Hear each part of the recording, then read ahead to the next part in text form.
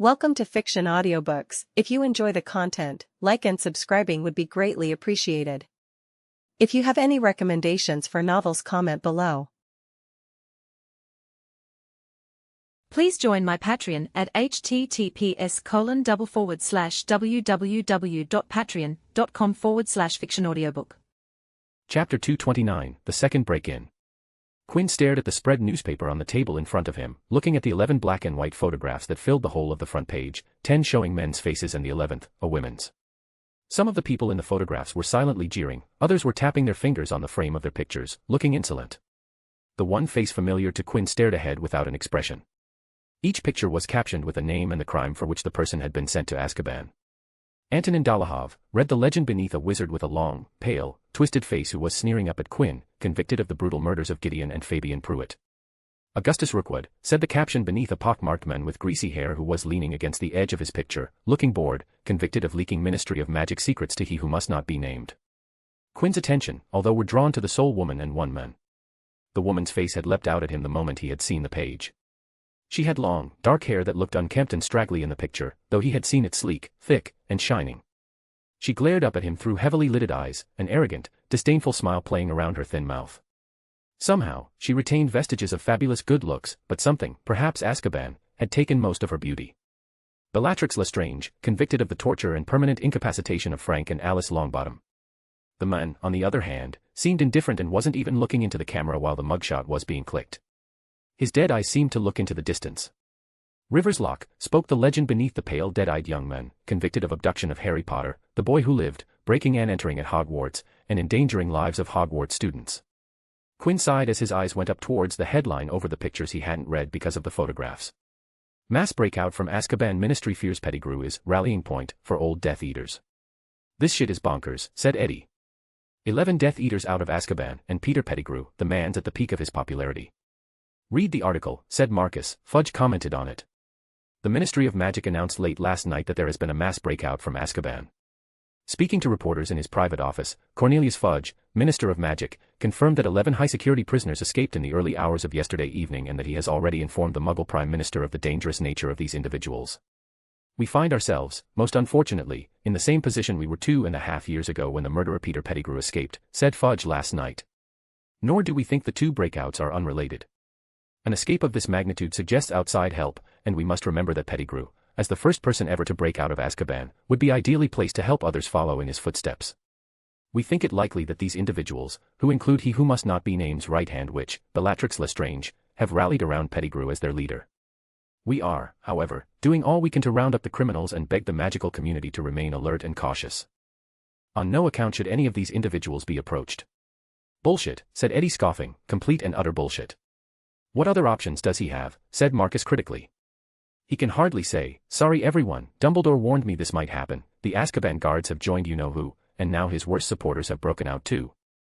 I mean, he spent a good 6 months telling everyone you and Dumbledore are liars, hasn't he? Marcus ripped open the newspaper and began to read the report inside while Quinn looked around the Great Hall. His fellow students were not looking scared or at least discussing the terrible piece of news on the front page, but very few of them took the newspaper every day like he and Marcus. There they all were, talking about homework and Quidditch and who knew what other stuff, and outside these walls 10 more Death Eaters along with a Neo-Death Eater, Novellus Actionite, had swollen the Dark Lord's ranks. He glanced up at the staff table. It was a different story here. Dumbledore and McGonagall were deep in conversation, both looking extremely grave. Sprout had the prophet propped against a bottle of ketchup and was reading the front page with such concentration that she was not noticing the gentle drip of egg yolk falling into her lap from her stationary spoon. Flitwick had stood up on his chair, atop his chair, and was hunched over the newspaper, his face at point-blank range. Meanwhile, at the far end of the table, Umbridge was tucking into a bowl of porridge. For once, her poachy toad's eyes were not sweeping the Great Hall looking for misbehaving students. She scowled as she gulped down her food, and every now and then, she shot a malevolent glance up the table to where Dumbledore and McGonagall were talking so intently. Oh my, said Marcus wonderingly, still staring at the newspaper. What, said Quinn. He folded back page 10 of the newspaper and handed it back to Quinn and Eddie. Tragic demise of Ministry of Magic worker. St. Mungo's Hospital promised a full inquiry last night after Ministry of Magic worker Broderick Bode, 78, was discovered dead in his bed, strangled by a potted plant. Healers called to the scene were unable to revive Mr. Bode, who had been injured in a workplace accident some weeks prior to his death. Healer Miriam Strout, who who was in charge of Mr. Bode's ward at the time of the incident, has been suspended on full pay and was unavailable for comment yesterday, but a spokeswizard for the hospital said in a statement, St. Mungo's profoundly regrets the death of Mr. Bode, whose health was improving steadily prior to this tragic accident. We have strict guidelines on the decorations permitted on our wards, but it appears that Healer Strout, busy over the Christmas period, overlooked the dangers of the plant on Mr. Bode's bedside table. As his speech and mobility improved, Healer Strout encouraged Mr. Bode to look after the plant himself, unaware that it was not an innocent flitter bloom, but a cutting of devil's snare, which, when touched by the convalescent Mr. Bode, throttled him instantly. St. Mungo's is as yet unable to account for the presence of the plant on the ward and asks any witch or wizard with information to come forward. Bode, said Quinn. You know him? Asked Eddie. Bode. It rings a bell. Ah, yeah, I remember, Broderick Bode. The man wasn't unspeakable, worked in the Department of Mysteries, said Quinn nodding as his memory provided. I met him in passing at a party with grandfather. He seemed like a jolly man, a pity. A flitter bloom turning out to be a devil's snare, that sounds oddly suspicious, said Eddie. You said he's an unspeakable. Maybe someone wanted to kill him. No one knew that Eddie was indeed right, and Broderick Bode's death was indeed an attempt to seal his lips with the strangle of death. The newspaper was set in between Quinn and Eddie as both read it, but suddenly a blonde head of Luna Lovegood dipped in between them. Broderick Bode, said Luna, her eyes sparkling. She picked up the newspaper and read it with unblinking eyes. Eddie and Quinn looked at one another, then to Luna, who straightened up, closed the paper, and started to walk away. To send a letter to Daddy, she said. Broderick Bode, Flitterbloom, and Devil's Snare. Luna was already in her own world, switching from fourth-year Ravenclaw to Quibbler columnist. Let's hope she doesn't trip and fall on her face, said Eddie, following Luna with his eyes. Quinn guffawed shortly, recalling when he, Eddie, and Marcus had seen Luna trip out and plant her face right into the mud because she wasn't paying attention to where she was going. Luna's only reaction was that it had been a while since she tasted dirt and how it tasted different from when she was a child. So, Marcus, how do you think this is going to turn out? Asked Quinn as he dabbed the corner of his mouth with a handkerchief, curious about Marcus' thought on the matter. Marcus stared at the newspaper for a good moment. Well, Dumbledore's reputation is about to take a good ride on a broom, up and up.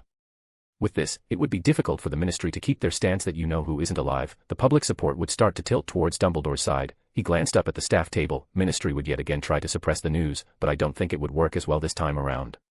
Quinn nodded. The breakout was the breakpoint that was always lingering in the background. Before this point, Fudge couldn't be blamed for his refusal to believe that Voldemort had returned. There was no other evidence other than Harry Potter saying that he had seen Voldemort.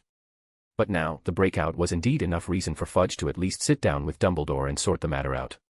But the swamp of politics won't let Fudge go, and neither does Fudge want to exit what he thinks is the key to power, thought Quinn sighing. People were emotional, he wasn't any exception, but the sight of emotions muddling minds was never a good sight. The next couple of weeks are going to be interesting ones, said Quinn. The next couple of weeks, there was only one topic of conversation in the corridors now, the 10 escaped Death Eaters, whose story had finally filtered through the school from those few people who read the newspapers. Rumors were flying that some of the convicts had been spotted in Hogsmeade, that they were supposed to be hiding out in the Shrieking Shack, and that they were going to break into Hogwarts, just like the 11th escapee Rivers Locke had done. Those who came from wizarding families had grown up hearing the names of these Death Eaters spoken with almost as much fear as Voldemort's. The crimes they had committed during the days of Voldemort's reign of terror were legendary. There were relatives of their victims among the Hogwarts students, who now found themselves the unwilling objects of a gruesome sort of reflected fame as they walked the corridors. Susan Bones eclipsed Harry Potter in popularity because she had an uncle, aunt, and cousins who had all died at the hands of one of the 10. And that her aunt, guardian, and only living family member, Amelia Bones, was the head of the Department of Magical Law Enforcement. Many hounded her wanting to know what the DMLE was doing to catch the escaped convicts. The sudden pressure increase on the poor Hufflepuff was so much that Quinn had decided to pair her with Harry in a DA meeting to alleviate some stress. The girl had said miserably that she now had a good idea what it felt like to be Harry. And I don't know how you stand it, it's horrible, she said bluntly, putting a bit too much power into her banishing charm that Harry had to actually put in some effort to defend himself. It was true that Harry was the subject of much renewed muttering and pointing in the corridors these days, yet he thought he detected a slight difference in the tone of the whisperers' voices. They sounded curious rather than hostile now, and once or twice he was sure he overheard snatches of conversation that suggested that the speakers were not satisfied with the Prophet's version of how and why 10 Death Eaters had managed to break out of Azkaban Fortress. In their confusion and fear, these doubters now seemed to be turning to the only other explanation available to them, the one that Harry and Dumbledore had been expounding since the previous year. It was not only the students' mood that had changed. It was now quite common to come across 2 or 3 teachers conversing in low, urgent whispers in the corridors, breaking off their conversations the moment they saw students approaching. They obviously can't talk freely in the staff room anymore, said Quinn nonchalantly, as he, Eddie, and Marcus passed McGonagall, Flitwick, and Sprout huddled together outside the Charms classroom one day. Not with Umbridge there. Reckon they know anything new, said Eddie, gazing back over his shoulder at the three teachers. If they do, we're not going to hear about it, are we, said Marcus darkly. Not after decree. What number are we on now? For new signs had appeared on the house notice boards the morning after. News of the Azkaban breakout. Educational decree-no. 49. By order of the High Inquisitor of Hogwarts. Teachers are hereby banned from giving students any information that is not strictly related to the subjects they are paid to teach. The above is in accordance with Educational Decree No. 49. Signed. Dolores Jane Umbridge. High Inquisitor. Ministry of Magic. This latest decree had been the subject of a great number of jokes among the students. Lee Jordan had pointed out to Umbridge that by the terms of the new rule, she was not allowed to tell Fred and George off for playing Exploding Snap in the back of the class. Exploding Snap's got nothing to do with defense against the dark arts, Professor. That's not information relating to your subject. When Quinn next saw Lee, the back of his hand was bleeding rather severely, but the Gryffindor was smiling widely as he shook 2 empty potion vials, a standard care package that every Umbridge detention attendee got from Quinn. Many had thought that the breakout from Azkaban might have humbled Umbridge a little, that she might have been abashed at the catastrophe that had occurred right under her beloved Fudge's nose. It seemed, however, to have only intensified her furious desire to bring every aspect of life at Hogwarts under her personal control. She seemed determined at the very least to achieve a sacking before long. Quinn had listened on her as she toad-huffed in her office. Every single divination and care of magical creatures lesson was now conducted in the presence of Umbridge and her clipboard. She lurked by the fire in the heavily perfumed tower room, interrupting Trelawney's increasingly hysterical talks with difficult questions about ornithomancy and heptomology, insisting that she predict students' answers before they gave them and demanding that she demonstrate her skill at the crystal ball, the tea leaves, and the runestones in turn. Umbridge even dared spend more time in Hagrid's creature farms than any other student in Hogwarts. She braved staying close to even the stinkiest of Hagrid's beasts just so that she could maximize the harassment she could punch into Hagrid, and it seemed to work because Hagrid was oddly distracted and jumpy in lessons, losing the thread of what he was saying while talking to the class, answering questions wrongly and glancing anxiously at Umbridge all the time, seemingly lost his nerves. The third one to be targeted by Umbridge's constant hounding was Lily Potter, but Umbridge didn't disturb Lily as she did Trelawney and Hagrid. She just sat in the back of the class and stared at Lily without saying a single word, but there was something brewing and everyone who attended the Muggle Studies class knew that Umbridge was planning something. Scene break. It was the end of another DA meeting, and Quinn exited the room of requirements, closing it behind him as his duty of the room manager. He stared at the crowd of people slowly drifting away. It was late at night, and after another session with Drillmaster Quinn, everyone simply wanted to collapse on their beds and go to sleep. Good work, everyone. I look forward to meeting you all in the next session. Please make sure to revise and keep the magic alive, said Quinn, his voice reaching into everyone's ears without leaking into the surrounding. Come on, let's go, said Eddie as he cracked his neck. I've work to do, said Quinn as they walked towards the grand staircase.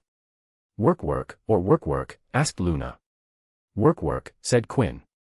Return before it's too late, said Marcus. Yes, Mum. On the 6th floor, Quinn separated from the group and silently made his way to the entrance of the architect's vault. He took out the teal ring from his pocket and slipped it on. The teal ringlet appeared on the wall, and Quinn touched the teal gem in the center of the ringlet, opening the swerving teal portal through which he effortlessly slipped in like he had done so many times. As soon as he entered the first room, Quinn sighed, staring at the erect pedestal. It was always up whenever he entered. It was fun a couple of times, but after that, he was sick of it. He conjured a floating silver disc and sat on it, his legs crossed. He was sick of all the shaking that happened while he solved the mechanism was utterly annoying. Quinn raised a hand and placed it on one of the pillars that held up the roof. He was about to channel some magic to kickstart the process when he heard a loud gasp of surprise. Quinn froze on his silver disc and slowly turned towards the source of the human gasp, which he knew didn't come out of him. Quinn saw a head of red hair. She was looking at the swirling teal portal so he could only see her back, but there was no doubt in his mind about the person's identity. She turned towards him with an utterly surprised expression, and Quinn closed his eyes, mentally preparing himself for what was about to come. Quinn, what is this room? She asked. Quinn took a deep breath and opened his eyes to her standing before him. Quinn West, MC, trying to keep his inner Eddie from coming out.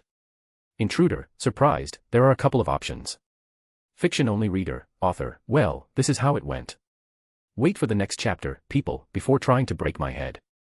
Remember, patience is the key. Chapter 230, Giving a Private Tour.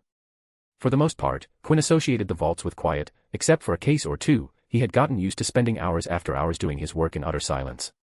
He had become comfortable in it. But after a very long time, Quinn felt that the silence was entirely uncomfortable. Right now, he felt that the architect's vault's first room was more silent than Tiham's delight. "Quinn," she said again. He stared at her blankly. His brain ran at full speed, threatening to overheat, but at the same time, it was drawing blanks regarding the situation in front of him. At the same time, a small portion at the back of his head was screaming a screeching emergency signal right at him. Obliviate. Obliviate. Obliviate. Obliviate. Obliviate. Obliviate. But he knew that wasn't going to be an option, not for him. Quinn stepped down from the silver disc, and his legs were very unhappy that they were being used. His entire body felt unhappy. For 4 years, he had kept this all to himself, but all that came crashing with just one person stepping through a wall. What the hell was the architect thinking?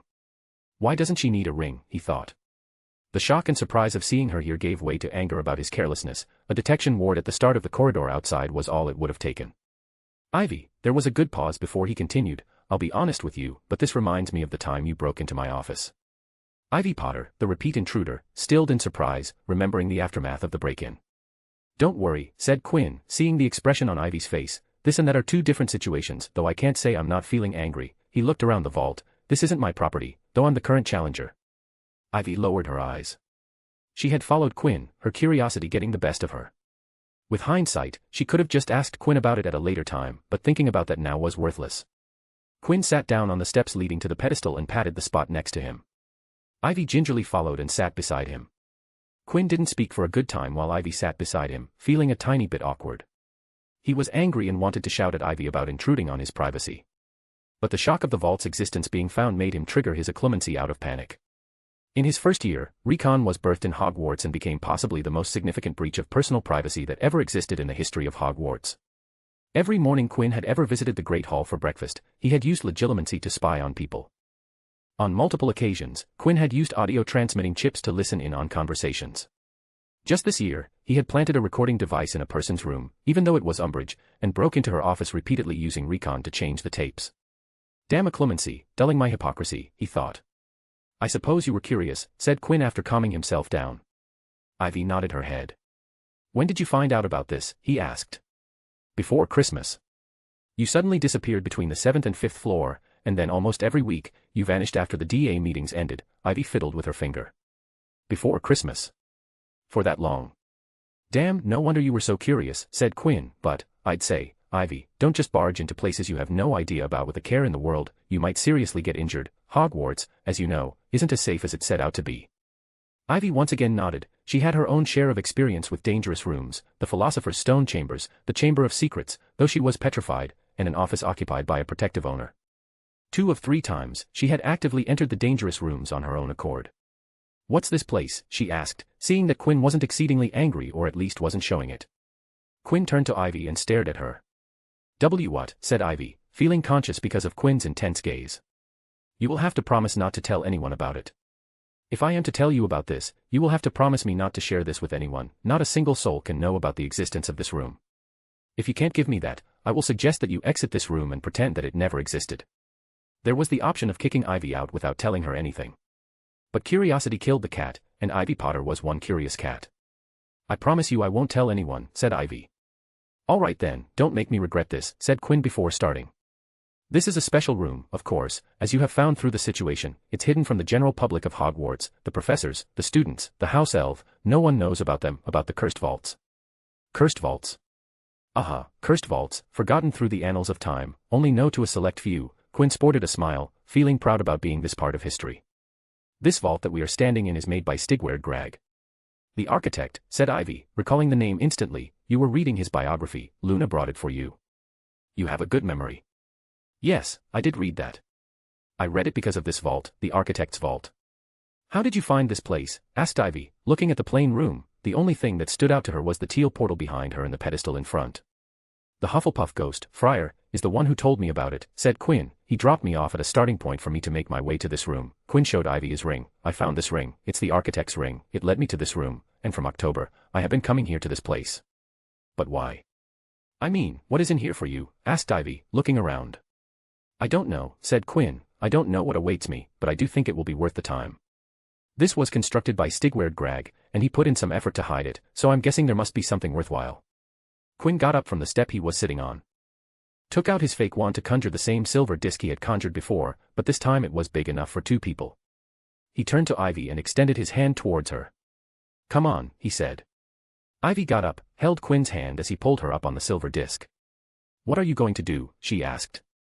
"I'm going to quench your curiosity," said Quinn. He turned to the pillar beside and put the wand tip on the stone to inject the magic to get the process started. "What do you Maya?" The entire room started to shake like an earthquake was passing by.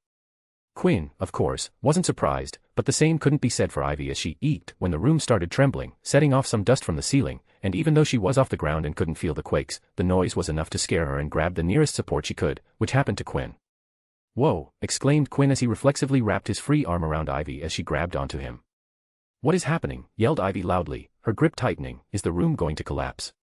Are we going to die?" "What? No, of course not." But Ivy seemed not to listen as she clutched into a death hold and showed no signs of leaving him. All Quinn could do was leave her be and continue solving the mechanism. After the shaking stopped, the pedestal completely sunk in, and the archway staircase revealed that Quinn breathed out a sigh and looked at Ivy. She didn't seem cognizant of the fact that the shaking had stopped and was still holding on to him. "She's cute," a thought passed through Quinn's mind as he gazed at her. "Ivy. Ivy, it's over," he said. Prompted by her name being called, Ivy finally opened her eyes and cautiously/doubtfully looked around, and everything had indeed stopped shaking. Then realized her position, and her heart skipped a beat as she forced down the red from coming up on her face. Her finger loosened the hold on Quinn's shirt, but she didn't step away from him, or to be more accurate, she couldn't. You hand," she said. "My hand." Quinn looked at his left arm, and to his surprise, his left arm was wrapped around Ivy's waist. "Oh. I'm sorry." Quinn immediately removed his hand from Ivy, and she took a small step away from him. Quinn lowered the silver disc to the ground, and both stepped off. Wanting to quickly move on, Quinn directed Ivy's attention to the changes in the room. "Well, what do you think?" he said.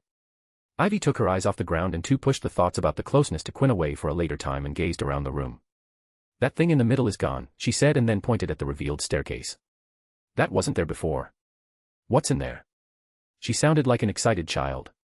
"How about we go and check it out?" Both of them reached the staircase, and with a wave of Quinn's fake wand, the entire staircase lit up. "Isn't this cool?" said Quinn. "How did this appear?" asked Ivy. "Why did the room shake?"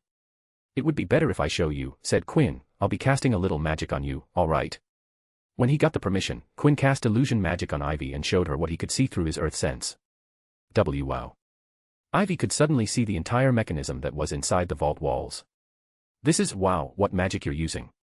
"I'm using illusion magic. The entire vault room is a safe that needs to be solved to reveal this hidden doorway." "All the shaking was the parts being moved around," said Quinn in explanation and then went into a bit of detail. "Now, how about we go to the next room," said Quinn. Maybe it was because Quinn finally had someone to share the vaults with that he was feeling more loose-lipped than usual and told Ivy about the bits and pieces of knowledge that he learned while learning earth magic and things about the architect he had read. In the second room of the architect's vault, Quinn once again sent out hundreds of light orbs into the air and to every corner to light up the enormous space. "Welcome to what I like to call cuboidal creation," said Quinn. He had also named the first room the hidden lock. "Cuboidal creation?" asked Ivy.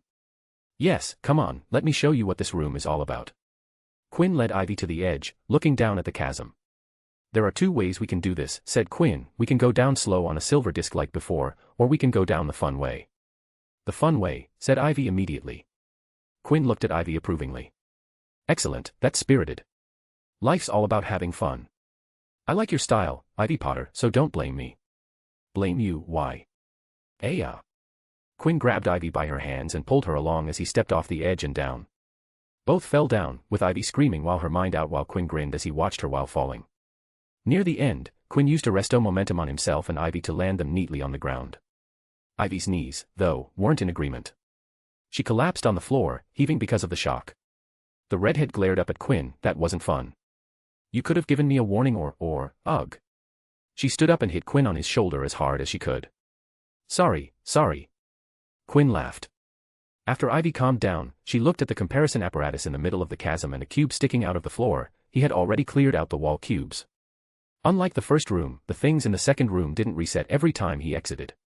"The objective of this room is to create replicas of the shape that the room asks for," said Quinn. "You see the cube sticking out of the wall, I need to take material out of it and that strange shape on the small stand, yeah that one, I need to make an exact replica down to the smallest millimeter." "Can I try?" asked Ivy. Sure, let's see. Quinn looked around for a material cube with an easy-to-mold material. He pulled 2 lumps out of one of the cubes and shaped one into a simple cube before placing both the cube and the lump on the ground. Shape the lump into the cube, said Quinn while sitting next to the cube and the lump. Ivy sat down on the ground and took out her wand. She observed the objects in front of her with intent, intelligence flashing in her eyes. While transmutation wasn't exclusively taught in Hogwarts, magic disciplines often intersected. Transfiguration had plenty of similarities with transmutation, so the task to shape the lump of rock into a shape shouldn't be difficult for Ivy. Quinn silently sighed. The replication task was easy enough, and anyone with decent skill could do it, but it wouldn't be a vault without a twist thrown in. The material cubes are getting tougher, he thought. Every cube in the room was made from a different stone. Every successive cube had something different from the previous one, and after going through dozens after dozens of cubes, the materials were becoming stranger, more difficult to mold, trickier to manipulate. Quinn had even started to suspect there was an alchemist behind the creation of these cubes. Not only that, the shapes were getting trickier. There were multiple angles, oddly shaped faces, edges that suddenly flowed into curves. The latest one even had pockets of air inside. Internals are no longer going to be completely solid, aren't they? If Quinn's prediction were to come true, then the task's difficulty would rocket up abruptly and keep on rising as the internal structure continued to change. Let's see who's better, architect, thought Quinn, his competitive side raising its head against a dead man. I'm done. Quinn left his thoughts behind. Sitting in front of him were 2 cubes.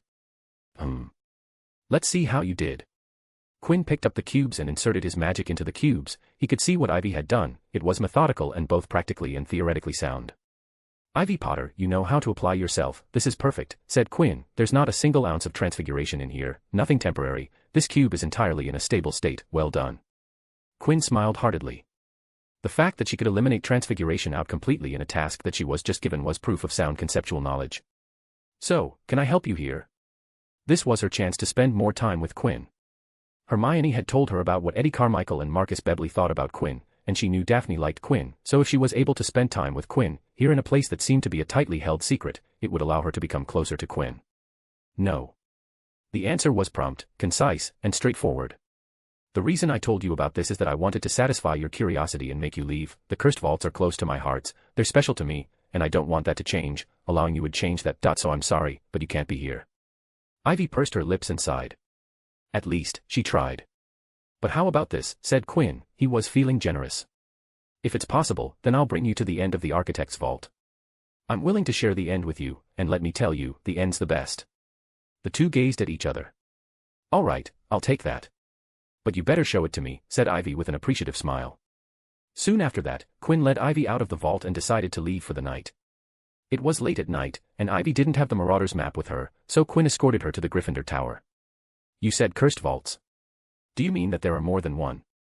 Yes, there are 4 more, 5 in total. Wait, don't tell me that all the late nights that you do are because of these vaults. What are the other vaults? Are they made by the founders? They finally reached the hallway just outside the fat lady's portrait. That's a tale for another time, Ivy, said Quinn laughing. Maybe some other day, I'll tell you about them, maybe after I complete all of them, all 5 of them, his tone turning a tinge serious at the end. Deal, said Ivy, half dapping, slapping Quinn's hand and then ran towards the fat lady's portrait without awaiting Quinn's reply. That wasn't a deal, said Quinn, having been left alone to stare at his hand. Quinn West, MC, sharing actually felt good. Ivy Potter, shot her shot. I got a deal, it's final, no takebacks. Fiction-only reader, author, thinking about the future. Chapter 231, DA Files, The Force of Emotions. Good evening, everyone. Please gather around so we can get started, said Quinn, addressing the DA crowd gathered in the room of requirements. It had been a few months since DA had begun its sessions, and the learning activities were now in full swings. Every attending member had assimilated the sessions and their homework/self-study into their regular routines, leading to a peak learning environment. It helped that Quinn had created a competitive environment to motivate learning, through one-up the others. What are we going to learn today? Revealers. Wards, or maybe something that hinders the opponent, like the anti-disapparition jinx. The usually disciplined Hermione Granger sounded like a child hopped on sugar left to play in an amusement park. Quinn smiled. I appreciate your enthusiasm, Hermione. Hermione blushed a bit out of embarrassment. But today, we're going to examine something that would allow you to defend yourself. Defensive spells. That's what we're going to tackle today. The art of protecting yourself. It may be when you are off balance, when your opponent attacked first trying to the initiative, at times you can't dodge, or whenever in the myriads of possibilities that you might need to stop an incoming attack. Duels are short ordeals. When a spell hits, it gets tricky to recuperate using your own magic quickly enough, and that too in the heat of battle. So the objective of defensive spells is to protect yourself at all times and not come in contact with spells or any harmful object. A decent bone-breaking spell could fracture a vital bone like the femur, in the thigh, or fibula and tibia, in the lower leg, enough to hinder mobility leading to a vulnerable position until they could be mended back. That duration of injury could be converted into defeat, or death, by an opportunistic opponent. We'll be starting with the standard shield charm, Protego. He slashed his fake wand, and an invisible barrier rippled in the air. A versatile spell that can be used in a multitude of situations, everywhere from a spell to physical objects. This will be a first in the series of defensive spells. Quinn lazily waved his fake wand, and the names of DA members appeared in the air, every name paired with another. After the Theodore Knot incident, Quinn had taken up to himself to form pairs that would facilitate learning at a higher pace. One will cast the shield charm, and the other will cast a disarming spell. Then both will switch sides. After you think that you're comfortable blocking a disarming spell, change spells and switch it up to introduce some diversity of experience. As everyone shuffled to their pair, a single nervous hand went up from the group. Sorry. I'm not paired with anyone. Quinn nodded. I know, Neville. You will be practicing with me today. Everyone halted their actions in surprise and turned their heads to look at the pair. Generally, Quinn would go around the room giving out pointers or sit in a corner doing his things, but not once had Quinn paired with anyone during a DA session. Neville gripped his wand tightly in both hands near his chest. Me. Yes, Neville, you. Now come on, let's not waste time and get started, said Quinn. Also, before every gets started, please, gather around, I have one extra piece of advice I want to share, he said to the crowd. The DA members formed a circle around Quinn and Neville, who faced each other, wands ready. I'm going to share a personal tip with all of you. It has served me well when I cast defensive magic, said Quinn. Neville, would you give me your best reductor, please, he smiled. Neville gulped. Reductor. But you said that we aren't allowed to use lethal spells against each other, his voice trailed at the end. There's no reason to be nervous, Neville. In fact, good job bringing up the rule, said Quinn. But, I need a reductor for me to demonstrate the Protego. I assure you, it'll not hurt me. You can believe me, Neville. Neville licked his lips. He wasn't sure about it. Neville wasn't feeling comfortable pointing his wand at a friend while arming it with a lethal spell. He touched his forearm where the Gryffindor common room password was written in magical ink. For years, Quinn had been helping him with the passwords. Every week, he would go to the aid office, and Quinn would update the ink. But then he saw the confident smile on Quinn's face. There was no doubt that Quinn was better at magic than him. He clenched his jaw and nodded after a deep breath. I'll do it, he said. Quinn beamed. He raised his wand, and a Protego shield rippled into existence. Let out everything you got, Neville. Neville slowly raised his wand and carefully aimed his wand at Quinn. He glanced behind Quinn, and it was of assurance that everyone had their wands out. If he messed up, they would be ready to defend themselves. Please, don't mess up, Neville thought, Reducto. A blue spell light thrummed out his wand and zapped towards Quinn, who didn't even flinch in the face of it that could blow apart his body. The blue zap banged against Quinn's Protego, and the entire barrier rippled into sight. Neville held his breath as a bead of sweat trickled down his temple. Contrary to his worries, despite the wild rippling, the barrier remained intact and outlasted his Reducto, standing strong even after the blue spell light fizzled out of existence. Now, that wasn't bad, was it? Said Quinn smiling. Neville hurriedly nodded. He felt his racing heart calm down. That's what a good Protego spell can do, Quinn spoke to the crowd. Now, time for the tip I used to face Neville's Reductor. Everyone perked up their ears. I used the emotion of determination to power up my Protego. Many confused expressions and head tilts emerged in the crowd. Do you remember how I told you that emotion is an essential part of magic, and how any spell's quality can be benefited by applying an emotion or a mix of them? The question is to identify the emotion that would help, figure out an experience or memory to evoke that emotion, and finally properly channel it in your magic. Quinn had preached the importance of emotion a lot, though most people here didn't comprehend the role of emotion in spells. He turned to the one person in the room who he knew understood and had applied sentiment to their magic. Harry, tell me what you think when casting a Patronus charm, he asked. Harry wasn't expecting to be called out all of a sudden. Admittedly, he had only been paying half attention to what Quinn was saying. His Protego spell was excellent, he thought. I think of happy memories. I was expecting more detail, but okay, said Quinn. The secret behind Patronus charm is the feeling of happiness. The happier the memory, the better the charm would work. We will learn more about this when we tackle the spell in later sessions. For the shield charm and the majority of defensive spells, you need to think of memories that would evoke emotions like determination, perseverance, stubbornness, defiance. For example, if you have a memory of you were stubborn about accomplishing something and saw through your objective to the end. Maybe your parents, relatives, friends said that you wouldn't be able to do something, but you proved them wrong and stuck it to their faces. That one raised a lot of heads. Memories like these will help you cast a stronger shield that would stand firm against even the strongest of spells. Think about such memories. Dive deep to find them, and your defensive spells would be able to withstand more beating, last longer, and even be easier to cast, Quinn finished passionately. He dismissed everyone and was about to start up with Neville when he heard. What do you use? Quinn and many others turned to the speaker, seeing that it was Daphne who had raised the question. What do you mean? Asked Quinn. What do emotion or memory do you use? Quinn cleared his throat and sighed deeply before taking up the question. A couple of years back, I encountered a problem. I think it was the greatest problem of my life at that time and maybe to this day. Losing his magic was the worst time of his life, and the summer break he spent regaining it was his greatest show of struggle from him. I spent an entire summer break trying to solve that problem, be it either day or night. I was constantly working on it. He gazed at Daphne. I imagined that while facing Neville's reducto. Everyone felt the seriousness in Quinn's voice. For many of them, it was the first time they had seen him like this. Different from his familiar jolly self. Those close to Quinn were curious about what he was talking about. Though I don't use those emotions anymore, said Quinn nonchalantly as everyone was turning away. Everyone halted. They once again turned towards Quinn. Then what do you use? Asked Daphne again. If he didn't use that memory, why did he answer the question with it, and why did he give them the advice if he himself did not use it? Ah, don't get me wrong, said Quinn, noticing everyone's expression. There was a time I used emotions like determination and stubbornness. There's nothing wrong with them, I just don't use them anymore, that's it. You didn't answer the question. Don't worry about it, he didn't want to say.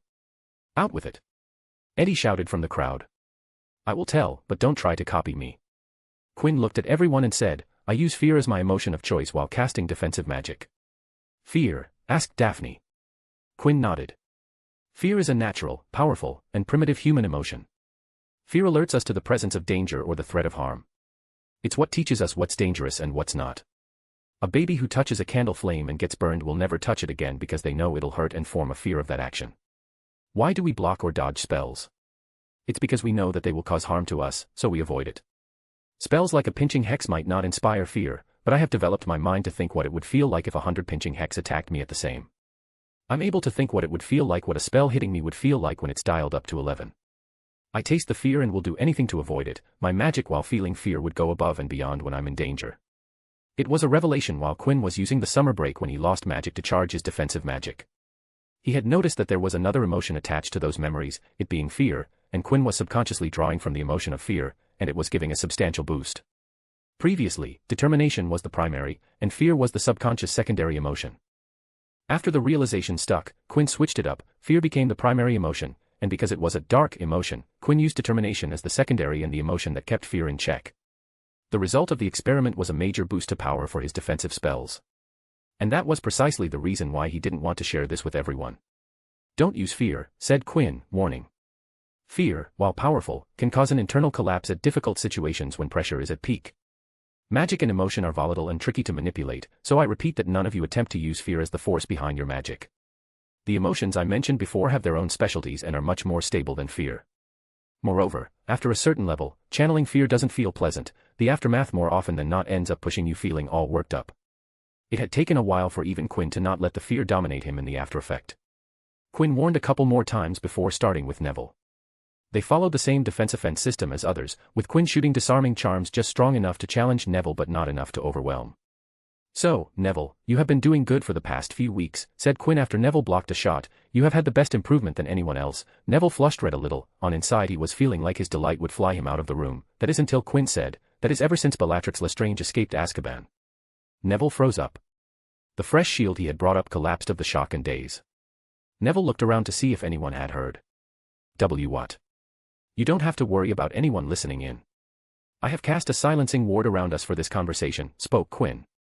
I noticed the name Longbottom while reading upon Bellatrix Lestrange, and after a search in the archives, I found that Frank and Alice Longbottom were your parents. I don't want to talk about it, said Neville in a surprisingly determined voice and cast Shield Charm, which was immediately met by a disarming spell from Quinn. I don't want to talk about your parents, Neville, said Quinn. The reason I bring this up is that it's related to your sudden boost in magical improvement. Neville stared at Quinn skeptically. He searched for something on Quinn's face.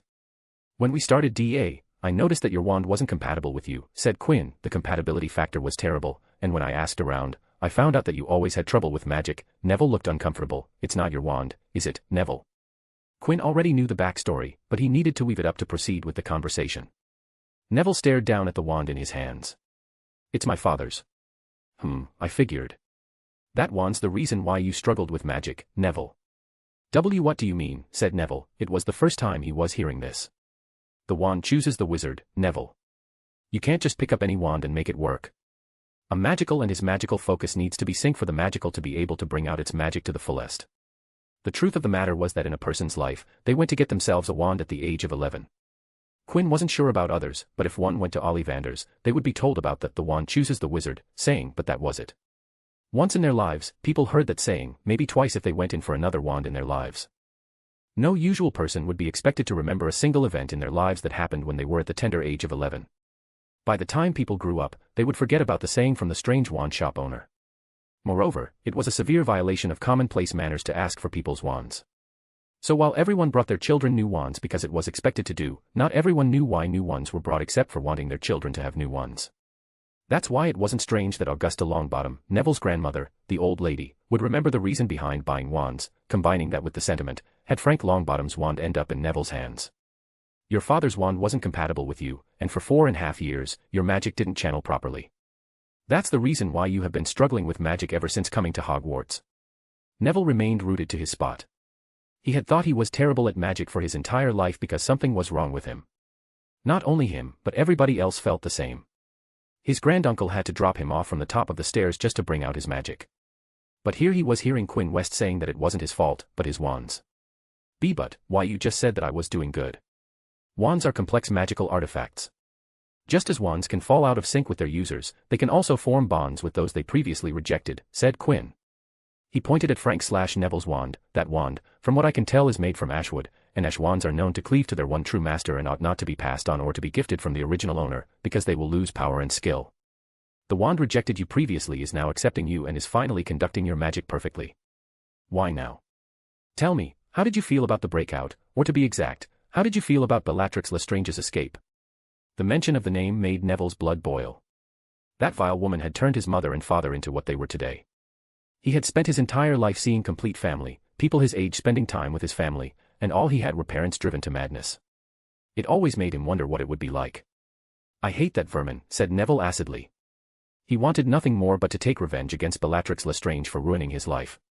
You have gained a goal, Neville, and with it come has a resolution. The wands liked it and had offered you its support. Neville clenched at the ash wand with the unicorn core. The wand was the constant reminder of what a failure he was. It reminded him of his grandmother's disappointment and how he had let his parents down. It felt him conflicted. The wand was the reason for his struggles, but now it supported him because he wanted to kill her parents' assailant. Let's continue, said Neville. He didn't want to continue this topic. Quinn obliged and shot a disarming spell on Neville's shield charm. The shield was substantially stronger than before, focus and deep determination were being amply channeled through the spell. Take advantage of it, Neville, thought Quinn. The wand will be the best conductor for you, and when the day comes that Bellatrix Lestrange dies and your goal accomplished, that wand will fall out of sync with you. The correct thing to do would be to urge Neville to buy himself a new wand. But right now, the wand in Neville's hands was a constant reminder that it wasn't his fault. It reminded him of the wrongful humiliation he suffered. Those emotions would keep Neville in focus and keep him motivated to keep improving to prove everything wrong. Determination, perseverance, and defiance were powerful emotions after all. Quinn West, MC, good, let the hate flow through you. Neville Longbottom, to everyone, I find your lack of faith disturbing. Neville Longbottom's wand, ashwood and unicorn, what is thy bidding, my master? Chapter 232, Date Time, Surprise Visit.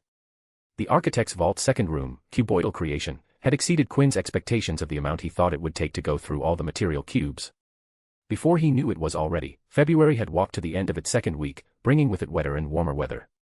Quinn's gut told him that he was already behind schedule despite not knowing the vault's contents. Quinn gazed at his Friday pocket watch. It was already 6:30 in the evening. He had just completed all his work and delivered on his scheduled commitments so that he could free up the weekend and spend time in the architect's vault for 2 days and grind the last leg of the second room and proceed to the next stage of the vault. He snapped the cover close on the watch. Another half hour, then I close up. With nothing to do, Quinn decided to do some work on Aid's accounting. Making a profit was never Quinn's motive when he had set up, but in the few years of operations, Aid had been able to very narrow margin, almost negligible, of profit from serving the needful students of Hogwarts with their problems. Quinn would have seen more gains if not for his favor exchange policy, but that policy had given returns other than monetary ones. The other reason behind aid just only break even most months was the operating expenses required to run aid. In particular, the coin that was needed to keep the aid workshop fully equipped with herbs, other potion ingredients, rune supplies, among the various other things that Quinn and Luna, mostly the former, went through regularly. It was because of Quinn's meticulous accounting skills and financial sense that he hadn't needed to borrow from his personal funds. Occasions such as paying Ludo Bagman's debt to goblins were a few exceptions when Quinn had used his own funds. At this rate, February's going to end up in red, noted Quinn. But he wasn't worried. Aid would make for all its losses from March onwards with the Aid Notes series. They were bestsellers since the first release years. Time ticked away, and after another time check, only 10 minutes remained to 7, so Quinn got up to pack things up for the day, but just as he was about to enter the workshop to do the end of the day scouring spell, the detection ward outside his door triggered a bell in his mind. 3 people. Quinn stared at the front door with his hand at the handle of the red workshop door. He waited, and waited. For 2 minutes, the people outside didn't enter the office. Quinn shrugged. If they didn't want to come in, then he wasn't going to wait. However, the second he pushed the workshop door open, the door chime rang like a mosquito buzzing near the ear. Quinn heaved a sigh and turned to be surprised by the sight of Daphne standing at the threshold. Behind her, Tracy pumped her brows with a grin in greeting when their eyes met, with Astoria standing on her tiptoes, trying to peek over Daphne's shoulder. "Hey, you 3. Daphne closed the door, leaving Tracy and Astoria outside. The brief gaze Daphne shared with them before closing the door told that the other 2 had no intention to accompany Daphne inside. Why did they stay outside? Aren't they coming in? Daphne took a deep breath, then turned away from towards Quinn. "I've something to talk about alone." "What is it?" said Quinn, swiftly moving back to his bar stool. It must be something serious, he thought. Daphne gracefully sat herself down on the chair opposite Quinn. She straightened the pleats on her skirt. The Slytherin hadn't matched eyes with Quinn once since entering the room. She mustered the courage and spoke up. "The outing to Hogsmeade is on Sunday." Quinn nodded. The second Hogsmeade weekend was scheduled to fall on this Sunday. He wasn't going this weekend, he was to spend his time alone with a room full of burdensome stones. "I was wondering if you would visit the village with me." "Is there something wrong, Daphne?" said Quinn. It was so unlike her to be fidgeting with her hands while speaking. "Is there something bothering you? Please don't be hesitant and share what seems to be the trouble. Is there a problem? Is that why you're asking me to accompany you to the village?" Daphne finally looked up towards Quinn. He was usually sharp as a tack, so why couldn't he understand something so simple? Would she need to be blunt as Tracy had asked her to be? "Daphne.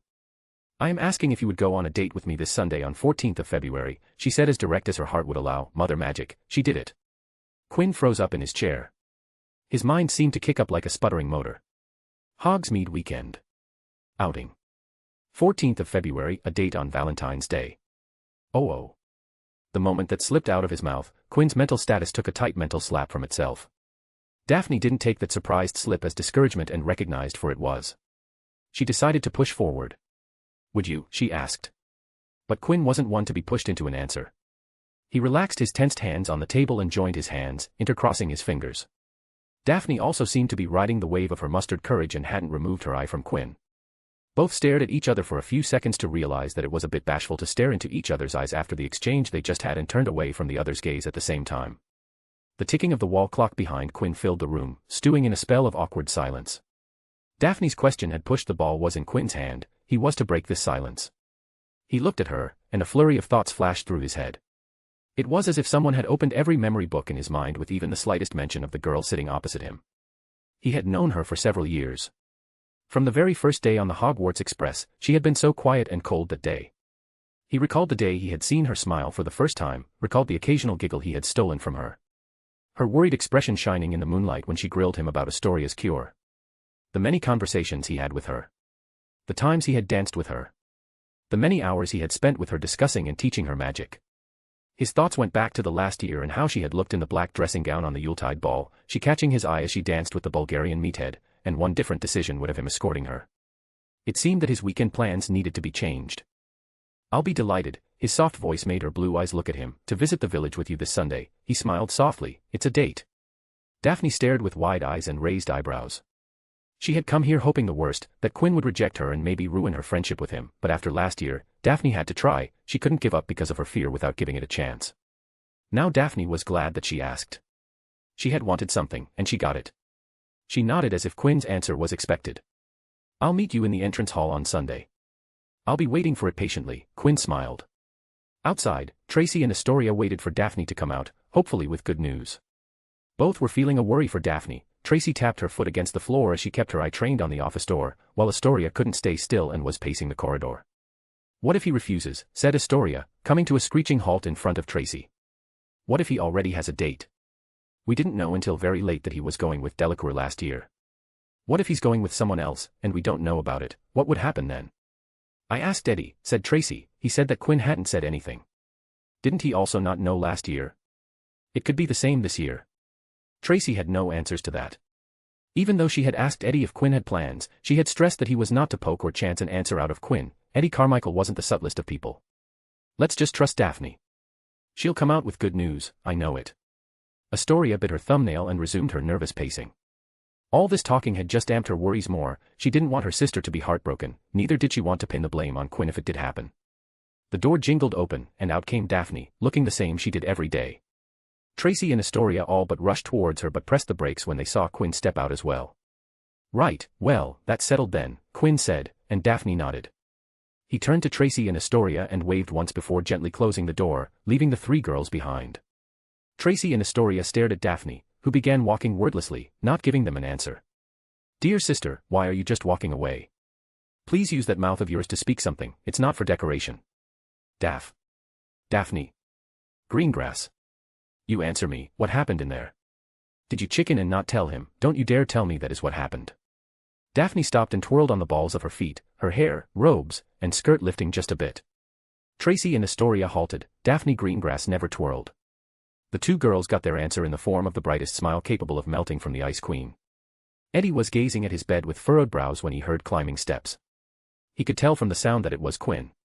Quinn, help your mate out, will ya? He said without looking back. As he expected, it was indeed Quinn, with what? Eddie lifted the two jumpers from his bed and turned towards Quinn, who was placing his book bag at his study table. Which one should I wear on Sunday? I have a Valentine's Day date with Tracy, we are going to the village. This one, on the right, or the one on the left?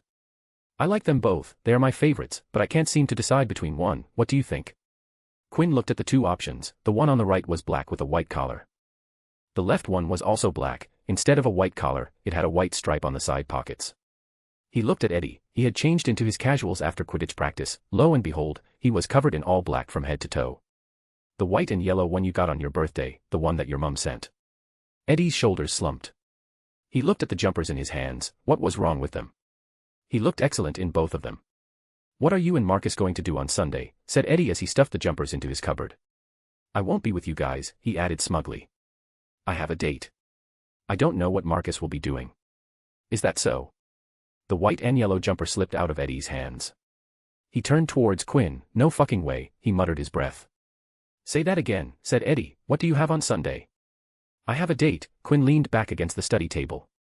Relaxed. His hands rested on the tabletop at his sides. Eddie closed the distance between them briskly and gripped Quinn's arm. With who? His gaze incredulous. Daphne. Greengrass. I don't think there's another one. You asked. No, she did. You accepted. Yes, thus the date. On Valentine's Day. Yes. Another series of steps climbing sounded as Marcus entered the room with a small huff. He shuffled to his study table and hung his book bag on a hook attached to the table's side. This week was a bit hectic, don't you think, said Marcus. Too many submissions, we even got a new set of assignments. I really want a relaxed weekend. What's wrong with you? He asked looking at Eddie, looking strangely serene. On Sunday, many will cry, and then they will mourn, said Eddie, prophesizing. Don't exaggerate, said Quinn. I'm confused.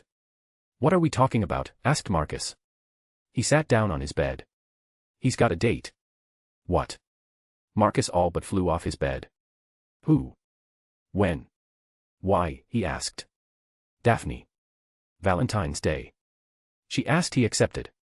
Marcus gripped the hair on the top of his head and smacked his lips. A calm weekend, yeah right, that's not going to happen. Scene break.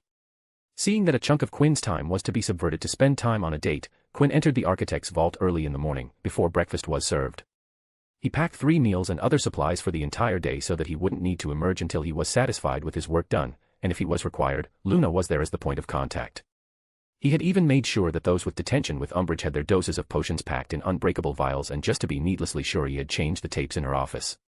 It just turned out that when Quinn was in the flow of things, cut from the outside world, some guests decided to visit Hogwarts on an impromptu visit. Dumbledore sat in his office, working on various school-related tasks that needed to be taken care of. He sighed as he picked up another report. There were so many of them. He had been too busy with outside matters, work had piled up in his absence. He lightly raised his hand, and a lemon drop from a nearby glass ornate dish rose up and flew between his index finger and thumb. Dumbledore popped the lemon drop into his mouth as his aged eyes read from behind his half-moon glasses.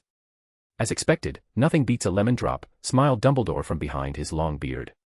Someone's at your door.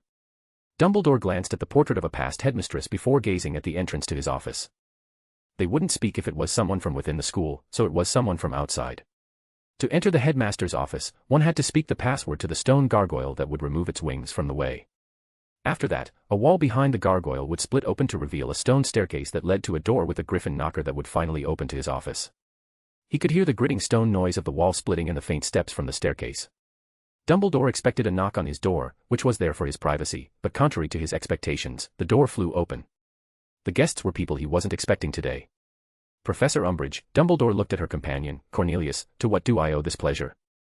Cornelius Fudge, the Minister of Magic, dressed in his parent green suit with a bowler hat on top, entered the Hogwarts headmaster's office with his eyes narrowed, squinting, and frowning as he gazed around the office furtively.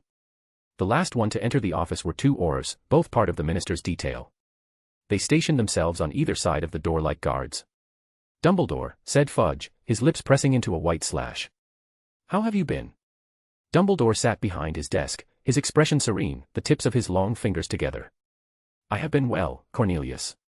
He watched Fudge pace his office. What seems to be the matter, Cornelius? You seem to be stressed. You know exactly why, said Fudge pointedly. I am not sure, I understand.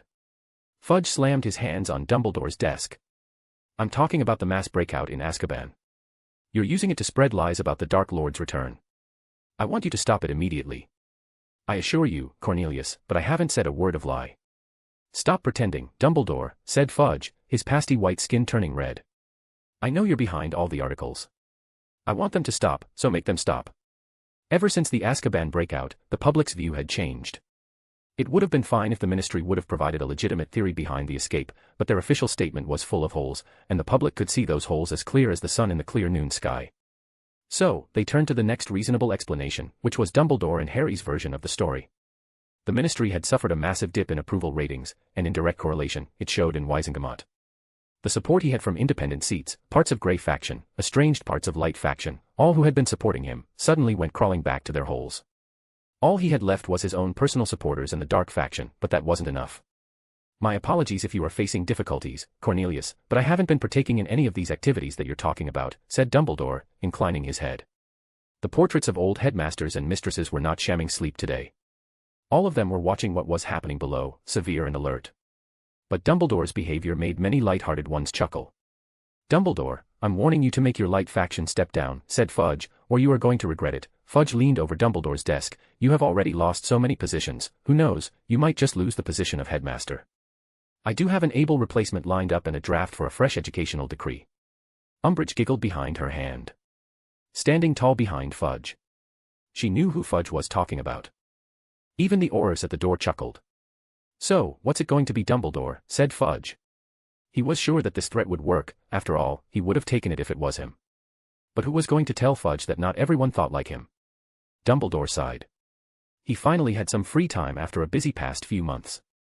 He wanted to stay in Hogwarts and spend some time among the children. But, now he had to face this. There was a limit to every man, and he was very close to his. Suddenly, the temperature in the room started to rise. The cold February office began to heat up like a tropical summer.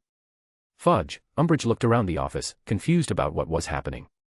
Cornelius, why are we doing this, said Dumbledore getting up. When did you get this childish? The room's temperature kicked up another notch. The office suddenly became smoldering hot. Dumbledore, what are you doing? Fudge spluttered. Aurors. Arrest this man. When no answer came from the Aurors, Fudge turned back. What are you? There was no one behind him. Not the Aurors and not Umbridge. Instead, he saw 3 pairs of socks, 2 black, 1 pink, lying on the ground. He turned back to the front, and his heart almost leaped out of his throat when he saw Dumbledore standing close to him, peering down at him. At that moment, Fudge finally realized who he was facing. This wasn't the eccentric, mild-mannered headmaster. No, he was facing the men who defeated Gellert Grindelwald. The only men who the Dark Lord feared. Dumbledore. Cornelius, even I have a limit to my patience. You coming here isn't doing it any good. I am the minister. Do you have anything else remaining you wanted to tell me other than that you want me to stop the articles? And no.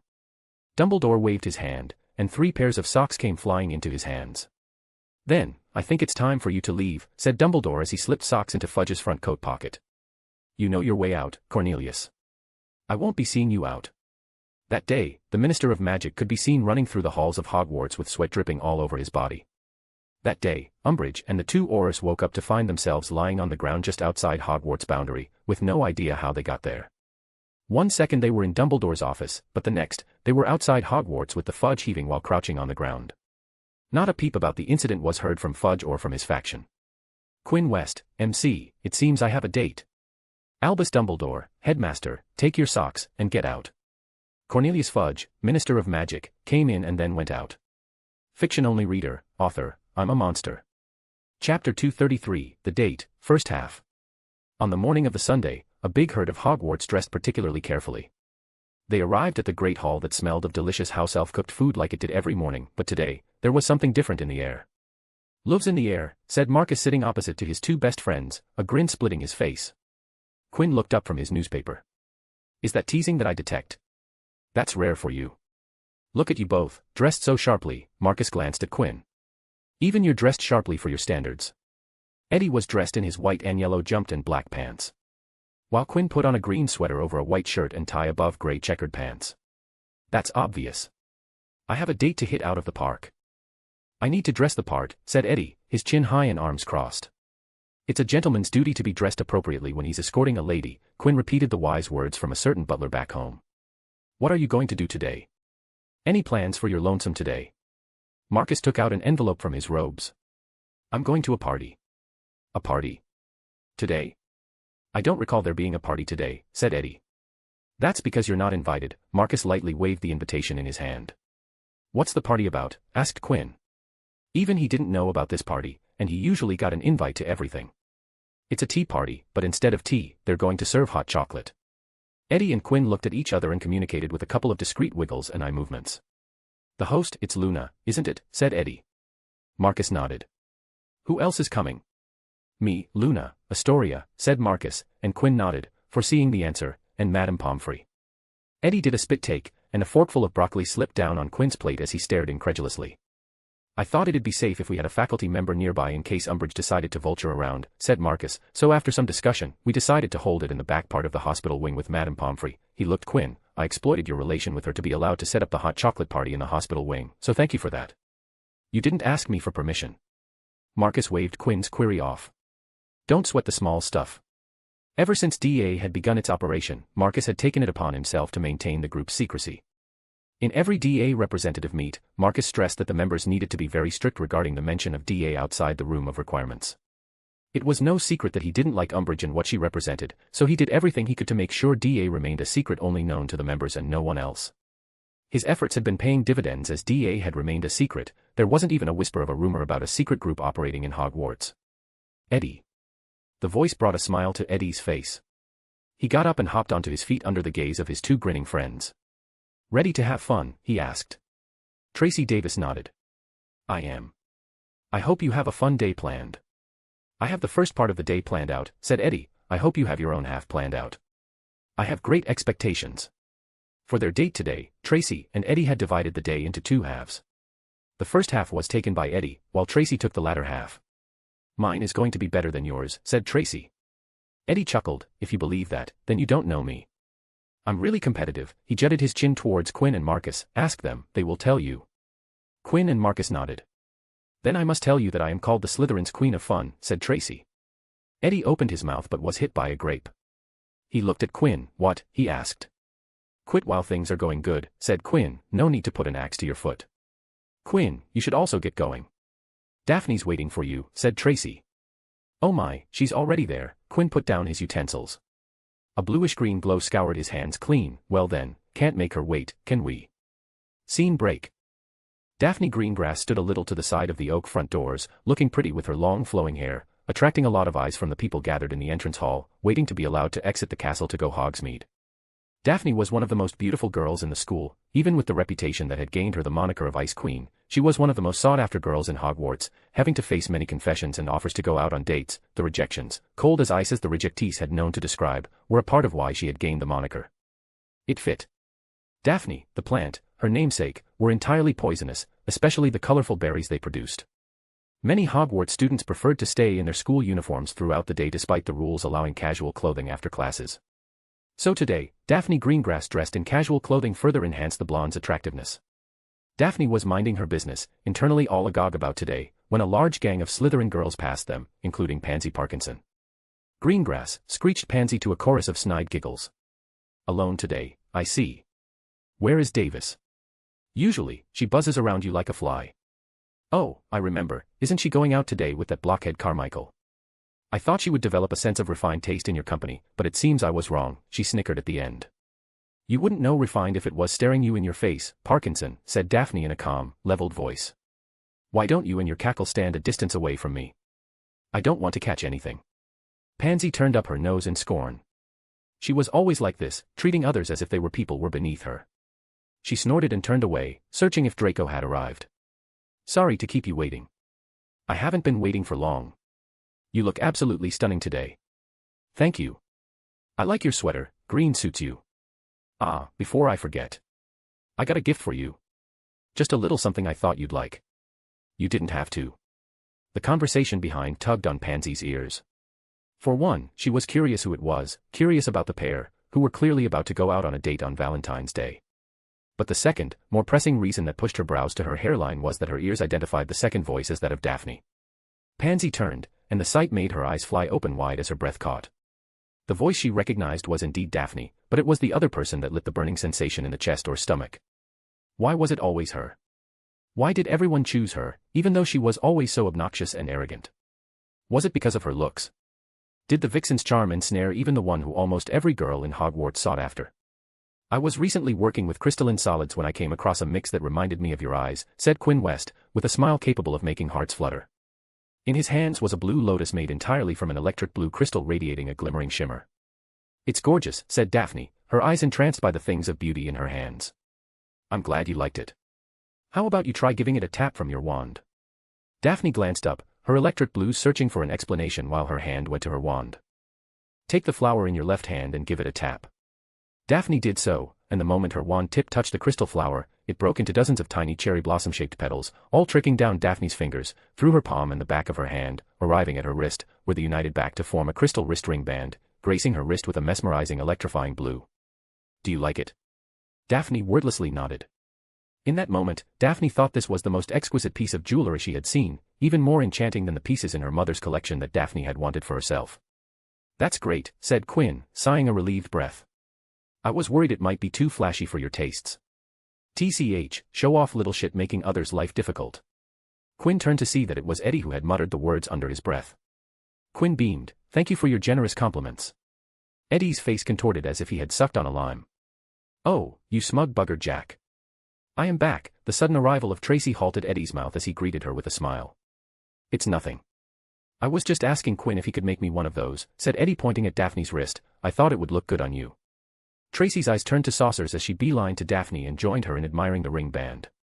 Daphne, it looks fabulous on you, she said. Quinn gave it to you. Yes. I am envious. So am I, muttered Eddie, shooting glare beams at Quinn, who wiggled his brows. I'm pure awesome, they seemed to say. Okay, ladies, it's time for us to leave, said Quinn. I just saw Filch limp, so we should probably line up, stay ahead of the crowd. It was not only Pansy Parkinson who had witnessed the scene. Many eyes had chanced upon the fascinating crystal lotus, its receiver, and the one who had gifted it. All it took was one domino tile to be tipped over for the complex domino sequence known as the Hogwarts rumor mill to grapevine a piece of gossip. It started from the queue of people being signed out by Filch talking about it, spreading to friends who had come to embarrass the new couples going on their dates, expanding to everyone in the Great Hall one door away, and it was only time when everyone would know about the blue lotus made from crystal. That was if it was called the Hogwarts fact mill. Alas, the Hogwarts rumor mill was a different creature. Just in a few exchanges along the Great Grapevine, the blue crystal lotus had turned into a blue sapphire lotus, and another few links after, the news was that Quinn West had gifted Daphne a rare blue diamond lotus.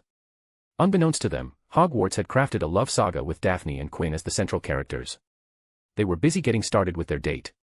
Quinn smiled as he stepped out of the castle, and the fresh air reached him, finding it somehow easier to walk even with all the students crowding the path. It was a fresh, breezy sort of day, perfect to go down to the village and have fun. "So, Daphne," he said, "what do you want to do first?" "I was thinking that we should start with some Hogsmeade shopping. Buy things we need. What do you think?" "That would be fine with me." "Excellent, then where should we go first?" "We can shrink most things, so the order won't matter." "Do you have one of those pockets of yours?" "Yes, good, then we won't need to have anything delivered." "I think we should start with Sir Ridwin's cauldrons." The subject of how to start the day carried them all the way down the drive and out through the gates. Quinn was again reminded how easy it was to talk to Daphne, no more difficult, in fact, than talking to Eddie and Marcus. He didn't need to check his words or lead her in conversations, it was delightful. They wandered toward Dervish and Banjas. A large poster had been stuck up in the window, and a few Hogsmeaders were looking at it. They moved aside when Quinn and Daphne approached, and Harry found himself staring once more at the 10 colored pictures of the escaped Death Eaters.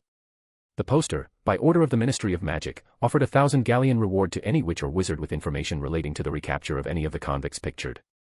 "It's funny, isn't it?" said Daphne in a low voice, also gazing up at the pictures of the Death Eaters. "Remember when that Peter Pettigrew escaped, and there were Dementors all over Hogsmeade looking for him? And now 10 Death Eaters are on the loose, and there aren't Dementors anywhere." "Yes, it's indeed strange," said Quinn. "It seems they are indeed out of the Ministry's control," he said in a whisper. Only a very select few in the Ministry and the DMLE were aware that the Dementors were no longer under the control of the Ministry. Others outside the Ministry knew the truth of the situation, but none wanted this news to get out, no one in the right mind wanted to leak the news and incite mass panic. The official party line for everybody was that the Oris office had deployed to their full capability to catch the escapees. The 10 escaped Death Eaters and the other escapee were staring out of every shop window Quinn and Daphne passed. It started to rain, but fortunately, they had arrived at Scrivenshaft Quill Shop. "Let's go inside," said Quinn, pulling Daphne inside the shop. Daphne briefly glanced up the shop sign, recalling the Ministry Christmas ball when she was the first year. Quinn had introduced his family as the owner of Scrivenshaft Quill Shop, which had confused her for a long time, and only later did she find out the truth, later from her mother and then some from her father. Quinn walked into the lively stationery supply shop/printing solution shop. The shop had changed much through the year, the most change coming after last year with Quinn's Lunar Developer putting color into literally everything. Before Lunar Developer, Scrivenshaft wasn't as colorful as it is now. Right now, every corner of the shop was flushed with color. "There's no one at the front desk," said Daphne. Quinn turned his eyes away from the shop and pointed at the bell. "Ring it, Ben will come out." Daphne pressed the button, and the ring chimed clear and loud around the shop. Quinn and Daphne glanced up at the ceiling, hearing hurried steps rush on the second floor, travel down the stairs, and the back busted open, and a baby-faced young man slid into the room. "Welcome to Scrivenshaft." "How? What can I do for you today?" said the men before in one breath, and only after did he look up. "Mr. W. West, you are here.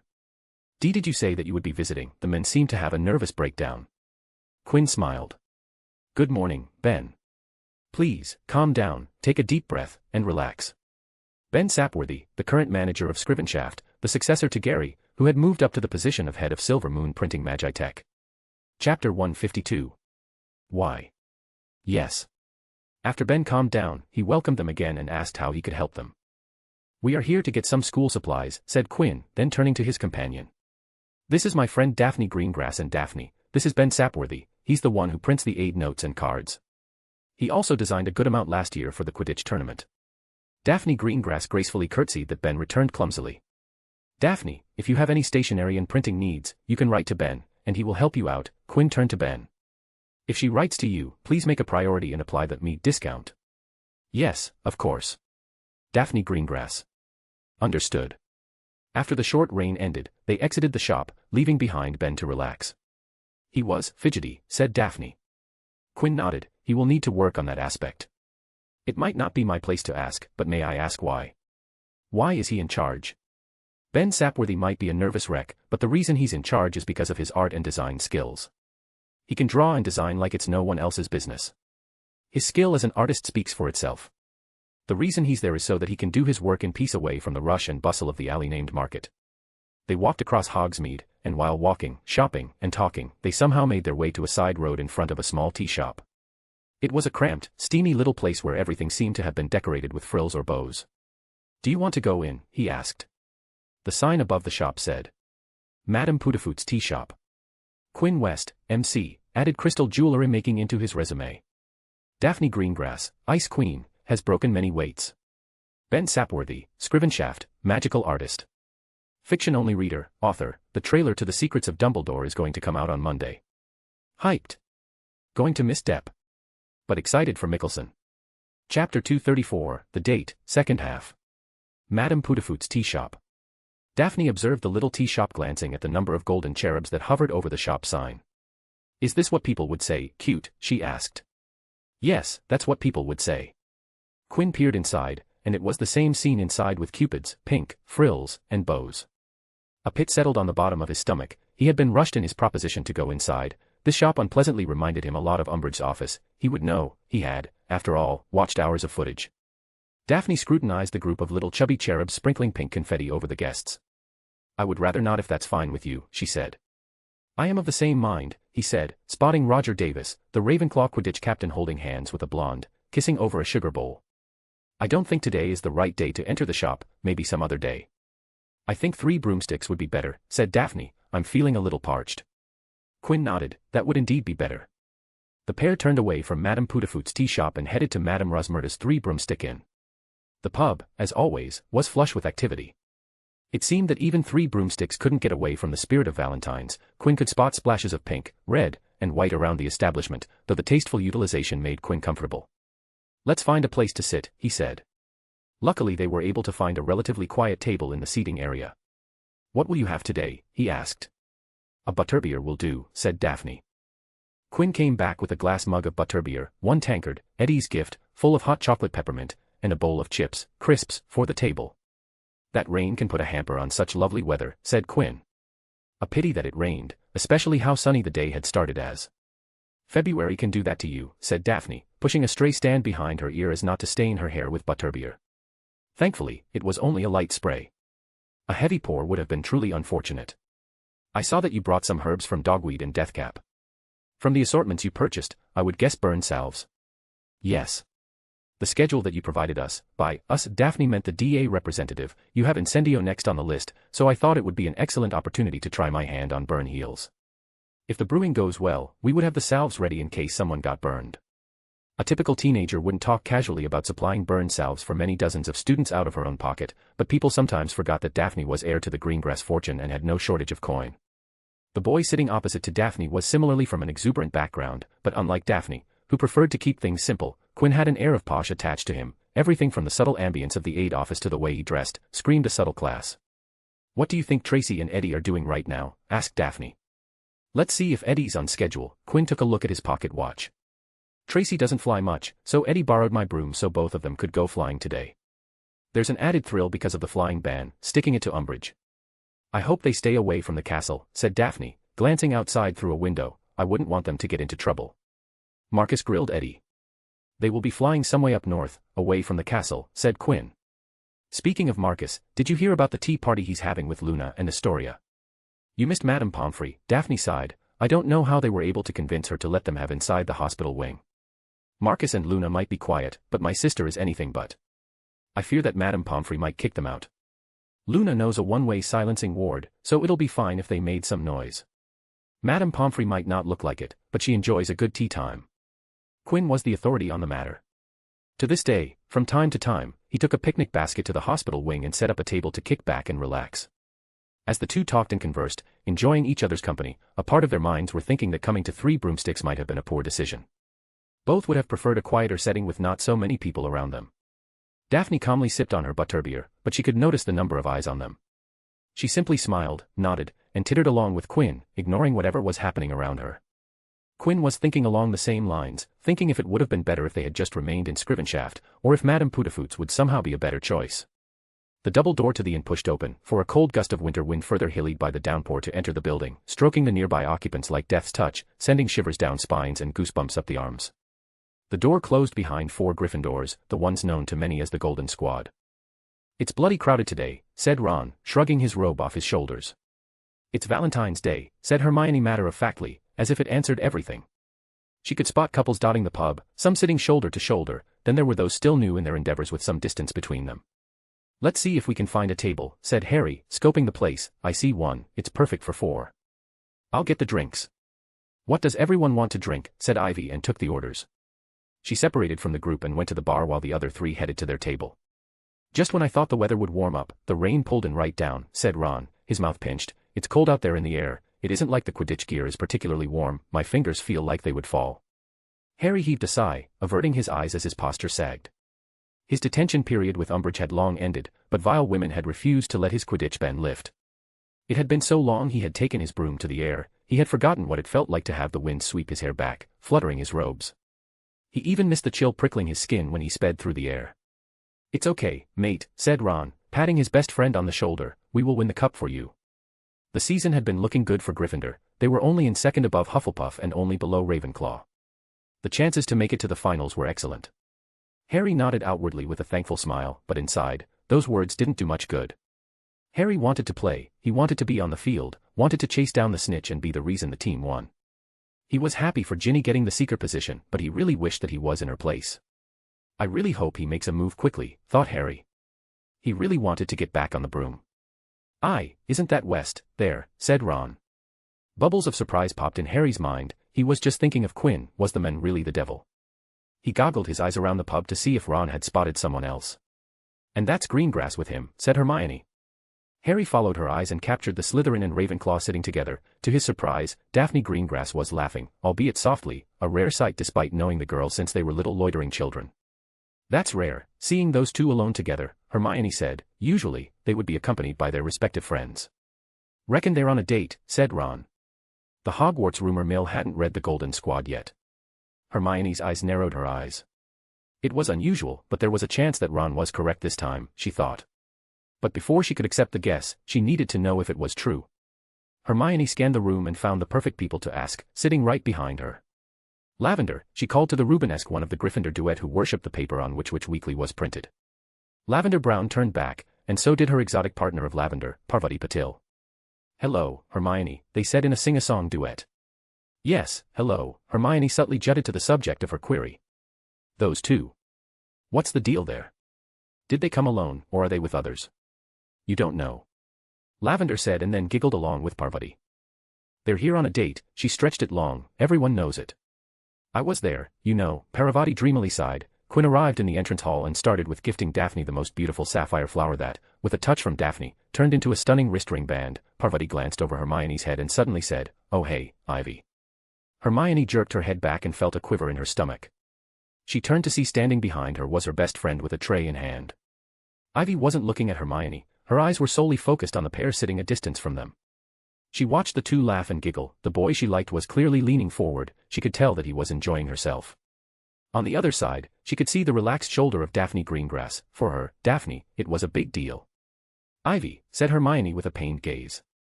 Ivy set down the tray on the table, her movements deliberately slow. With her hands free, they went up to her chest, grabbing a fistful of her cardigan and shirt. Her eyes were still checked onto that table. Ivy took an uneven step back, her head finally tearing away, but now her head hung low.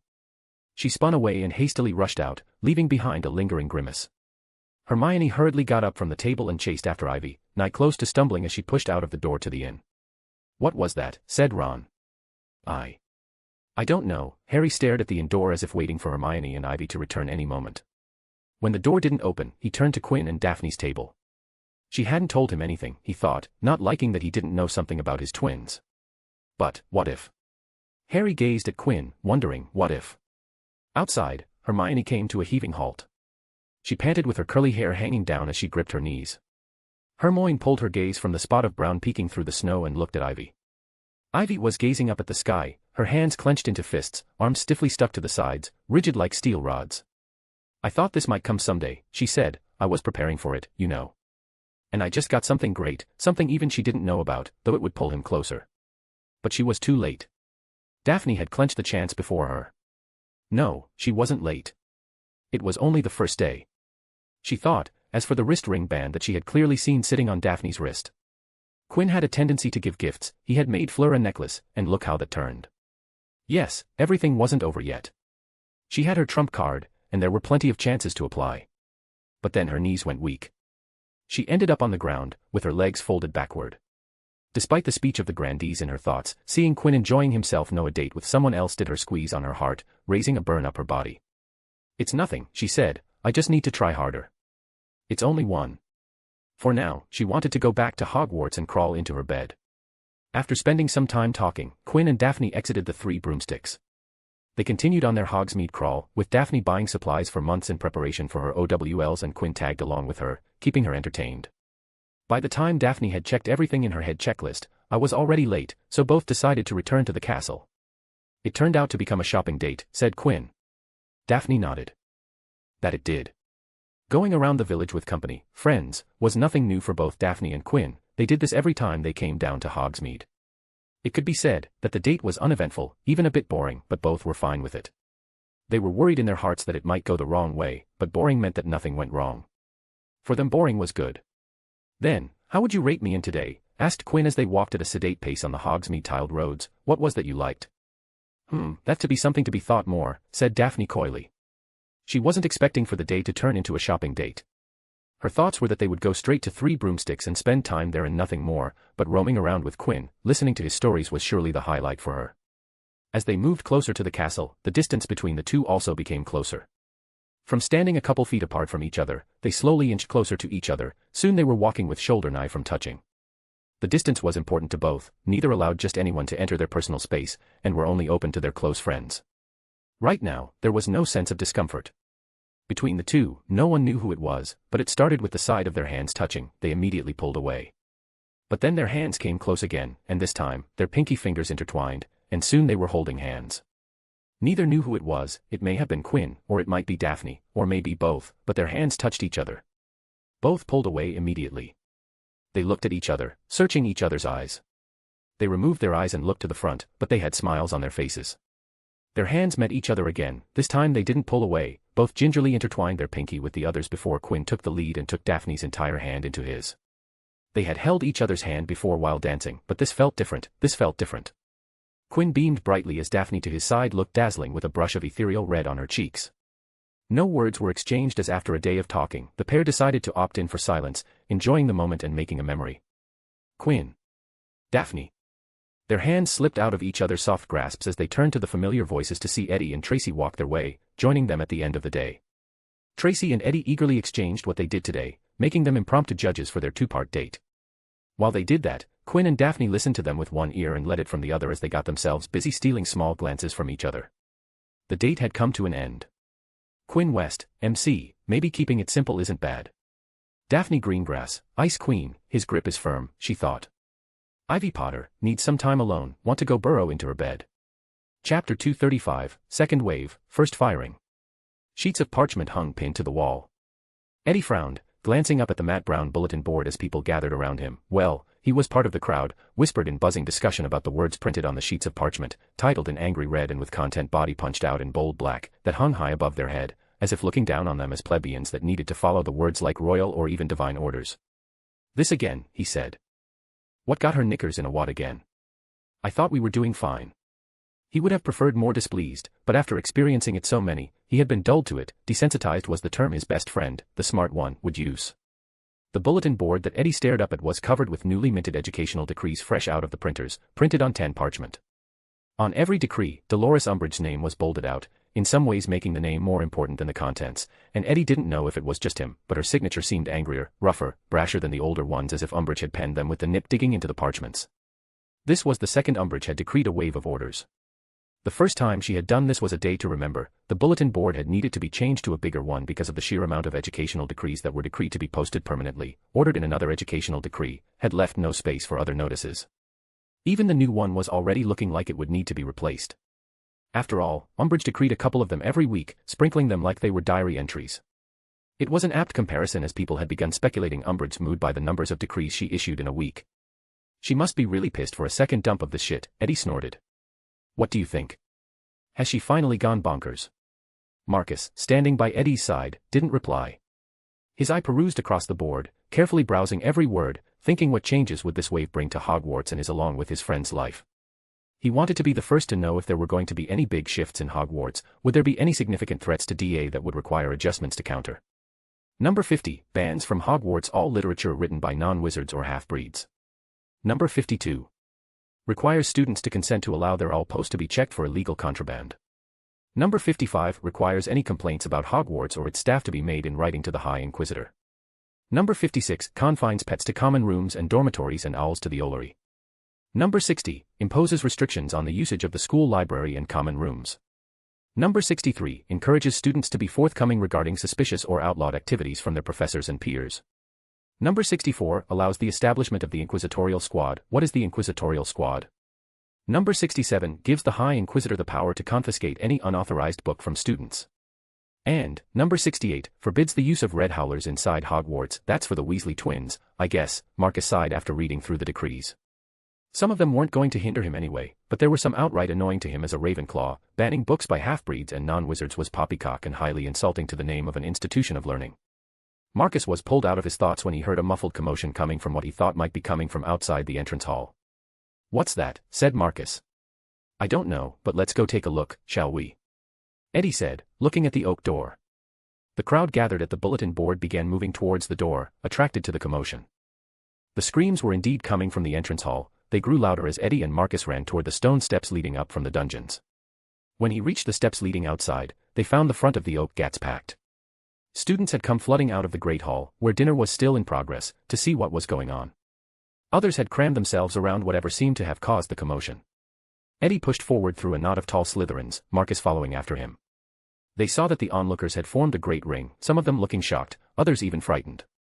McGonagall was directly opposite them on the other side of the hall. She looked as though what she was watching made her feel faintly sick.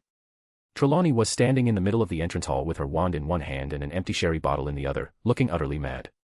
Her hair was sticking up on end, her glasses were lopsided so that one eye was magnified more than the other, her innumerable shawls and scarves were trailing haphazardly from her shoulders, giving the impression that she was falling apart at the seams. 2 large trunks lay on the floor beside her, one of them upside down. It looked very much as though it had been thrown down the stairs after her. Trelawney was staring, apparently terrified, at something that Marcus and Eddie could not see from their position but that seemed to be standing at the foot of her. "No," she shrieked. "No. This cannot be happening. It cannot. I refuse to accept it." Just when Eddie and Marcus reached the front, they heard a high girlish voice, sounding callously amused, and instantly they knew who Trelawney was afraid of. "You didn't realize this was coming," said the voice which could only belong to Umbridge. "Incapable though you are of predicting even tomorrow's weather, you must surely have realized that your pitiful performance during my inspections, and lack of any improvement, would make it inevitable you would be sacked." "You see can't," howled Trelawney, tears streaming down her face from behind her enormous lenses, "you see can't sack me. I've been here 16 years. Hogwarts is my home." "It was your home," said Umbridge, and Marcus was revolted to see the enjoyment stretching her toad-like face as she watched Trelawney sink, sobbing uncontrollably, onto one of her trunks, until an hour ago, when the Minister of Magic countersigned the order for your dismissal. "Now kindly remove yourself from this hall. You are embarrassing us." But she stood and watched, with an expression of gloating enjoyment, as Professor Trelawney shuddered and moaned, rocking backward and forward on her trunk in paroxysms of grief. Marcus heard a sob to his left and looked around. Lavender Brown and Parvati Patil were both crying silently, their arms around each other. Then he heard footsteps. McGonagall had broken away from the spectators, marched straight up to Trelawney, and was patting her firmly on the back while withdrawing a large handkerchief from within her robes. There, Sybil. Calm down. Blow your nose on this. It's not as bad as you think, now. You are not going to have to leave Hogwarts." "Oh really, Professor McGonagall," said Umbridge in a deadly voice, taking a few steps forward. "And your authority for that statement is?" "Mine," said a deep voice. The crowd around the oak door parted, students scuttled out of the way as Dumbledore appeared in the entrance.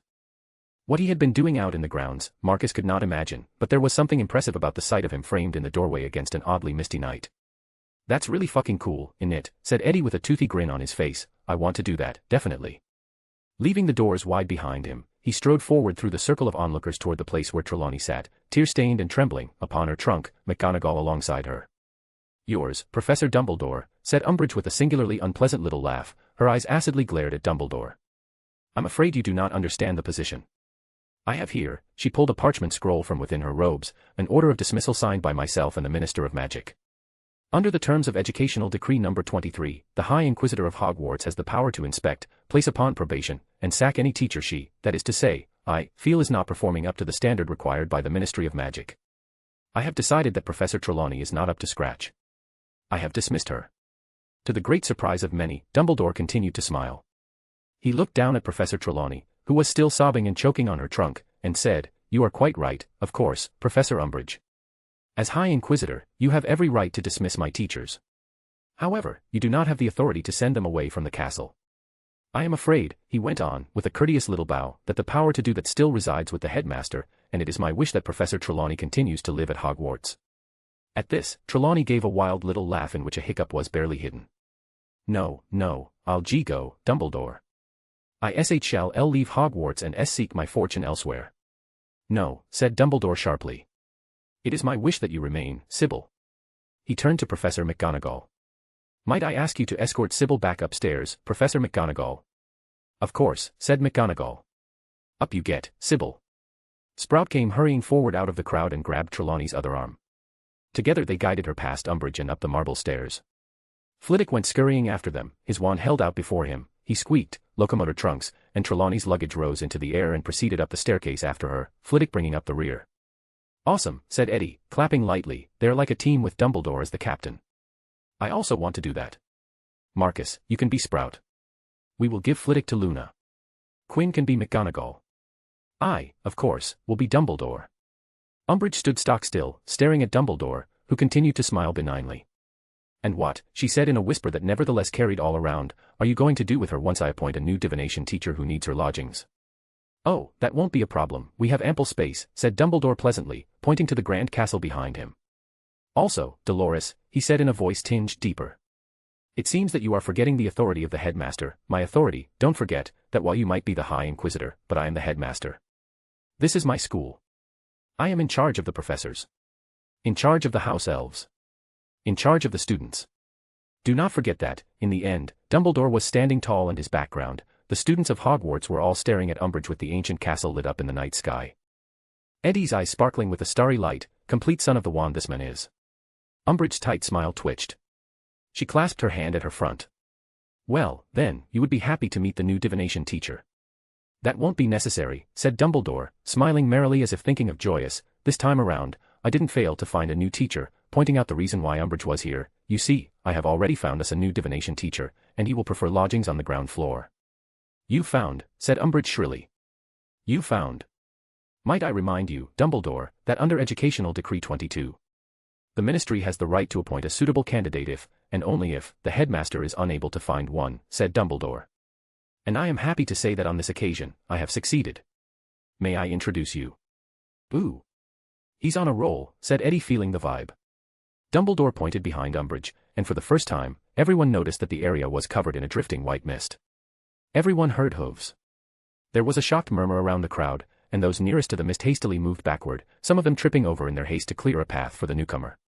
Through the mist came a face that could be seen in the Forbidden Forest, white blonde hair and astonishingly blue eyes, the head and torso of a man joined to the palomino body of a horse. Dumbledore smiled happily to a thunderstruck Umbridge. "I think you'll find him suitable," he said. From a hallway window on the first floor, looking down at the area outside the front oak door, a pair of stone-gray eyes watched everything unfolding away from everyone. He had just exited the vault for the day, and seeing that it was still time for the feast, he was going down to the Great Hall to get some food. On his way, though, he saw a crowd moving out of the castle, so he went to see what it was all about to come across a familiar scene. "Shit," said Quinn, his voice filling the hallway, "I forgot about the centaur." Scene break. "I bet you wish you had divination, now, don't you, Quinn?" asked Eddie, smirking. It was evening time a couple days after the sacking of Trelawney, and Eddie was doing some regular maintenance on his broom and carefully moving his hand as not to make any mistakes. In the air, his broom was his greatest asset after himself. "Not really," said Quinn indifferently, who was reading The Alchemist by Paulo Coelho, a fiction book for a change. It was a treat. The second room was almost over, only a couple material blocks remained. "I've never really liked horses." He turned a page, reading the beautifully written words. "He's not a horse, he's a centaur," said a Ravenclaw girl, sounding shocked. They were in the common room. "A gorgeous centaur," sighed another girl, a fifth year. "Either way, he's still got 4 legs," said Quinn coolly. In no way was he discriminatory against centaurs, but Firenze was a problem. He was the one last year when Quinn was exploring the Forbidden Forest who figured out that there was a child under the more transformative suit. That was the problem. If Forenza could figure out that, who knew if he could figure out his identity? Quinn didn't have much expertise in divination and the predictive arts.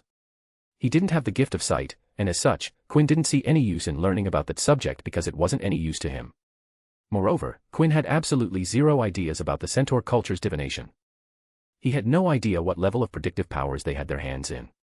I'm going to stay away from the divinating horseman. As long as Forenza is concerned, Quinn West doesn't exist, thought Quinn. When do you think she's going to can Hagrid? Asked Eddie. Soon, very soon. I am surprised that she didn't can him with Trelawney. That bitch probably wanted to stroke her sadistic desires by kicking them out one at a time. That sounds like her. What do you think about the Inquisitor squad? What about them? I mean, most of them are glorified Umbridge dogs. All from Slytherin. I won't put it that way, but you're correct. You worried about them? No, I am not. I am a prefect, they can't order me around. What about the cluster, said Eddie. As per the extended rules, DA wasn't to be mentioned outside, and words like group, organization, society, club weren't to be used. That's why members started to use words like cluster, bunch, pack when mentioning DA. Marcus and other leads will take care of it. They have been doing a great job keeping all of it under wraps, said Quinn, lightly pinching the top corner of his book's page to turn it over. However, the next second, his eyes stopped on the first sentence of the page. Eddie's words had started a chain of thought in the coils of his brain. He sighed and glanced at the page number on the bottom before closing the book. He didn't need bookmarks, and set it between his leg and the armrest of his armrest. He stared into the air. While the DA representatives were indeed doing a good job, there was one problem threatening the anonymity of DA, which hadn't their minds. It's a perspective problem, he thought. The possibility of external factors influencing the DA members not entering their minds wasn't strange. None of them were thinking outside the walls of Hogwarts that kept the ugly and complex real world out. I guess I would need to talk to the original sneak, thought Quinn. After all, she was still in DA and, from his memories of DA session, observing the members, she was as dissatisfied about being involved as she was in the original. Quinn West, MC, has decided to subtract horse from his life. Eddie Carmichael, taking notes, that was legit cool. Oldman has style. Marcus Belby, is still an introvert, working to keep secrets the way they are. DA, we are not a group, we don't exist. Dolores Umbridge, High Inquisitor, horrified at the new teacher. Albus Dumbledore, Headmaster, I hired before you fired. Fiction-only reader, author, please recommend published novels that you think are beautifully written, as in the style of writing, wordsmithing. I'm trying to improve my writing style. Chapter 236, Ensuring Secrecy the Old Way. Please remember everyone, beware of the Inquisitor squad, said Marcus. It was the end of another night of DA sessions with everyone ready to return to their dorms. Especially, Gryffindors. The Inquisitor squad's detention record is mostly made up of your house. If you encounter one, please steer clear, and if you do get a session with Umbridge, please remember to report it to one of the representatives. The humiliation during the minister's visit at the hands of Dumbledore wasn't met with silence but with an education decree wave in which a decree constituted the creation of the Inquisitor squad, responsible for maintaining discipline and order in Hogwarts. Justified by the spike of detention rate in the school, which in truth was because of Umbridge handing out detentions like hotcakes to anyone she could find. She had created the problem and now had brought in a solution to counter it, but in reality, all it was a ruse to increase Umbridge's authority in Hogwarts. To the Slytherins, please keep us informed if you hear anything the Inquisitor squad might be planning, Marcus said, stressing on the topic. And to Eddie, please avoid picking fights with the Inquisitor squad. It's the one-way ticket to getting banned from Quidditch, and I'm not sure you'd be excited about that. I never pick fights, came the reply, dissatisfied and defiant. They are the ones who are being bloody cretins. That's not my problem. Whatever you do, don't end up in detention, Marcus said and thought if there was something else left to address. That's it from my side. If there's nothing else, we can close this session and end for the night. I actually have something to say. Eyes turned to Quinn, who stood in the inner part of the room of requirements, away from the door. I would like a few people to stay behind. I have something to converse with them. Quinn glimpsed around the confused DA crowd all looking at. Marietta Edgecombe, Luca Caruso, Irfan Mushtaq, and Graham Ramsey, please stay behind while everyone else leaves. I would appreciate the privacy, he smiled towards everyone. That would be all. I wish everyone else a good night. Suddenly, all eyes moved to the four people asked to stay behind. The same question sprouted in everyone's minds, what did Quinn want with the four? Ivy Potter, the elected leader of DA, stepped forward and posed the question in everyone's mind. What is this about? She asked. Quinn turned to the girl who had stepped out from the crowd. I just have something to say to these four. Is this personal or about DA? It is. Then I'd like to be kept in the loop. I'd be staying behind. Quinn noticed the way she had worded her sentence. That's fine with me. You can stay behind, he said. What about the other representatives? Do they need to be here? Their presence isn't needed. You can communicate the happenings to them later. Quinn subtly glanced at Daphne, the Slytherin representative, and blinked his eyes. I'll tell you later, they said. He didn't miss the smile in her eyes, something that one could only notice after spending much time with Daphne Greengrass. Marietta Edgecombe, 6th-year Ravenclaw, one of the 4 asked to stay behind, raised her voice. She had a pinched expression and arms folded across her chest. Can we do whatever this is sometime later? It's getting late, and I have assignments to get through. How about we take this up the next time we assemble? It'd be more convenient for everyone. I'm sure everyone feels this way. She turned around to look at the other 3, seeking support. A little time spent talking won't hurt your assignments, Edgecombe. And I'm sure someone as smart as you have her assignments ready to submit before time, said Quinn, smiling politely, not genuinely. Marietta watched Quinn furtively as he picked a lint of his robes. He wasn't interested in whatever she had to say. She glanced at the other 3, but they turned their eyes from hers. Cowards. She thought. Soon after, the DA population left, leaving only 6 people in the vast and now exceedingly empty room of requirements. The atmosphere in the room was ambiguous. Marietta Edgecombe was tapping her foot against the floor, her jaw clenched. Luca Caruso, Irfan Mushtaq, and Graham Ramsay were tingling their fingers and toes. Ivy has a pensive expression, repeatedly glancing towards Quinn. It wasn't long she had seen him sitting together with Daphne. Now, Quinn spoke with his hands behind his back. The reason I have asked you 4 here is to address an issue that has become prominent due to recent events involving the educational decrees, the Inquisitor Squad, and the overall Dolores Umbridge situation with her gaining more power in Hogwarts. Quinn noted the slight shuffle in the 4 people as they shifted their weight at his words. One of the important principles or to say rules of DA is that, he made a short pause, we don't exist, we are as real as the points given to Gryffindor by Snape. There was no response from anyone. It had been repeated so many times that everyone was way past being sick of it. The reason why this rule was introduced is to ensure everyone's safety and freedom from Umbridge's pesky little thumb. Our efforts have been going splendidly well, with not a peep of DA to be heard from the mouth of an outsider. Keeping our anonymity has been of utmost importance, especially now when Umbridge is trying to find something, anything, wrong in Hogwarts so that she could usurp control. I'm sure none of us desires that. Which is the reason it's high time that we strengthen our efforts to keep operating. Ivy frowned in confusion. They already had this discussion among the DA representatives, deployed new measures, and made sure to freshen the gravity of the situation in everyone's mind. Why are you saying this right now? She asked, glancing at the 4. A thought flashed in her mind. She turned to face the 4, her eyes squinted as her tone became confrontational. Did these 4 do something? Did they spoke about DA to someone outside? No. I didn't say anything, said Graham Ramsay, stepping forward in a hurry. Neither did I, said Luca Caruso. He was a bit calmer, though his pace gave his nervousness away. Irfan Mushtaq shook his head and shrugged. Me neither. All Marietta did was narrow her at Quinn. I am well aware that none of you have said anything about DA to anyone, said Quinn. Ivy was stumped. If that wasn't the case, why did he ask these people to stay behind? She tilted her head in confusion. Then why are we here? She asked with furrowed brows. Caruso, Ramsay, Mushtaq, and Edgecombe, said Quinn, all have parents who work in the ministry. His words set attention in the mentioned 4. Normally, that won't be the problem. He turned to Ivy. Your father works in the ministry as well, but unlike you, he pointed at the 4, their parents work in a position below Umbridge's, positions over which Umbridge have a lot of power, where she can exert a significant amount of pressure. A deafening silence fell over the room. The matter was out in the open, and silence that presided over spoke volumes. The 4 with parents were at some point had become aware of the risk they were putting their parents in by joining a group like DA. I fear that because of that reason, you might come under pressure to secure your parents' job at the ministry by maybe selling out DA to Umbridge, said Quinn. He raised his hand to stop the incoming rebuttals. I'm not saying that you'll be doing so. There's no sense in accusing of something that hasn't happened yet. But that doesn't rule out the event happening. So, right now, I would like to present to all of you a proposition. Quinn, wait, said Ivy, maybe we should talk about this first. What proposition? Said Marietta Edgecombe, cutting off Ivy. I will allow all 4 of you to exit DA right here, right now, said Quinn immediately. Quinn! Ivy exclaimed. This was spiraling out of control. Decisions like this were to be made with the agreement of the group. Quinn continued to stare at the 4. There's a condition, he said. He couldn't just let them go without keeping leverage on his side for insurance. Your names will remain on the original signing document. It will be proof of your involvement in DA, effectively tying you up with DA. You will not be allowed to mention anything about DA. If you decide to give us away, we will drag you down with us. Plus, you won't like what is to happen if you decide to betray the group. Ivy withheld a gasp at Quinn's words. The knowledge about the original signing document being a jinxed parchment was a secret only known to her and Hermione. It was the last failsafe to identify the traitor, the sneak.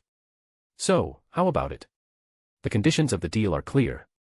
Any takers? I will take it, said Marietta Edgecombe, straightforwardly. She never wanted to take part in DA. Because of Cho, her best friend's constant instance and nagging, she decided to join DA and participate in this farce. Her dissatisfaction only grew with every session, where she was forced to leave the safety of her dorm and risk getting caught. Excellent, you're free to go, said Quinn and turned to the other three. What about you guys? Do you want to take my offer up?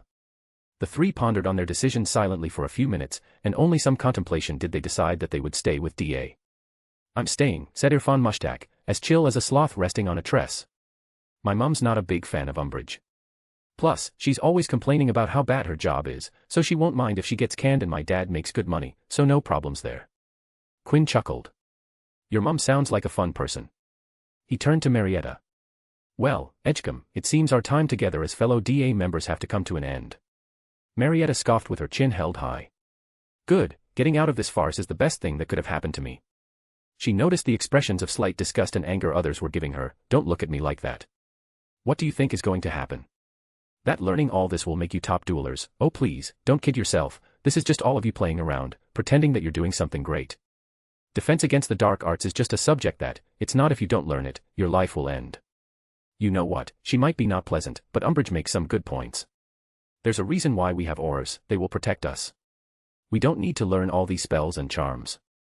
She looked at Ivy. Just because her brother says that you know who's back doesn't mean that he's really back, and I have always thought that Dumbledore was a wacky in the head. No wonder he believed Potter's words so quickly. So, I suggest you all drop the asinine fantasy of defeating the you-know-who and come back to reality. He's not back and will never be back. I bet you this, in some days, we will get the news that the Aurors have arrested the escaped prisoners, they will be shipped back to Azkaban where they belong, and everything will go back to normal. Quinn, Ivy, along with the other three, watched in struck silence as she rambled on like a locomotive train, piping out word after word as the train did smoke. Even her unusually high-pitched voice sounded like a blaring train whistle going non-stop. When Marietta finally became silent, Quinn stepped forward and raised his hand for a handshake with her. It was a short time, but I thank you for supporting DA, even as unwilling as it was. Marietta clasped Quinn's hand and said, I thought more of you, Quinn. I thought you would be more realistic and not engage in this sort of farce. But to my surprise, you were here, and not only that, but you also brought in your friends, and more than that, you also brought a whole group of Slytherin into this. Quinn stared at Marietta, who seemed to exercise the gift of speech to the limit with a thin-lipped smile.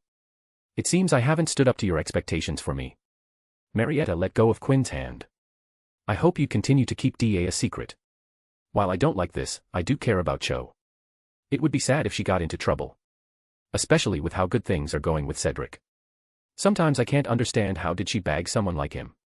Boys can be so superficial, just looking for looks. Just when they thought that there might be one good bone in Marietta's body, she took it in her hand and cracked it over, making it as crooked as every other. Thank you, Marietta, said Quinn and gestured towards the door. Marietta puffed up her chest and walked towards the door with her chin held high. But she had taken a few steps when she felt a jolt hitting her back, sending prickling creeping through her body like a 100-legged centipede crawling on her skin. She could feel her body, her muscles turned stiff like stone, and before she could even look down, Marietta felt her neck rigid, leaving her looking at a spot a few feet away from her. She tried to speak something, but her voice had seemed to betray her as not a peep came out of her throat. She pushed harder, tried to yell, screech, and shout, but the result was the same silence, setting a tinge of panic in her, but she couldn't even show it with her entire body that seemed to have gone comatose. But then she heard. I'm sorry, Marietta, but we aren't over with. She listened to the sound of footsteps moving near her until the figure dressed in Ravenclaw robes stood in front of her, and because she couldn't move her neck or her eyes, she could only stare at the legs and boots. But she knew who it was. As much as I trust you, DA simply can't risk its existence. Get out, she heard the voice of Quinn speak slow and flat. We're going to add just a little something to you to ensure that you will have help if and when someday you decide to make the mistake of betraying the people you love so much. A hand entered her sight, and it was holding a wand. She watched with her breathing turning heavier by the second as the wand touched her throat, and she could feel the cold touch of wood against her skin and the tip pushing against her larynx. The cold wand turned warm as a stream entered her body through her neck. It felt like she had gulped down a warm drink quickly, lining her insides with a warm and fuzzy feeling, but she wasn't feeling comfortable. This was sending deeply unsettling shivers down her entire body. If you ever decide to betray DA in any form, Speak about it, write about it, walk here to reveal the location, point out members to reveal their involvement or any other way you can think of. Remember what I told you about, intent is an integral part of magic, your eyes will stop seeing the light, your voice will betray you, your skin will steal away your touch, and you'll again turn into stone. Beware, Mariette, you won't want to turn deaf, mute, and blind because the curse will make that state stay there for a while before you get you to return to normal. If you get misguided again and try to go on the wrong path again, the curse will return to play with you, and this time it will stay for longer. The more times you try, the more you'll be able to enjoy and appreciate life and experience it with your sense of taste and smell. Marietta wanted to scream, struggle, free herself of her stone-like state, and hit Quinn with everything she had, but she was helpless as a fish out of her water. Hearing Quinn's words settled a deep sense of pitting despair, it clenched like a hand gripping down on her beating heart. As this was happening, Ivy watched and heard what had happened. In experiencing so, she was reminded who Quinn West was. She recalled the men who had entombed her into a wall because she impersonated his friend. Ivy was reminded of the men who had bound her and Hermione in his office and threatened to ruin her and her brother's life. This was the same person who had implicated her and Hermione deeper by tricking them into coming along with them back in time. It reminded her that it might have been because she had become friends with Quinn that he decided not to do something like what he had done to Marietta, or exactly like what he had done to Marietta when she found his secret cursed vault. After that, Quinn sent away a heaving and scared silly Marietta and nervous other three, but not before instilling a good sense of motivation in the minds of Caruso, Ramsay, Mushtaq to keep quiet about what had happened her to themselves, leaving only Ivy and him in the room. "Hey, sorry about that," said Quinn. "I didn't mean to ignore you back there, but I had to do it now with only them and you present. It would have not gotten the approval if we had put it to a vote. I had to move quickly and decisively for this to be effective. Will she really suffer all that?" Partially," said Quinn, making Ivy look at him with confusion. "She would feel what I said a couple of times. But I'm not capable enough to freeze her entire body and take 3 out of 5 senses time after time for eternity. After a few times, the curse will start to wane and eventually fade away. I can, of course, cast it again. But I'm sure the fear would keep her away from violating the rules." Ivy once again stared at him, and her heart told her to say it, speak, tell him outright. She had observed him with her today, but both didn't seem much different from what they usually were, which meant it wasn't still late, and she could get in. Ivy stared at Quinn, but the more she stared at him, the more her thoughts went to the events of Valentine's Day. She broke eye contact and hurriedly spoke. "Yes, I know. I mean, I understand why you did it. I myself would have shot you down if you had put it to vote." Quinn chuckled with a refreshing smile. "I know. I wouldn't want it any other way." She once again looked at her, and her heart told her to say it, speak, tell him outright. She had observed him with her today, but both didn't seem much different from what they usually were, which meant it wasn't still late, and she could get in. Yes, she should do it. She was going to do it. Now, right now. Ivy opened her mouth. "It's okay. I don't blame you. We should go back, it's getting late. Everyone must be wondering what are we doing." She couldn't say it. Quinn West, MC, Sin Quinn was still at its base, still him. Ivy Potter, conflicted, the word of heart stopped by the fear of mind. Marietta Edgecombe, cursed, pretended nothing happened when she went back and went to sleep without saying a word. Fiction-only reader, author, I tried something new. I don't know if it will show up, but if it does. What do you think? Chapter 237, Third Room, Piping Pressure. The sound of heavy stone dragging across a stone floor echoed in the vast room. It was the gritty sound one could hear when a stone pestle was ground against the grainy surface of the mortar, just louder. Quinn stared at the material cube. It had just come out of the wall, turning white to show that it was this one's turn to be worked upon. He turned back away from the material cube, and on the opposite end of the room stood the entrance with the chasm sitting halfway across. He had finally reached the end of the challenging period of unending tribulations of repeated transmutation. "With this," said Quinn, "I will be free." He closed his eyes and unwrapped the memory of the object to be replicated that sat on the apparatus cube in the chasm. Ever since the objects had shown to have internal flaws, Quinn had ditched measuring through scaling equipment and turned to earth sense to scan every inch of the object and save the information in his mind to be used during replication.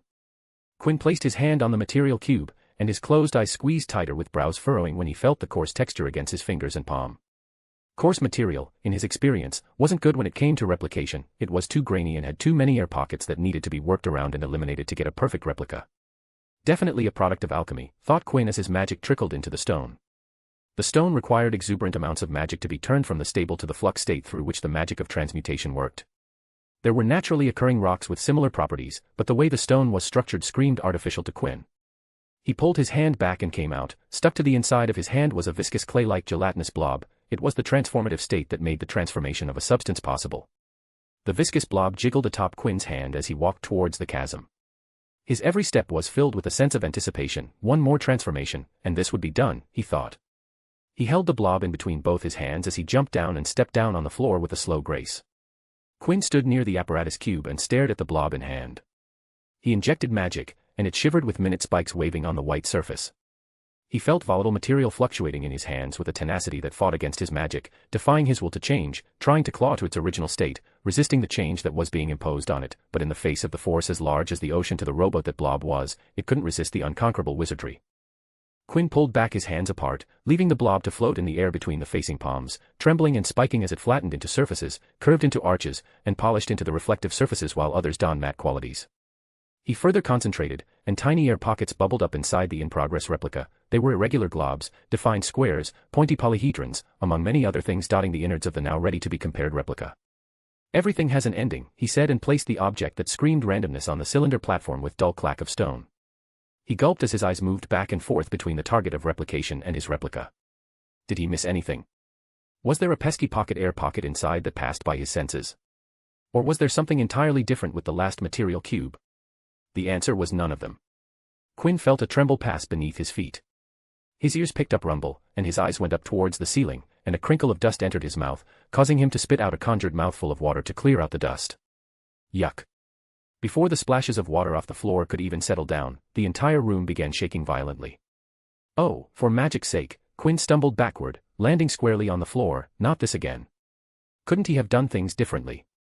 The material cubes began shifting out of the walls beside him and trading position right in front of his eyes. A cube just to his side rose above and flew into the sky like an elevator going straight up.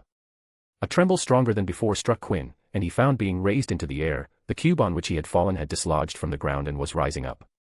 After the initial surprise passed, Quinn watched with an incredulous stare or dazed look as dozens of cubes were floating in the air. A cacophony of flying cubes unraveled in front of his eyes, spiking his heartbeat up as cubes crossed by, missing each other by inches, even centimeters from serious collisions. When things stopped moving and the shaking settled, Quinn finally got himself up and took in the changes that had unfolded in front of him. He was standing on an above-the-ground bridge constructed from a string of cubes going from one end of the room to the other end. Quinn stepped to the edge of the cube and stared down to find the chasm had vanished. In its place was a flat floor, one much deeper than the previous floor. He turned his head to the left and saw the room's entrance at the bridge's end. When he turned right, he found another new thing that interested him the most. It was another doorway opening in the way, one that hadn't been there before. The exit. The sound of his footsteps echoed through the empty room as he walked towards the new doorway. He stopped right in front of the dark doorway and stared deep into the dark tunnel with no end in sight, not knowing where the tunnel led to. An orb of light swirled upon his palm as he raised his hand forward and faced it towards the tunnel. He curled his finger, sans the index, and touched the orb for it to gently float into the tunnel, with Quinn watching behind it sedately, his eyes darting everywhere the orb shed its light. The tunnel finally opened into a room smaller than the second room but bigger than the first one, but like both before, it followed the same theme of drab and dull gray. Quinn furrowed his brows as his eyes roamed across the room. It was too simple. The first had the center pedestal standing out, and the second had the chasm as an identifying piece, but this was a plain cubic room with no exceptional details. The only point of focus stood directly opposite to him in the form of a door. It was an actual door with a door pane and a handle, though just like everything, it was also entirely made from stone. There was something wrong here, thought Quinn. He could feel it in his veins. The architect's a bastard, said a silent voice in the back of his head. He flicked his hand like throwing a ball up for a glowing red Empyrean ball appearing spiral in the air before falling into his hand. Quinn narrowed his eyes and threw it like a skipping stone on a lake, and because of the property embedded into the Empyrean, the ball mimicked a skipping stone and skipped across to the other side of the room. Nothing happened, the room remained as it was before. Would Quinn give up? No. Quinn started to throw objects made from Empyrean all over the room, at the floor, to the walls, over to the ceiling above. Once again, nothing happened. Quinn put his hands to the side of his mouth and shouted. I am going to dig your tomb and robe your grave. His voice reverberated off the walls, but nothing came in return, no reply filled with vitriol, threatening spells, and or collapsing walls. It seems he is indeed dead. Glad to have that cleared. Cool, now to the difficult part. He looked down on the floor and carefully put his leg a step forward. Nothing happened, so he moved his back leg forward, and yet again, nothing happened. Well, 2 rooms, and he hasn't thrown me into freezing ice, personality-altering curses, water shenanigans, or carnivorous plants, said Quinn. Maybe the architect wasn't Hitler, he thought. Screw it, he thought and started to walk normally. And on his third step, a pizza box-sized square in the floor sunk beneath his leg. Quinn looked down, and the first thought that entered his mind was, pressure plate. Did it not trigger because the Empyrean ball wasn't heavy enough? Did it work like a landmine? He thought. Within the span of a single blink, something shot at him from the sunken plate. It collided against an invisible shield spell before it could head Quinn in the head. As the object lost its rising momentum and fell back, Quinn raised his hand and caught it out of the air. Being careful about not shifting his weight on the pressure plate, Quinn observed the object in hand. It was like around the size of his fingers with the thickness of a pencil, perfectly cylinders with two flat sides on both ends. He tore his eye away from the ammunition for a second and looked at the floor, and as he expected, there was a circular hole in the floor, and if he was thinking right, the circular hole was the top part of a cylinder. Quinn fiddled with the cylinder for a moment before pocketing it. He looked at the spot one step ahead and planted his back leg onto it, triggering yet another pressure plate while his other leg let off some weight of the previous pressure plate, making it rise. This time, two cylinders were pelleted towards him. They slammed against the shield barrier and then floated down into his hands. Quinn pinched one of them between his index finger and thumb and brought it above to his face, and squinted at it. It was roughly the same thing as from the first tile. So did the other one. He looked down at his feet and saw the two holes. He glanced at one of the cylinders and watched as it fell from his hand and landed on the floor. As it bounced off, the cylinder turned into a blob. Quinn's eyes narrowed. It was transmutation, he thought as the blob contacted the floor and disappeared. It was more like sunk into the stone floor, and in the same instant, a hole filled up. Quinn licked his lips and stared at the sole remaining cylinder in his hand, cocked his arms, and threw it as far as he could. He kept his eye on the square tile beneath his feet, but his ears were peeled open. The second he heard the sound of the cylinder hitting the floor was the second he saw the second hole fill up. But then the next second, two cylinders shot up at him again, and Quinn had to jerk his head back to miss them by a breadth of a hair. Shit! It's on a loop, he exclaimed, and his eyes widened as he heard two clatters. His mind connected the newly acquired pieces of knowledge and pulled up a shield, and it had barely materialized when another two cylinders came colliding. Quinn watched the shield ripple mere inches away from his face and wondered about the possible double headshot he came close from suffering. The realization made him spring into action. The two cylinders in free fall suddenly came to an abrupt stop and flew spiraling into Quinn's hands, one in each hand, courtesy of summoning spell. Okay, Quinn muttered choppily as he clenched his hands tightly around the cylinders. He shuffled his foot aside, just enough to create space for his other leg which he rested on the sunken tile. Both of his feet were now on the same tile. Don't panic, said Quinn to himself, calm down and think. The solution, yes, it's easy. Quinn waved his hand, and a silver platform appeared in front of him, hovering off the ground. If I'm not on the ground, I won't trigger a pressure plate. Yes, keep it simple, said Quinn and hopped onto the silver platform. He turned back and grinned to see no sunken tiles, meaning no shooting projectiles coming for his head. Yeah, Quinn smirked, stupid oldie trying to be smart. Didn't think of this one, did you? Humph, the aquatic vault creator is better than you, at least he had the sense to disable brooms. Oh, wait, brooms weren't a thing for a primitive oldie like you, Greg. The smirk drained from Quinn's voice as he heard a familiar voice echo in the room. It was a sound he had so many times in the second room, the sound of when a material cube slid in and out of the wall, the gritting sound of stone against stone. His eyes honed onto the source, and he looked up towards the ceiling to see a square, the same size as the two pressure plate tiles he had stepped on, sunk up into the ceiling. Something else is coming, he thought. Thud. Quinn had just enough time to turn and pull up a shield to see a baseball bat-sized cylinder impact on his shield, sending waves of ripple flying across the surface. The hit was nowhere near powerful enough to dent his shield, but it was powerful enough to crack his bones if it hit. The thought brought up fear in his mind. Fear was good, he thought as a clemency began taking help, it would help. The third room couldn't hear Quinn's thought, and neither did it care for his thought because as Quinn's eyes followed the baseball bat cylinder falling, another tile sunk up in the ceiling. Quinn heard it and knew another one was coming. Thud. Another baseball bat crashed into the shield dome that Quinn had pulled up. Quinn's eye twitched. This second one was stronger than the first one. Thud. What? Quinn turned to see ripples and just caught a glance of the baseball bat sinking into the ground. Quinn's eyes widened as he recognized what had happened. The force of this baseball bat was lighter, which meant it was from the first ceiling tile. The conclusion, auto loop. Thud. Second ceiling tile, thought Quinn, judging from the impact. He looked up and saw two sunken tiles, and then with his eyes on the ceiling, a third square tile sunk in. Thud. Thud. Third tile. Two projectiles. Stronger than second tile projectile, thought Quinn as two from third ceiling tile hit him and then immediately two combined from the first two ceiling tiles also made impacts, sending ripples that collided with other ripples, making more ripples on the shield's surface. Roughly 2 seconds, he thought, there's a 2-second gap before a new tile sink in. Every tile remains sunk, meaning that the attacks will stack up with time. His mind processed the facts he had, and another hypothesis was formed: the longer I stay off the ground, the more ceiling tiles would get activated. The ceiling tiles had begun sinking when he had stepped off the ground. So, if I stepped down, the ceiling tiles would deactivate, he thought, and then looked up. That's 3 seconds. Time for the 4th one. He looked up, and indeed a 4th ceiling tile sunk up. I should step down. It would be easier to stay in one spot on the ground. Bang. It came out of a sudden. Quinn, who had been standing firm on the silver platform, was sent flying. As he flew, his body almost parallel to the floor, Quinn's eyes caught, for a brief second, through the rippling still entirely intact shield, what had hit him. The projectile was no longer baseball bat-sized, but what he in the situation judged as Luna-sized. The size and speed had enough momentum to send Quinn together with his shield. It was like a football being kicked. The ball wouldn't rupture, but it would go flying. With whatever composure he could muster while being forcibly flung, Quinn cast a resto momentum to slow himself down. A blue light covered Quinn's entire body as he visibly slowed down and gyroed upright at the exact moment he contacted ground on his feet.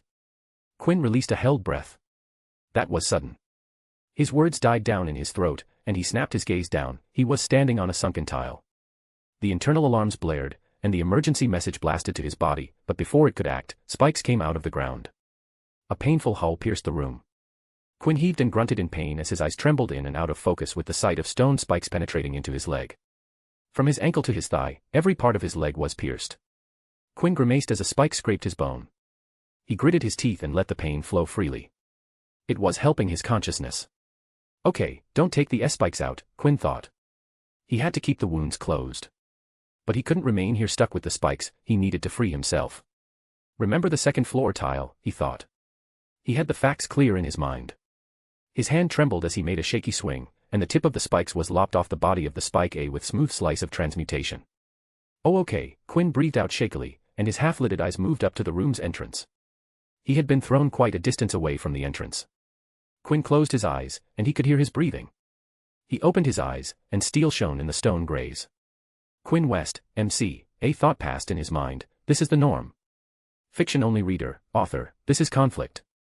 Chapter 238, The Stony Struggle. The sound of his labored breath was all he could hear. Quinn watched as the bodies of the spikes with splotches and trails of blood retreated back into the floor, leaving behind the tips lodged in his body, stabbing his legs.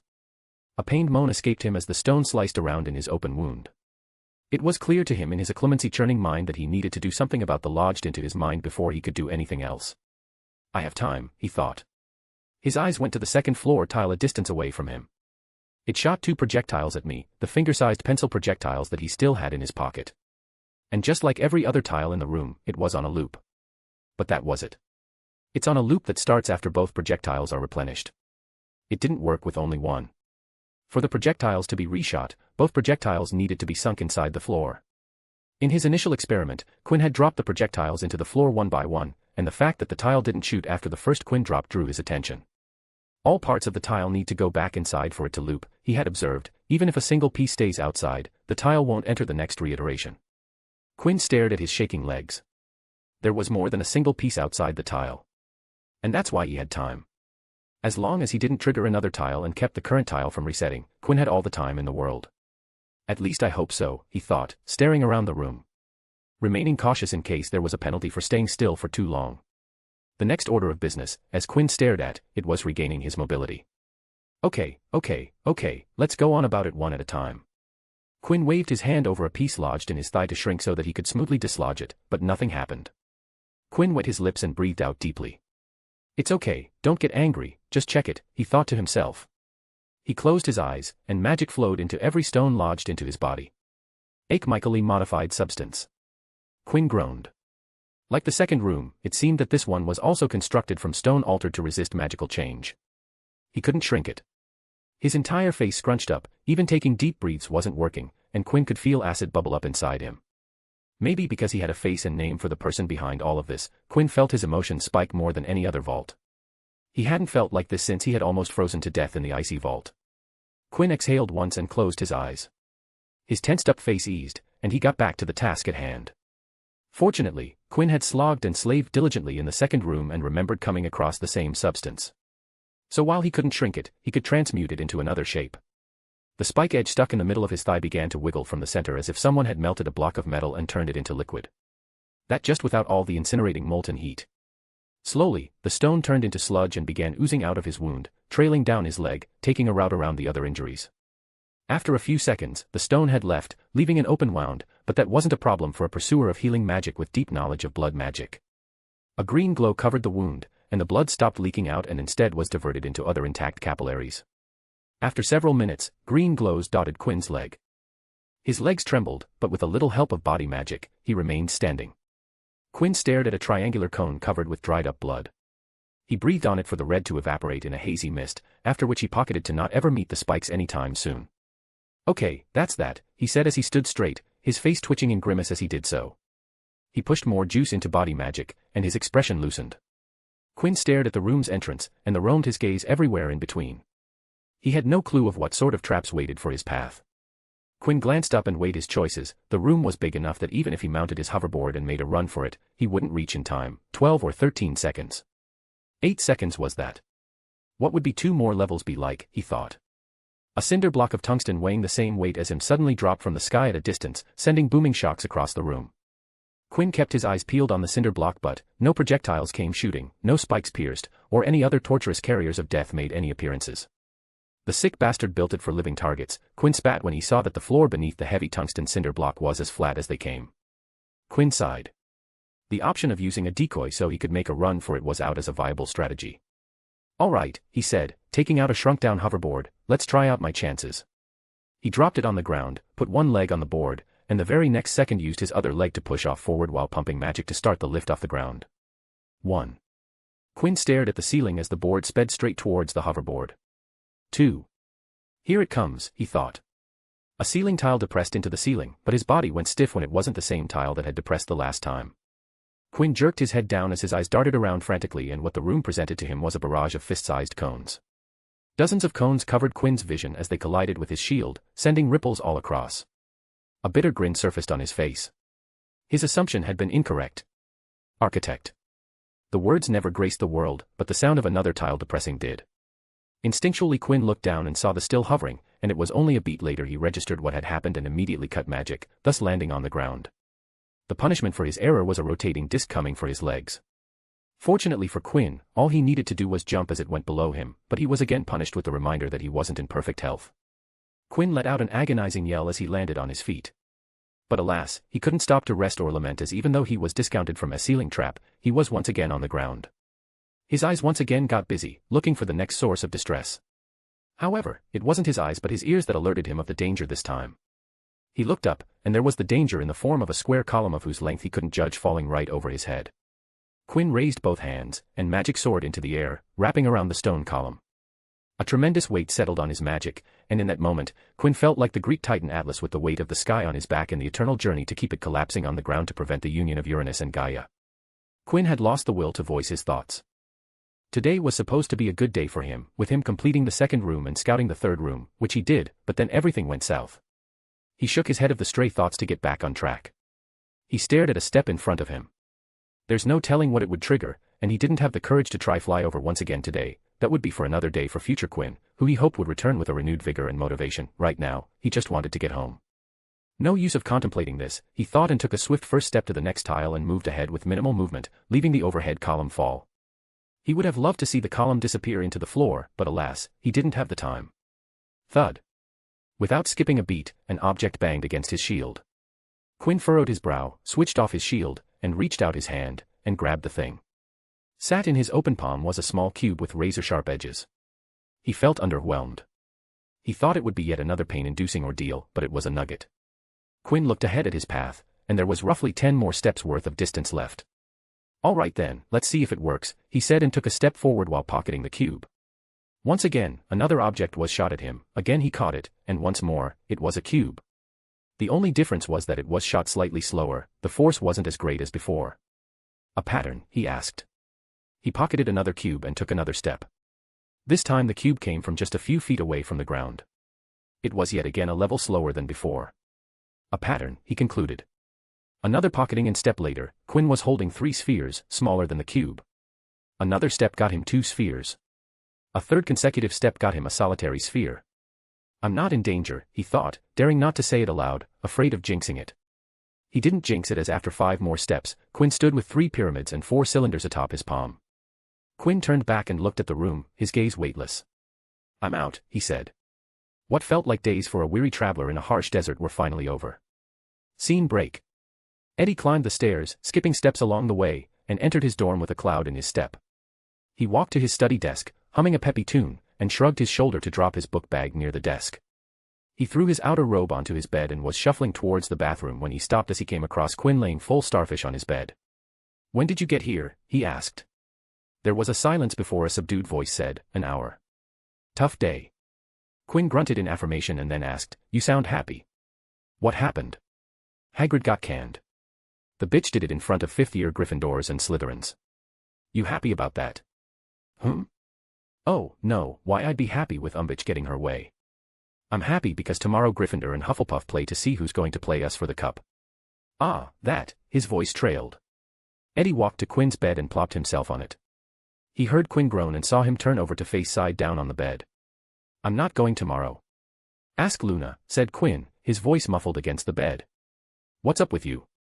After another spell of silence, Quinn spoke again. Curse for me, please.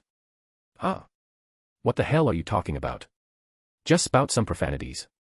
I'm too tired. Curse in my proxy. Why? Eddie asked, and again there was no reply, so he shrugged and started to showcase his exceptional talent in the creative artistry of obscenities. During what Quinn and Eddie felt was a beautiful string of words, Marcus entered the room and was stumbled mid-stride when the terror of words entered his ears. He watched with incredulous regard as one of his best friends spoke a number of vulgarities ridiculous even for him while he could also see his other best friend lying prone with his face smushed into the bed, raising a limp thumbs up. What in the name of everything good are you two doing? He said. Eddie stopped and waved his hand. Did you hear? Hagrid got canned. Marcus thought he heard a muffle that vaguely sounded like got canned from Quinn. Yes, I heard that, Marcus said, walking towards them. Umbridge dropped by the Muggle Studies classroom. And he had just come back from said class. Quinn slowly turned his head sideways out of bed. What happened? He asked, his eyes half closed. Marcus sighed. She gave Professor Potter an ultimatum. Umbridge said that if Professor Potter continued to teach outside of the formal ministry-approved curriculum, then she'd be let go. To remain at Hogwarts, she'd have to teach the decades-old books that the ministry deems as the latest Muggle culture. He could still picture the expressionless features of Lily's face as Umbridge sweetly explained the rules and how that brave appearance had crumbled into a worrisome after. That's sad, said Quinn before closing his eyes. What's up with him? Marcus asked Eddie. Eddie shrugged. I don't know. He's tired, I guess. I found him like this. I've got a feeling Umbridge has only just started being horrible, said Marcus darkly. I wouldn't say that, said Eddie, draping a sheet over Quinn, she's already plenty horrible. She banned Potter from Quidditch. I don't like the bloke, but I won't wish that for even my worst enemies if you know what I mean. However, the bitch got much more horrid bile in her body, so I won't let it past her to pull off something more repulsive. You mark my words, she will do something worse. She got her revenge on Dumbledore for appointing a new teacher without consulting her, said Marcus. Especially another part human. You saw the look on her face when she saw Firenze, she shot back by canning Hagrid and the thing with Professor Potter. Bah, said Eddie.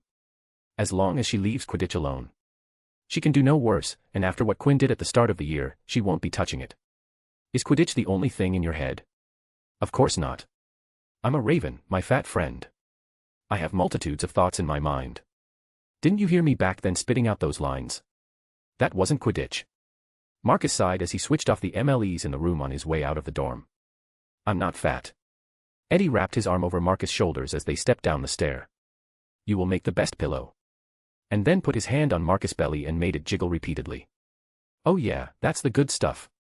Let me do it more. Stop it. Oh make, worries of collector. Turning back the sands of time to the point in history when the first educational decree wave descended onto the publics of Hogwarts. Ivy Potter dragged her feet above the stairs to her dorm room after a long day of classes and assignments.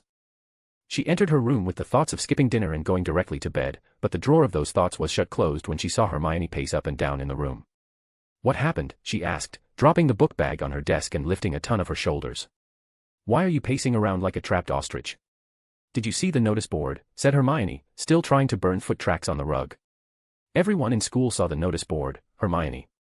Educational Decree No. 40. What about it? It says that all items that are not of educational value are banned from Hogwarts. Hermione said, panicked. What should I do? Hermione. I don't think you have items that are not of educational value.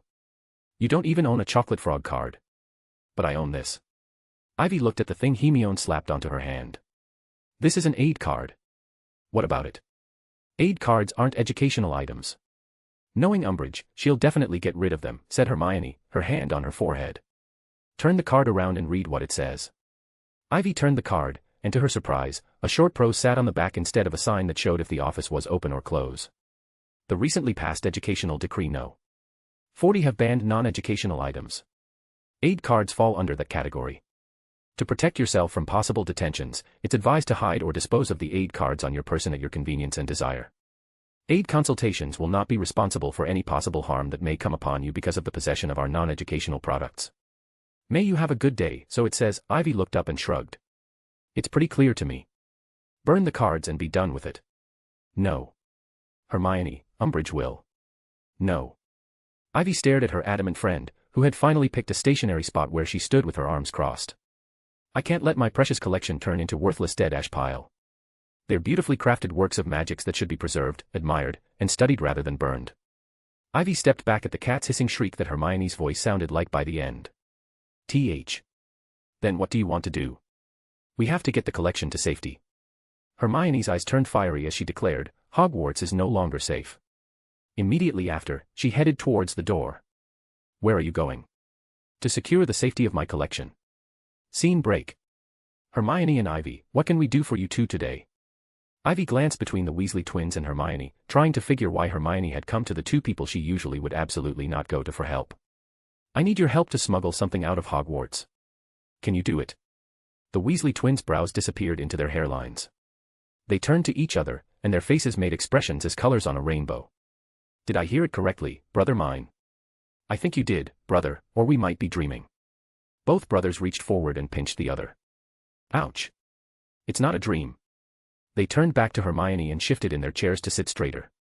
What do you want to be smuggled out? Asked Fred. An item of the great importance of me, said Hermione severely. I'm willing to pay any price for its safe exit and transport to my home. George leaned forward. Any price, you say? Like what? I'm willing to turn my eyes away from your activities for an entire month, said the strictest prefect in Hogwarts. 3 months. It became clear to the twins that if Hermione Granger was willing to go such limits, then the item must really be of great importance. So they decided to milk it. Hermione narrowed her eyes. 2 months, she said, raising 2 fingers. Deal. Ivy sighed. She couldn't see sense in whatever was going on here. But maybe it was because she was too tired, she thought. The next day, 2 figures exited Hogwarts through uncharted routes and delivered 3 identical packages to a private owl mailing service. Later that day, 3 nondescript native brown barn owls took flight, with one of them going to Hampstead Garden Suburbs, northwest London. Quinn West, MC, now in sleep mode to recuperate. Eddie Carmichael, Master of Finer Arts, spitting fire. Marcus Belby, has a gut, worried for Professor Potter. Hermione Granger, collector, my precious. Ivy Potter, confused friend, tagging along an operation she doesn't understand. Weasley twins, Fred and George Gred and Forge, smuggles or goods. Chapter 239, Aid in Distress. The timeless ticks of the spread eagle silhouette novelty wall clock put together by an eccentric Ravenclaw for the place she worked and learned, desiring to powder the room with her flair to make it her own in small ways. The water at the lake was quite foamy today, she said, breaking the soft silence with her dreamy voice. I fear your wool season has come early this year. The nip of Quinn's pen came to a scribbling stop against an order letter to be sent to his ironmonger for a new batch of metals. He searched, but it was the first time he had heard that. He wondered if he should ask about what a Yorwol was. Why Yorwols foaming up the lake, he asked. When they breed, you see, she said, a faraway look in her eyes. The male emits a. Ah, I remember now, yes, Yorwols, he amended quickly. That look in her eyes was the harrowing signal that he might be pulled into a rabbit hole that would whisk them both him and her to the deepest dusty corners of the library, scouring untouched bookshelves on what would more likely than not turn into a wild goose chase. The room yet again lulled into a working reticence as Quinn returned to penning his letter while she on the other side to her flipbook of a bizarre concoction of color eating up the pages. Neither had anything to say nor felt the need to fill out that mundane silence. And if not for the disorder that came knocking on their door, the silence would have flowed to the end of their today. Before Quinn could even respond to the knocking, the bell chime rang, and in came Umbridge, strutting. Quinn raised his brows on the account that she even bothered to knock. His gaze went behind Umbridge, where Filch stood hunched on the threshold showing his crooked teeth. "Madam Umbridge," he said in greeting, not bothering to stand. "What in the grand scheme of things led for you to make your way here to this humble dwelling of service and assistance?" Umbridge squished her brows together, and her strut collapsed. Quinn smiled patiently. "What I mean is, how can I help with you today?" Umbridge smiled sweetly, but Quinn knew he had been successful when he saw the throbbing vein on her forehead. "Mr. West," Umbridge said, "to answer your question, I'm here today to present you with a gift from the Ministry." "A gift?" he asked. McGonagall would forsake Quidditch before he would get a gift from Dolores Umbridge. "Yes, a gift to help, to assist as you put it, with your journey as a student of Hogwarts." He wondered why she was beating around the bush, trying to be clever as he could judge. It wasn't a successful attempt, he thought. "What that might be?" he asked. With a smile glistening with joy from the bottom of her heart, Umbridge took out a rolled-up parchment from her punchy pink purse and handed it to him. "A gift to help you, who has been helping others, to show that there's someone who you can count upon when in need of help." Quinn held back from rolling his eyes as he unraveled the cord tie. He already had those people in his life, and Dolores Umbridge wasn't them, would never be. But the understanding dawned on him the moment his eyes fell upon the printed contents of the parchment. Umbridge beamed sadistically at the sight of emotion voiding from Quinn's face, knowing that she had finally got him. "I had that," Umbridge said, referring to the parchment in Quinn's hand, "made a few weeks ago. It took some time to arrive, but it came through today, so here I am to give you the good news personally." Quinn continued to stare at the parchment in his hand. He knew that it would come. Knowing her, he was sure it would come, but seeing it in his hands was a feeling different than what he had envisioned and prepared for. "Quinn." He tore his eyes away from the parchment and looked up. "It's okay, Luna," he shook his head comfortingly, seeing the worried look on her face. He handed her the parchment. This concerned her as much as it did for him. Luna received the parchment and immediately looked at it. Her dreamy, idyllic eyes regained a sharp focus the moment she read the contents. Educational Decree-No. 77. By order of the High Inquisitor of Hogwarts. All extracurricular activities are subject to review by the High Inquisitor. Signed, Dolores Jane Umbridge, High Inquisitor, Ministry of Magic. It was just a single line, a straightforward sentence, but one that left no doubt about its power. "Luna, can you please give us some room? I will join you shortly." Luna looked up at Quinn, her brows drawing together, grabbing a fistful of her cardigan and shirt. Quinn smiled assuredly. It was all he could do right now in the current moment. She silently got up, a different silence from her usual zoned-out silence. Luna turned and glared at Umbridge, who didn't even spare her a glance. She lackadaisically walked to the door, where Filch smiled crookedly at her. To the caretaker, every student was a hateful little runt, no difference. Luna waited for him to get aside, but when he didn't, she roughly shoved him aside with as much force her petite body could muster. To her praise, Filch did flap around his arms to regain his disturbed balance.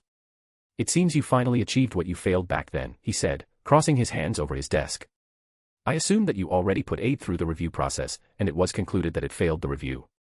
Umbridge let out a toe-curling giggle, as expected of the top student of Hogwarts. "And that's exactly why Aid failed the review, because of you." Quinn gave her a blank stare, which she took in strides. "We can't have the top student divert their attention and potentially ruin their studies. Especially when you're taking Newt-level courses and at an important junction of your life. Didn't I say it before? I'm here to help you." "Yes, you did," said Quinn and stood up. "I guess it's time to close up." "Yes, it is," she said with the mirth and gloat flashing on her ruddy complexion. "Argus has come prepared, so all you need to do is hand him the key." At the door, Filch picked up planks of wood, a hammer, and a box of clinking nails from outside of the room. "You can return to retrieve your personal articles later." "I had imagined this, but never thought I would do it." Quinn took out his fake wand and swung it once. Like a squid spurting ink in water, an inky black diffused in every corner of the room. The deep brown table turned to ash black, the glass wall took on an obsidian tint, vibrant paintings turned to black slates, healthy green plants turned to healthy dark plants. In seconds, every square inch of the room was colored black. It was the color of death, a shade common at funerals, which Quinn thought fit the situation. Quinn draped his robe cloak over his arm and looked at Umbridge with her eyes darting all around the darkroom. "Shall we go?" he asked. Now that this had happened, he had some work to do and wanted to get it quick. He didn't wait for a response and began walking towards the door when he felt a hand grip on his bicep, making him stop. He looked at the obvious suspect and asked, "Yes.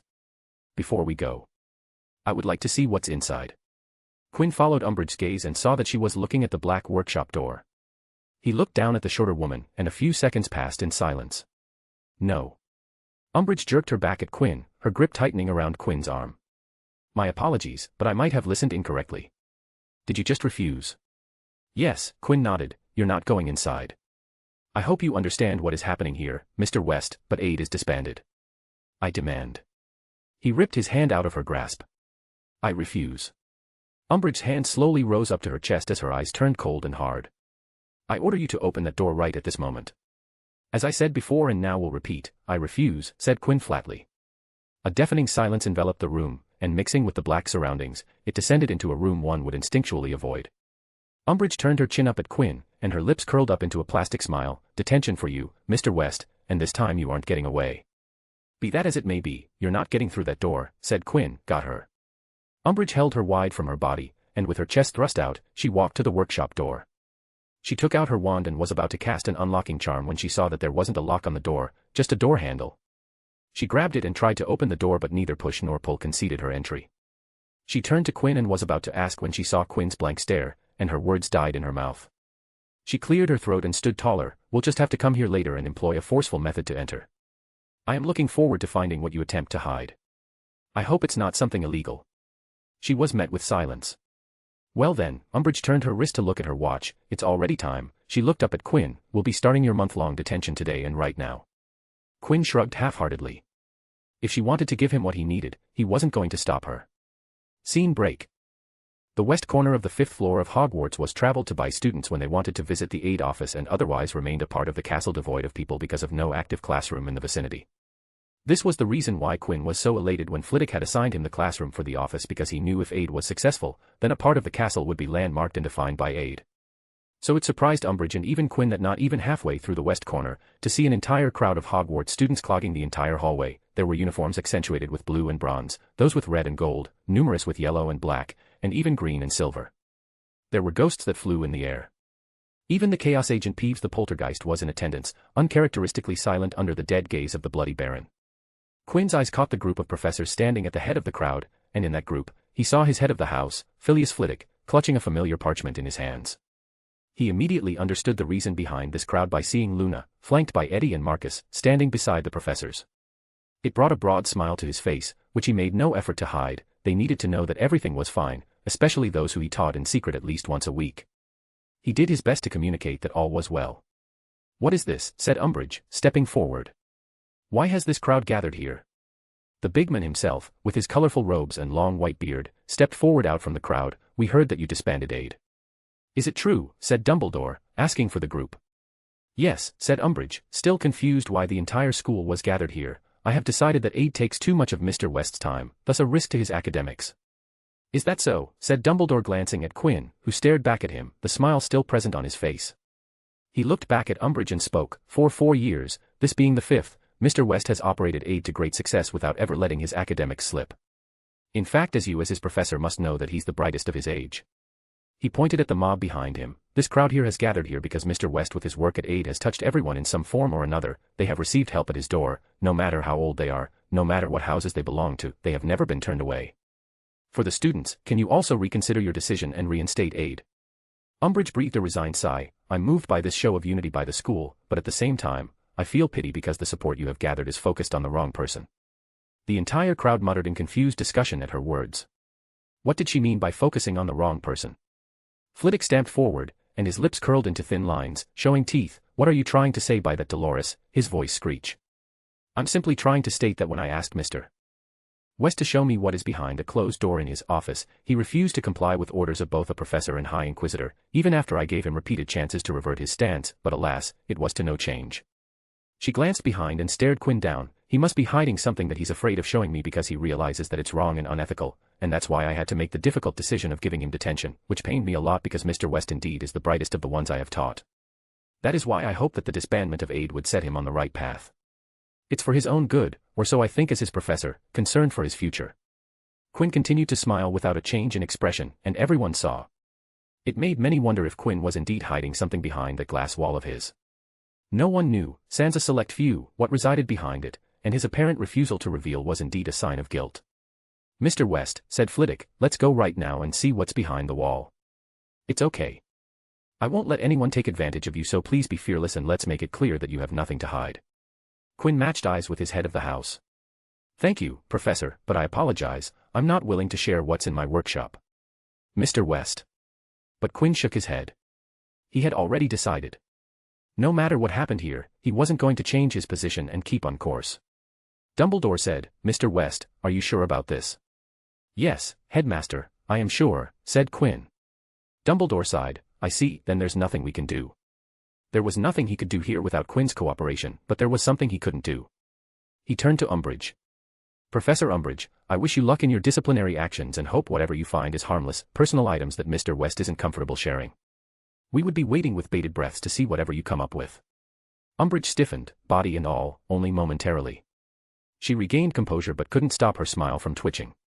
She hadn't missed the message. Dumbledore's intentions was as clear as his half-moon spectacles. By asking her to inform him, Dumbledore had declared that she wasn't going to get any assistance from anyone else, other than Filch. It wasn't a problem for her. A good blasting curse would get the work done, but it was highly humiliating. "I shall keep you informed, Headmaster," she said, her nostrils flaring. "Now, I ask that everyone give us space. It's time Mr. West serves his detention." The crowd parted like Moses dividing the sea, giving a passage for Umbridge and Quinn to pass. As Quinn passed, he communicated to some people, he smiled calmly at people he knew, winked to Eddie, Marcus, and Luna, nodded to the Golden Squad, and as he passed by the tail of the crowd, he matched eyes with a distraught Daphne. To her, he mouthed, "I will be fine," to assure her that all was well. Umbridge and Quinn were almost out of earshot of the crowd when a loud shout came from somewhere in the ocean of black-robed students. "Fucking bitch." Umbridge's steps faltered in shock, but she acted she didn't hear and continued to walk, and it would have saved her face if not for the fact she couldn't hear snickering coming from just behind her. She consoled her that in a few minutes, she was going to get her revenge. "We have arrived," Umbridge said, fighting to keep the itch out of her voice. She opened the door to her office and stared at Quinn. He once again half-heartedly shrugged and walked into the pink and cat exhibit. Umbridge entered behind him, her eyes shining with a twisted light as she closed the door behind her. "Quinn West, MC, smile and nod. Dolores Umbridge, got him finally. Fiction-only reader, author, I hope I wrote this properly." Chapter 240, The Time of Quinn and Quill. Umbridge's office was as Quinn had seen uncountable times through a screen, every surface draped with lacy clothes and frilly covers.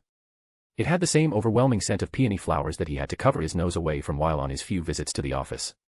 The wall that seemed to be Umbridge's foul shrine to kitten-decorated plates still made him uncomfortable. "Please sit down, Mr. West." Quinn removed his eyes from dead flowers in the vases and casually made his way to the straight-back chair prepared for him. He sat down and set his hands on the small table draped in fresh lace. He caressed the pattern of the frills with his digits, trying to feel the history of numerous cutting wounds and trickling blood, wondering if she cleaned the covers or replaced them every time. Umbridge scampered around the room, preparing the supplies for the detention, getting the giggles while doing it. "There you go." She placed a stack of parchment on the table and, with trembling hands, gently laid a black quill on top. "We're now ready to start on your disciplinary rehabilitation. From today, we're going to work together and put in the effort to instill in you the qualities of a fine young wizard. Now, you are going to be doing some lines for me. You have the quill and parchment, please start without delay." She leaned forward, her face above his head, as she whispered in the softest of voices, "I want you to write, 'I will obey Professor Umbridge.'" Quinn felt her hand brush from his shoulder to shoulder as she passed by towards her own chair across his small table, behind her own full-sized desk. He lazily shrugged at her intent gaze, barely holding the sparkle within. He picked up the black quill and asked, "Ink, please." He had to pretend to be a first-timer. "It's a special pen, dear," she giggled with a closed mouth, "you won't be needing ink." "How convenient." Quinn placed the nib on the parchment, almost tearing the page with its unnatural sharpness, and wrote the first line, "I will obey Professor Umbridge." He hasn't stopped writing, she thought. Not a single student he had handed the blood quill had even continued to write after the first cut, they had all stopped writing to inspect the sudden injury. She looked up and abruptly came face to face with dull, bottomless, even dead eyes staring down at her, and even as she was trapped in the stare, Umbridge could hear the pen's nib scribbling against the parchment. She slowly leaned away, but Quinn's gaze remained, directly looking at her without as much as a twitch on his face. The wound on the back of his hands healed. "I will obey Professor Umbridge. I will obey Professor Umbridge." The cuts appeared on Quinn's hand again, but he paid them no attention and continued to look at Umbridge as if he was amid doodling stray scribbles and not blood letters. "Mr. West." "Yes, Professor." "Why were you looking at me?" Quinn tilted his head, "No particular reason. In this room, I find you of the most interest. I would suggest that you pay attention to your punishment and do it diligently. This isn't for you to find interesting, but to look back on your actions and find and think on your faults. I'm taking this seriously," he said and raised the first page of parchment. "See. I have already completed a page, and I assure you that I'm diligently retrospecting my actions. Looking at you helps me keep the incident fresh in my mind. I will obey Professor Umbridge." Look down at your parchment, Mr. West. I'm sorry if I'm making you uncomfortable. However, he didn't look down and wrote, I will obey Professor Umbridge. And on it went. Again and again Quinn wrote the words on the parchment, and again his hand got cut, healed, and then cut again, rinse and repeat. But in all those long hours, Quinn never looked away from Umbridge even for a second. He continued to single-mindedly stare at her. Somewhere in that time, Umbridge couldn't take Quinn's anymore and looked away. She pretended that Quinn didn't exist and started to grade assignments as if it was any regular after-school today. When darkness fell outside Umbridge's window, she finally broke the silence. That will be all for today. We will continue tomorrow. Quinn put down the blood quill on the considerably thinner stack of blank parchment. He took a handkerchief from his pocket and gently wiped the blood trails, dry and fresh, leaving behind a tender yet intact skin. And he did it without looking away from Umbridge.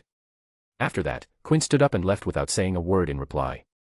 He walked in the deserted corridors. The sound of his footstep could be heard as he walked by, with only the occasional portrait briefly opening their eyes to throw a drowsy glance at him before returning to their shut eye again. He felt a slight tug on his trousers, but Quinn showed no reaction to it.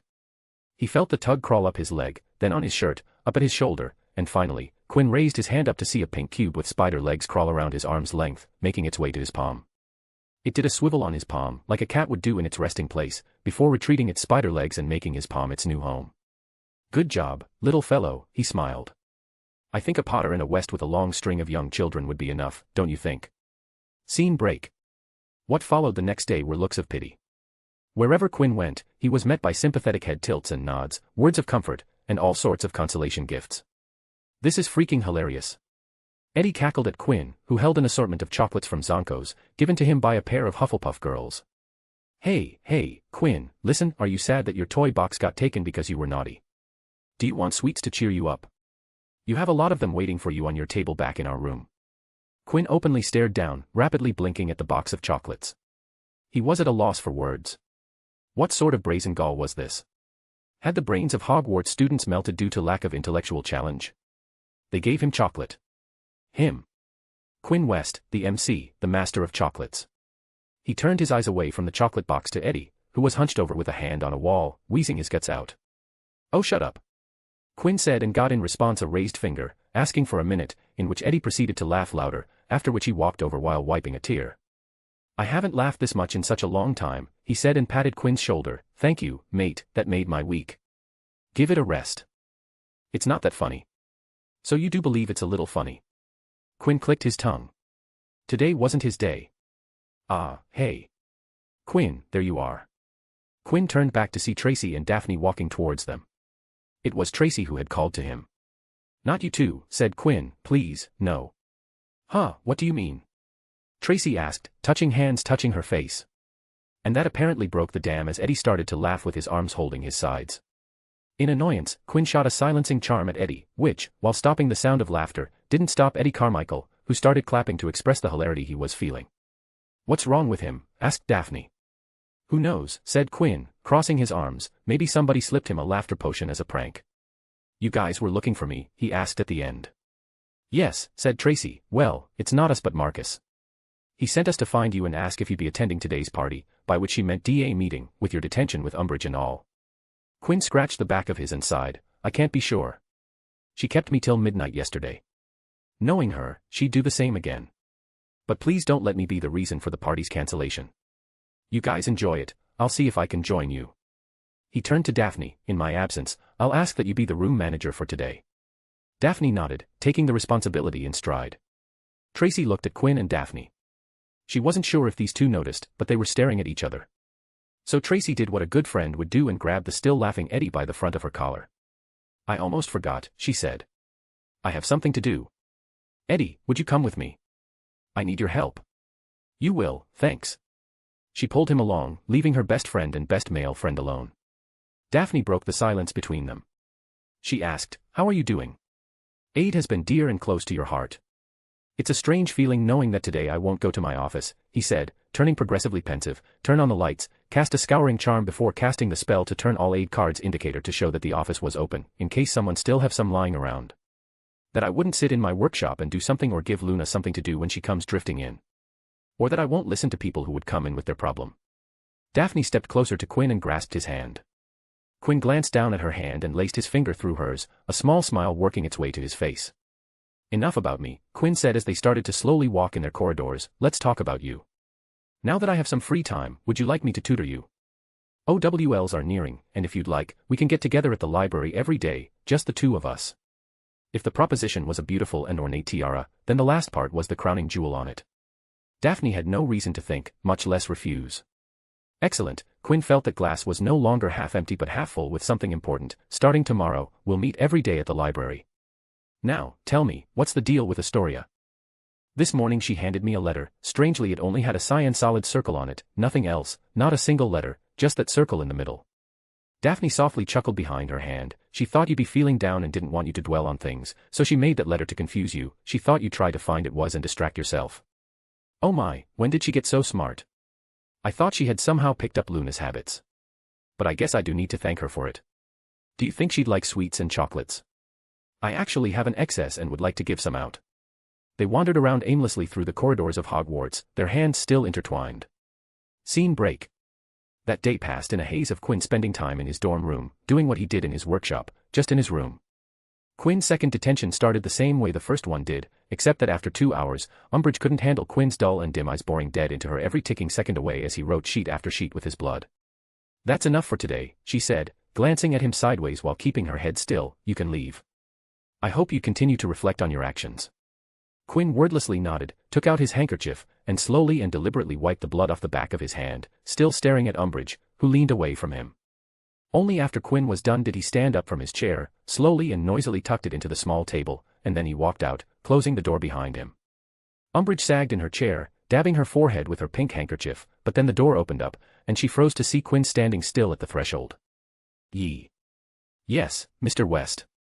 Do I still have to return tomorrow? There was a clogging spell of silence with both staring at each other. One had a mechanic look while the other was looking back as if she had no choice and could only grip her robe behind the cover of her desk. Yes, she said finally, her forehead wrinkling. She then raised her chin. You'd be returning here for the rest of the month. Understood, and then the door was shut closed. Outside the room, Quinn was walking away with a lightness in his step. His attempt at making Umbridge uncomfortable was a success. Other than him, every person who had spent detention with Umbridge had given more or less the same reaction, and those reactions had fueled the fiendish flames of her sadism. But Quinn had flipped the script and had taken away everything that would allow Umbridge to experience euphoria. He didn't show any expression of discomfort, never stopped because it was painful, irritation for those who took Quinn's potions, and the constant staring was the accessory that tied the entire attire. He took out his pocket watch, and it was already around the time the DA meeting was supposed to end. But the group would still be there, he thought, and confirmed it by recon, and thus, he headed to the 7th floor. Quinn reached the troll painting, and as per the instructions he had given Daphne, he whispered the meeting's password to the plain wall for a stone-gray door to grow out in it from the floor below. He pushed forward, and in one step, he went from a deserted silence to a charged jabber, though he did cause a stunned dipping blip only for the gathering raising the bar up again. Ah, said Astoria, gliding towards him, you came here to pick us up. That's so nice of you. You can sit down and wait, we're just about done. Quinn raised his hands and grasped Astoria's cheek, pushing and pulling them around without a care.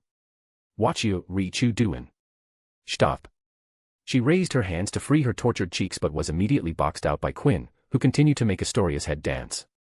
Where did the sweet, bubbly girl who I met all those years back go? He asked, letting go now that he had his fill. Astoria all but operated away from him, cupping her face on both sides as she did. She died with her cheeks, she spat, tears pooling in her eyes. Daphne, he's bullying me. Astoria yelled. Tattler, said Quinn, jabbing. Stop it, you two, said Daphne, shaking her head. She turned to Quinn and spoke, Astoria's right. We are almost done. You shouldn't have come in today. Quinn shook his head, it's okay. I'm actually here for something else. He looked at the group towards a girl with strawberry blonde hair. Susan, would you please stay behind? I'd like to talk to you something with you. Every pair of eyes in the room simultaneously turned to Susan Bones, who suddenly felt that there were roots shooting down from the soles of her feet, digging into the floor. Everyone, including Susan, had the same thought.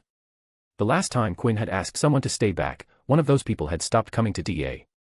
After the meeting ended, and Quinn sent everyone away, including Ivy, who he had to assure that this wasn't related to DA, he faced Susan Bones in the empty room. May I know what's this about? She asked. Quinn calmingly smiled and relaxed his body language as he replied, you don't have to be nervous, Susan. You're not in trouble. So please relax. Susan perked up as the light in her eyes did a complete change. Oh, then why? Actually, I need your help. My help? Sure, what can I do for you? There was barely anyone in DA who wouldn't help out the Quinn West. Most would be proactive if a situation like this came along. Quinn reached into his robes and took out an envelope along with a matchbox-sized box wrapped in brown paper and what looked like a tiny ring. I would like if you'd send these to your aunt, he said. Auntie Amelia, she asked, tilting her head. Yes, Amelia Bones, said Quinn, or to be clear, I want you to send this to Amelia Bones, head of DMLE. The curtain of confusion lifted from Susan's eyes almost instantly at Quinn's last few words. She now knew what Quinn was actually doing. Quinn, any letter to the head of DMLE must go through proper channels, Susan said as if reading from a script. I'm aware of that, he said, but if I do that, it will take weeks for my things to reach her desk. But, if you were to send it, it'd reach her desk would reach her desk no later than tomorrow afternoon. This is of importance and needs to reach her as soon as possible. Susan bit her lip, contemplating what to do. It had been ingrained in her to avoid precisely this sort of thing. She was not to become a channel to get to the head of DMLE, and that personal and professional lives were different and needed to be kept that way. Just this time, she said, I'll do it just this time, but you have to promise not to let anyone else know about this, because if others knew that she had done it, then it'd open a potential dam of requests in the future. Quinn smiled and put his hands on his chest. I assure you that this will stay between us, and if someone asks, you can say that I wanted to talk about Cedric's farewell party that I'm planning. The next day, before breakfast, Susan went to the Ollery to ready her owl, Sacrum, for flight. She secured the matchbox-sized box and an envelope with her name on it to Sacrum's feet. She took out the petite ring just big enough for an infant's finger and pulled it for it to snap open from a point. Put it around the feet, she muttered as she clipped the ring around Sacrum's feet and gasped when she saw the long-eared owl slowly starting to vanish. Susan hurriedly took Sacrum to the balcony of Ollery and whispered into his ear, Go to Auntie, Sacrum. Fly swiftly, and by the time she let the owl fly, it had vanished from sight, turning the silent flying owl to become completely invisible. Quinn West, MC, can pull dead stairs when he wants. Dolores Umbridge, High Inquisitor, met a different breed of student. Susan Bones, DMLE head's only living relative, Sacrum's Human. Daphne Greengrass, Roar Manager, Temp, got herself a personal tutor. Eddie Carmichael, wheezing and coughing, ha ha ha ha ha ha ha ha ha. Chapter 241, Bones, DMLE, Difference. The Department of Magical Law Enforcement, DMLE, the largest department at the Minister of Magic, and after the Minister's office, it was without an argument, the single most important of the various departments. The only department that could get in the debate was the Secretive Department of Mysteries, DOM, as aside from DOM, every other department was answerable to DMLE. DMLE held the vital responsibility of functioning as a combination of police and justice facilities. The scope of duties was so vast that DMLE was divided into a vast array of divisions and further subdivisions. They housed the elusive Horus Office, the militant hit Wizard Division, the hectic improper use of magic Office, the clerical division of Wisingamot Administration Services, the connecting bridge and misuse of Muggle Artifacts Office, and so many others that held their personal territories of responsibilities. And sitting on top of all that power was the head of the Department of Magical Law Enforcement, Amelia Susan Bones, the head of the House of Bones, and the second most influential person in the Ministry of Magic after the Minister himself. She sat in her office, the prestigious office passed down from one DMLE head to the next, and a symbol of power in the ministry. The one who sat in this office exerted influence to every corner of the ministry and even to the non-magical world. Amelia, the current holder of the office, was an unusual case as head of DMLE were usually either Aurors, hit wizards, or judges in the Council of Magical Law. Amelia Bones was none of that. She had started her ministry career in the Wisingamot Administration Services as a clerk at the lowest rung of the ladder and had made her way up to the top of the chain, becoming an outlier in the history of heads of DMLE. It was 10 in the morning, and Amelia caught up with the events that happened after she went home yesterday through the reports submitted by every facet of her dominion. Amelia closed the last report of her engaging morning and glanced up at the wall clock to see that she still had a quarter of an hour before she needed to leave for the daily meeting with the division heads under her. She didn't have anything else planned into her docket, so she decided to go early to the conference room and maybe stop in a place or two for spot checks. But as she stood up, her secretary entered the office through the large heavy double doors with a brown-wrapped box held in both hands. This came from Susan. The secretary placed the box on her table, and there was an envelope sitting atop the box, and Amelia recognized her niece's penmanship. The plans to leave early for spot checks flew out of Amelia's mind as her hands went straight for the letter. Her dear niece was the only remaining family she had left after the war and was the person she cared for the most. So any letter that came from Susan instantly became a priority for her, as this was the only mode of communication Amelia had with Susan. I should raise a motion in Wisingamot to allow Magifax in Hogwarts, Amelia thought as she opened up the envelope. To her surprise, a smaller envelope slipped out along a letter. Amelia unfolded the letter and it was indeed from Susan, but the penmanship on the smaller letter addressed to her wasn't her niece's. Madam Amelia Bones, head of the Department of Magical Law Enforcement. Amelia's lips thinned into a line as she narrowed her eyes at the way the unknown writer had addressed. Did Susan get coerced into sending this? Were Amelia first displeased thoughts as she didn't want people to bother her niece because of her job, but as she read Susan's letter, the contents caught her attention. Quinn West. She looked at the letter in the box. According to Susan, they were from George West's grandson, and the boy stressed that they were of utmost importance and to be opened immediately. Amelia opened the letter first, curious to see what Quinn West had to say. Her first thought was that it was beautifully written, but her eyes widened, and her mouth slackened as she read the words. The first thought had long become an afterthought by the end of the letter. Is this a joke? Her thoughts scrambling to understand. Her hand hastily went for the accompanying box. She undid the wrapping paper and uncovered a dark mahogany wooden box with no marking on the outside, not even a latch or hinge. She lifted the lid and gasped when she saw a dozen of what she recognized as shrunken-down film reel cases. It's not a joke. It's real. She picked up one of the cases, popped them open, and sat inside full reels. And if the letter was to be trusted, they were proof of the mentioned allegations. She read the letter a couple of times over just to be sure. The contents of the letter didn't change. The double doors once again opened, and the secretary peeked inside. "Boss, it's time for the meeting." "Boss." Amelia didn't speak for a while, but when she finally did, she said, "Cancel the meeting, and get me head Aura Scrimgeour, Captain Aura Robards, and Senior Aura Potter. No, not him, get me Senior Aura Black instead." If this is true, Amelia thought, then this is going to be big. She glanced at the letter, her eyes fixed on Quinn West at the top of the page. Scene break. After a hefty practical lesson of herbology, gardening in the greenhouses, Quinn walked into the entrance hall, ready to have a good lunch. I wonder if there will be bacon pie, Quinn thought, his stomach mere clicks away from growling like a crocodile. West. Quinn turned at the mention of his name, his thoughts about stuffing his mouth broken by the sight of Draco Malfoy standing in the middle of the hall. "Malfoy," said Quinn, changing his direction to walk towards Draco, "how's the junior inquisitor life suiting you? First the prefect and then this, you have been doing well this year." Draco stared at Quinn, and contrary to his expectations, Quinn didn't seem to be down or miserable, he was smiling like a refreshed man. "Umbridge is going to break down the door in your office today." Quinn quirked his brow, tilted his head just a smudge, and stared at Draco. Draco squished his brows together. "What? Why are you looking at me?" "I'm surprised with you, Malfoy." Very, very surprised." "Why? Why would you tell me about Umbridge's plan?" Quinn looked around and shook his head. "You don't have your usual friends galore with you, so it's not to gloat, and you don't have the mocking smear on your face that you usually have when picking a fight with the Golden Boy, so it interests me much for why would you tell me this?" Draco pursed his lips and stared at Quinn, a muddle of thoughts flashing through his mind. "You could stop it," he said. "A word from your grandfather and Fudge himself would come down to reprimand Professor Umbridge. You could have put her into place the first time she tried to close down Aid and give you detention, but you didn't. It's been 2 days since she closed down Aid and gave you detention, but there hasn't been a peep from you." Draco intently watched Quinn, who was still smiling. "Why? I want to know why." Draco couldn't comprehend why Quinn, who was constantly on loggerheads with Umbridge, would continue to let the woman try time after time to make it difficult for him. If it was him, he would have written to his father a long time ago. After all, unlike Hogwarts professors, who were backed by Dumbledore, who the parents couldn't pressure into getting professors into trouble, Umbridge answered to Fudge, who could easily be pressured by people like their families.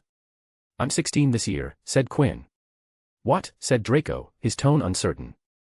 "I'm 16 this year," repeated Quinn. "Next year, I turn 17 and will be of age, and the year after that, I will have graduated from Hogwarts with what is considered to be the minimum required to be a functioning adult."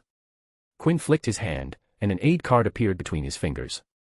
"I decided to open Aid during my first year, sent the request during the summer before my second, and by the time Christmas of that year arrived, Aid had been officially established and ready to serve the students of Hogwarts. Do you know that most of the things in the office that you see today are built by me? I didn't buy a good 70 to 80% stuff and instead crafted the tables and chairs I crafted from wood, the glass wall I tempered from stray shards, the plants I grew from seed, the knickknacks I use for decor, I made them in my spare time." Quinn paused in thought before shrugging. Behind the glass wall, Draco's eyes widened. "There's an honest-to-magic workshop where I brew potions, inscribe runes, design my creations, and charm items. Even in that room, I have handcrafted half of the stuff, the other half is professional tools like cauldrons, vials, rune tools, among many, and even some of those things, I have modified to my preferences and needs. I didn't go to my family and say that I wanted to make something like Aid and told them to make things happen.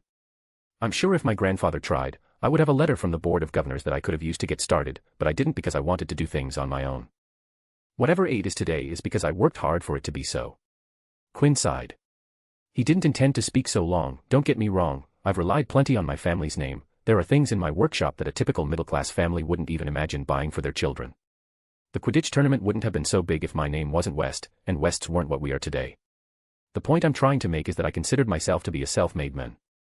I want to become something because it was me who made it possible and not my family name. He put his hands behind his back, but because of the golden spoon I was born, others wouldn't see me that way if I don't go over and beyond.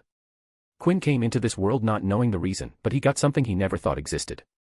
The day he first used magic and smashed the ball into a wall which bounced back into his face, knocking him into his bag, that day, Quinn had decided that he wanted to be great, he wanted to accomplish something with this new life of his, he was given a gift, and he was going to use it to the limit. I am neither an underdog, said Quinn, and Draco scoffed, bringing a smile to Quinn's face, nor I have the rags to riches tag on me. I'm the complete opposite, I'm the star favorite, and if I want, I can be swimming in a goblin vault of galleons the very next day. The latter I was born into and can't do anything about, don't want to do anything about because frankly having ton load of coin is great, but the star favorite, I worked that on myself. Quinn stared deeply at Draco. Umbridge is nothing but a blip in my journey, someone not worthy to even be mentioned in the footnotes of my memoir. If I can't handle someone like her, then there's no way I will be able to accomplish things I have planned for myself. Going to my family just because I don't like a person is the weakest, most pathetic thing in my book. Draco flinched, recalling the many times he had sent letters back home because of the same reason, hoping that his father would do something. I'm here to carve a path of my own. Quinn raised his hand with only one finger pointing up. Someday I will be big enough that Quinn won't be known because of West, but West will be known because of Quinn. He pointed at Draco. So Draco Malfoy, the heir of Malfoy, do you just want to be that, or you want to be something more, something that will be just Draco? Draco felt a tingle crawling over his skin, a heavy feeling in his stomach. Moreover, his heartbeat raced. His father, even his mother, would always tell him to be better than the Mudbloods, to be better than the Blood Traders, to be better than the Greengrasses and Knots, to be better the other Slytherins, to be better than someone like Diggory, and most importantly, be better than Potter, but never in their conversation had they said to be better than Quinn West. Never had they brought the person standing in front of him into comparison. Was this why? Draco thought. Because they weren't even thinking on the same level, much less doing things. They both were in the same position, both were of the same age and had influential families with more money than they could spend, yet here was he feeling proud about becoming a part of the Inquisitor squad, while Quinn didn't even put Umbridge in his eyes. How could there be such a big difference? His thoughts were interrupted when he heard Quinn speak while looking over his shoulder. Oh, it looks like it's about to start, said Quinn. What? Draco turned to see what Quinn was looking at and did a double take when he saw Amelia Bones, head of DMLE, with a group of Aurors of whom Sirius Black was a part of, being led by a confused-looking Pomona Sprout. The group walked straight into the Great Hall. Come on, let's go take a look, said Quinn, I hope it'll be fun. Draco, still trying to make sense of things, could do nothing but follow along. Scene break.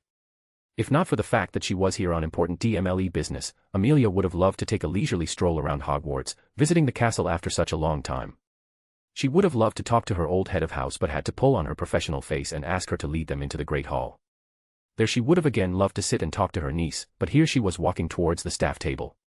Amelia, what brings you here? Asked Dumbledore, getting up from his headmaster's chair as the Great Hall whispered around them. She observed the old man, he didn't seem to be surprised at all. It didn't surprise her, this was his school, and, she glanced at Black, there were people in her own team who could have informed him. Dumbledore, she said, the sound of saying it without Professor, still sometimes felt strange in her mouth, we're here for official DMLE business. I hope you'd cooperate with us. Of course, whatever you want, said Dumbledore, his eyes twinkling. Amelia nodded and then turned to Scrimgeour. She, after all, wasn't an Auror. But it wasn't bad, she had head Auror Scrimgeour at her beck and call. Scrimgeour nodded and stepped forward to do his duty. He turned to look at Dumbledore's immediate right and took out his wand.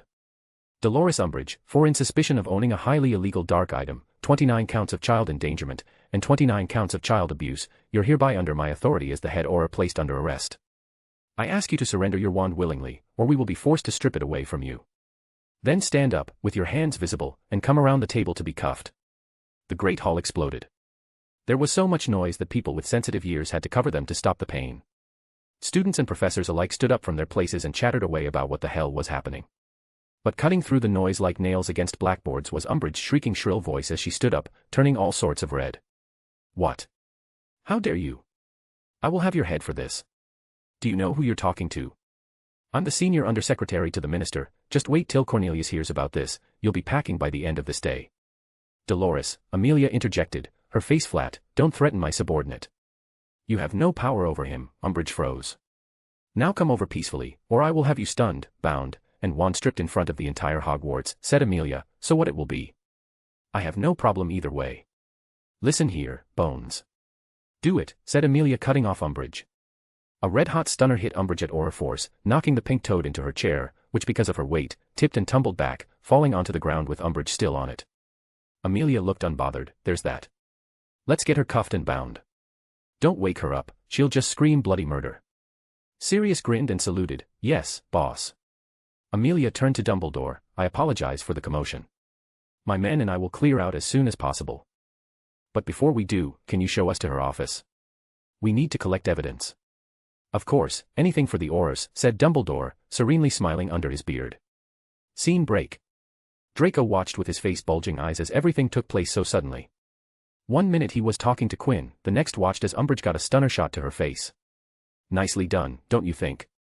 Draco turned to Quinn, who stood with his arms crossed, a smile on his face. Looks like Umbridge won't be breaking into my workshop after all. You, don't tell me you did this. Draco asked, stammering. Quinn looked at him and smiled. She might just be a blip, but she overstepped her insignificant blip bounds, so she had to go. Quinn patted Draco on the shoulder. This is what just Quinn can do. There was never a need to get West involved. Let's get closer. I want to see if I can get a picture. It'll sell amazingly, I think. Draco watched with head spinning with too many thoughts as Quinn strutted into the Great Hall. Quinn West, MC, Booyakasha. Amelia Bones, head of DMLE, yeah, let's get it moving. Draco Malfoy, shocked, what the hell? Albus Dumbledore, headmaster, sure, whatever you want. Fiction-only reader, author, that middle scene kind of stretched. Chapter 242, Tough Temptation Turmoil.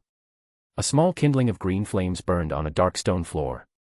Strangely, there was no wood feeding the fire, nor was there any sort of propellant spilled on the floor that could be lit to burn a fire with a dim green. All of a sudden, the green fire roared, its flame reaching above and beyond, turning the dim kindling bloomed into a voluminous blaze of illuminating green.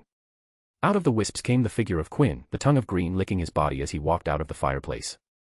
He looked back as the blazing fire soothed back to a calm kindling, but the next second, anger overtook the flames, and this time, it was the tall figure of Albus Dumbledore in all his bearded glory that walked out. Dumbledore took out the death stick from his pocket as he asked, I suppose you have been here before, Mr. West. He waved the wand, and all the soot and dust cleared from his clothes, beard, and glasses. On the contrary, headmaster. I haven't been here before. That's surprising to hear. May I? Dumbledore asked, gesturing at his wand. Quinn nodded, and with a twirl from Dumbledore, Quinn was rid of all the flassoot. It's surprising to me as well, but this is indeed my first time here, said Quinn, taking in the new surroundings. They stood at one end of a very long and splendid hall with a highly polished, dark wood floor. The peacock blue ceiling was inlaid with gleaming golden symbols that were continually moving and changing like some enormous heavenly notice board. The walls on each side were paneled in shiny dark wood and had many gilded fireplaces set into them. Every few seconds a man or woman would emerge from one of the left-hand fireplaces with a soft whoosh. On the right-hand side, short queues of people were forming before each fireplace, waiting to depart. Halfway down the hall was a fountain. A group of golden statues, larger than life-size, stood in the middle of a circular pool. The tallest of them all was a noble-looking wizard with his wand pointing straight up in the air. Grouped around him were a beautiful human woman, a centaur, a goblin, and a house elf. The last three were all looking adoringly up at the men and woman, both dressed in robes. Glittering jets of water were flying from the ends of the two wands, the point of the centaur's arrow, the tip of the goblin's hat, and each of the house elf's ears, so that the tinkling hiss of falling water was added to the pops and cracks of operators and the clatter of footsteps as hundreds of witches and wizards, most of whom were wearing glum, early morning looks, strode toward a set of golden gates at the far end of the hall. Let me guide you then, said Dumbledore. They joined the throng, wending their way between the ministry workers, some of whom were carrying tottering piles of parchment, others battered briefcases, still others reading the Daily Prophet as they walked. As they passed the fountain, Quinn saw silver sickles and bronze nuts glinting up at him from the bottom of the pool. A small, smudged sign beside it read, All proceeds from the Fountain of Magical Brethren will be given to St. Mungo's Hospital for magical maladies and injuries. Quinn retrieved a gold galleon and flicked it into the fountain. The coin arched in the air before splashing into the water, after which it slowly sunk down, soon joining its lower-valued brethren waiting to be collected for their eventual noble purpose. Dumbledore led him out of the stream of ministry employees heading for the Golden Gates, toward a desk on the left, over which hung a sign saying security. A poorly shaven man in peacock blue robes sat behind the desk, reading his Daily Prophet. Quinn and Dumbledore stood before the desk for the man to notice them, but he was too engrossed in whatever he was reading in the newspaper. Quinn looked at Dumbledore and then gestured with his chin back towards the stream of people going in and out of the Golden Gates. Dumbledore chuckled but shook his head. Dumbledore reached his hand and rang the table bell, which succeeded in getting the man's attention. He looked up from his newspaper to see them standing there, and his eye bulged out so much that Quinn worried that they might pop out. D. Dumbledore. The man hastily stood up, knocking his chair to the ground. "We are here to attend a hearing," said Dumbledore. Albus Dumbledore, escorting, and Quinn West, a prosecutor witness. "Why yes," said the security guard and tapped his wand on the top of a metal box on a table behind him for the box to shoot 2 silver badges out of its metal chute. The guard handed them the badges and asked them to put them on. Quinn looked at his badge, Quinn West, criminal trial witness. He pinned it on the lapel of his suit. Dumbledore did the same, pinning his badge on his less than usual colorful robes. "Please step over here," said the security guard. Dumbledore walked closer to him, and the wizard held up a long golden rod, thin and flexible as a short whip, and passed it up and down Dumbledore's front and back. "Wand please," said the guard at Dumbledore, gulping at having to ask the Albus Dumbledore for his wand. If it was before this year, the guard wouldn't have even dreamt of asking the chief warlock Dumbledore for his wand, but today Dumbledore was a mere visitor with no part in ministry, and visitors were required to submit to a search and present your wand for registration at the security desk. Quinn watched as Dumbledore handed over the death stick to the random guard, who put it onto a strange brass instrument, which looked something like a set of scales with only one dish. It began to vibrate. A narrow strip of parchment came speeding out of a slit in the base. The guard tore this off and read the writing upon it. 15 inches, elder wood, Threstal tail hair core, age in use, unknown. Dumbledore simply smiled and asked for his wand back. The guard hastily placed the death stick onto Dumbledore's palm and then turned to Quinn to put Dumbledore's wand's nerve-wracking check behind him. Quinn took a silent breath as his hand pushed aside his suit jack aside to reveal a wand shoulder holster with his real wand hanging by his side at the midpoint of his torso. While this was indeed Quinn's first time at the Ministry of Magic, he wasn't clueless about the check-in procedure for visitors. If he was coming here alone, Quinn simply would have brought his fake wand along and confu'd the guard to get past the registration, but that wasn't an option with Dumbledore looking over his shoulder. So after years of confinement in his briefcase, Quinn undid the layers of wards and seals placed outside and inside the storage of his wand to retrieve it for this occasion. He gripped the wand and the charmed holster loosened around the wand's length, allowing Quinn to pull it out. It was instantaneous. The prickling feeling of his wand being just under his arm was tempting enough for Quinn, but to have his fingers wrapped around it was another level of torture that Quinn was not a fan of. A clemency didn't help. By no fault of his own, his magic being reached out to the call whispered by the wand was almost seductive. Quinn could practically taste the power, see the realm of possibilities that would open up for him, and once again was reminded of why he stayed away. His will wasn't strong enough to keep him from succumbing to the tantalizing enticements. He breathed a silent, shuddering breath as the wand left his hand. 14 inches, acacia wood, phoenix feather core, been in use for 5 years. That correct? Yes, said Quinn, barely able to raise his wand above a whisper, his eyes stuck to the wand. I keep this, said the guard, impaling the slip of parchment on a small brass spike. You get this back, he added, thrusting the wand at Quinn. Thank you, Quinn stiffly nodded and put the wand back in the holster with great difficulty. Thank you, said Dumbledore. He looked at the employee name tag, Eric. Off they were again into the stream of people passing through the golden doors. Jostled slightly by the crowd, Quinn followed Dumbledore through the gates into the smaller hall beyond, where at least 20 lifts, elevators, stood behind wrought golden grills. Dumbledore and Quinn stood behind wrought golden grills. With a great jangling and clattering, a lift descended in front of them, the golden grill slid back, and both moved inside it with the rest of the crowd. Quinn found himself jammed against the back wall of the lift. The grills slid shut with a crash, and the lift, elevator, ascended slowly, chains rattling all the while a cool female voice rang out on every floor they stopped. After several levels of stops, only Quinn and Dumbledore remained in the lift. When the door once again opened, the lift, elevator, voice spoke again. Level 2, Department of Magical Law Enforcement, including the improper use of Magic Office, or Headquarters, and Wisengamot Administration Services. This is us, Mr. West, said Dumbledore, and both stepped out into a corridor lined with doors. Dumbledore led him through a couple of corridors before stopping in front of a heavy oak door. He turned to Quinn and said, "This is the waiting room arranged for you. Make yourself comfortable in there as I go and inform the Aura office of your arrival. When it's time, I'll come to fetch you." Quinn nodded and turned to the door as Dumbledore walked away. He looked down on his clothes, with a look, his suit straightened, the tie clip momentarily loosened for the tie to adjust itself, but the very moment he did it, Quinn winced. Using magic with his real wand so close to him, literally below his arm, wasn't a good idea. He pushed open the door and entered the room to see a man sitting on a side of a large U-shaped sofa, couch, set, reading a magazine that he must have picked up from the stack present on the table square low table present in the center well of the sofa set. The man looked up from his magazine and stared at Quinn with his stone-gray eyes. "So you have arrived, good morning." Quinn closed the door behind and nodded. "Dumbledore dropped me off." He walked to the sofa set and sat himself down beside the man. How have you been? Said Quinn, grandfather. George West submitted the magazine back to the stack. I am well, thank you. But imagine my shock when I get a letter from my grandson that he has been named a witness in a criminal case, and not any witness, but a prosecutor's primary witness. He turned to face Quinn. At least the last time you got in trouble outside Hogwarts, but this time you managed to somehow get into this while staying firmly inside Hogwarts. It's not my fault, said Quinn, defiantly. She closed my business. I had to do something. From what I've heard, you gave them months' worth of tapes. George West had his word to get information on confidential evidence. She tried it once before, so I had to prepare something in case she tried again. The detention footage was just an opportunity to nail her when she tried to do something stupid. This blood quill that the woman used, she used it on you. Was it painful? Quinn nudged George's shoulder with his own and smiled. Of course not, I never felt any pain from them. I had prepared for the possibility months before. George searched Quinn's face for the truth before turning away. Your sister wasn't happy with when she heard about this. She wanted to portkey here and make sure that the Umbridge woman doesn't see daylight ever again. Quinn chuckled. I got pages with expletive words sprinkled in almost every paragraph. She really blew up like an exploding snap. Thank the business, she's not here, and I return to Hogwarts in a couple of hours. I'll talk to her when the dust settles. You can come to me anytime, you know that, right? George said, silently commenting on Quinn's choices. That wasn't ever a question in my mind, said Quinn. Why won't I come to my own family when I'm out of my depth?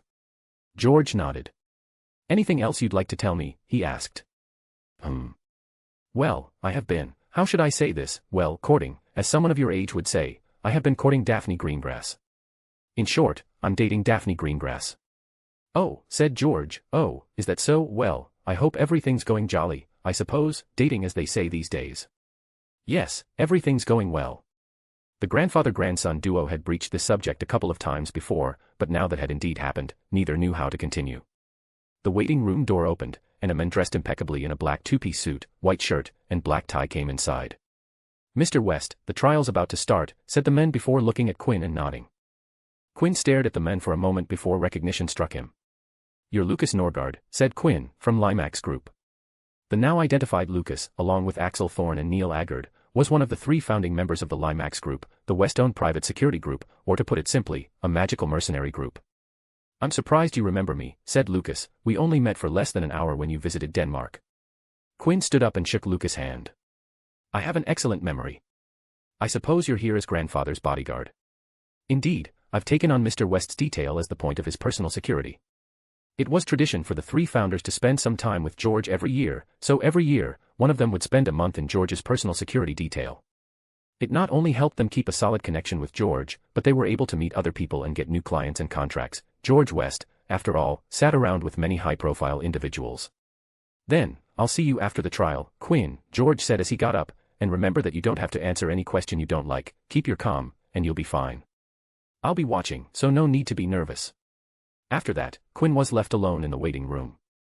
A silence descended over the room.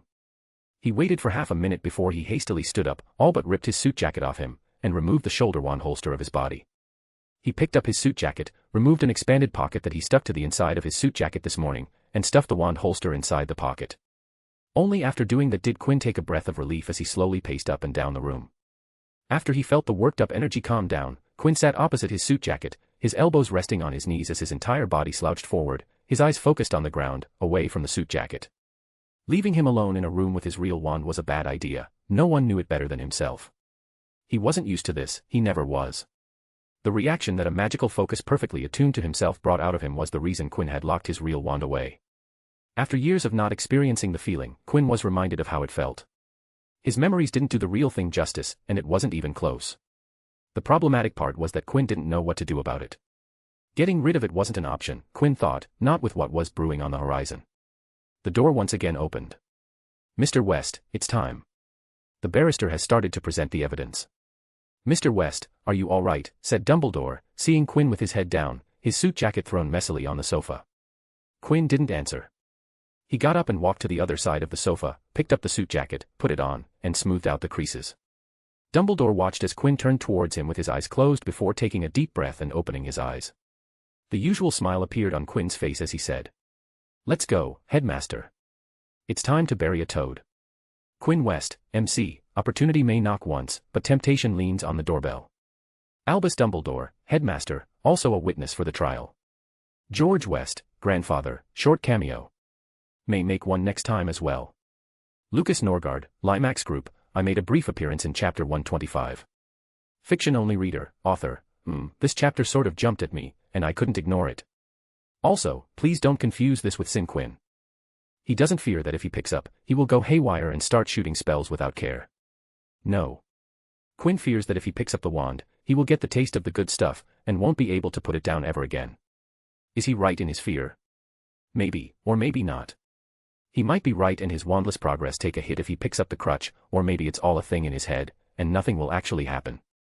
Only time will tell. Chapter 243, Trial of Dolores Umbridge, Part. The courtroom was dimly lit. There were no windows, merely torches in the brackets, lighting the room in an ominous glow. Empty benches rose along the walls of the room, but ahead were many shadowy figures in the highest benches of all.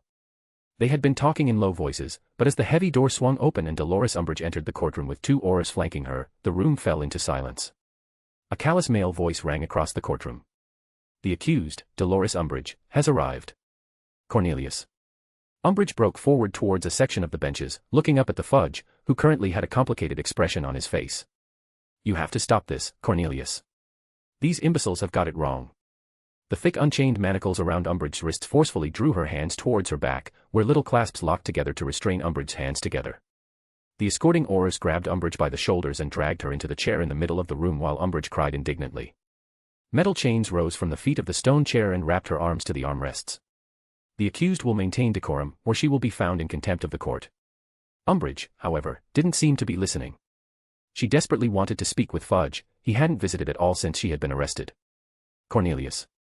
Please tell them that I did no wrong. I was simply following the ministry's will. Silence. The aurors took the thunderous shout as orders and muted Umbridge with strong silencing spells. Umbridge continued to shout, but all she could do was move her mouth and emote through her red face.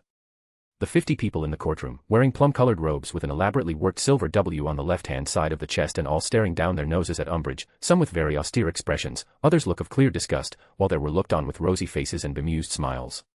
Behind Umbridge, where she couldn't see, sat the audience to the trial, those who were part of the court of Wisingamot. The trial of Dolores Umbridge, while wildly popular, wasn't open to the public or media. The ministry had locked down the trial because of the sensitive nature. Only those with certain standing could attend, people like George West. In the middle of the front row of the Wisingamot benches, behind a podium, sat Lawrence Oler, an old judge, who had long retired from politics but had been called to take the temporary position of chief warlock. Fudge, who had occupied the position after Dumbledore, had to vacate because of the accused being someone from his party. Oler stared down at Umbridge, his brows furrowed. She had disobeyed his order of maintaining decorum. Very well, he said. The accused being silenced, forcefully, let us begin. Criminal hearing of the 15th of March, said Oler in a ringing voice, and the court scribe sitting bottom row began taking notes at once, into the offense committed by Dolores Jane Umbridge, senior undersecretary to the Minister for Magic, in sabbatical and working as the defense against the dark arts professor at Hogwarts, along with the ministerial position of High Inquisitor. Today, I, Lawrence Oler, will be the judge presiding over this case. The prosecution barrister and defense barrister will present their cases along with the evidence to support their claim. He looked at the people sitting by his sides, members of the Wisingamot jury. It's for you to decide if the presented evidence you're going to hear today proves the defendant's guilt. I also inform them that it's their job to consider the evidence and not the law. I'm the judge. I'll be in charge of ensuring that the trial proceeds lawfully and, if needed, will guide you all on the finer points of the court's law. Oler turned to the front and finished. We may now begin. In the well of the courtroom, 2 tables sat on either side and a few paces back from the Umbridge chair. From the left rose a man dressed in black barrister robes. Sirius Black, Oris Office, from prosecution. From the right table rose another man also similarly dressed. Jones Spindlewheel, Spindlewell and Rubus, for defense. Oler nodded and then looked at Umbridge. Ms. Umbridge, I'm going to read you your charges, and after I do so, you'd be allowed to speak again, but if you again disrespect the court, I'll send you to Azkaban for your offense here even if you're found not guilty on your charges. If you understand, please nod once. Umbridge nodded, but her eyes were glaring daggers at Oler. Very well, the scribe may note that Ms. Umbridge has given her affirmation, said Oler, and then read her the charges. You're accused of possessing an illegal dark magic item, 29 counts of child endangerment, and 29 counts of child abuse. Please tell the court if you're aware of these charges with a simple yes or no. The aurors pulled of the silencing charm, freeing Umbridge to speak with a tone slicing with acid. Yes, I'm aware. Oler didn't care for the tone and blandly continued, as this is a Wisingamot court, the court of the highest order, there's no need to pass it along the upper chain. We will be moving along. I asked the prosecution to start with the opening statement. Sirius Black stood up and began, Your Worship and the members of jury, as the charges indicate, we the prosecution from the Oris office have arrested Dolores Umbridge because of her heinous crimes that you must know about from the indictment of the charges provided to you. Dolores Umbridge, on the 13th of March, was arrested from the Hogwarts Great Hall because the Oris office had found out that she had been torturing the dear and bright young children, abusing her power as both a professor and the High Inquisitor. She, who's supposed to ensure that our children are safe, was instead harming them. The jury murmured as they peered down below at Umbridge, who looked like she wanted to bite someone's head off. To get a clearer picture of what happened on the day of the arrest, I'd like to call upon our first witness to the stand, said Sirius and turned to the usher. If you'd call in head of DMLE, Madam Amelia Susan Bones. After a moment, Amelia Bones, a stern woman wearing a monocle and a suit, came into the courtroom and took the stand. Madam Bones, started Sirius, after Amelia took the oath of truth, if you describe on how the Oris office came to arrest Dolores Umbridge and press charges against her. On the morning of the 13th, I received a package that contained dozens of film reels and a letter drawing my attention to what was on the film reels. According to the letter, Dolores Umbridge had been torturing students in the name of detention, and that many students had fallen prey to her malicious activities, and that she needed to be stopped. I see. What did you do after reading this letter? I called upon head Auror Scrimgeour, Captain Auror Robard, and you, Senior Auror Black, into my office because of the graveness of the situation. What did you and your team do after? We watched the reels using a projector in a conference room. What did the reels show? The reels confirmed the letter's contents. Amelia raised her hand to touch her monocle. The reels showed Dolores Umbridge handing the children in detention a quill and telling them to write lines. When the children wrote using the quill, the upper part of their hands was cut open, and the quill used the children's blood as ink. Amelia looked at Umbridge. She made those pitiful children write for hours, cutting their hands for hours, drawing their blood for hours, and they didn't have any means to refuse, leaving them scared and scarred. Sirius turned to the Oler and said, Your Worship, the prosecution would like to play the mentioned reels for the jury. Permission granted. A projector was set up and loaded with the first reel in the series provided to the Oris office. The projector projected the footage, not on a screen but in the air, as a hologram. The jury and the audience gasped when the reel showed Harry Potter writing with a quill as it cut open his hand and drew blood. Everyone watched with wide-eyed horror at Umbridge's gleeful smile, and she spoke to Harry, which was all audible because the footage was recorded on a sound film that not only stored video but also audio. Member of the jury, as you can see, this is the reason why the Auror office decided to prosecute Ms. Umbridge, said Sirius, pleased with himself for choosing Harry's detention footage. She did this to 28 other children, who went through the same torture, and every child did it not for a day but for a week, some even going as far to write with the pen for 2 weeks. He turned to Amelia and smiled, Thank you, Madam Bones. I'm done with my questioning, but please remain stated, my friend from the defense would like to ask you some questions. Spindlewheel stood up from his chair and faced Amelia. Madam Bones, may I ask you to tell the jury how you got these tapes? I was sent them by a Hogwarts student named Susan Bones. Susan Bones is your niece, correct? Yes, she's my niece. How did she procure these reels? Spindlewheel asked and then turned to the jury. We have already received permission from Miss Susan Bones that her Aunt Amelia Bones is to state her account. We have a written statement to match it. My friend, Sirius Black doesn't have any complaints about this. Sirius got up and nodded. I confirm that the prosecution doesn't have any objections to this. Susan received these tapes from another student and, seeing that I'm the head of DMLE, was asked by him to deliver them to me, said Amelia as a proxy. Do your niece always send you crucial evidence for cases? Sirius immediately stood up. Objection. Your Worship, this line of questioning isn't relevant to the case, he said heatedly. Oler nodded, sustained. Mr. Spindlewheel, please keep the line of questioning to the point and relevant to this case. My apologies, Your Worship, said Spindlewheel and turned back to Amelia.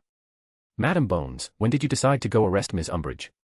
You and your team go out crusading to Hogwarts the second you saw the reels, didn't you? False, said Amelia, plainly, before any action from the Oris office, the reels were sent to be analyzed to verify their authenticity and that they weren't some fabrication to falsely accuse Ms. Umbridge of a crime she might not have committed. And what did the forensic analyst say about the tapes? Amelia shook her head, that's not my place to say and would be hearsay to give the forensic analyst's account. I can, however, tell you the results of the report submitted to me.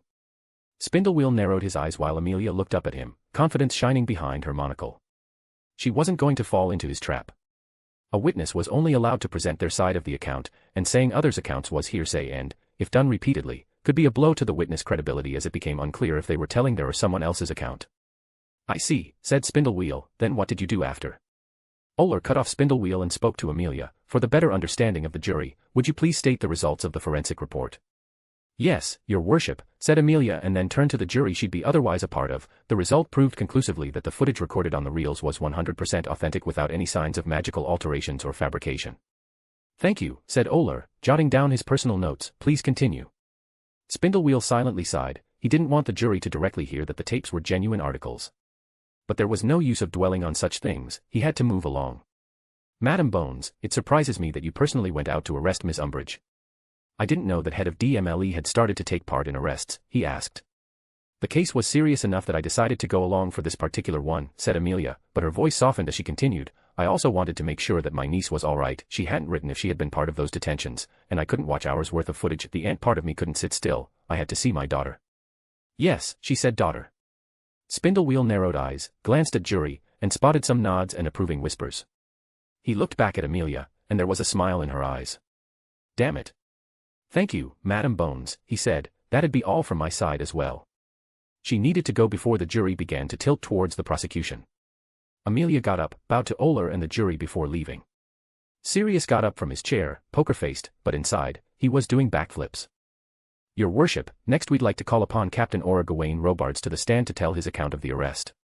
Captain Aura Gawain Robards, a stern, square-jawed man with a gait of confidence and discipline, took the stand, bowing to Oler and jury, sworn to say the truth, before turning to Sirius. Captain, would you please tell us about your investigation of Ms. Umbridge's office at Hogwarts? Yes, we went to the scene of the tapes right after we detained Dolores Umbridge. We were primarily looking for the quill scene in the footage. After some searching, we not only found the quill but also many more, all used, bloodstains still present. Another round of gasps and chattering fired up in the courtroom as all looked Umbridge, who had fixed her sight straight ahead, looking into the distance. What did you do with them? Asked Sirius, after Oler silenced the rowdy crowd. We bag-tagged them. Robards was cut off by Oler. Captain Robards, please don't use we in your testimony, give only your own account, and please refrain from using jargons. Robards nodded with a set jaw. It had been a while since he had to speak in court. His days as the lead orar on cases were past him. These days, he mostly did supervising duties. Captain, who do you mean by when you say we? Asked Sirius. It was an excellent prosecutor's job to ease the witness's time in the court. That would be myself, you, Senior Aura Black, and Junior Aura Shinkers and Reed. Us four went into Dolores Umbridge's office to secure evidence for later analysis. I see. As the lead orar on this case, you're aware of the blood reports on the quills you found. Yes, I do. Mind telling what these reports stated? After we saw the footage and identified the students, my team took blood samples from all of them and sent them to the lab to be compared. The result was that the lab found a match for all 13 bloodstains we were able to retrieve from the 29 blood samples we collected. Excellent work, Captain. Now I have one last question. Would you please tell us how these quills work? Of course. These quills work on the same principle as contract signing quills, which for clarification, take a small amount of blood from the user to use as ink before healing the small pin wound made to extract blood. Dolores Umbridge's blood quills, as we have come to call them, require a student to write for hours, so it keeps on sucking blood, and it's charmed to cause deep cuts in the shape of the words that the students wrote. By now, none of the jury members were looking at Umbridge with pleased eyes, not even those with the dark faction. If she had laid her hands on the boy who lived, she would have not hesitated to lay them on their own children. Spindlewheel got up, feeling a bit worried about the direction of the trial. Captain Robards, did you find anything else in Ms. Umbridge's office other than these quills? We discovered a suspicious amount of ash in the office's fireplace. When we analyzed them, we found that they were from parchment. We think they're from the parchments that the students wrote on. But you have no proof to confirm that claim. No, we don't. Spindlewheel turned to Oler and said, that'll be all from our side, your worship. Sirius Black rose again and spoke. For the next witness, the prosecution would like to call to the stand, Albus Dumbledore. Quinn West, MC, not here, but definitely in the next chapter. Fiction-only reader, author, you guys were right, it would take another chapter. Also, I suck at writing court scenes. Do you guys have any recommendation fics that do court cases well? I don't remember reading any. I sort of just roughly emulating the real deal, fingers crossed. Chapter 244, Trial of Dolores Umbridge, Part. The moment Sirius asked for Albus Dumbledore to be called, the courtroom buzzed in murmurs, be it the Wisengamot jury or the audience members, everyone had something to say, and all ears to listen what others had to say. Dumbledore hadn't been seen in the ministry ever since last year, and to see the ex-chief warlock step into the courtroom was a momentous moment. The usher exited through the door, leaving a sliver of a crack open. Not a single person in the courtroom didn't have their eyes anywhere but the door. Half a minute later, the usher entered back into the courtroom and stood by the door side, holding it open, and then from the outside, entered Albus Dumbledore, walking in with a smile on his face, like he had never left. His twinkling eyes shone in the dim room, taking in everybody that sat in the room. He silently walked over to the stand, bowed to Oler and the jury before facing Sirius. "Please state your name and occupation for the record," asked Sirius. "Albus Percival Wulfric Brian Dumbledore. I serve as the headmaster of Hogwarts School of Wizardry and Witchcraft." If it was before, then the list would have extended to Supreme Mugwump of International Confederation of Wizards and Chief Warlock of Wisingamot, but today, he was just the headmaster. "Mr. Dumbledore, can you tell us how did Dolores Umbridge come to be teaching at Hogwarts?" Dumbledore glanced at Umbridge, seeing the eyes that wished to shoot a green jet of magic that had put an end to him. "Dolores took the position at Hogwarts as the defense against the dark arts because I was unsuccessful in procuring a replacement for Alastair Moody, who vacated the position after the end of the previous term. She was appointed by the Ministry through an educational decree issued during the 50s, which stated that if Hogwarts isn't able to fill a teaching position, then the Ministry would provide a suitable replacement." "So, is she?" asked Sirius. "Is Dolores Umbridge a suitable replacement?" "Objection," said Spindlewheel, standing up. "Your worship, that question doesn't have anything to do with the current matter in hand. The prosecution is trying to attack and slander my client's character." "Overruled," said Oler, not even looking up from his table as he wrote his notes. "The charges on the accused are of child endangerment and abuse, which she supposedly performed while in her tenure in Hogwarts. Her ability to guide students is critical in this matter. Headmaster Dumbledore, you may answer that question." Spindlewheel sat down, his face ugly scrunched up. He had done some digging with his friends who had children in Hogwarts. Not a single of their children had anything positive to say about Umbridge, much less sing praises. "I truly wish I could say otherwise," said Dumbledore sounding sympathetic, "but Dolores isn't fit to hold a teaching position." "Would you mind elaborating?"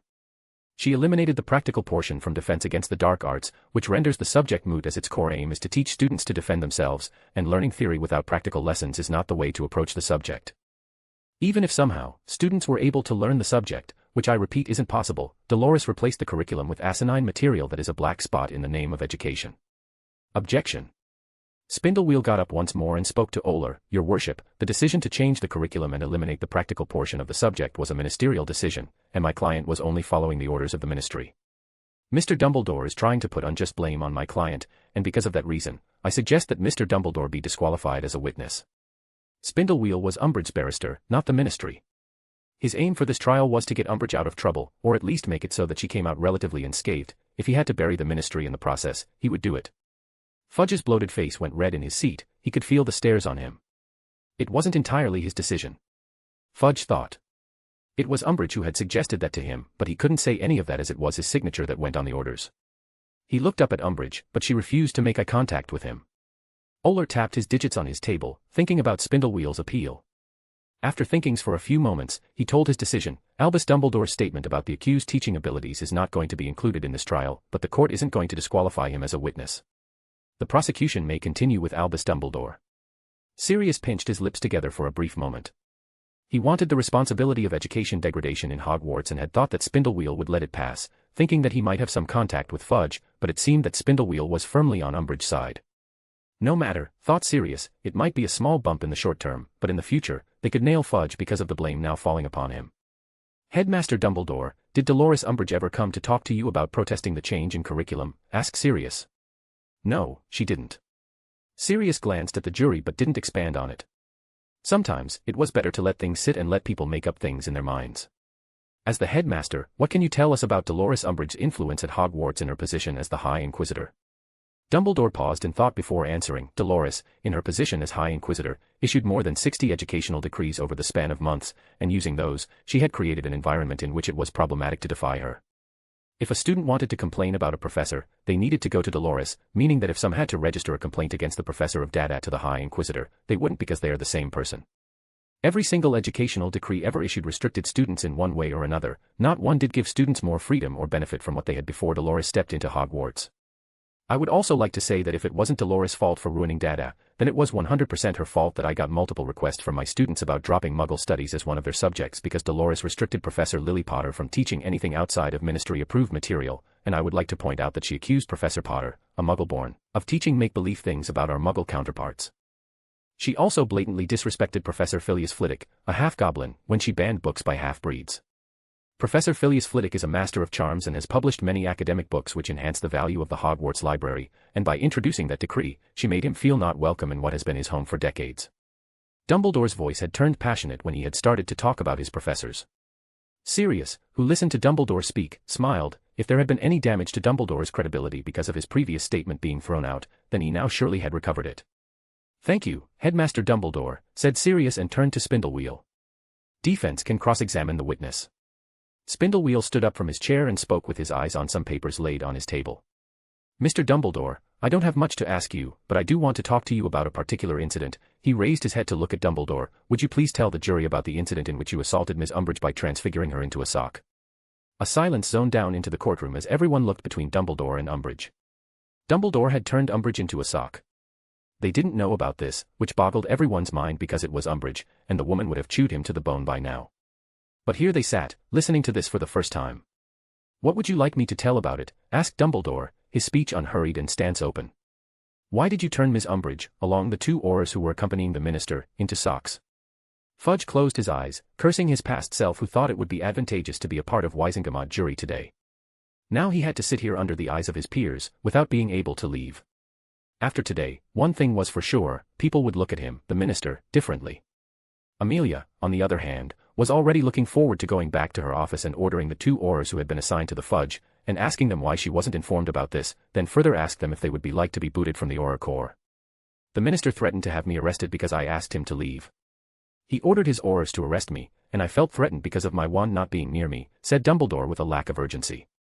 "You didn't have your wand. But you transfigured 3 people into a sock, 2 of them were Aurors." "Yes, I did, with wandless magic," said Dumbledore as if natural. "And despite that, you felt threatened?" Spindlewheel asked, his tone uncertain. "Why, yes. Any wizard would feel vulnerable without their wand. I'm no different. Now that I look at it, I feel that my actions were hasty. If I had talked through it, no magic would have come into use." "So you agree that it was your fault?" "Partially, yes. Rest of the fault lies in the hand of the minister, Cornelius Fudge, who threatened you." "Yes. And Miss Umbridge, who was a bystander and hadn't threatened you, was a victim of your magic." "Yes, that seems to be the case. But in reality, you attacked her because she threatened your position as the headmaster." "No, that wasn't my intention." "But, you didn't apologize to her afterward when you realized your fault." "No, I didn't." Spindlewheel turned to the Oler and the jury. "The defense has nothing more to ask of Albus Dumbledore." Sirius stared at Spindlewheel, his lips pressed into a white line. He was good, Sirius thought. In one line of questioning, despite Dumbledore's calm external, Spindlewheel had successfully dented Dumbledore's credibility as a character witness. But it was fine. Looking at the bigger picture outside of the courtroom, they, the Light faction, could nail Fudge for implementing the now in question educational decrees. Sirius got up from his chair and spoke to Oler. "Your worship, the next witness is who we, prosecution and defense, have deemed to be the student representative of the 29 affected students." Spindlewheel nodded. "The defense confirms the prosecution's statement." "I would like to call Quinn West to the stand," said Sirius.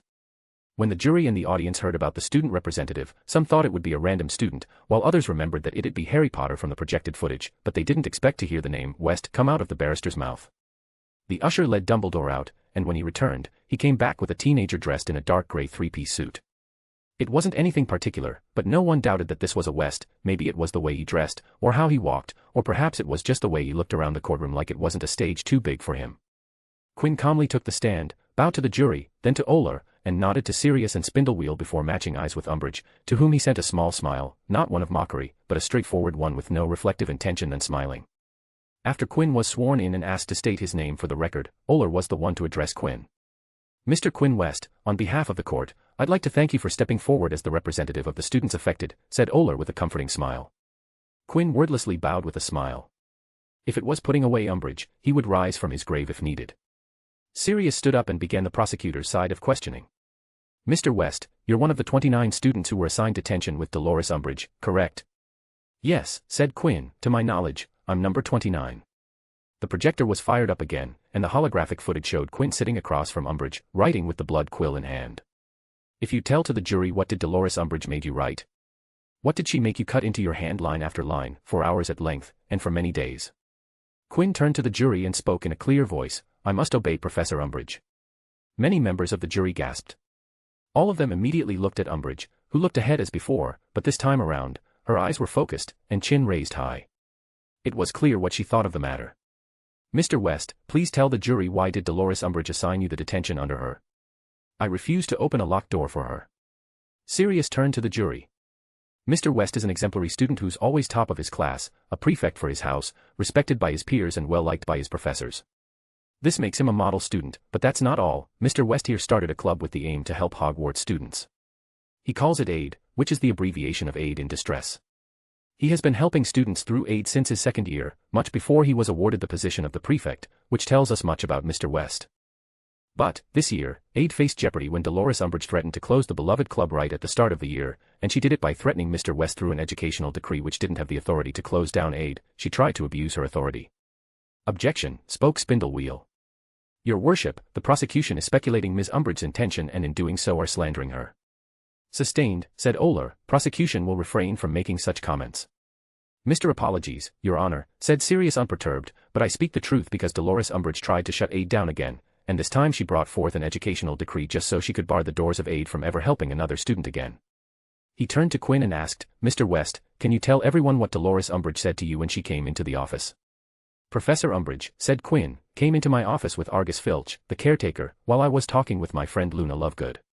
She handed me an educational decree which stated all extracurricular activities are now subject to review by the High Inquisitor. He looked at Umbridge, when I asked her about AID's review, and in reply, I got the answer that AID was already reviewed and had failed. As such, it was being closed immediately. Thank you, Mr. West, said Sirius and turned to jury to continue for Quinn. The Auror office took statements of Hogwarts professors, and not once had Dolores Umbridge talked with them about AID. We asked Dolores Umbridge herself who did she consult on the matter. Her answer was a simple, no one. She took the decision on her own, without ever consulting anyone, which means that she had private motive to shut down AID. Objection, said Spindlewheel. Your worship, the prosecution is spouting rubbish. On the contrary, Your worship, Sirius turned to Quinn. Mr. West, can you tell me what happened after the first time she tried to shut down AID? She gave me detention for disobeying her. And what did you do? I thought it was unjust and went to my head of house, Professor Phileas Flitwick, to have it annulled. What were the results? He annulled it right on the spot. There you have it, members of the jury. Dolores Umbridge clearly felt humiliated because her power trip was halted and decided to take revenge by turning her malicious eyes towards Mr. Quinn West and AID. Umbridge gritted her teeth in her chair. She wanted to shout and scream, but she knew that if she said anything, she would be found in contempt, and the nobody Oler would punish her. He had the ability to dismiss the jury and take matters into his own hands if she wasn't cooperating. Sirius once again turned to Quinn. It was time to drive this witness image in the eyes of the jury to the top floor of the ministry. Members of the jury, if you may recall, when we questioned Madame Amelia Bones, she said that she received the reels from a student of Hogwarts. You'd be delighted to know that it was Mr. Quinn West who bravely decided to step forward against injustice and take action by revealing to us the true and vile nature of Dolores Umbridge. As Sirius had expected, everyone in the court except a few like Oler, Sirius, Spindlewheel, Umbridge and Amelia, and a few others who already knew of the facts started to look at Quinn in an even positive light.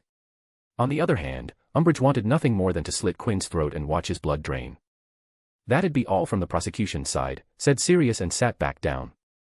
Spindlewheel stood up. It was his chance, and it was his last chance. There were no significant witnesses after this, only some minor character witnesses which he had prepared to paint his client in a slightly good light.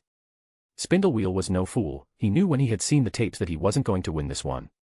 Mr. West, he said, it was time to put in whatever dents he could put in to reduce the sentence. Please tell us when did all of this started. Quinn stared at the lawyer and spoke the prepared scenario, the one based on truth and mixed with just a dash of falsity. It all started when I noticed Harry Potter acting strange, holding his hand, and taking glances at Professor Umbridge while in the Great Hall. I knew something was wrong, so I asked him as a friend, and he told me what had happened. Then and there, I decided that this couldn't be allowed to continue. As such, I came with the idea of recording Professor Umbridge's detention to prove that she was doing something illegal. Spindlewheel nodded and turned to the projector, which was still projecting but had halted on a still image. Members of the jury, if you'd notice the position of the footage, you'd notice that it's pointing down, meaning that the camera was somewhere up above, near the ceiling. He turned to Quinn. Mr. West, please tell us how you recorded the reels you submitted. I planted a small camera in Professor Umbridge's room, near the ceiling, which recorded all the footage I submitted. To be clear, you secretly recorded Ms. Umbridge. Yes, I did. You realize that what you did was highly illegal. I'm well aware of the illegality of secretly recording someone. And despite that, you still did it. Yes.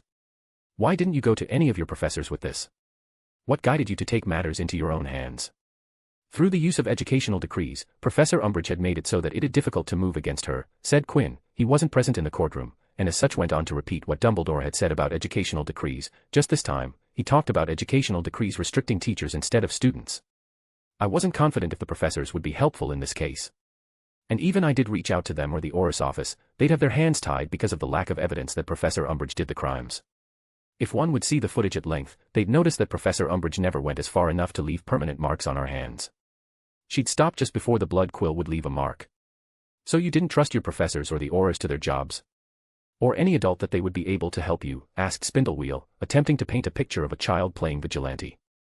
I trust my professors, the illustrious Oris, said Quinn with a confident smile, but this is a court of law, and without evidence, every adult here has their hands tied. I simply did what a good citizen would do, even if it meant doing something illegal. I see. Ms. Umbridge asked Mr. West to open a door in his office, which he refused to do so. Mr. West, please tell everyone why did you refuse to do so? Quinn glanced at Umbridge for a second before coming back. I was angry at aid being closed. She had tried to close it before and had failed, but this time she succeeded. What's behind that door, Mr. West? Personal things. So, it's fine if you install a camera inside her office, but it's not good if she asks you to show her what's behind a door because it's personal stuff. Can you see the double standards here, Mr. West? Yes, I can see it, said Quinn. Spindlewheel narrowed his eyes at the lack of fluster or panic that he tried to incite. But unlike her, I don't torture people in my office. My office is named Aid, I provide help, a complete opposite to what she did to all of us. Spindlewheel immediately moved on to the next question, not willing to let the jury ponder on Quinn's words. His attempts to make the kid panic and crack under pressure were for naught. Mr. West, in the dozen or so quills that were found in Ms. Umbridge's office, we couldn't find a match for your blood even though you were the last person to use those quills. Why is that? Quinn shrugged. I wouldn't know. He, of course, knew. Quinn had known that there were many blood quills, but because he didn't want to leave his blood behind in Umbridge's hands, he cleaned the blood quills before leaving. As for the blood-written parchments, Umbridge burned those in her fireplace. Even the blood sample he had given to the Oris had been stealthily swapped with a sample extensively treated so that it couldn't be used against him. I see, said Spindlewheel, not continuing that line of questioning. It was better to let the suspense remain and let the jury think suspiciously of Quinn. You waited for months as your friends and classmates continued to serve these detentions. It was only when it was your turn that you decided to turn the reels to the Aura department. Why is that, Mr. West? It seems you only care about yourselves, asked Spindlewheel.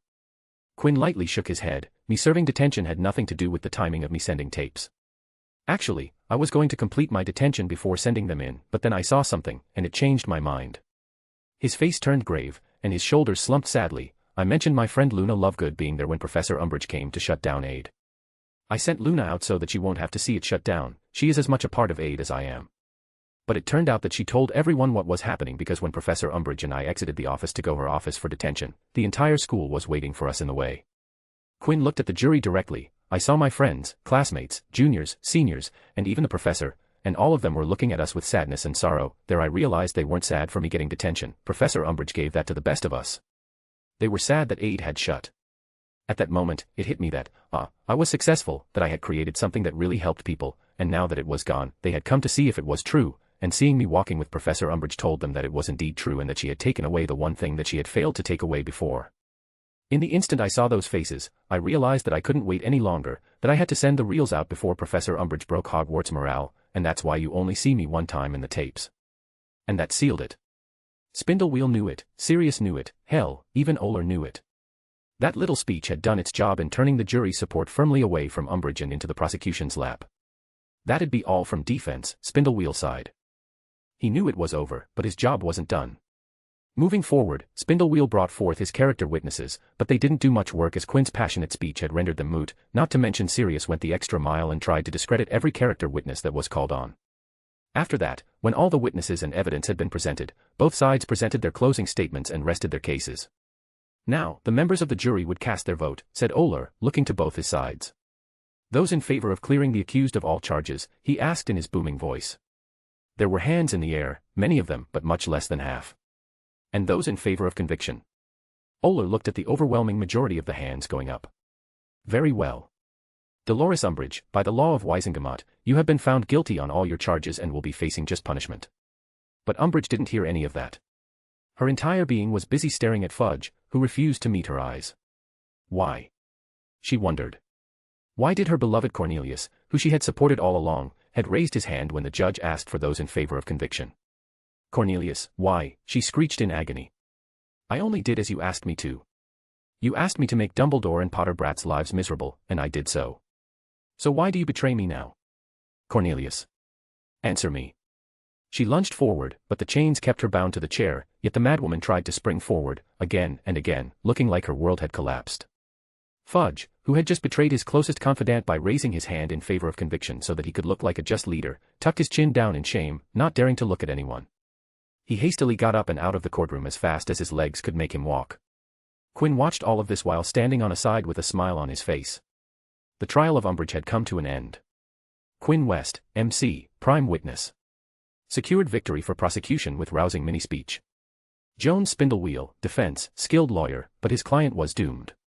Sirius Black, prosecutor, well, that was easy enough. Lawrence Oler, judge, came for one case, now back to enjoying his retirement. Albus Dumbledore, headmasters, actions have consequences. Dolores Umbridge, guilty, mental breakdown. Cornelius Fudge, minister, betrayer. Wisengamot jury, Wisengamot seat holders, dark, light, gray, all factions and their members. You can imagine who was sitting there, Potter, Greengrass, Malfoy. I didn't mention them pose I didn't want to stretch this.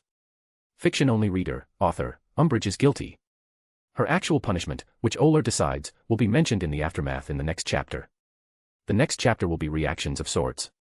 Chapter 245, Factional Aftermath, Reopen. Cheers. Diamond mugs splashing with golden liquid topped off with white frothy foam clinked against each other in the pub, buzzing with a Quidditch game sounding out from a radio with speakers cabling to every corner of the establishment, but louder than that were people boisterous with laughter, bursting with loud conversation while they sipped on simpler drinks like tapped beers and straight whiskeys or blew smoke from their flimsy rolls or chewed on pipes. You did great out there, said James Potter, raising his glass to his best friend, putting up with Spindlewheel, that man tried to put Dumbledore into the bind. I don't like that slimy snake, always saving those shits from Azkaban, but he sure did well with Umbridge as his client. Sirius Black took a swig of his beverage. Today had been a good day for him. He had put Umbridge behind bars, got to see her crumble, and then got praised by literally everyone he came across. I think Oler went easy on Umbridge, said James, popping a fritter into his mouth. 30 years is less for a repugnant woman like her. She should have gone behind bars for at least 40 years, especially know when the jailers have changed to actual people. The island fortress had been rebuilt and now was under the direct jurisdiction of the newest divisional addition to DMLE, Division of Azkaban Warden Administration. It's over. Oler gave her what he thought she deserved, said Sirius. Unlike us, he doesn't know what a bitch she truly is. Him ordering her 30 was the best we could get without pulling out everything else she might have done. Boss wanted this to be done quickly, there's no point thinking about it now. Well, said James, stretching the well out, we can, if you'd like, go digging around for her other misdemeanor. Now that she's not going to be around, I'm sure many would be much more motivated to come forward. If we put it together right and are able to get her further convicted, we could make her serve the new sentence consecutively. Sirius peered at James with his mug raised to his lips. James noticed the look and asked, what? Did you write to him yet? James, who was about to drink, slowly put his mug down and sighed. I did. He didn't write much back. What he did write was all deflection. I wrote to him back again, and then again. All I got was anything but why he didn't tell us anything. What did he say to Lily? She talked to him, right? She did. Harry did talk to her, somewhat, said that it wasn't anything to worry about, that it was all part of the plan, and they couldn't tell anyone because it could have ruined it. But Lily told me that he was clearly avoiding the talk and ran out right after she breached the topic. Don't worry about it, mate. He's just at that age. You know how it was, kids want to feel like adults, friends start taking a front row, parents get annoying, and all that jazz. He'll come around. Easy for you to say, James chugged his mug down. You're the fun uncle who he doesn't have to worry about nagging him. I'm the one who needs to discipline him when he does something stupid with you. Sirius laughed, there's got to be some upside to being a godfather. I'm having all the fun I can before you die in a ditch, and I take your place. You had too much to drink. Sirius leaned back into his chair of their corner table. But boy, that West kid really pulled something off, didn't he? Umbridge was nigh untouchable under Fudge, one kid and a camera, she's shipped off to Azkaban. He kept staring back at her. Sirius looked at his friend, who was staring up at the ceiling. What do you mean? He asked. He blinked a couple times to keep focus. In the reels. Quinn, he kept staring at her the entire time. You didn't watch the part, but the kid kept staring at Umbridge while writing the lines in his blood.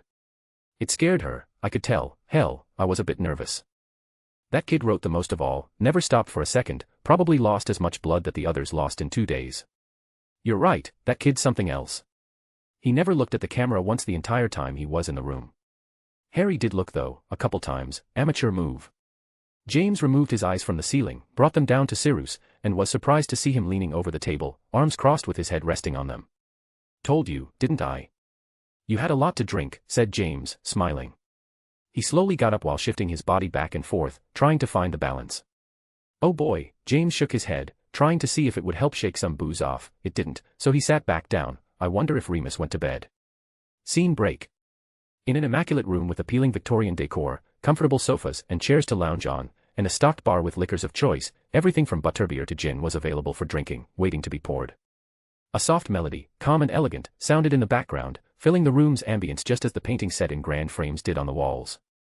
3 men sat around a table with alcohol and platters with assortments of cheese and bread between them. They were Jacob Greengrass, Lodoicus Folly, and Ashir Shafiq, the 3 heads of their respective families and members of the Grey Coalition or, as it was popularly known, the Grey Faction. Umbridge is out of the picture, said Shafiq. The ice clinked as he placed it on the coaster on the table. Without her, Fudge is going to be trouble. Dolores Umbridge, for all her faults, was Fudge's strongest asset. She was the hammer and chain that held Fudge's office together with vicious ruthlessness. Without her, Fudge would have been split between his patrons a long time ago. Umbridge was why Fudge was able to spread his control into the various departments, which were usually divided into pockets of the powerful noble families. Fudge abandoned her right after the trial, said Folly. Do you think he knew about what she was doing in Hogwarts? If we were to believe what Umbridge said at the end, Fudge knew what was happening, said Shafiq.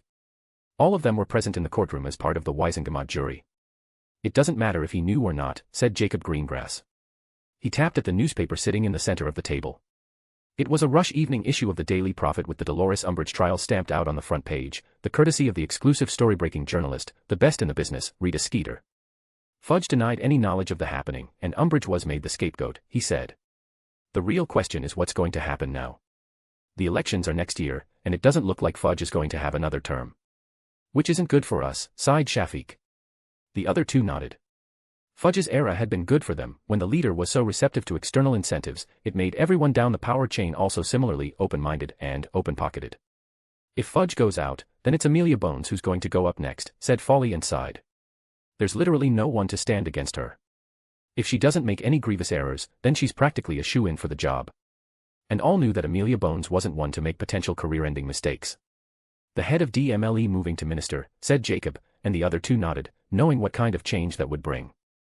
Amelia Bones had been brought up in DMLE, she hadn't worked in any other department other than the one responsible for justice and order.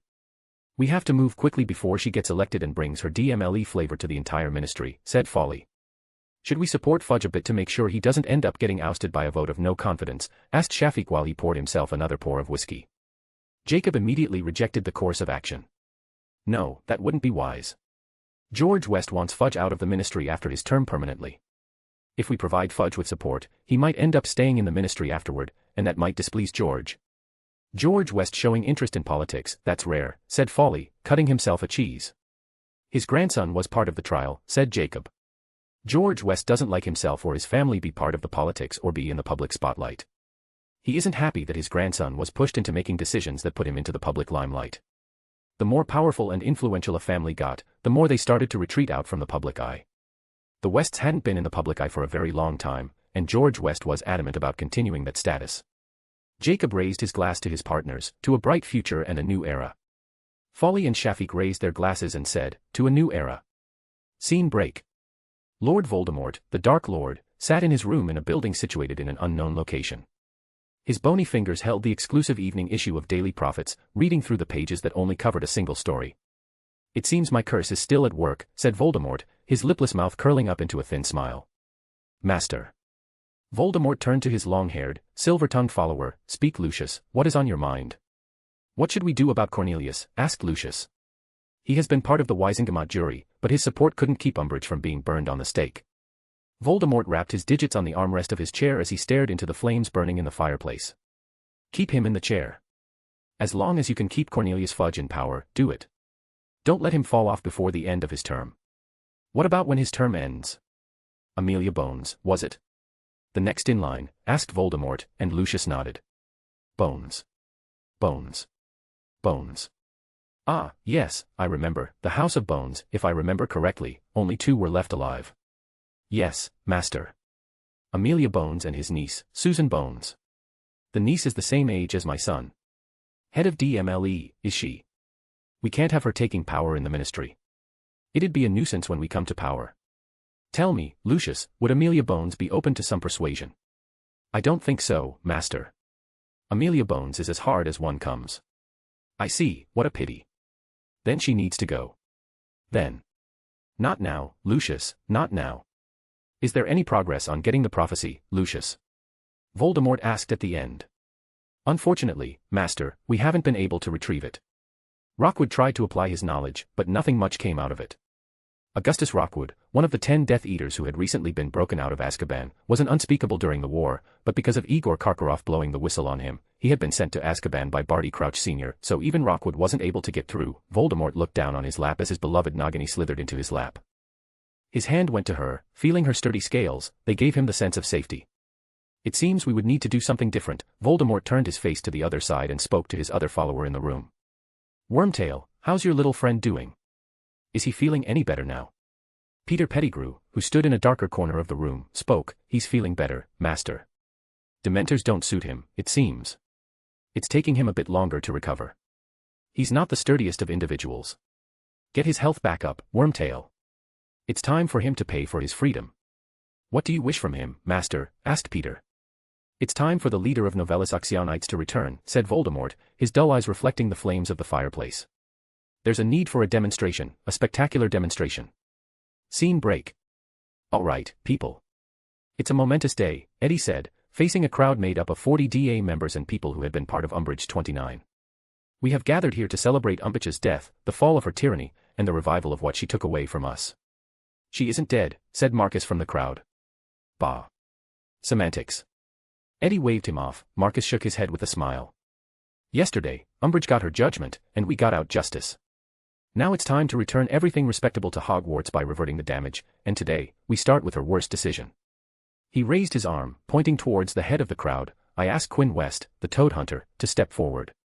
Rest, give him a round of applause. Amidst the wave of clapping, shouts, and calls of his name, Quinn walked out from the crowd and stood by Eddie, who wrapped an arm around his shoulder.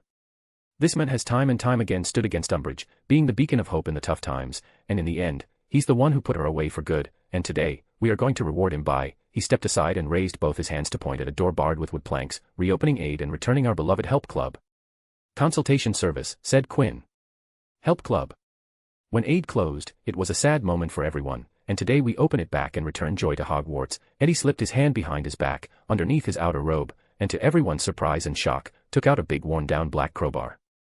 He pushed it into Quinn's hands, who instinctively grabbed it. Quinn looked at the crowbar with his brows raised, then up at Eddie. Where did you get this? And why? He asked, his hands not knowing what to do with the tool. Eddie shrugged, swiped it from Filch's room. Don't worry, I'm just borrowing. I'll return it. He gave him a thumbs up with a lazy smile. Now, take that and get your office back. Quinn felt the weight of the crowbar in both his hands as he spun it along its length. He looked at the planks nailed to the door frame, raised the crowbar above his shoulder, and drove the sharp edge into the wood with the crowd erupting in cheers. Quinn then unceremoniously took out his fake wand, and with one wave, all planks came ripping out from the door frame, nails and all. Quinn nodded with his lower lip jutting out. He turned to the crowd looking at him with wide eyes, leaning away, their raised hands in protection as their eyes darted between the planks on the floor and him. You didn't think I would take out all of them one by one, did you? He asked. He tossed the crowbar to Eddie, who fumbled to catch it. There's something known as a warning, said Ivy, her hand clutching Hermione's arm. Quinn grinned as he turned back to the door, took out the spare key, the original still laid with Filch, but it didn't matter as Quinn was going to change the lock. He opened the door with people peeking over his shoulder and gasped as the room came into view. What happened to your office? Asked Tracy, her hand touching her throat as she looked at the black that encompassed the entire office. Oh. Ah, the funeral, I mean, it was just something I did, said Quinn and raised his wand, and color started to return to the room like a breath of life. Quinn stepped into the office, taking place after the longest he had been away from it during a school year. He turned towards the crowd and looked at the other person who was feeling as joyous as he was right now. He stepped to a side, leaving space at the door, and she glided right beside him, instantly recognizing what he meant. It seems we are back in business, he said, wrapping his arms around her shoulder.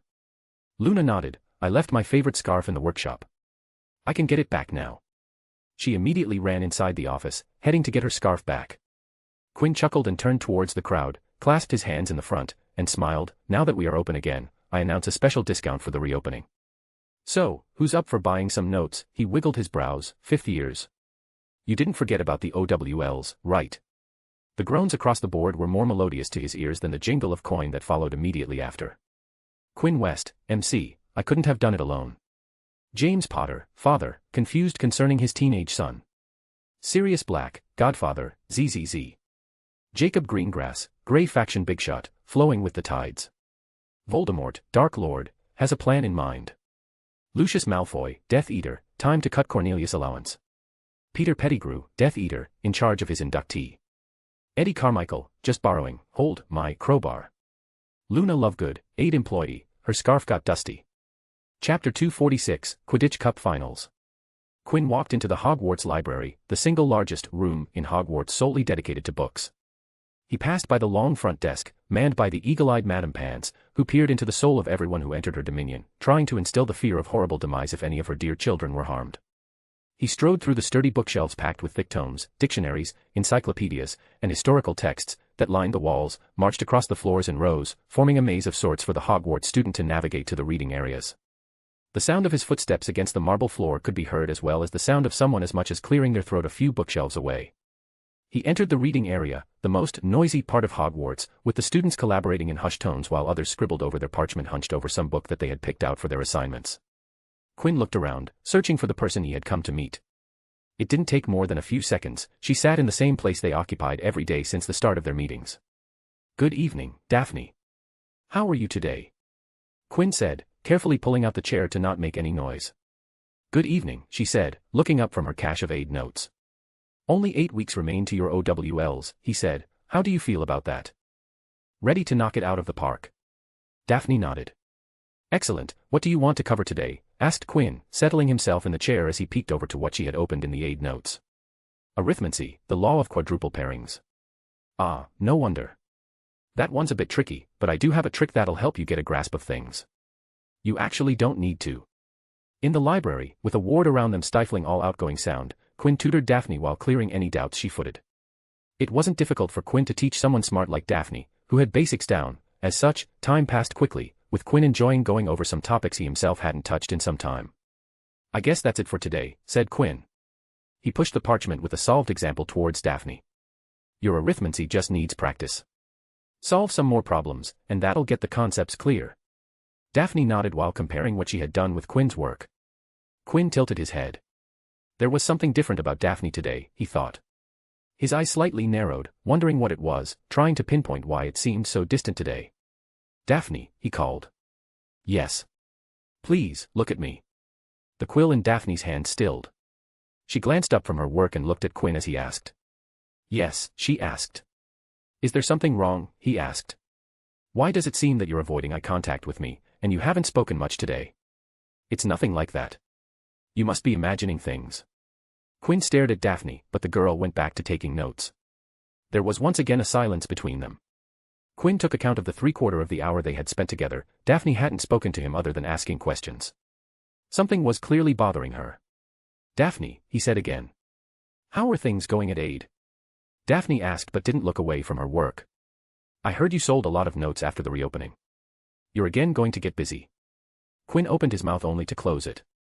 There was clearly something bothering her, but he couldn't tell what it was. He tried to think if he missed something. Her birthday, no, that had already passed. Had he promised something, not that he could remember. A silence settled between them as Quinn gazed at Daphne while she never looked up at him. Then it struck Quinn, and he knew he shouldn't, but it did turn his frown upside down. Daphne. I'm still going to teach you, you know, he said, leaning towards her with his cheek resting on his palm. This isn't going to end just because Aid reopened. Daphne's quill stopped, and she finally looked up from her work. You don't have to do that. We're going to continue this, said Quinn, cutting her off and intertwining his fingers with hers. This might have started because Aid got closed, but that doesn't, in any way, mean that it has to stop now that Aid reopened. Daphne grasped Quinn's hand back. Your cute worry about silly things, said Quinn, grinning. If you don't like something, you can always tell it to me. Daphne nodded. It's just that, I enjoy our time a lot but you get busy so. I do too, so very much, and if I want to spend time with you, then I'll take out time to do so, no excuses. In the quiet library, two people grew closer than they were before. Scene break. With the OWLs, newts, and the rest of the end-of-term examinations right on the horizon, it was time to pack up the extracurricular and co-curricular activities for the year and go into study mode. In Hogwarts, there was no bigger out-of-curriculum as Quidditch, and today was the day for its biggest game of the year. Yeah, he. Hogwarts. Are you ready for the biggest game of the season? Quinn's voice riding on the loudspeaker pitched to every corner of the packed stadium. Hogwarts students wearing their team colors, carrying rain gears in case of a downpour, holding their bottles, mugs, and glasses of butterbeer while screaming and chanting through their freshly painted faces. Pennants and flags flew throughout the stands as the Hogwarts crowd sat shoulder by shoulder, showing camaraderie among even the most estranged housemates. Half-naked boys could be seen dotting the crowd with their bellies painted with numbers and letters, offering the most excitement many had shown through the entire year, while some threw food at anyone who wasn't in their camp. Yees. Oh boy, now I'm regretting skipping the last game, Quinn grinned into the microphone. The game hasn't even started yet, but I can already tell that it's going to be a great one. And putting a little sparkle into this game, I'm happy to announce that for this season's finale, Ravenclaw vs. Gryffindor, I'll be joined by a guest announcer. Give it up for the one and only, head boy, captain of the Hufflepuffs, champion of Hogwarts, Cedric Diggory. A crackle coughed in the stadium as Cedric amped up the second microphone. Thank you for that introduction, Quinn. It's an honor to be a part of this game, but I would like to start with correcting you on something. I'm no longer the captain of the Hufflepuff Quidditch team. I stepped down from that position after our last game.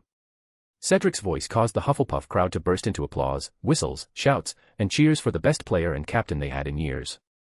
Ever so noble, aren't you, Mr. Diggory? Well, nevertheless, your contribution to Hufflepuff Quidditch and Hogwarts Quidditch as a whole can't be ignored. Quinn flipped over a sheet on his little commentator's table. You're Hufflepuff's all-time top-scoring seeker with the most snitches caught in the least games played. Your Hogwarts career spans over 5 years, 6 if we include last year's Quidditch tournament, and you were made captain when you were in your 4th year and have held onto the posting till this year. In that time, you led Hufflepuff to their highest win-to-loss percentage in a century, an impressive resume no matter how you look at it. You flatter me. I couldn't have done it all alone. I have my team members having my back on the pitch and the entire house supporting me to thank for. They have been with me every step of the way. My magic, you're humble. Have you thought of joining politics? I predict you'll do great there. Ah, it seems we have to cut this conversation here as Ravenclaw and Gryffindor have entered the field, he added at the end, seeing the entry signal. Both teams flew out of their corners, emerging out of blue and red fogs, as they flew low, nearer to the ground, just below where the stands started, circling around the pitch in formation, giving the people a glance at the two teams competing for the cup and the position of the best team. Today's game is quite exciting even without the final tag attached to it, said Quinn. First of all, we have to talk about the Weasley twins. Yes, we have to, said Cedric. Today can't be talked about without mentioning those two. It's their last game today, after all. Yes, the Weasley twins, Cedric, I apologize for the analogy I'm about to use, but if you're a historical figure in Hufflepuff Quidditch, then the Weasley twins are going down as historical figures in the annals of Hogwarts Quidditch. I forgive you, said Cedric, chuckling. Fred and George Weasley are all-time great beaters in Hogwarts history. They're the best duo in a very long time, a couple of centuries, to say the least. I have some data, but that doesn't do both of them justice. They have been consistently phenomenal in their 6 years of their playing. They have been terrifically effective against Chasers squads no matter what the year, no matter what house. It has been a pleasure watching them play, and I regretfully say that after today, Gryffindor is going to lose an asset that had been their backbone for years, going back to the Oliver Wood era. I agree wholeheartedly with you, Quinn. But, as we are talking about last games, it's the last game for Angelica Johnson and Alicia Spinnet as well. After today, Gryffindor will not only lose the Weasley menace, they'll also lose 2/3 of the Gryffindor vixens, leaving only Katie Bell as an experienced chaser. Quinn nodded deeply. He wasn't a huge Quidditch buff, but when you had been doing commentary for years, it was inevitable that he had become knowledgeable about the sport. After today, Gryffindor is going to lose their long-standing continuity and will need to rebuild. I just hope they'll be able to come together strong as ever the next year. And, we can't ignore his return to the Quidditch field, said Cedric, and the crowd knew exactly who he was talking about. Quinn smiled. On the orders of Headmaster Albus Dumbledore, the season-long ban on Harry Potter, the Gryffindor Seeker, has officially been lifted for the final game of the season. He'll be replacing Ginny Weasley, who had been seeking for Gryffindor in Potter's absence. Harry Potter flew in the front of the Gryffindor team, one of his hands gripping his firebolt, while the other waved to the crowd as both teams stood in the center of the pitch. But today, they're going to be facing Ravenclaw, said Cedric, a bitter smile on his face. Yes, Quinn chuckled, with 4 Gryffindor players retiring today, I fear that it might turn out to be the feel-good ending they're aiming for.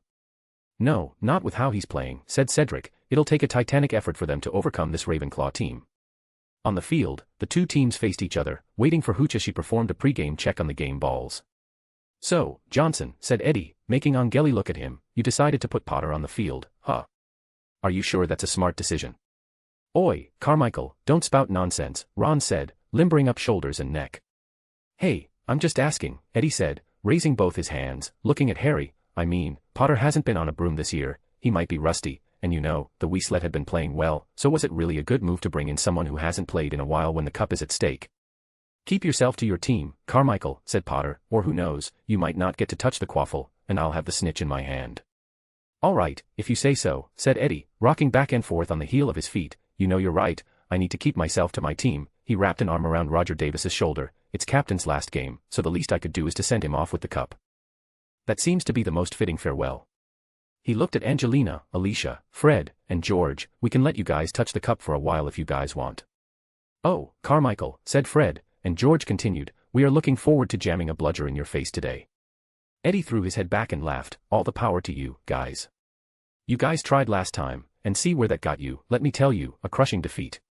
He glanced at Hooch walking toward them and turned to Ron. "Oi, Weasley, the not funny one, yeah you. I'll be coming for you today, hard, so try to touch the quaffle, okay? I'm warning you because I don't want to see you crying after the game." Back in the commentator's booth, Quinn watched as Hooch raised the quaffle. "All right, rowdy people, Madam Hooch has raised the quaffle, the game is about to start, let's see who gets the initiative and spearheads the game," his voice boomed through the stadium. On the pitch, Harry tensed on his broom, angling it perfectly before the start of the match. He tuned out Quinn and waited to see the quaffle fly up into the air. The second the official tossed the quaffle, he moved his firebolt as quickly as it could rev up. He banked left and flew spinning between the two Ravenclaw center chasers before they could make a play for the quaffle. Both dispersed, attempting to not get part of a collision when the free quaffle was up for grabs.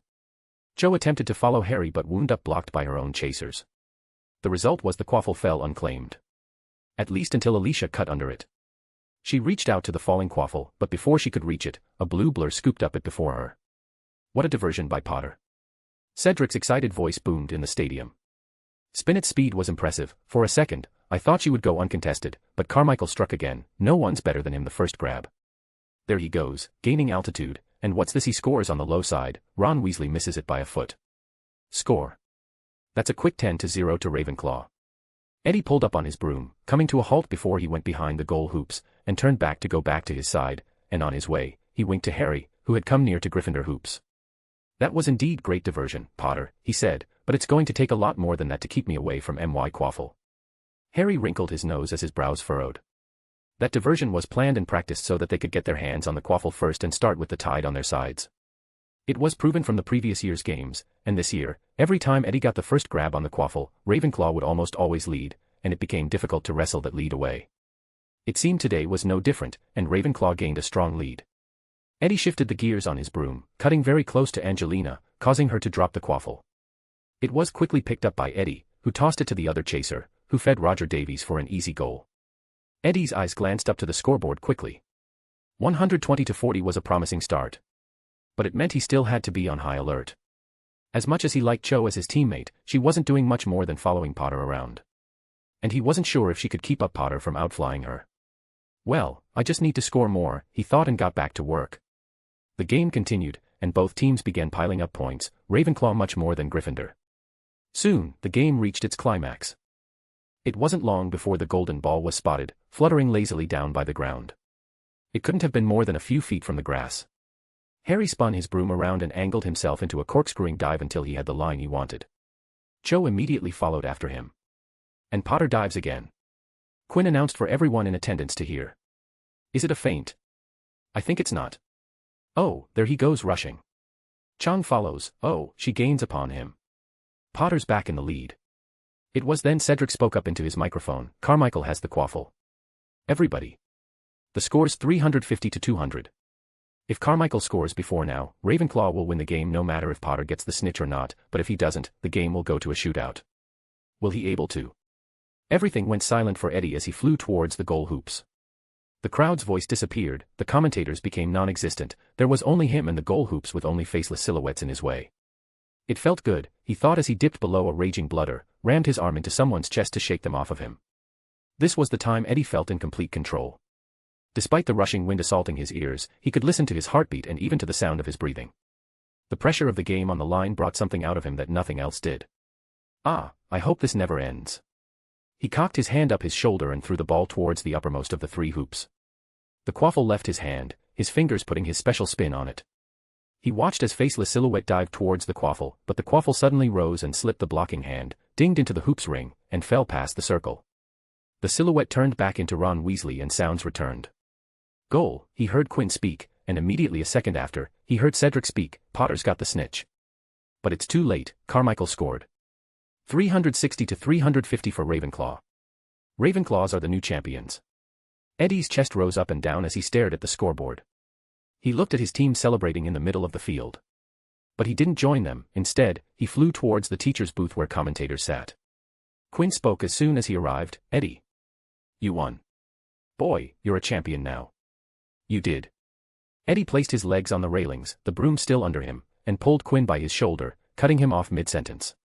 Listen. Eddie said, his heart beating hard in his rib cage. Listen, he said again, I'm going to do this. What? What do you mean, said Quinn, still leaning over the table as Eddie didn't let him go. I have decided. Quidditch, I'm going to do Quidditch, said Eddie. Quinn blinked a bit as the realization struck him. You mean after Hogwarts? He grinned. You're going pro after Hogwarts. Yeah, I will be a pro, yeah. Quinn's smile bloomed. Before Quidditch, Eddie switched things every week. It was only Quidditch that he stuck on. All right, go do it, said Quinn. You go become a pro. Someday, I'll buy a team and have you play for me. Eddie nodded, but it seemed he wasn't listening to it. He let Quinn go and flew away, but again, he didn't go to his team. Instead, he flew toward the stands. He landed in the crowd of green as the crowd parted to give him space. His eyes only had for a brunette that sat in front of him. Eddie, said Tracy Davis, standing up from her place, but before she could say anything, Eddie pulled her close and... Holy shit. He kissed her. Quinn's surprised voice spread in the stadium. Tracy, wide-eyed with surprise, was pulled into her first kiss, but then realization struck her about what was happening, and her arms coiled around Eddie's neck as she leaned into the kiss. Sitting beside her, Daphne watched with her brows raised higher than ever as her best friend kissed Eddie Carmichael in broad public with so many watching. She wasn't sure if she could do that in front of so many people. Eddie and Tracy's lips stopped their dalliance as they stopped to breathe, their foreheads rested against each other. I wanted to do that for a while now, said Eddie, putting his arms around her waist, pulling her closer. Trace smiled. No one was stopping you. I'm going to need more. We can go now. Okay. The cheers spiked up, but the two couldn't hear anything. Quinn West, MC, he did it. Oh my god, he did it. Eddie Carmichael, future pro, kissing equals good. Tracy Davis, delightfully surprised, already thinking about which broom closets are the best because. Kissing equals good. Fiction-only reader, author, sniff, my boy is all grown up. Chapter 247, Professor of Dada. What's the use of sitting here when nothing's going to happen, said Eddie, his arms crossed with a frown marring his face.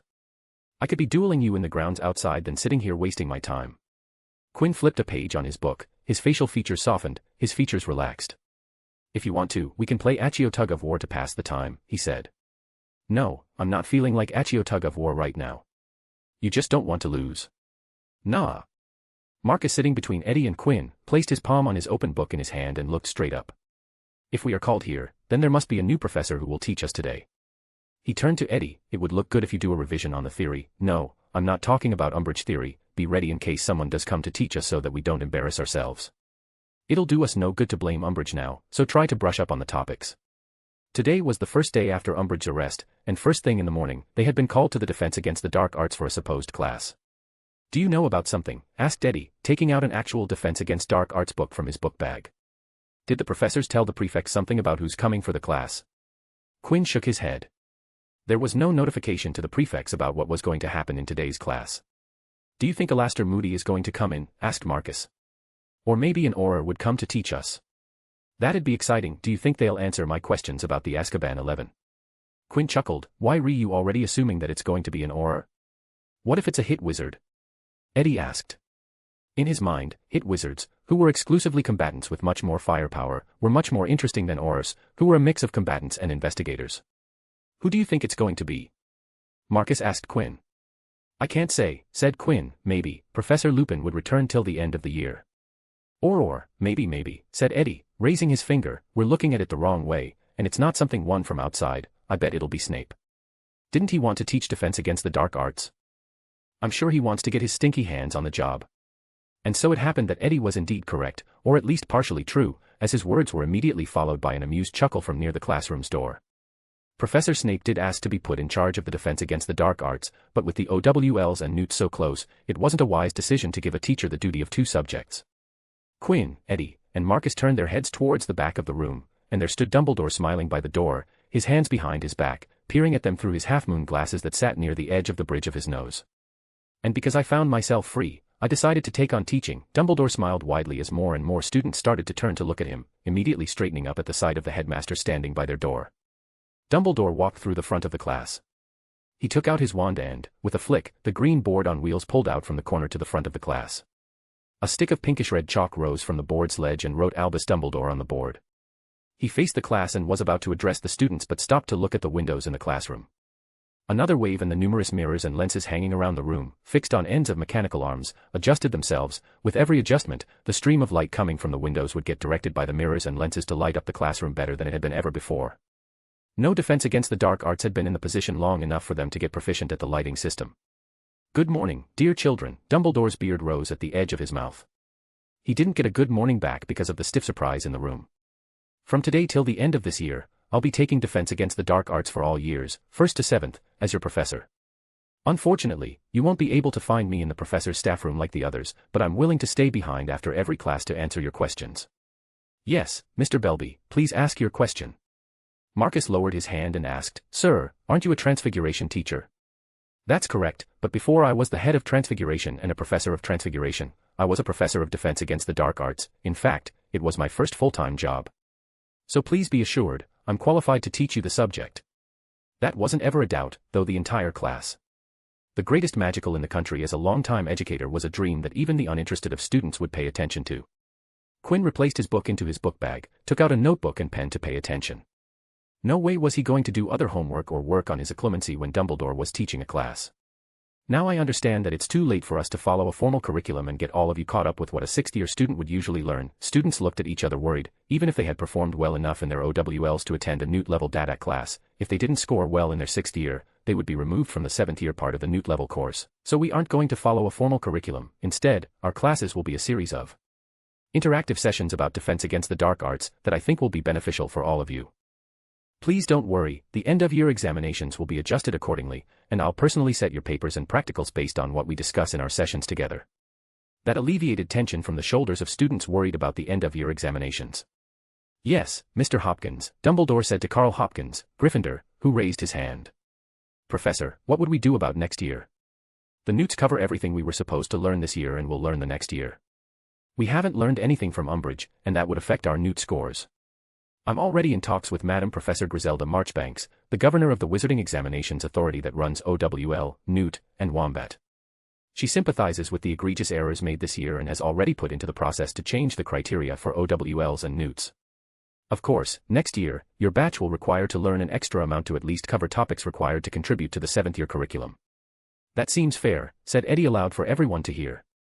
Knowing smiles surfaced on a few faces in the classroom, the faces of DA members.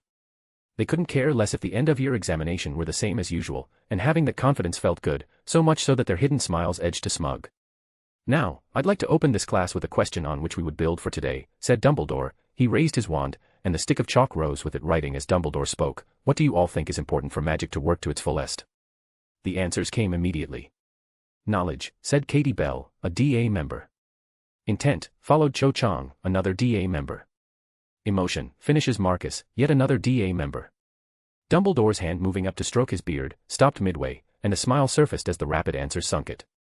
That is correct, he said, those three, knowledge, intent, and emotion, those were the answers I was looking for. 15 points to Gryffindor and 30 to Ravenclaw.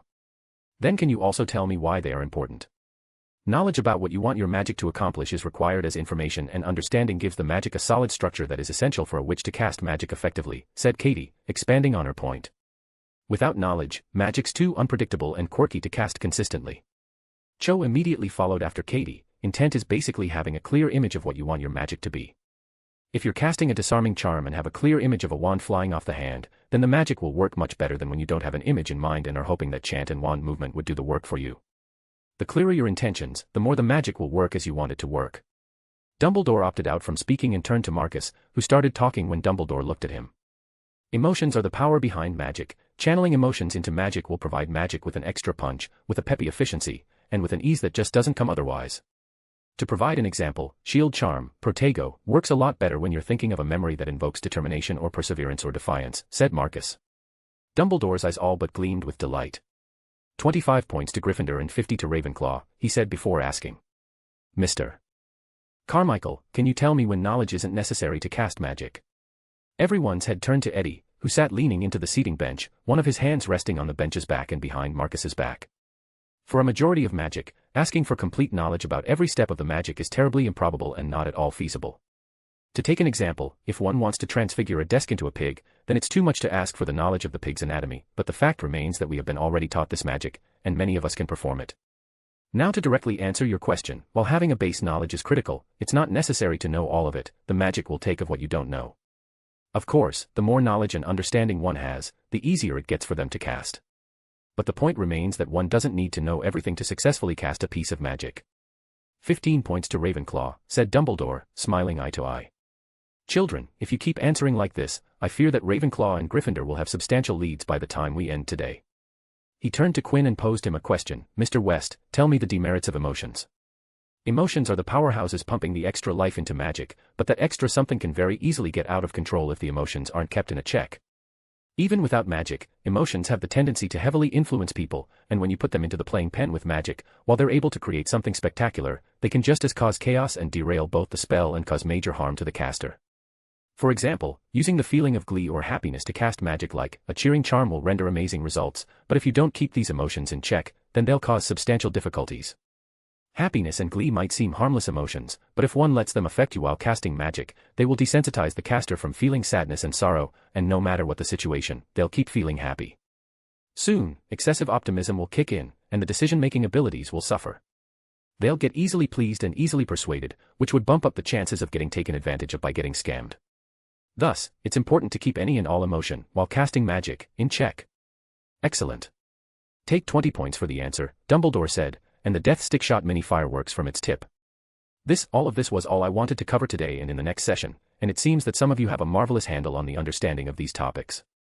It saves me from giving an introduction, which I'm deeply impressed for, so now, let's dive into these 3 factors and learn in detail how you can use and manage these aids to the best of your advantage. Dumbledore then started to speak about knowledge, intent, and emotion.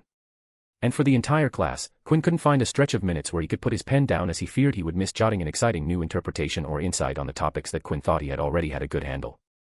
Ah, this is it. Now, I remember how this felt, thought Quinn as he made a note in his notebook. The last time he had felt like this was when learning occlumency with Alan. Every word related to mind magic that ever came out of Alan's mouth was so insightful, so effectively phrased, and so utterly wise that Quinn had many a time found himself coming of trances. Right now, he was touching on a feeling almost identical to that. Dumbledore was really good, thought Quinn. He didn't want to disrespect the other professors, but they had nothing on Dumbledore, just with one class from the headmaster. At the end of the class, Dumbledore stood by the door, bidding the students goodbyes as they exited to make space for the next class to come. As Quinn walked by Dumbledore, he nodded, Professor Dumbledore. Mr. West, great job today, greeted Dumbledore smiling, but then his eye widened as his eyes followed after Quinn, who had already walked away with the crowd. The smile on Dumbledore turned deeper as his entire face portrayed the emotion he was feeling. He couldn't help but chuckle and then laugh some. After all, Quinn West had just called him professor for the first time. Quinn West, MC, taught a lot and learned a lot. Albus Dumbledore, Headmaster Dumbledore, Professor Dumbledore. Fiction-only reader, author, short chapter. Next chapter, we move to the vault. I might complete in 1, but I think it'll take 2 to complete the entire task, reward, and surprise. Chapter 248, Stigweird Grag's Legacy. A/N. Hello, everybody. As a number of you might know, Philippines was recently hit by a devastating typhoon, Typhoon Ria, locally known as Odette. It has racked up a sickening death count that has long past climbed up to triple digits. But what I didn't know was that Ria was the 15th typhoon that hit Philippines this year. Millions of people are affected, hundreds of thousands of people were made to evacuate their homes, essentially uprooting their lives. So, I urge those who have the means, please donate to the relief funds to help those in dire need of any help. One of the relief funds you can donate to, newdonate.ayalafoundation.org. Quinn stretched his body, touching his toes with the opposite hands, arching his spine back, twisting his waist, and all the works. He looked at his feet, the toes right at the edge of the line that separated between the room from the safe solid floor and the vast field of cubes dividing the floor that might as well be called landmines. He bent forward and rubbed his legs below his knees to scratch the phantom itch in the places his legs were pierced last time he was in the third room of the architect's vault. Quinn cracked his neck and took a step onto the first cubicle tile, and unlike the last time, nothing happened. The tip of his lips curled up ever so slightly. He looked down and saw the small hole in the tile. He had pocketed the cylinder shot at him the last time. If the material isn't reinserted, he said, smirking, then it's not going to reset. He took another step forward with his eyes on the next tile, which now had 2 holes as he had yet again pocketed the 2 cylindrical projectiles last time around. It was the next step Quinn was worried about. He looked to the opposite side of the room, and he was standing right in front of the exit door. A straight path laid in between them. It was the shortest path he could take to get to the door. It's the most obvious path, thought Quinn. Anyone with a sound mind would want to take the shortest path in a trap-laden area. There was no point in taking another route, hoping to face an easy path because the traps became increasingly difficult as he would move away from the entry door and walk towards the exit door. It had been proved by the amalgamation of his previous experience. He had faced tiny cylinder projectiles as he had tried to go deeper into the room and had been shot with small circular pellets when he had hobbled back. Both of those tiles were just near the entry door. But this was the architect who had designed this place, and it might be just him, but Quinn didn't trust the creator a bit. Maybe it was because he had a name and a face to rant on that Quinn was channeling everything wrong onto Stigward Greg. "All right," said Quinn, wiggling his body to get loose, just like planned. "Need to be quick and strong." He took another step and stepped onto the next tile, and immediately, like a bolt of lightning descending from the heavens to strike the earth, a baton-sized rod shot from the ceiling. Quinn had only a split second to look up before the rod was near him. A red screen ballooned up in front of his eyes, and Quinn watched as the screen stretched towards him as the rod tried to tear through. Quinn raised his hands, and the red flexible tarp-like screen faded for the stone rod fell into his hands. Quinn injected his magic into the rod and nodded. "I knew it. I knew it." He had a reason for that mindless labor. Thank God it had meaning. He recognized the stone in his hand. It was the same type as one of the hundreds of material cubes he slogged through. "Ugh, this is going to be difficult." Quinn ruffled his hair. He held the tip of the rod with one hand while the other held onto the shaft. After a few seconds, Quinn pulled on the tip, and it came breaking off from the rest of the rod. He dropped the rest of the shaft onto the ground and watched as the rod turned into a blob and sunk into the ground. Quinn looked up, and as per the rules of the room, nothing was shot at him. A sigh escaped him as he pocketed the tip he separated using transmutation. The specially made stone, a product of alchemy, was complicated to transmute because of the complex physical structure, and it was okay with objects of smaller size, but when an entire column was falling over his head or an enormous mass of stone suddenly launching towards him out of nowhere, it would get difficult to maybe cut a portion off. "Nothing I can handle," said Quinn, clearing his throat. He stepped forward and depressed a tile, triggering a trap. This time the rods didn't come from the sky but from the floor. 4 rods emerged from 4 tiles a distance from him like something coming out of the water and drilled towards him. Quinn raised a hand and a cutting whistle like a screech as his magic cut down on the momentum. He raised his hand, and a rod floated towards him while the other 3 fell to the ground. Once again, he transmuted a chunk off before letting the rest sink into the ground. Quinn took another step without hesitation, and maybe he should have had some hesitation. The second the tile depressed, and abruptly Quinn found himself sinking into the ground, into liquid. Sure. Quinn flapped around, but a 6-tile area around him had turned into liquid stone, and he couldn't find a place to hold. He tried to float, but it was like quicksand as he sunk, but unlike quicksand, the sinking didn't stop after he had displaced his weight. He raised his hand above, futilely trying to grab onto something, but alas, there was nothing, and soon, his wrist, hand, and then fingers disappeared into the floor. The liquid stopped sloshing around, and from the outer boundary of the liquid pool, the stone started to solidify, and the cube pattern began to reappear. But before the liquid could completely turn back to normal flooring, an air bubble rose to the top, soon a gurgle of them followed, and the entire liquid stone started to stir. Then breaking out from the viscous stone-turned liquid came, atop of a sphere made from spinning air, sending out splashes of liquid. The sphere of air rose from the liquid, the air spun so fast that it turned solid, and not a drop of liquid entered the sphere. Inside the sphere floated Quinn, his face set into stone, his lips pressed into a line, only his eyes glowed a deep shade of purple. He looked down and jabbed a hand towards the liquid, and a blob of liquid stone floated out from the pool. Quinn looked ahead, and the air sphere flew forward outside the boundary of the liquid pool on the next tile, skipping 6 tiles that had turned to liquid. The sphere disappeared, putting him down on the floor, and the moment the tile depressed, the liquid turned solid and set off the next trap. 2 hands rose from the tile below, and 10 cold fingers wrapped Quinn's ankles. Immediately multiple chains with hands at the end shot towards his hands once again gripped their stony fingers around his wrist, forearms, elbows, and upper arms. Purple eyes turned towards the ceiling to see a depressed ceiling tile while feeling the grips around his arms and legs turn firmer by the second and the arm chains pulling his arms apart. They weren't going to stop until his body was into parts or his arms were separate from his body. Two giant, waist-level, circular blades appeared from the ground as two adjacent pathways revealed themselves, crossing below Quinn's feet for the circular blades with jagged saw teeth to pass through his body. The blades started to spin rapidly and began to move towards him from his sides. Quinn now had his arms spread wide, with joints about to enter a pain stage. He blankly stared at the incoming circular blades. He tugged his right arm, and chains snapped before they could even groan. He looked to his other hand and once again jerked, and his arms were. He didn't move from his spot, the path of the blades, and instead stared at the liquid blob that he had pulled from the liquid pole. A blob stilled, and a layer of ice covered it before the liquid was entirely encapsulated in ice. After Quinn pocketed it, he started to pull off the hands clutching his body. All of them tried to clasp his hands, but Quinn threw all but one away that he pocketed. Quinn looked down, and the hands gripping his ankles turned into goo. The blades were a foot away from him when Quinn stepped ahead to the next tile. The next tile suddenly rose in the form of a cuboidal column, but before anything happened, it exploded into bits with a yellow light covering the blast. Quinn watched the point-blank explosion behind his shield, and when the dust settled, a vortex of wind flew above the stump of the blasted pillar with chunks of debris trapped inside the vortex. He beckoned the vortex, and it dropped a handful of stone into his hand, which again froze into a block of ice that once again into his expanded pockets. Quinn stepped over the crude stump onto the next tile. A 3x3 cube tile area with Quinn standing in the middle disappeared and revealed a pitfall of around 20 feet with a bed of stone spikes waiting for someone to fall and give them the drink of blood they desired.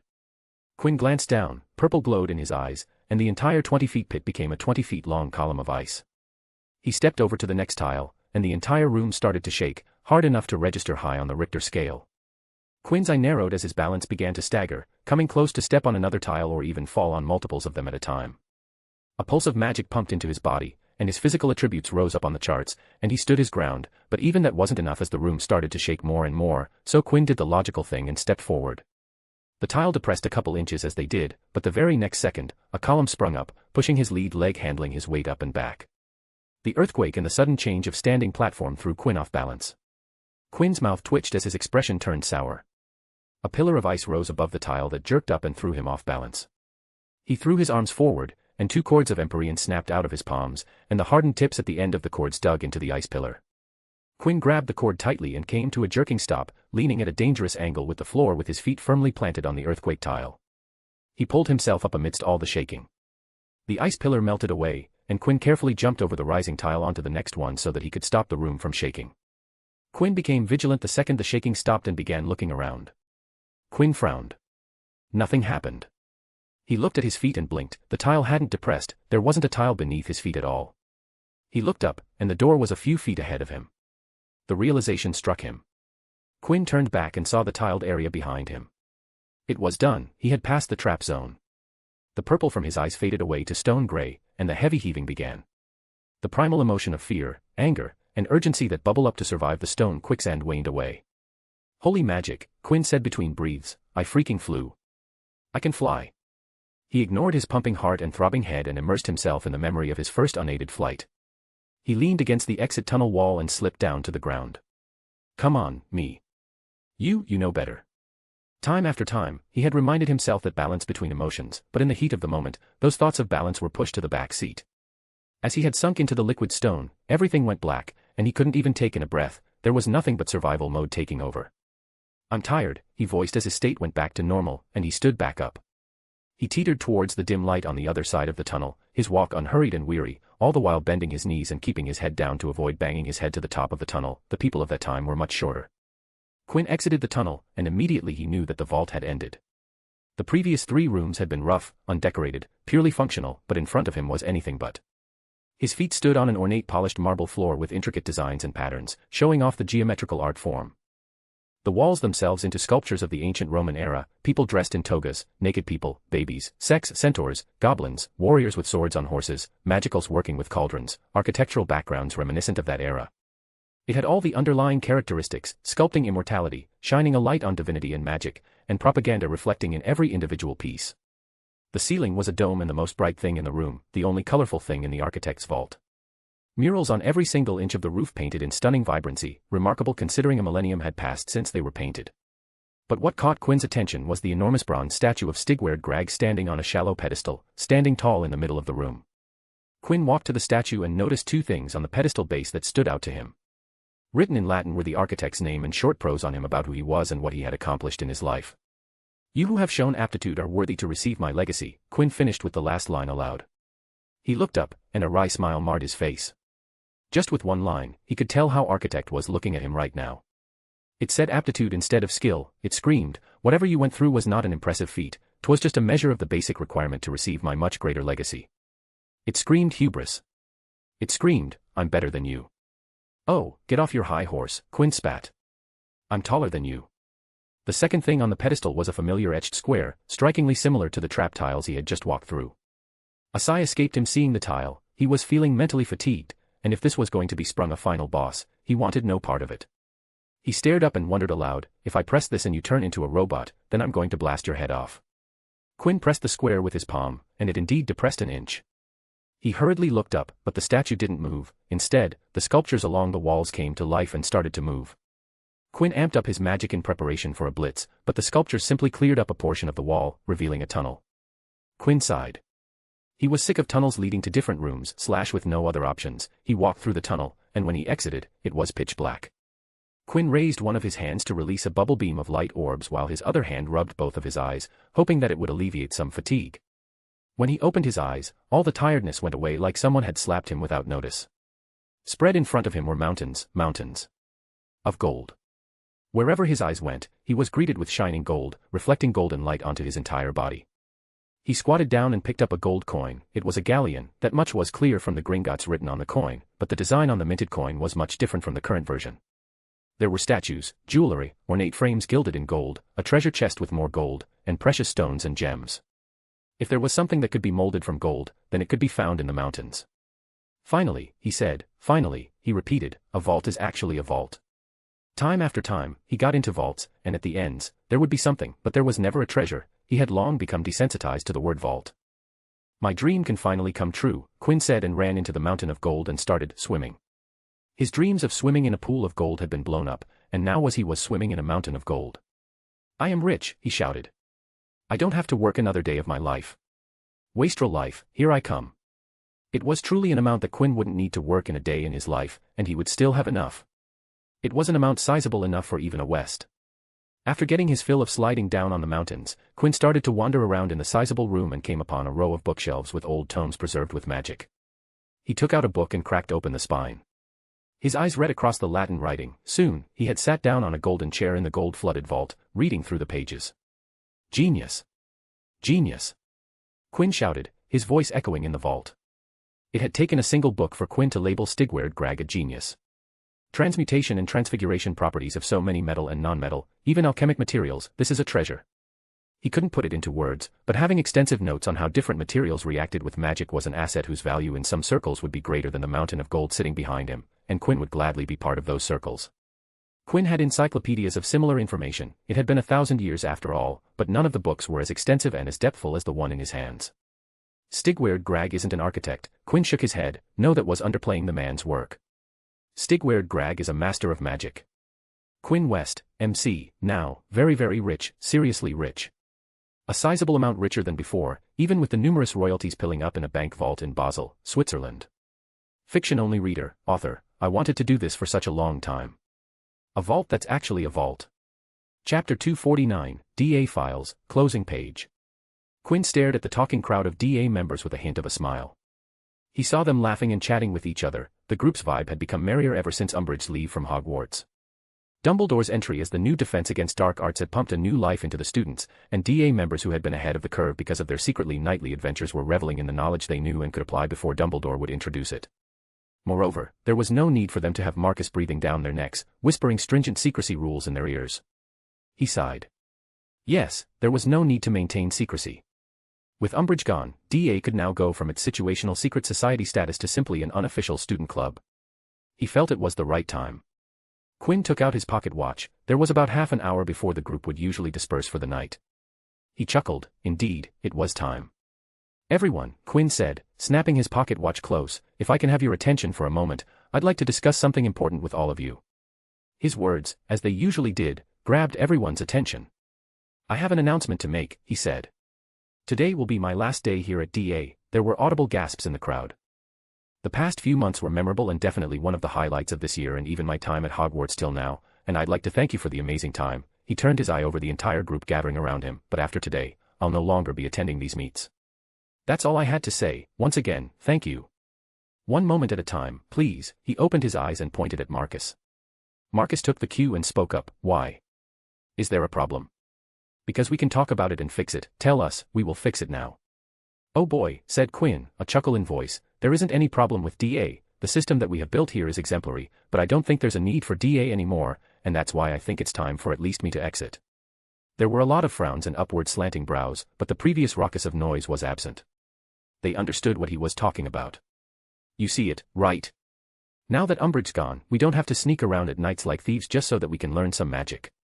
Yet week after week, we meet just at night, and meeting after meeting, we trim minutes on time before curfew to get back to our dorms. It just doesn't make sense anymore for us to behave this way. Ivy said, do you not like this anymore? Nothing like that. It couldn't be farther than that. I enjoy my time here and think all of your amazing individuals, but I think that the time has arrived for me to exit this group. Quinn tucked his hands behind his back. Moreover, all of you don't need me anymore. I have already taught you the 3 basic principles, knowledge, intent, and emotion, and all of you have gained much practice of using these over the months. All you need to do is follow what you've been doing and keep learning what you want. DA members learned what everyone was learning, which was fine, for it was the necessity of the time, but now that the standard academia was back on track, it was time for individuals to focus their extra time on things they wanted to learn. If all of you desire, you can continue to learn as a group. In no way, I'm saying that DA needs to disband. No, that would be wasting an amazing resource, he said. For instance, if someone wants to learn certain magic, then they can ask around in the DA community if someone can help them learn the spell, which we have been doing, or if someone would like to learn it along with them so that you can compare your experiences and gain additional gains from the other's mistake. His words didn't seem to lessen the unease the group was feeling. They had become comfortable in their current environment, and Quinn had just pulled the safety blanket, leaving them out in the cold. Yes, Hermione, said Quinn, looking at the raised hand, please go ahead. Quinn had said that he was leaving DA, so it made her wonder, if we ask you to teach us something, will you? If I'm free, of course, I'd be more than happy to help out with magic. I would like to make something. Let me rephrase something I said earlier. I'm not leaving DA, I'm simply stepping down as an active member. Of course, that's only if you'd accept a passive DA member. We accept, Ivy said instantly, you will always be a DA member. And many others nodded and murmured in acknowledgement. The Golden Squad were the founding member of DA, the House representatives were leaders, and Quinn, the teacher, was the group's backbone. DA couldn't be mentioned without a mention of Quinn in every chapter of the DA annals. Quinn nodded politely with an upturned face.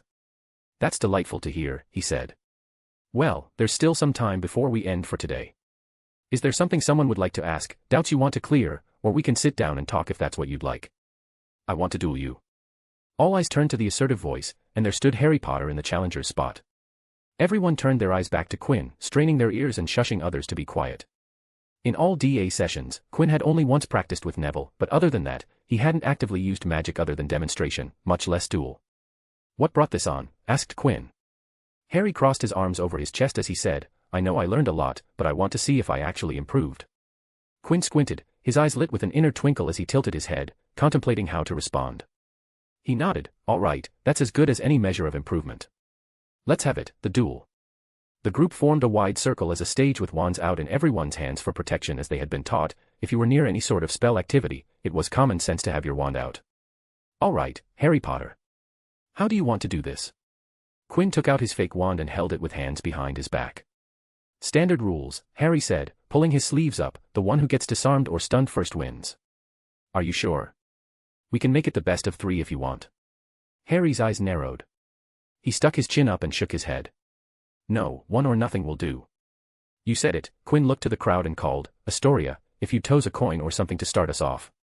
Astoria beamed and shuffled to the center of the stage between Harry, who held his wand in front of him, while on the opposite side, Quinn still had his behind his back.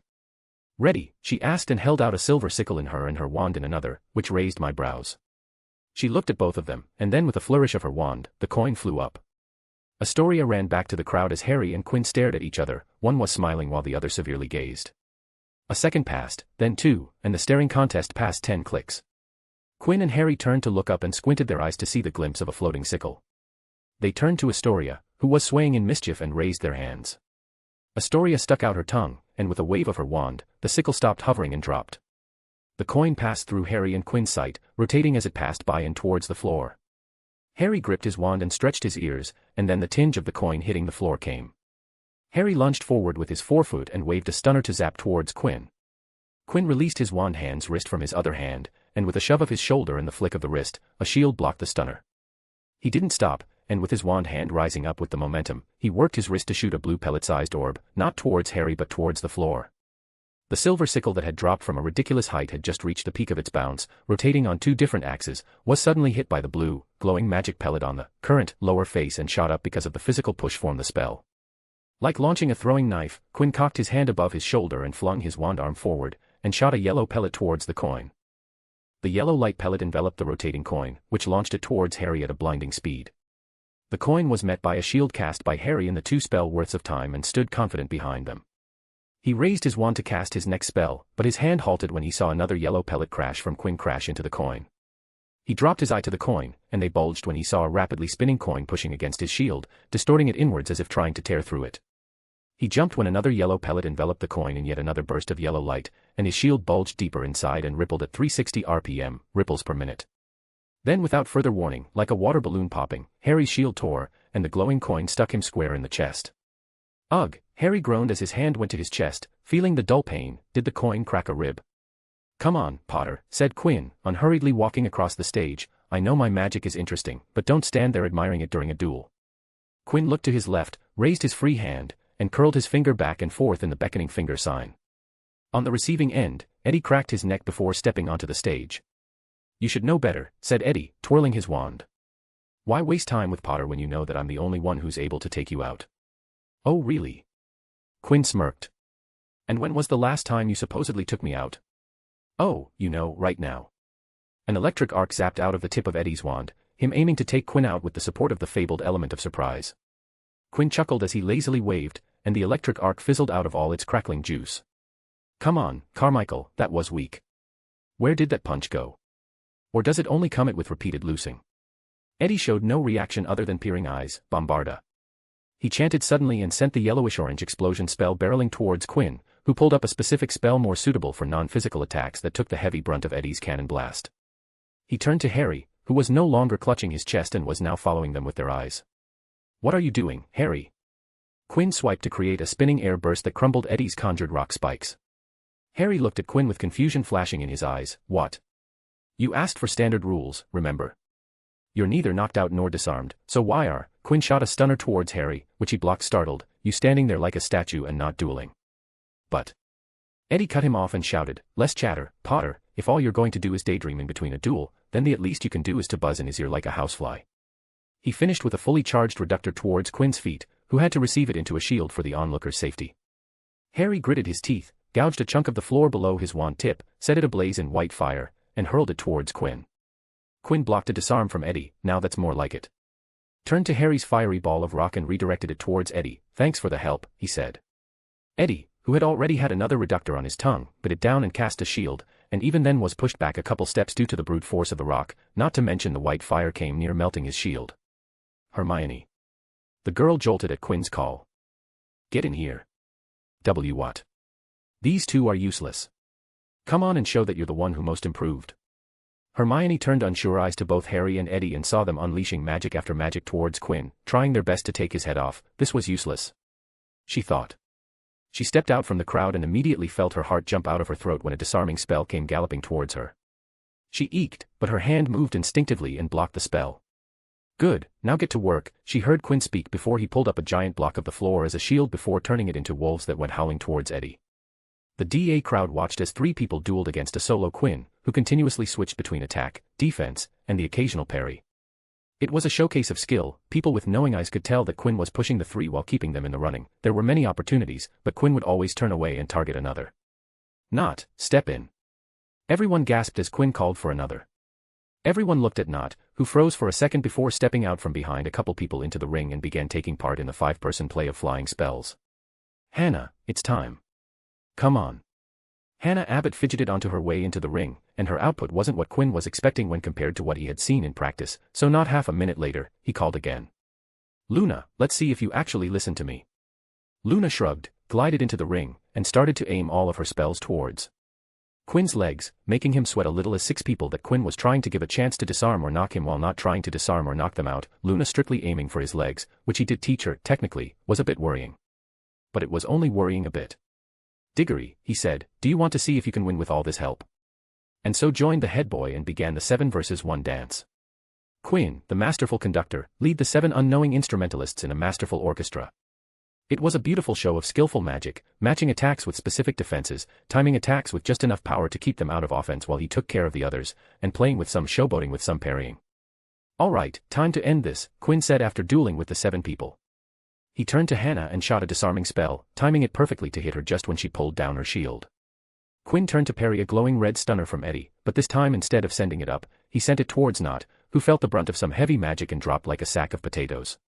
His next option was Eddie himself, who he decided to take out with a heavier stunner than Eddie's own and sent him flying back onto the ground. Now remained Luna, Cedric, Harry, and Hermione. Quinn turned to Harry and blew out a little puff of air towards Harry, who suddenly felt like he was standing in a storm. Harry's hands went up against the wind, and he never saw the stunner coming. Quinn turned to Hermione and shot his first depulso of the day, at her feet, which knocked off her feet with only her arms saving her face from kissing the floor. She too never saw the disarming spell coming. Diggory, sorry, but you're next, said Quinn grinning. Luna's my best friend, so she can't go before everyone else. Eddie went before, said Cedric, Bombarda Maxima. Quinn pulled a shield against that, and Luna's full body bind. He's used to it, said Quinn and ripped a spell that emulated punches and assaulted Cedric's joints, making him fall with a grunt and then deflected another one of Luna's full body bind to finish him. In the ring, Quinn and Luna remained. They both watched each other. Luna shrugged and put her wand into her robe, and walked and stood beside Marcus. Well, forfeit is always a legit option, said Quinn, shrugging. Clap. Clap. Clap. Quinn turned and saw Tracy clapping and then Daphne. Soon after, everyone was clapping. Quinn did an exaggerated bow and then faced a lot of questions asking him to teach them that, especially young ones like Dennis Creevy. When the session came to an end, and everyone was moving out, Quinn wrapped around Astoria's shoulder. What? She asked, snuggling in a bit. Quinn took out the sickle she had tossed and placed it in her hand. Sorry about the sickle, it's sort of bent. Astoria stared at the coin, and it was indeed bent into a crumpled piece of metal. I would like to be paid back, she said. A light shined in Quinn's eyes, and he nodded. He wrapped his bigger hand, wrapping Astoria's smaller hand with the bent sickle completely, and blew on it. What's that supposed to do? She asked. Quinn winked at her as he removed his hand. I have paid my debt, he smiled, removed his hand from her shoulder, and walked ahead to join her sister. Astoria tilted her head in confusion before looking at her hand. She opened her palm, and her mouth opened up like a gaping fish. There was a gold galleon sitting there with no signs of the useless sickle.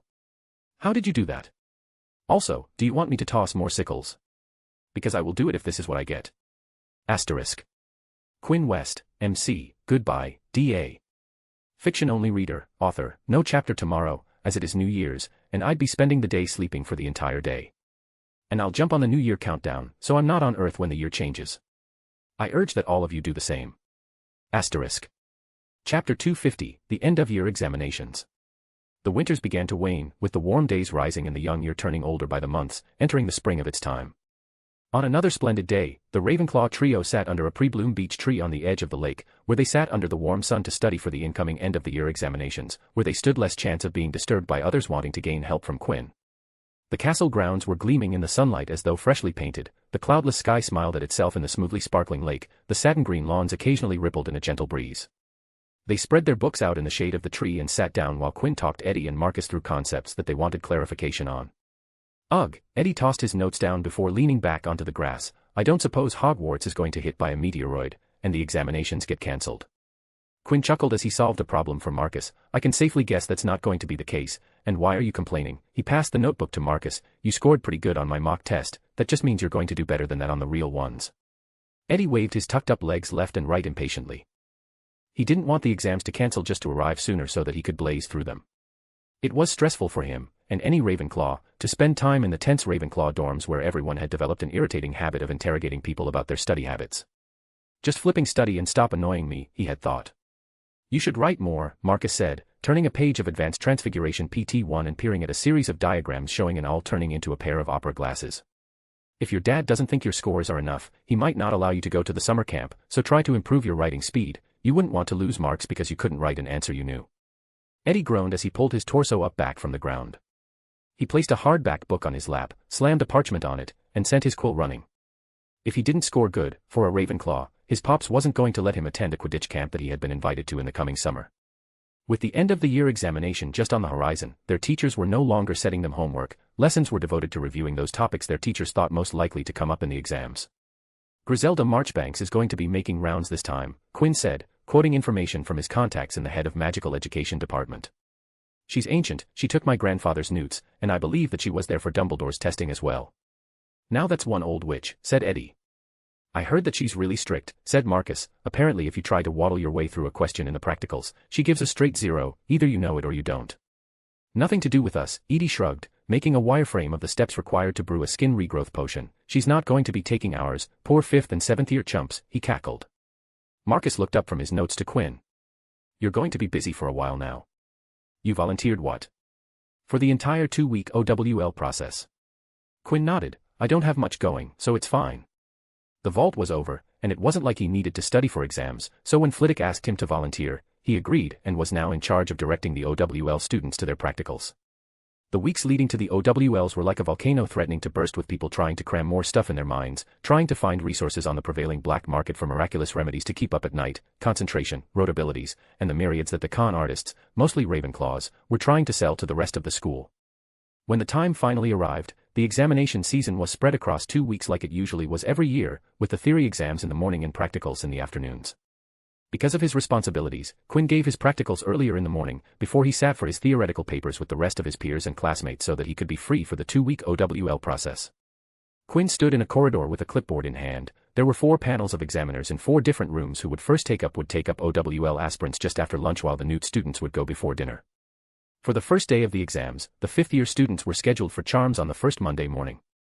The OWL students were sorted randomly into 4 classrooms working as waiting areas, a waiting classroom per panel. All right, Quinn tapped a pen on the sheets on the clipboard, everything seems to be in order, and we're good to go. He walked to the other end of the corridor, pushed open the first examiner's panel door, and came across an amusing conversation. Little Albus. Quinn's ears perked up, Little Albus. Not something he or anyone in this school would expect to hear in a million years. The woman to call the 100-plus-year-old headmaster with the little prefix was Griselda Marchbanks, the head of Magical Education Department and an ancient woman of over 200 years of age. It made sense that she would call Albus Dumbledore as Little Albus. She was a tiny, stooped woman with a face so lined it looked as though it had been draped in cobwebs, but she spoke louder than most loud people did despite a slight tremble in her aged voice. I thought Cornelius would not stop before kicking you out of Hogwarts. He was never smart. I remember talking to him during his newts. All he did was blabber on and on without doing what I asked him. You should thank your stars that Dolores went ahead and threw her brain into the garbage. Not that it would help, it was pitifully tiny to begin with. It would not have helped her even if she used it. Good thing they sent her off to Azkaban. Good riddance. The woman didn't mince her words. Let the past be the past, said Dumbledore, his tone the usual, not at all reflecting the fact that the minister was about to be voted out of his position and a prominent ministry executive was shipped to Azkaban in a massive scandal. It's time for the younger generation to take the stage. Us old fellows can only look from the side and see them bask in the glory and be happy in the fact that we might have something to do with it. Old Marchbanks turned up her nose and huffed. Who are you calling old? Your joints must have turned rusty, but I am still quite spry. Of course, Dumbledore could only smile. Quinn cleared his throat, making his presence known to the other 2. Madam Marchbanks, if you're ready, everything from our side is ready, and we can start sending the students in. Who are you? Said Marchbanks, loudly. My name's Quinn West. Mr. West, here is a 6th-year prefect, said Dumbledore. He has volunteered today to be a liaison for the students and the examiners. Quinn stepped into the empty classroom and walked to Marchbanks' table. I'll be sending in the students when you're ready. He took a sheet from the clipboard and laid it on the table, and with a tap of his fake wand, the single sheet turned into a stack. The top page is the list of students you'll be seeing today. He pushed the sheet aside, revealing a marking schematics with Abbott, Hannah written in the names field. You are to fill your gradings and remarks on these. Yes, I know, I have done it a countless number of times, Marchbanks waved impatiently. She narrowed her eyes at Quinn, her wrinkles deepening. West. Quinn West. Yes, I remember you from last year. Your scores were excellent. I had a pleasure reading your papers, a pity I couldn't be here to take your practicals. Thank you, Madam Marchbanks, said Quinn, giving a short, polite bow. Well then, I won't take up any more of your time. You have a long day ahead of you, Dumbledore said. Can you not sit beside me while I go through this? We could catch up, asked Marchbanks. While I'd love to do that, I don't think the students would want to have their headmaster in the room as they give their practicals, said Dumbledore. You are no fun, Marchbanks said before pulling up the list. Please take care of Madam Marchbanks, Dumbledore said to Quinn, who nodded. All right, send in the cavalry, said Marchbanks, pulling out a flask from her purse and setting it next to a cup and saucer before pouring herself a steaming serving of tea. Yes, first is Hannah Abbott, said Quinn, took out another sheet from his clipboard, and set it in front of her. Marchbanks put down her cup before it reached her lips and picked up the sheet. What is this? She asked. The sheet had 3 names on it, Hannah Babbitt, Susan Bones, and Terry Boot, and under every name was a list of charms. The charms under the names are what the student is good at. Marchbanks squinted her eyes at the sheet. But these charms aren't from the 5th-year curriculum. No, they aren't. If a student performs the 5th-year charms well and you'd like to test them for bonus points, you can refer to that list. The students which I'll be providing you are the ones who told me about their out-of-curriculum specialties. The students who Quinn listed were basically DA members that Quinn, as a fellow member, was trying to get them better grades. He was confident that if Marchbanks took his offering, all DA members would gain bonus points because he had seen them cast the spells. Oh my, I see, certainly, if these children are able to perform their curriculum-taught spells, then I will give them chances for bonus points. That's great. I'm sure they would be thrilled. Do you have these lists for other subjects too? Yes, I do. I can provide you with the 3 casting subjects, charms, transfiguration, and data. Then I'll like to receive those as well. You got it. Quinn then walked to the rest of the panel rooms and repeated the same conversation with the sweetest old people he had met. They weren't as old as Marchbanks, but they did match Dumbledore in age and were joyous about receiving the spell list. After ensuring that the panelists were all ready, he walked into the waiting rooms, started calling students, and so began the practical portion of OWLs. All right, let's see, who's next, Quinn said to himself after he entered the room. Goldstein, Goyle, Granger, and Greengrass, he read before calling out, Anthony Goldstein, Gregory Goyle, Hermione Granger, and Daphne Greengrass. The 4 people stepped out from their respective groups and walked out of the room, their gait stiff and robotic. They looked at him like baby ducks, like they didn't know what to do. All of you realize that OWLs are the same as the rest of your examinations, the only difference is that the examiner is external, said Quinn as they walked to their respective panels. Are they strict? What are they asking? Do they have our theory papers? Are they, by chance, already graded? What are their moods like? Hermione spouted questions like a locomotive train did smoke. Quinn chuckled and stealthily cast calming magic. It's fine, they are cozy and pleasant, so don't worry about their moods. Perform well, and they will give you a chance for bonus points. He watched as all 4 gradually calmed down a level, his magic doing its work, though there was still some definite stiffness in their bodies. One by one, he led them to different panel rooms. Anthony Goldstein went first, then Gregory Goyle, and then Hermione Granger. Will she be fine? Daphne asked, looking at Hermione entering the room. She was rapid spouting chants under her breath. I think she'll be fine, she got 112% on a test, said Quinn.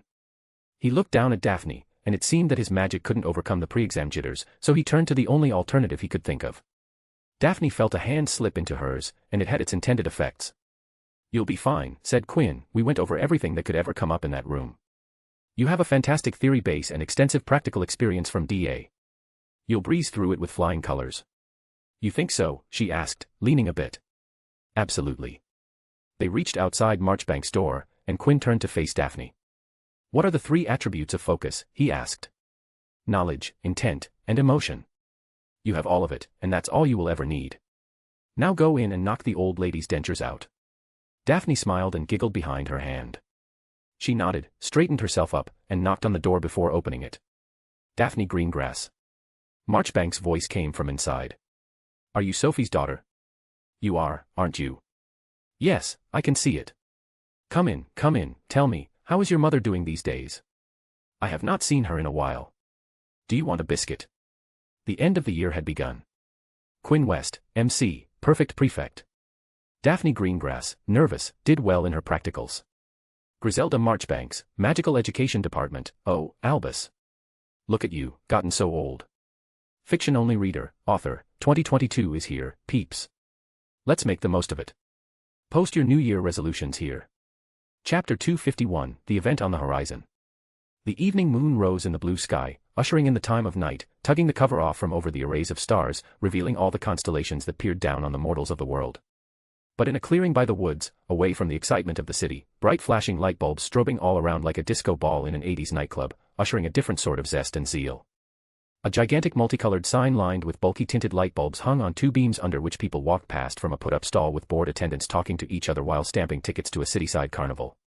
People with families, friends, or their lovers on dates entered the beat-down grounds, occasionally housing the visiting carnivals and concerts. The music climbed louder, recorded clown laughter cackled through speakers, and the melodies of children's joy as some ran around with carnival food in hand while others rode on the chugging motor powering the rides. Outside the raucous circus establishment, near a growth of trees that cast ghastly shadows under the weightless moonlight, space itself twisted and turned like being sucked through a tube before the one by one, the fabric of space spat out people dressed in black robes with air popping loudly, but only to be drowned out by the loud circus music. In a few seconds, 20 people stood blending in the shadows, all looking at the inviting put-together fairgrounds of wood and metal with life thrumming with vigor. "I can almost taste it," said the woman with thick, shining dark hair, long eyelashes, and heavily hooded eyes, "the joy, the delight, it's almost palpitating." She stuck out tongue as if wanting to taste the emotions. Bellatrix Lestrange's companions turned their eyes hidden beneath their masked faces to the woman, many wondering how the woman could descend further into madness. She had been twisted as writhing horrors behind her once great beauty, but that was Azkaban for you. It never failed to leave its taint on its guests, and Bellatrix had stayed long enough to call it her home. She cackled, her body shivered, and her shoulder involuntarily twitched as she turned to a robed matchstick figure standing in the middle of the groups, a hood covering the bowed head that sat upon a slouched back. "Rivers," Bellatrix called as she hopped to him like a schoolgirl. "So what do you have planned today? Tell me. I am so looking to having some fun tonight." Rivers looked at the crazy woman swaying her waist in front of him as her curls bounced from shoulder to shoulder. How had it come to this? How was he roped into this? Scene break, flashback.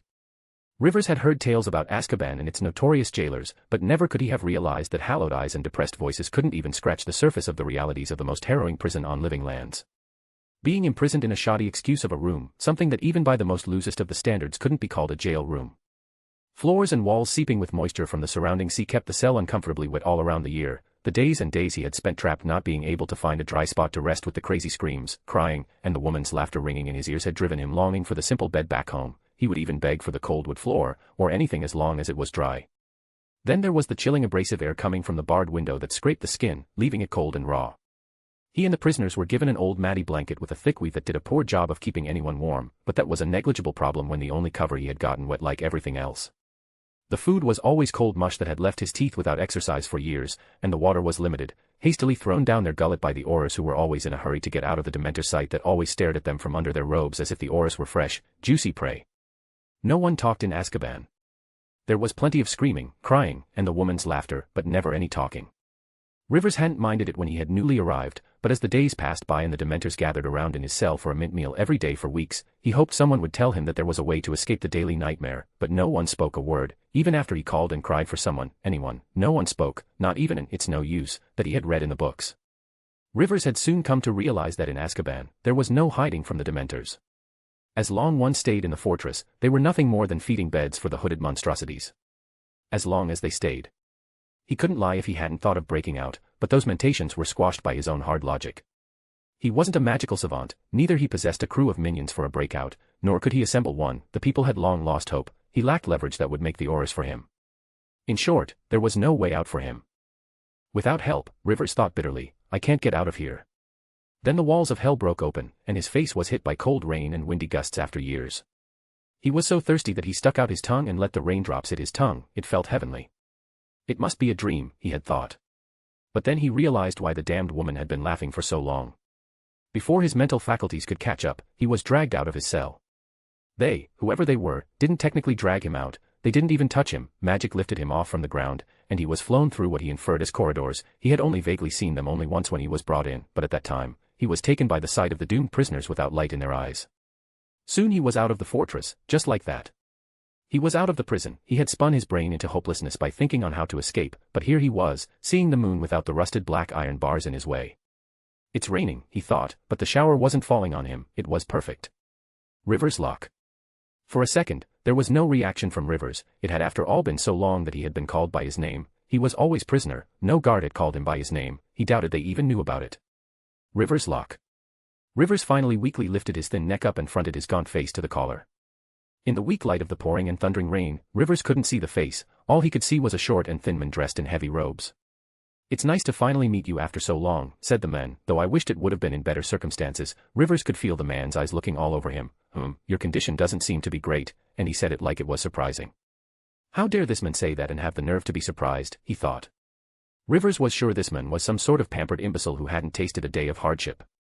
Rivers growled at the man, but all that came out was a frail groan from his unused voice box, and his neck couldn't keep his head up, and it fell back down. The man chuckled humorlessly. It seems you have some vigor left in you. Good, that's good. Well, that aside, we are here to break out some friends, and I thought it would be appropriate if we took you with us, because without some help, there's no getting off this island without dying in the sea. There was a chuckle, and it was sort of my fault that you ended up here. Rivers painfully cranked his neck up. What? You don't recognize me. The man crouched down and pulled off his hood to reveal a thin but healthy face. Rivers' blank eyes stared at the face. It took a few seconds for his muddled mind to pull up a memory. It was one of a half-torn, stained, wanted poster he had seen stuck on a pub wall, and on it was a chubby man, who sweated as his mugshot was captured.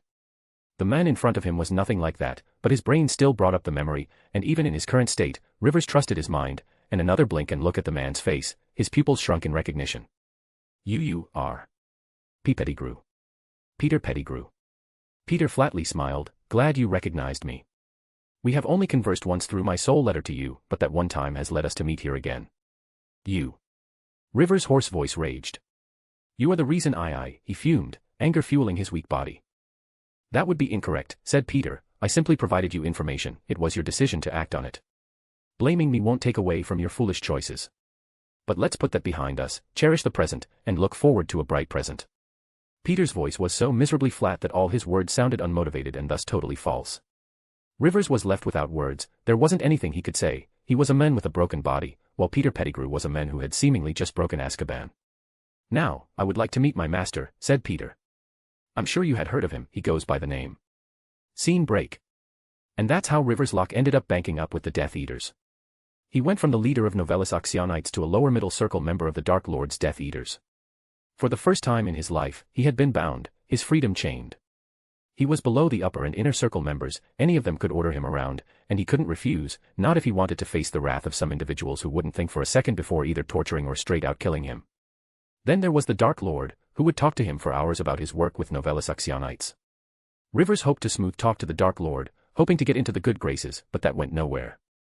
The Dark Lord would call him to ask questions, and if he tried to deviate to build some relationship, the Dark Lord would put the conversation right on track.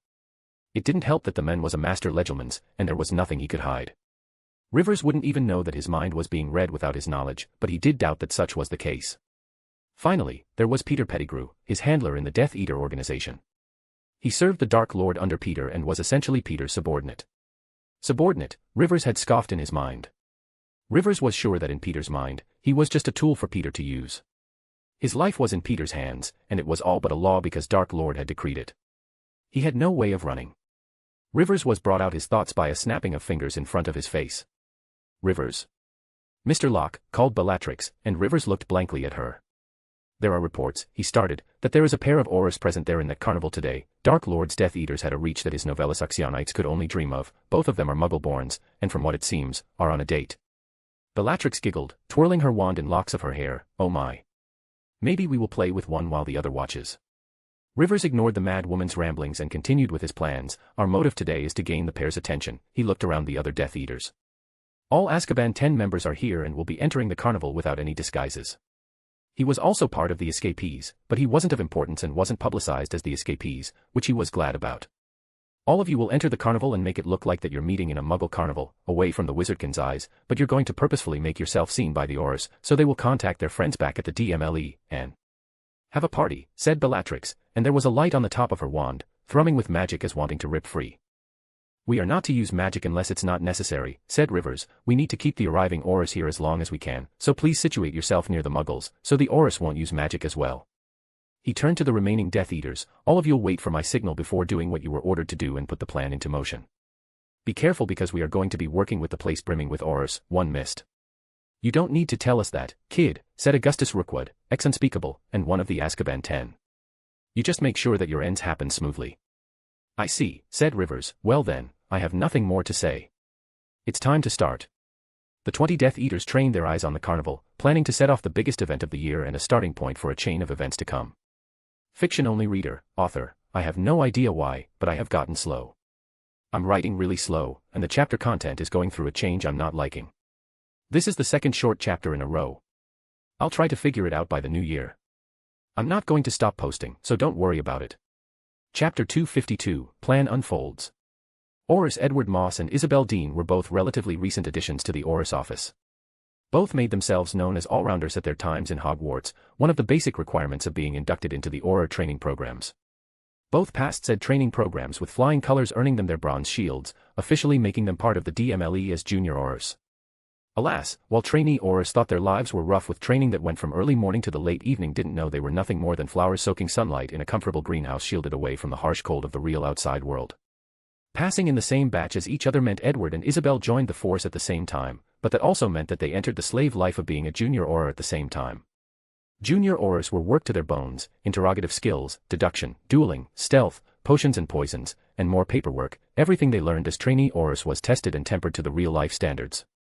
There was a saying in the Oris office, a rookie Auror wasn't really an Auror until they were broken down and rebuilt back together by office. It wasn't strange that Edward and Isabel, who went through the process at the same time, formed a strong bond of camaraderie forged through the fires of rookie hell. Moreover, DMLE putting forward the stringiest qualifications and requirements meant that only half a handful of people were ever made junior Aurors every year. In Edward and Isabel's batch, only 4 made it out of training.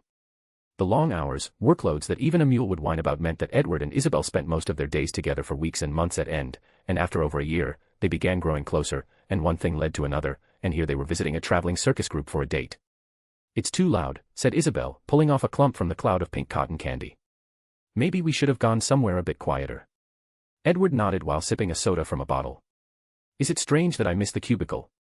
"Because I really miss the cubicle a lot." "It's not strange, not at all. It's cozy and warm. So cozy. We can always bounce and go somewhere else. I think I remember a good restaurant that we can go to. It'll be in the range that I can apparate with you side operating." "Okay, but I think we should see the show first. We did buy the tickets." Isabel nodded, looking at the stub ticket in her hands. It felt strange to actually use the money on something. Junior Aurors made really good money, much more than their peers in other fields were making, but they worked so much that, believe it or not, junior Aurors didn't spend much in the first year of their career because of the sheer amount of work they did, which led to no downtime, zero work-life balance, no time to continue with hobbies, no money spent. They had finally spent some coin, it would be a waste to let it go to waste. Isabel looked ahead at the largest striped tent in the middle of the entire carnival. Every path to the main tent was lined with concession booths and lines of multicolored triangle flags hanging from the overhead grid. She looked at the menagerie tent in the row of stands. "Edward, we should go to Pet." Isabel winced, feeling the sharp pain in her arm. She looked to her side and saw Edward's clamping her arm. "What are you?" "I have Robestan Lestrange in my sight," Edward said with an unnatural stillness, "and he's with Rodolphus Lestrange." "Don't look." Isabel freed her arm from Edward's grasp, looped it into his, and leaned into him. "Where are they?" she asked. "They're standing in between 2 stands, dressed in simple pants and shirts." "I can't seem to see any other Death Eaters," said Edward, observing through his peripherals. "I see more," said Isabel. Edward stiffened for a brief second before speaking with his bottle near his lips. "Who did you spot?" "Antonin Dolohov at my 2, and further along the same line, I see Milks Mulciber." She gulped. "That's 4 out of the Azkaban 10. And if these 4 are here, there's a good chance that other 6 are also around somewhere. We need to call for backup." "You have your shield?" asked Edward. Isabel nodded, her hand going inside her satchel purse, feeling for the badge, and next to it sat her wand. "I sent for backup," she said, feeling her badge heat up. "What should we do?" Edwards asked. "Also, let's walk. It's eye-catching for us to stand here in the middle of the street." "We should keep an eye on them without engaging," said Isabel. "If all 10 of the escapees are here, then they must be meeting here. You saw how they were dressed, none of them had a robe on, they are clearly not making their presence known. What if they're not here for a meeting? What if they're here to raid the carnival?" Edward felt Isabel's eyes bore into him. "I mean, look around, they were surrounded by muggles and a distance away from the city. Isn't a place like this their preferred hunting ground?" Isabel bit her lip, her other hand resting on her satchel tightened. "All we can do right now is to wait and hope the backup arrives fast." They didn't notice that another Death Eater was standing just behind them, listening to their conversation with a carton of popcorn in hand. Scene break. James Potter sat in his office, working through a week's worth of paperwork due the next day. Moreover, today he was a Thursday, and he didn't want to work through the Friday evening after hours to get the work done, so he had brought in the blankets and sheets to grind the night away. "I need to do this work daily," said James, groaning and stretching his arms above his head as he leaned into his chair.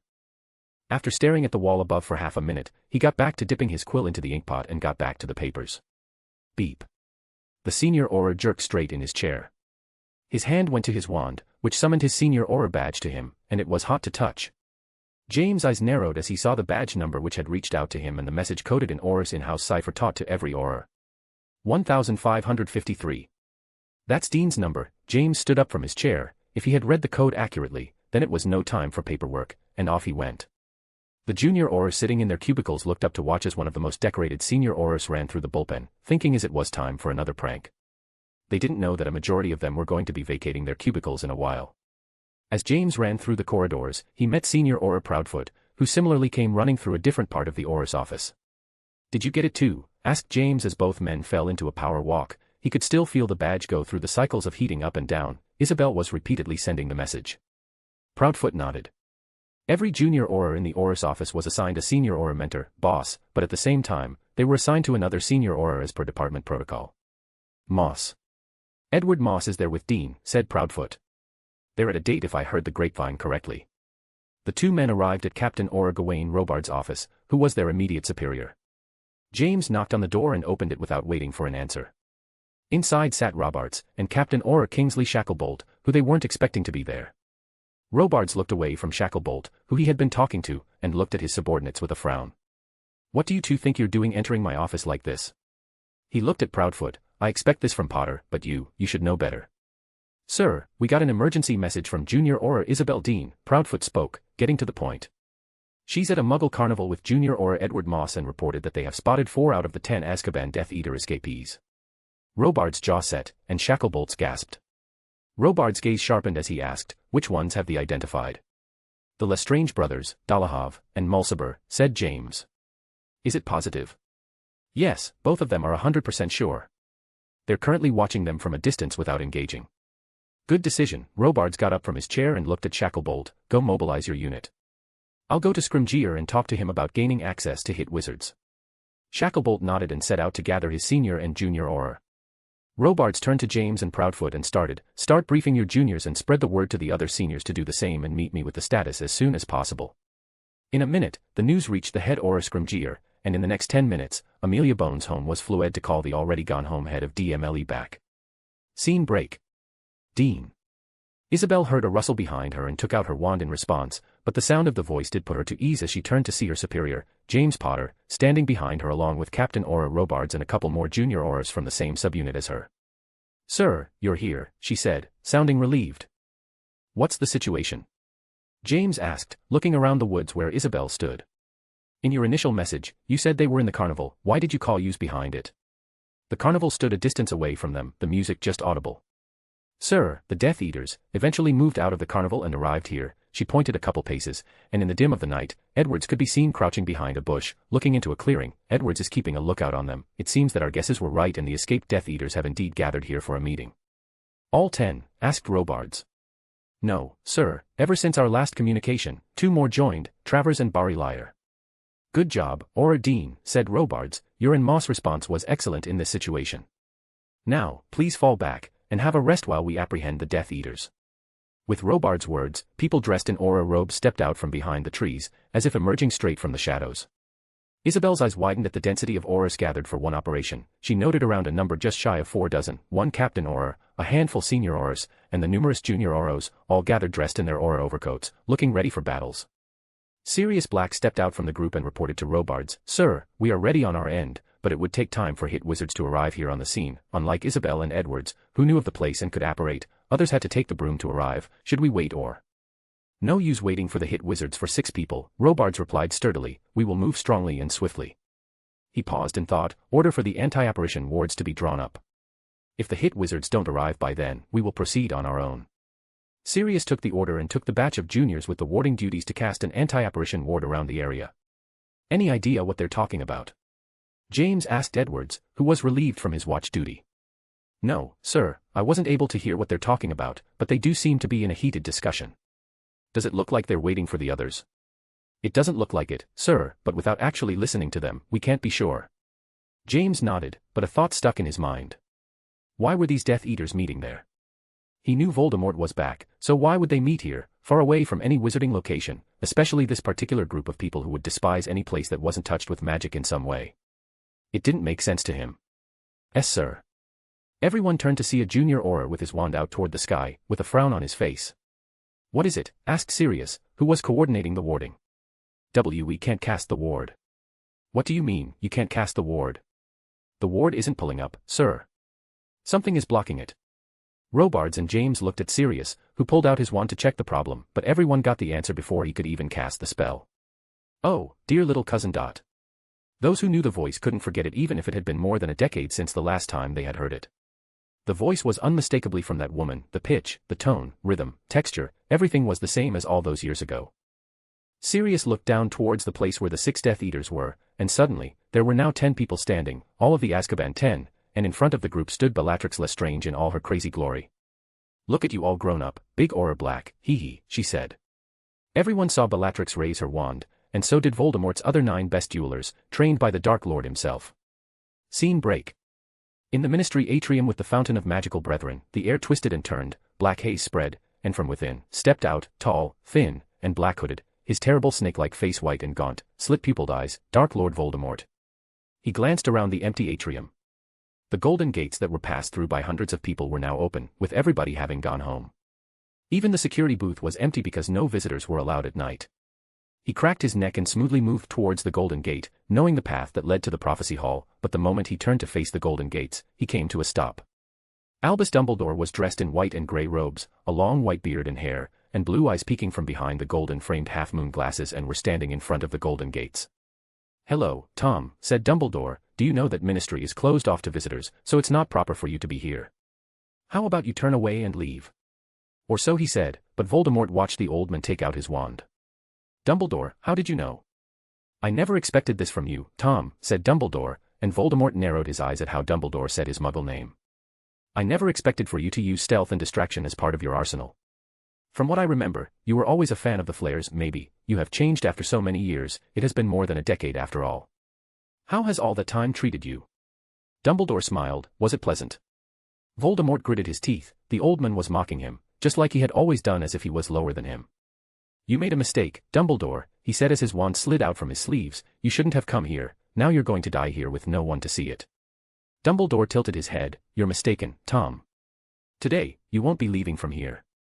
It was foolish for you to come over for the prophecy, and now I'm going to make you regret it." The air itself started to tremble as magic thrummed from the 2 magical powerhouses, the 2 most powerful men in the country. "Time to go to the next great adventure, Dumbledore," said Voldemort as his magic flowed into his wand, concentrating as green light sparked up at the wand tip. "It must have been tough, all those years. It's time for you to rest." Dumbledore smiled as he drowned the death stick with his magic. The decade's biggest duel was about to start. The 2 supernovas of magic had finally met. Quinn West, MC, question, what do you think would be my favorite manga/anime? Fiction-only reader, author, okay, this felt a little better. By the end, I felt that things were going back into sync. Let's see how the next chapter goes. Dumbledore, Second Coming of Merlin, it's time. Voldemort, Dark Lord, to duel. Chapter 253, The Clash of Supernovas. Voldemort raised his wand and sent a jet of green light at Dumbledore, who turned and was gone in a whirling of his cloak. Next second, he had reappeared behind Voldemort and waved his wand toward the Fountain of Magical Brethren, for the golden statue of the wizard in the fountain sprung alive, leaping from its plinth, and landed on the floor with a crash between Dumbledore and Voldemort. The wizard statue planted a knee on the floor, cocking his arm, and brought down a golden fist atop Voldemort, who spread his arms like an orchestra conductor, and the incoming punch changed directions, crashing a few feet away. But neither Dumbledore nor his animated statue was done as the other palm came sweeping from the side. Voldemort jutted his wandless arm toward the palm. A barrier appeared in between Voldemort and the golden palm and brought the mighty statue's arm to stop. Voldemort's lipless mouth pulled back and bared his teeth towards Dumbledore and swung his wand. The wizard statue's arm turned to liquid, and the bulky golden globs sped towards Dumbledore, who flicked his wand, and the globs turned into cold tar blocks, falling down on the ground. Dumbledore made the next move, and the rest of the statues in Fountain of Magical Brethren came to life. Witch, woman, man, half-elf, goblins, centaur all jumped down from their pillars, stampeded towards Voldemort.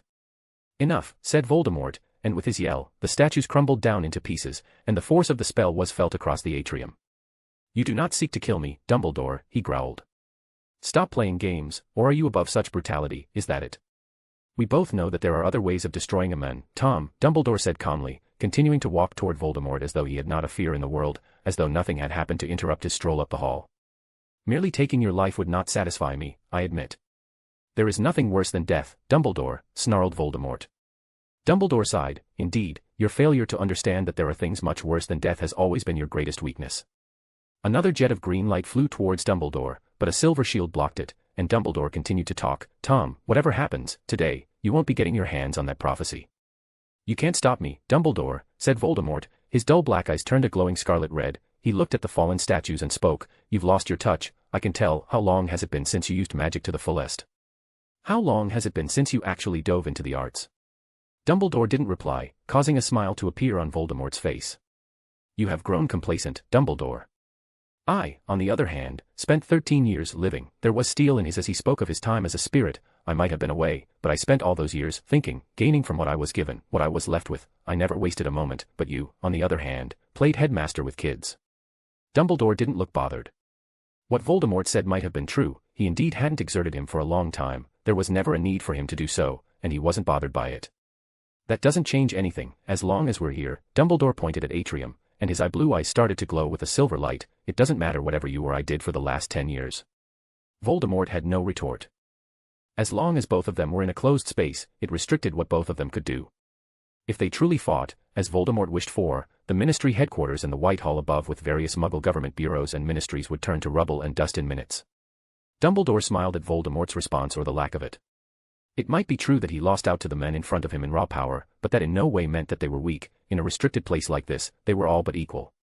Even if we weren't, I wouldn't lose, thought Dumbledore with pride tainting his thoughts. There was a reason why he was granted the title of Grand Sorcerer. He had 100 years of experience behind him. Dumbledore drew back his wand and waved it as though brandishing a whip. A long thin flame flew from the tip. It wrapped itself around Voldemort, who conjured a shield, but the fiery whip burned brighter and longer, enveloping the shield dome as well.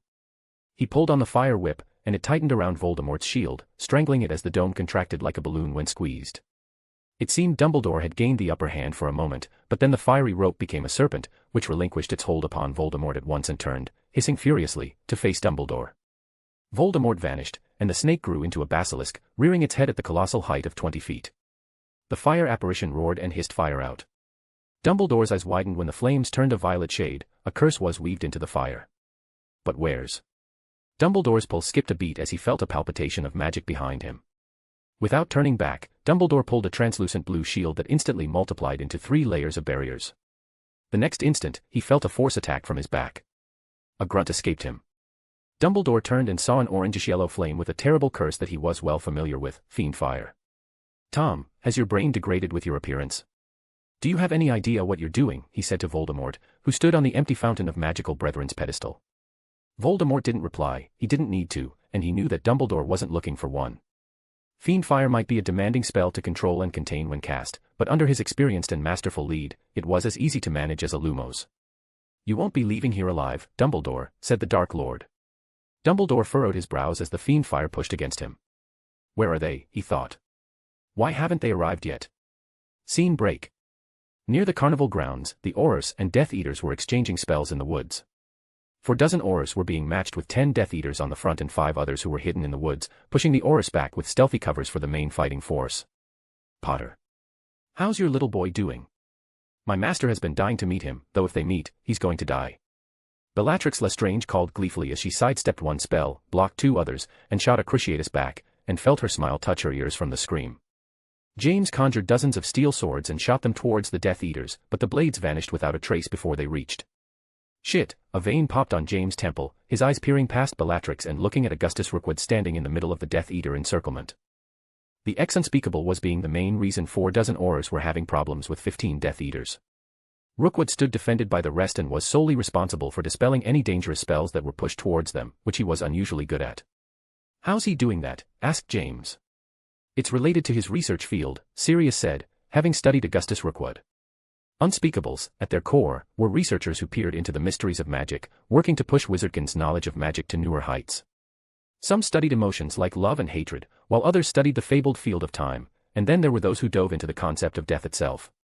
Rookwood's research of choice was on how to dismantle the internal magic in spells. From what little the Unspeakables gave me when Rookwood was still active, he was able to dismantle a wide range of transfigurations and many of the common-use offensive spells, said Sirius, giving his best friend a grim look.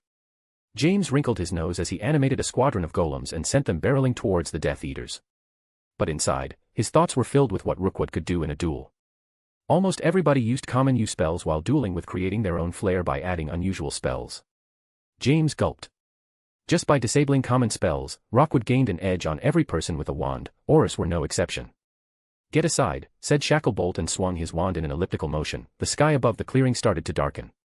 Rookwood looked up and saw a flash of light on the surface clouds. His eyes narrowed before widening to the limit. Robustan, Rodolphius, he said. Incoming from the sky. Cover it. This wasn't something he would be able to dispel.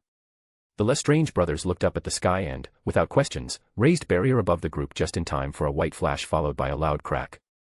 Bloody. Ugh. The Lestrange brothers groaned as the giant lightning bolt assaulted their joint shields. James and Sirius looked at Shacklebolt, who raised his wand again, and another bolt assaulted the Death Eaters. He stepped back from the front line and breathed a sigh. Don't look at me and barrage them while they're off balance, he yelled at the people who stared at him. The Captain Auror's words were immediately heeded, and the Auror forces started to concentrate their spells on the Lestrange brothers, and it worked as Rodolphius Lestrange got hit by a spell and screamed in pain. Brother. Robustan said in between shooting spells. He turned briefly to look at his prone brother. Get out of here, now. Rodolphius lifted his sleeve, all but tearing it to reveal his dark mark. With great difficulty, he pressed his wand against the skull, and with a flurry of flashing light, he was gone. Oh, no, said Bellatrix, pouting as she pounded the ground. Playtime is over. It's too soon. I want to play more. Well, there will always be the next time, she then smiled, but before we go, we will leave you with a gift. Bellatrix pointed to the distance with a sparkling grin on her face. None of the seniors or captains took their eyes off the battle, but Edwards did and saw a sight even though a first for him, horrified him to the core because of what it meant. Sirs. Shacklebolt, who was on downtime, turned and even his breath caught up. Above the carnival, in the sky, floated a green skull with a snake slithering out of its mouth, curling around the skull. It was eerie, it was chilling, and it was the Dark Lord's mark. A wall of earth raised around the Death Eaters, and before the Aurors could break it down, the Death Eaters were gone, portkeying away as they had planned.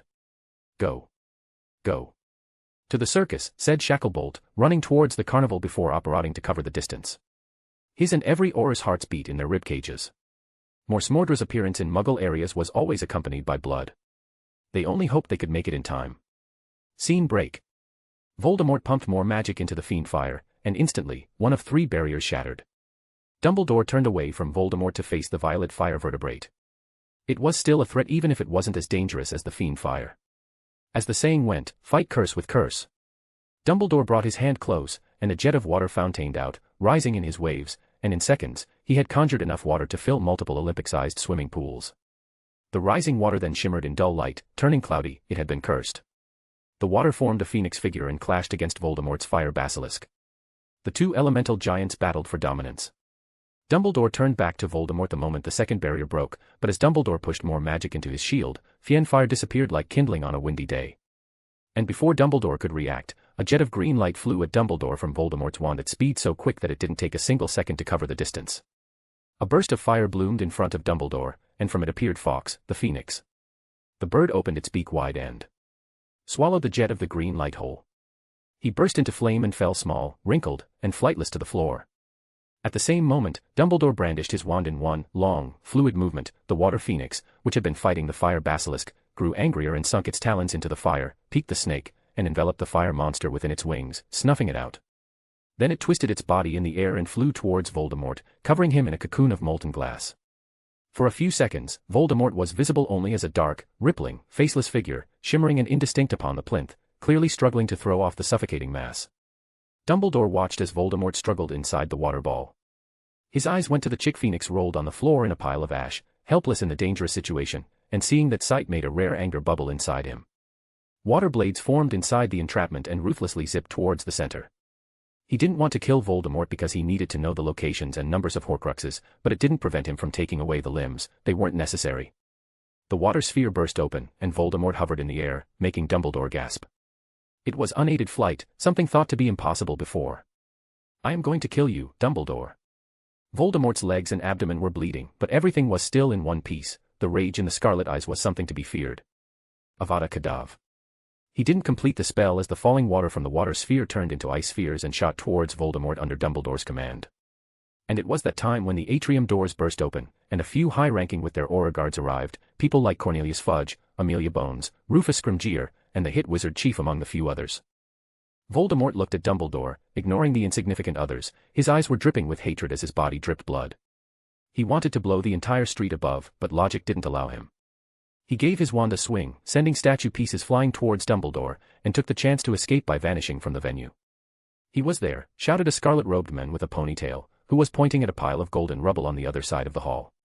"I saw him, Mr. Fudge, I swear, it was you-know-who, he just disapparated." "I know, Williamson, I know, I saw him too," said Fudge, gibbering, who was wearing pajamas under his pinstriped cloak and was gasping as though he had just run miles. "Merlin's beard, here. In the Ministry of Magic. Great heavens above, it doesn't seem possible, my word, how can this be?" "Dumbledore," gasped Fudge, apparently beside himself with amazement. "You, here, I. Stop, Cornelius," Dumbledore raised a tired hand up, "I don't wish to talk or answer any questions. But a few minutes ago, you saw proof, with your own eyes, that I have been telling you the truth for a year. Lord Voldemort has returned, you have been chasing the wrong men for 12 months, and it is time you listened to sense." "I don't," blustered Fudge, looking around as though hoping somebody was going to tell him what to do. "I'm going home," said Dumbledore bluntly before turning to Amelia.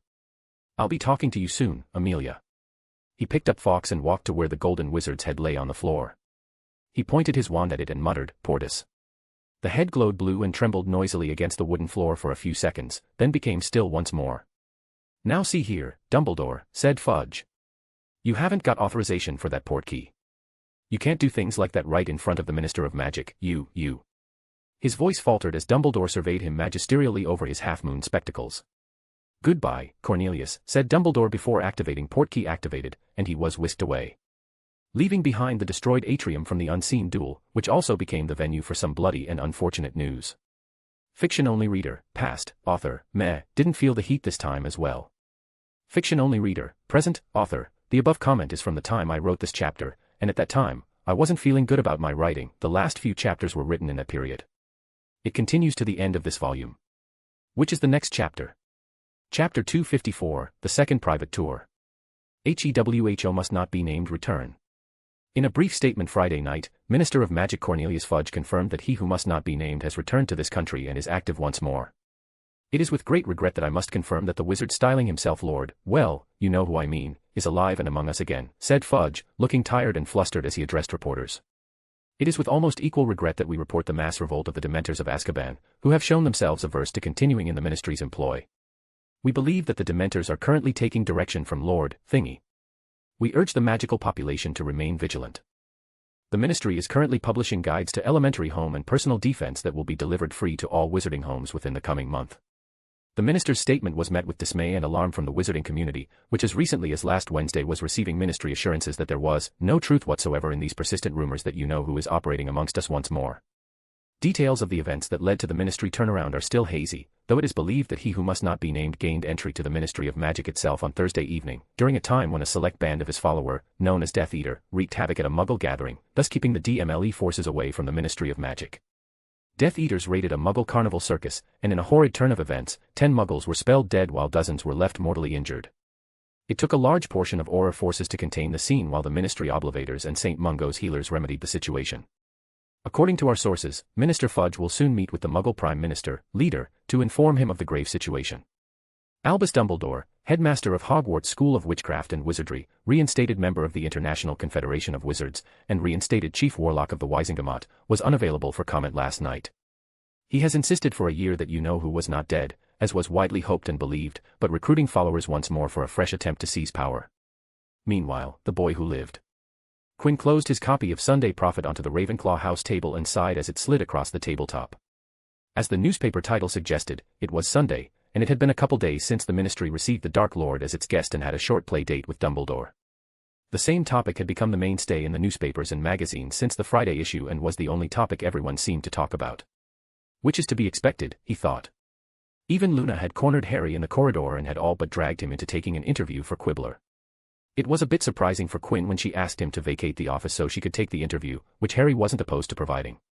If there's going to be something about me out in the papers, it might as well be something I have actually said, had said the boy who lived. Quinn glanced at an indexing column on the front page. Exclusive interview with Harry Potter, page 9. Xenophilius Lovegood, after publishing the interview in the Quibbler, had sold it to every newspaper publishing house who contacted him. And it sold well enough to fund the expedition trip to Sweden the father-daughter pair had planned for the summer break. Quinn glanced up at the staff high table at Dumbledore, who looked as merry as ever, not a hint on him that he had just fought Voldemort. He wondered what it was like, but alas, he wasn't there, and neither did he want to be if it wasn't strictly necessary. I wonder if the prophecy is still at the Ministry or if he took it with him, he thought, or if Dumbledore broke it front of him. Does Voldemort know? In the originals, Voldemort had given up the pursuit of the prophecy after it broke, but if that wasn't the case, then Voldemort would still be motivated to seek the prophecy. Alas, Quinn sighed, he didn't know the current status of the prophecy situation, and it was most frustrating for him. The most he could do was go to the Ministry and see for himself if the prophecy orb still sat on the Hall of Prophecy's shelf. There was only one thing that was confirmed. The Second War had finally begun. Scene break. The castle seemed very quiet, even for a Sunday. Everybody was clearly out in the sunny grounds, enjoying the end of their exams and the prospect of the last few days of term unhampered by studying or homework. Quinn walked slowly along the deserted corridor, peering out of windows as he went. He could see people messing around in the air over the Quidditch pitch and a couple of students swimming in the lake, accompanied by the Kraken. The hot sun hit him with a blast as he walked across the lawns. He, too, had nothing to do at the end of the year, neither did he want to do anything, it was his annual downtime. Students lying around on the grass sunbathing, talking, reading the Sunday Prophet, and eating sweets looked up at him as he passed. Some called out to him or waved, thanking him for the notes, again an annual thing. Quinn nodded and smiled back as he passed by to find an empty patch of green. He laid down on the grass face up to enjoy the delightful heat. He closed his eyes to relax but squinted them open to see the sun glaring down at him. He raised his hand, waved to the side, and the rays of sun shifted around him, changing paths, dimming its glare just for him. Quinn placed his hands behind his back, crossed his legs, one top of another, and again closed his eyes with a smile, listening to the ruffle of the grass from the gentle breeze. Time passed, and just as Quinn was about to slip into a nap, he heard the crunching of grass coming closer to him step by step. His closed eyes felt a shadow over them, he cracked them open a bit, lazily looking at the cause of the shade to see red hair shining like ruby as the light bounced off them. He vocalized. You seem relaxed. Was said with the barest of a nod. It's rare to see you out here, don't have anything to do today. Quinn shook his head lightly. It does seem to be a good day to nothing. Okay, that got old very quickly. Speak. Quinn opened his mouth open and sighed, you know when you don't open your mouth, and the lips get sealed, they stuck to each other. Yeah, I just lost that. So, what are you doing? Asked Ivy, sitting beside him. As you said, I'm doing nothing, he closed his again. How about you? What are you doing here? Fred and George are passing there, pranking wisdom, she did the air quotes, to Harry and Ron while Hermione is spending all her time in the library before we have to leave. Ah, I see, Quinn smiled, today's the farewell party. Every year, after the end of the year examination, the 7th year would be treated with a send-off, 2 farewell parties, one in the Great Hall, which was being prepared as they spoke, where the 7th years would enjoy one final celebration with the professors, and another one, the unofficial farewell party that happened in all 4 common rooms with the 7th years partying with their juniors. Excited for the party, she asked. Quinn sighed, I don't like parties. Ivy hummed, is that so, before asking, so did you complete the cursed vault, the architect's vault? Yes, I did, said Quinn, a delightful groove in his voice. Even after weeks, Quinn, from time to time, went down inside his briefcase and stared at his treasure hoard full of gold and jewels to bask in the golden sheen. Ivy's green shined as she perked up in her spot. Really? Then, it's time to fulfill your promise, she smiled widely. Promise? Ah, you mean that. He recalled that Ivy had somehow, technically, taken a promise out of him when she found him in the architect's vault. Yes, that. Let's go, Ivy sounded excited. She had been inside the secret area only once, but that time had caught her curiosity and interest completely. Quinn thought about it. He could argue that he only promised to tell Ivy about the vaults, there was never a mention of actually taking her into the vault. All right, he got up from the ground, let's go. Both of them walked to the architect's vault with the Ivy in charge of guiding them to the location without being spotted with the help of the Marauder's map, Quinn's request/demand. It's beautiful, said Ivy, watching Quinn put the ring against the wall, which glowed up in a special shade of glowing teal. Come in, said Quinn, he had long gotten used to seeing the sight. After solving the first room from atop a silver disc, the staircase revealed itself, and the duo went down to the second room. What happened here? Ivy gasped at the sight of the altered second room. Quinn stepped onto the bridge that connected the entry to the exit. Ah, this wasn't here before, was it? I solved all the material blocks, and the room changed. It was an amazing sight, a bit scary because I wasn't here. What happened? Ivy hesitantly stepped onto the railingless bridge and walked straight down the middle of blocks, keeping close to Quinn as she peered to the side, trying to avoid looking down, but her eyes seemed to like the idea of staring down the frightening height. I have gotten really good at transmutation, said Quinn. If you ever need something made, like a statue or something, come to me, and I'll craft a masterpiece. You can sell it a decade or two later at an exorbitant price. They reached the third room, and Ivy walked into Quinn, who suddenly stopped in his path. Ow, she rubbed her nose, glaring up at Quinn through teary eyes. Why did you stop? All right, listen to me carefully, Quinn said somberly. He pointed at the trapped room while staring unblinkingly at Ivy. We're going to travel in a straight path, and you're only going to step where I walk. Don't deviate from where I'm walking because if you do, something will try to take off parts of your body. And watch your step, the floor sinks. Oh, okay. Severe Quinn was scary Quinn.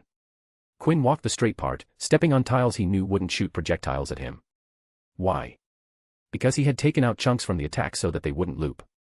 Ivy stepped on her first tile and almost lost her balance when the tile sunk beneath and had to grab onto Quinn's shoulder to stabilize herself. Sorry about that. What's this room about? She asked, looking around, following Quinn, who walked slowly to be extra safe. The entire floor is one giant trap minefield. When the floor tile sinks, a trap triggers, and something dangerous attacks you. I found a way to disable them, so as long as you follow me, I'll only step on the disabled tiles. The majority of this floor is still active, said Quinn, making Ivy gulp silently. She had seen him duel, and if Quinn was cautious about something, she needed to be careful about it. After a careful tread, both finally made it to the final room, and Quinn finally let up and smiled. Well, here we are at the end.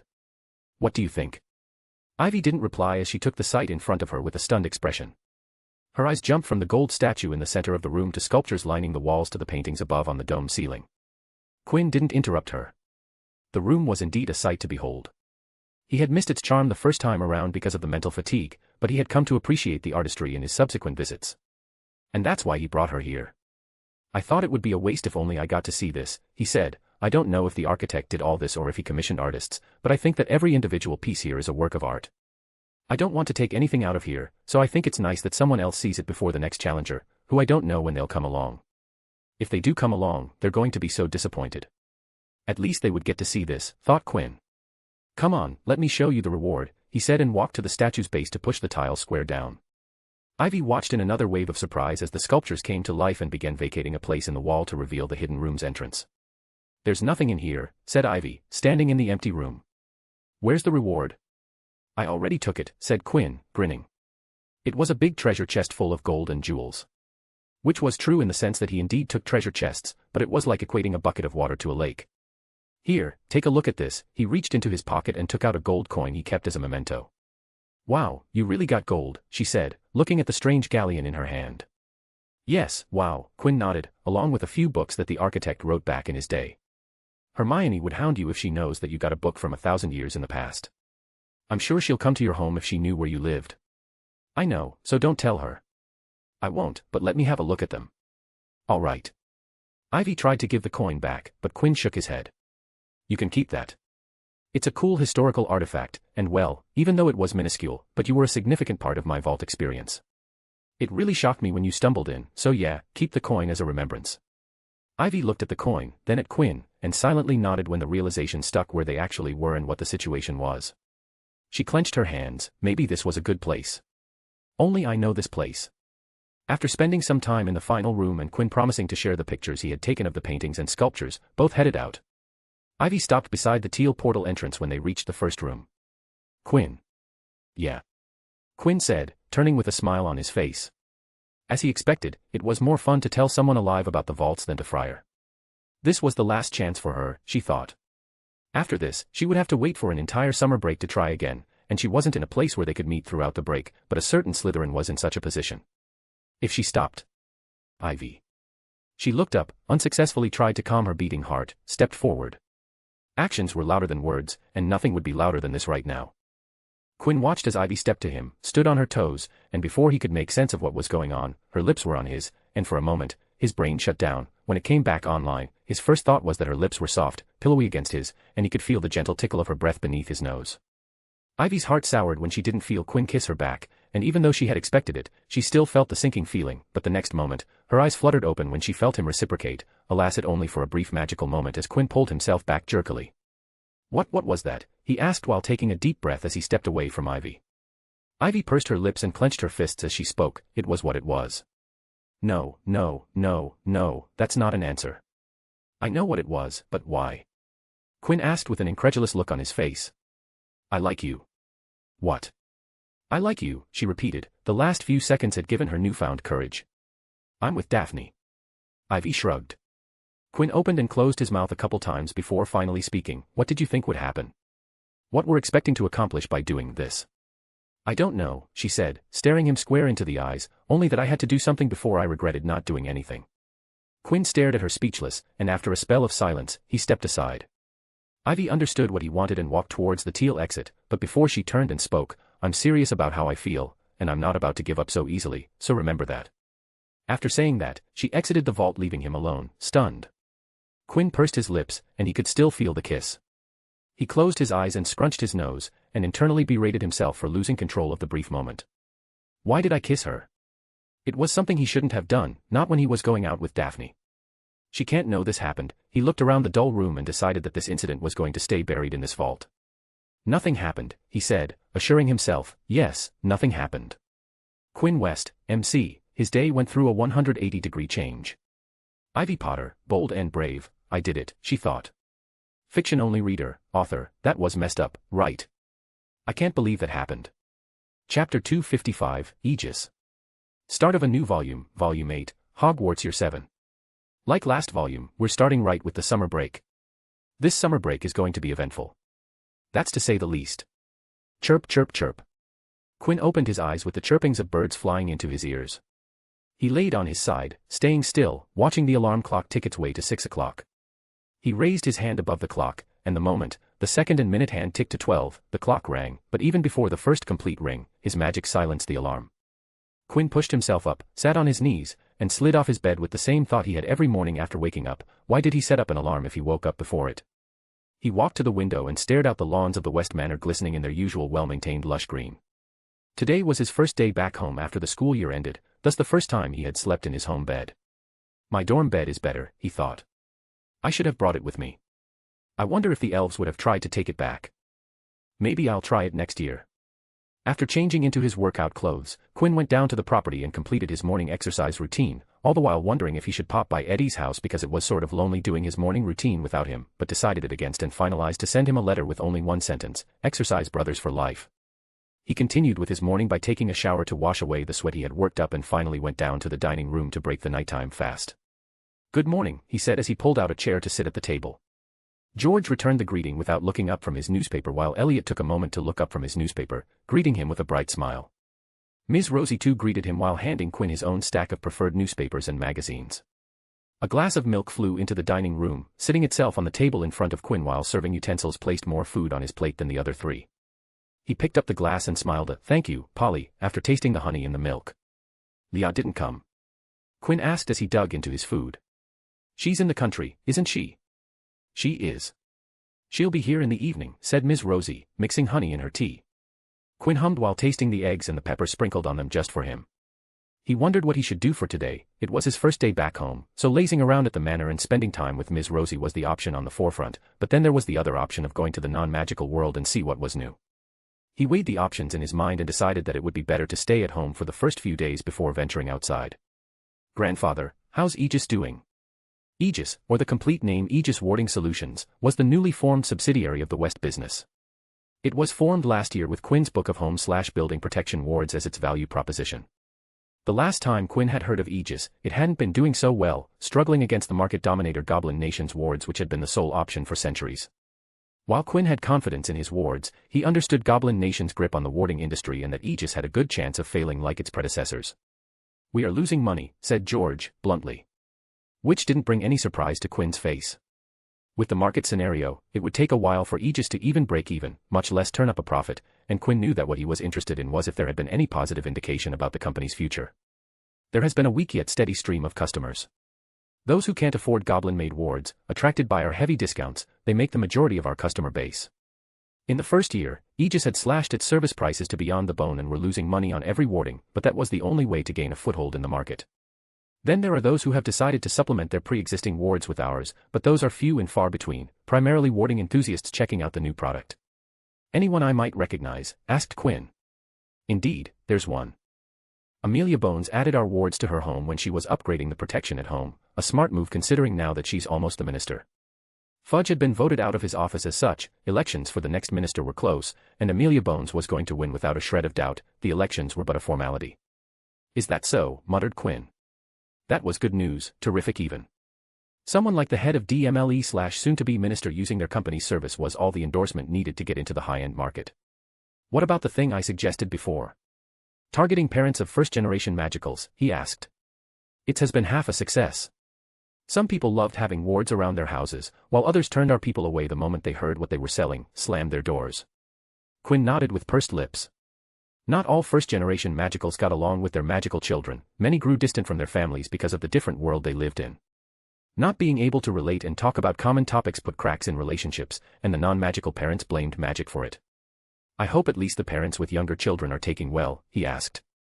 They are indeed. They show interest, then it takes a lot of explaining on our part to make them understand what the wards do and how they work, said George. But, thanks to your scripts, manuals, and pamphlets, the process is much easier. Salesman, asked Quinn. For the non-magical side, all first-generation magicals. Excellent. Of course, warding in non-magical societies came with its own set of limitations. To gain approval from the ministries around the globe, where Aegis had been launched in the previous year, the company had to key in the countrywide detection ward nets that enabled the working of the trace placed on the focuses used by underage children. Thus, for safety reasons, International Statute of Magical Secrecy, first-generation children still couldn't use magic in their homes. When the conversation ended, Elliot chimed in and asked, Young master, what do you plan on doing this summer? Will you travel again this year? I do have some plans out of the country, but it'll be most a day or two's of work before I return home, said Quinn. Other than that, I'm planning to stay at home. Where do you plan to visit? Switzerland. I'm planning to take a trip to Basel, Switzerland. George looked up from his paper with a questioning glint in his eyes. Basel, may I ask the reason for the visit? Quinn glanced at the three adults and decided that this was as good a time as any. If all three of you're free now, I'd like to show all of you something. He looked at George. It's the reason for my visit to Switzerland. The three adults looked at each other before nodding. Polly, Quinn called, and the West family house elf popped into the room, standing beside Quinn's chair, looking up at him with her big, vivid eyes. Would you please bring my briefcase down from my room? It's on the floor in my closet. Thank you. Poppy popped away to return half a minute later with Quinn's trusty briefcase floating above her hand. Quinn thanked Polly and placed the briefcase on the floor. With a wave of his hand, the briefcase expanded to a large-sized trunk, big enough to take up 1/3 of a single-person bed. The large briefcase opened up, and instead of standard insides with regular objects, the briefcase had stairs descending inside. Whenever all of you're ready, said Quinn, and the rest of them weren't ready, only after everyone had their breakfast did the four people step into Quinn's luggage. Now that I think of it. It's my first time stepping in here, Elliot said, following behind Quinn. Same for me as well, said Ms. Rosie, stepping down with one hand on the railing. This is my first time as well, added George, completing the trio of first-time visitors. Quinn, along with the group, walked through a series of corridors with rooms lining them. It would have been fine if it was only that, as it was what George, Elliot, and Ms. Rosie expected, but there were things that stood out to them. Along the way, they came upon a few abnormal doors. They saw a door with runes etched on every inch of the door panel and the frame. When passing by another door, they all felt a chilling cold assault their bodies. Another door on their path lightly rattled in its hinge constantly. They passed by another door, and unlike others which were brown, this one was an unnatural scarlet-red color.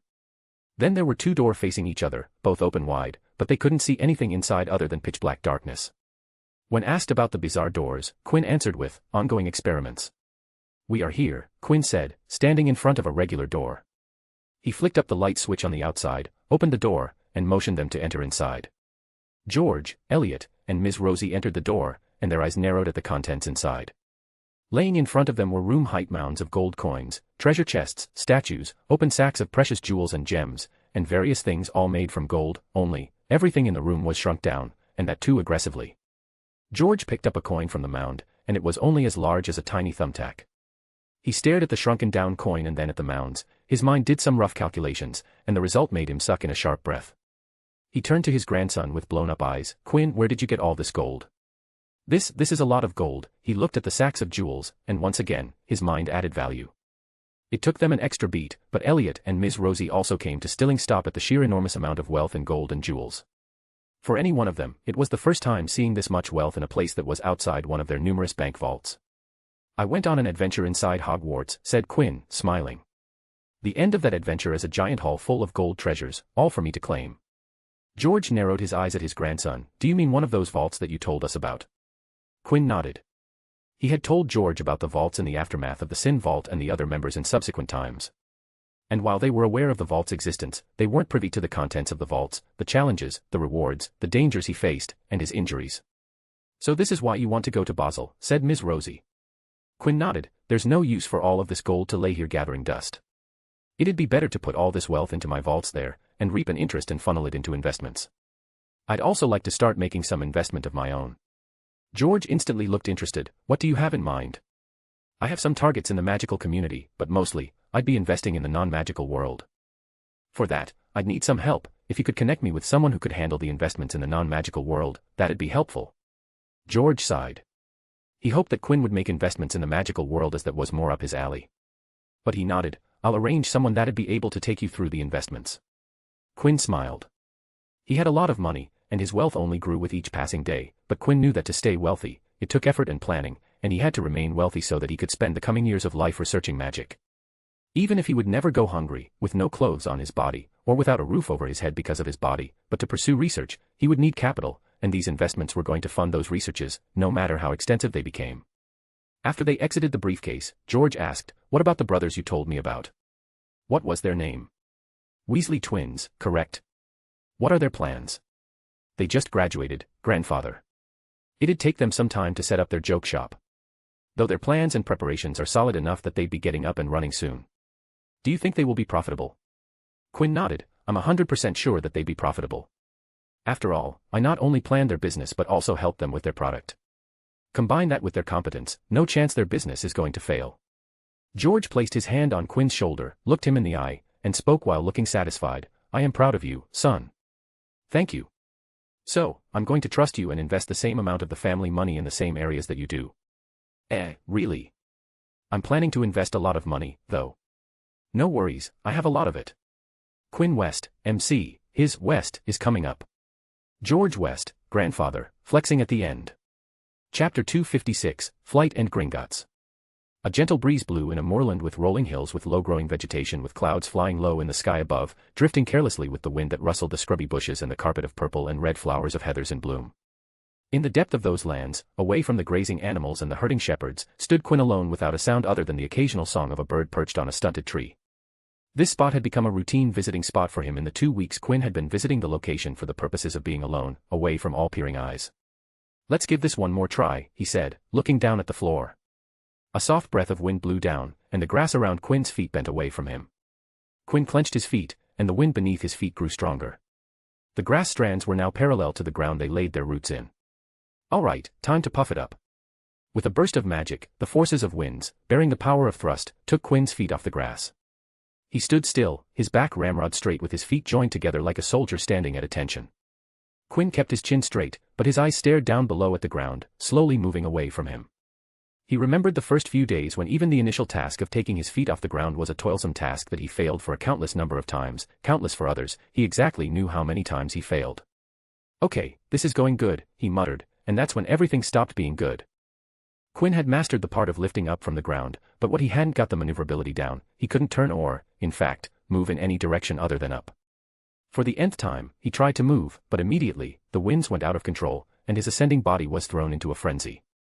He sighed. He had screamed in shock a lot in the past 2 weeks, but now, he couldn't be bothered with it. A blue light covered his body, cutting his momentum, and guided his body gently onto the ground. With his body flat against the ground, Quinn stared above at the blue sky, his lips pressed into a white line. Ever since in the architect's vault's third room, where he had achieved flight in the state of rage, Quinn knew that he could achieve it again, and this time without anger fueling his magic. He sat up straight and thought back to the last 2 weeks of continuous failure of achieving flight through wind magic.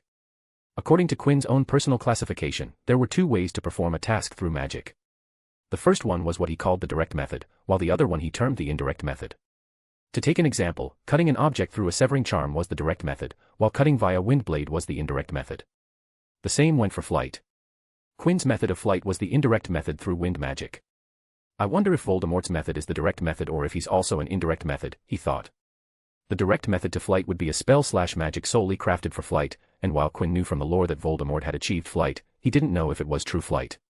Whatever, not that he will tell me if I ask him. Quinn sat up from the ground, or, maybe he will if I ask nicely and well, join him. He chuckled, yeah right. Quinn shook his head and got up, stretched his arms, and once got to practice.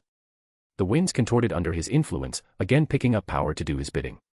His body rose in the air like it did every time, and like every time, his control was thrown asunder. What am I missing, he sighed, and just for a change, instead of using Arresto Momentum, he conjured a bubble around himself with his body locked in the center, always staring up. The bubble bounced off the ground, springing across the moors freely, without a course of direction in mind. Don't tell me it's something so cliché as that, would it? Quinn popped the bubble and landed on his feet. No harm in trying, he said. Now, how did it go? The wind is free, the wind is boundless, the wind is without restraint. Yeah, let's see if the jargon works. Quinn loosened the muscles in his body, changing his stiff posture to the one he was most relaxed. The winds blew, and Quinn furrowed his brows. Keeping his body loose felt conflicting from what he was doing. He stopped the ascent and kept his body hovering only a foot above the ground. Thomas Edison had once said, I have not failed. I've just found 10,000 ways that won't work. And the man's words did connect with Quinn. He was no stranger to failure, he probably failed more than any individual on a daily basis. But every failure gave Quinn some insight into what he was doing wrong. He thought back to what was shared in his myriads of failed attempts. How do I look at flying, he thought. It wasn't like a bird, no, that was a different principle. Plane's flight principle doesn't work either. Jetpack. Well, yes, I have been using thrust to gain altitude, but I have been doing more than a simple jetpack. Jetpack's flight method was the closest to his application, but a real-life jetpack was nowhere versatile enough to match its fictional counterparts, and he wanted that versatility. Is there a method to achieve that versatility? An idea struck him. It was an inspiration. A strange inspiration, an inspiration from a wrong time, a time he never thought he would draw inspiration from. The memory of his body leaping from the astronomy tower surfaced in his mind. He remembered the sight of Friar's panicked face and what he felt at that moment. There was dormant thought of trusting his magic, but there was another one, standing in the shadow of the first thought. Surrender myself to my magic. At that moment, it was just Quinn and his magic, and in some ways, he had surrendered the control he kept so tight. Let's try it, he thought with his intentions evident in his clear eyes. Quinn loosened his body completely, and instead of using his muscles to control his body, he used wind. His face, which had tucked down because removing strength in his neck, rose up with winds. Like a marionette puppet, the winds controlled his body. In Quinn's terminology, he was currently using the indirect method to control his body. Using his muscles was the direct method while using the wind was the indirect method. This is uncomfortable, he said, but we can work on that. But it was working. He could feel that he would be able to fly freely if he tried right now. Let's fly. A smile appeared, and the winds took charge. With a few grass strands below his being uprooted, Quinn flew. Not only did he ascend up, but he began turning in directions. He turned parallel to the ground, and with a thought, he launched himself forward like a flying superhero. Woohoo, he yelled as he twisted and turned in the sky. It was exhilarating and exciting. It was like flying in his animagus form, but a bit different. In his animagus form, flying had come naturally after a while without much effort, but this took an effort to keep flying. Yeah, this is uncomfortable, said Quinn, hovering in the air. His movements were choppy, and if he turned too quickly, his body would abruptly bend, and it hurt. Need to find a method to correct it. How did I do it in the vault? He closed his eyes, thought back to the vault, and began a simple three-step thinking process: observe, reflect, and make. He thought back to what he did instinctively during his rage. He had already done this before, but now, he hoped to get additional insight with a breakthrough. In his memory, he felt the wind against his skin. It was similar to what he was doing now, but it was different. It's heavier, he thought and reflected upon his observation. It's like I was displacing the wind inside the sphere. In anger, he had formed a sphere of high-velocity spinning wind, but that wasn't feasible in his standard form. That sphere took too much magic and concentration to keep operational and was more of a result of Quinn's desire to be safe, with the wind sphere's primary feature being protection and the flight being a byproduct. His mind then took him to the Great Lake, specifically how he used water magic for swimming. He would cover himself in a teardrop of calm water and manipulate/push the surrounding water to move.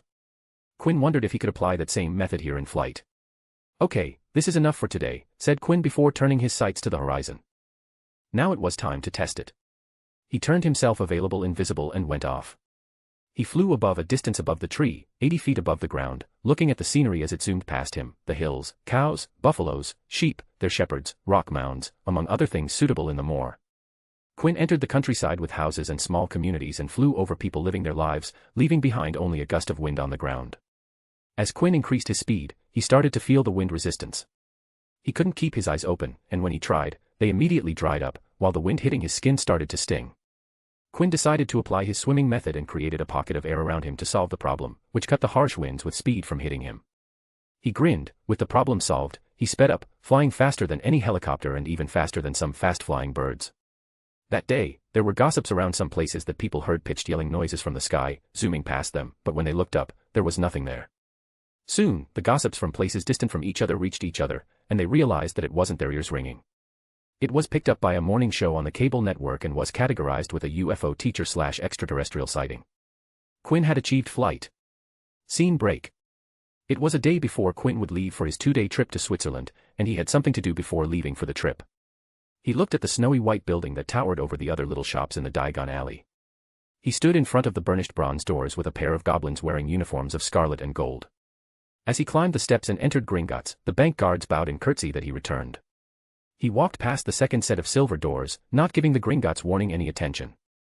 He wasn't here to steal anything, so there wasn't necessary to pay head. Another pair of goblins bowed him through the silver doors.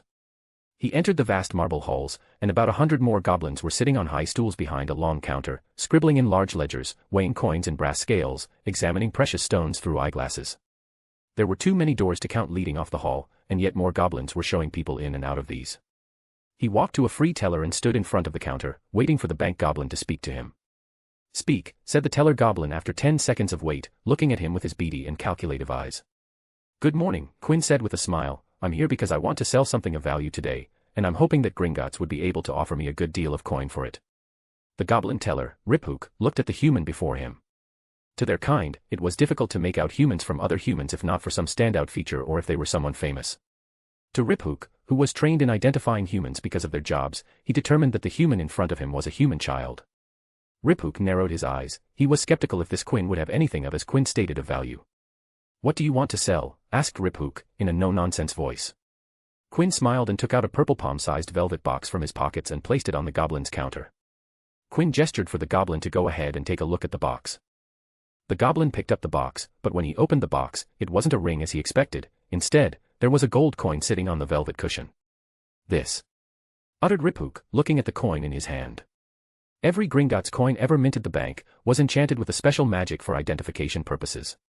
That spell was only cast by goblins who worked in the minting part of Gringotts, and humans had no knowledge about the spell, just that Gringotts was able to which coins were real. So when Riphook looked at the coin in his hand, which sported a design he didn't recognize, he thought it was a fake, but that chain of thought was squashed when he felt the goblin magic cast on the coin. Riphook looked up from the coin and asked, "What is this?" Quinn smiled. "I'm here to sell a Gringotts galleon from 1,000 years past." Riphook sucked in a breath. 1,000-year-old coin. Gringotts held old coin designs in their archives, but he wasn't sure if they had a 1,000-year-old galleon in their collection.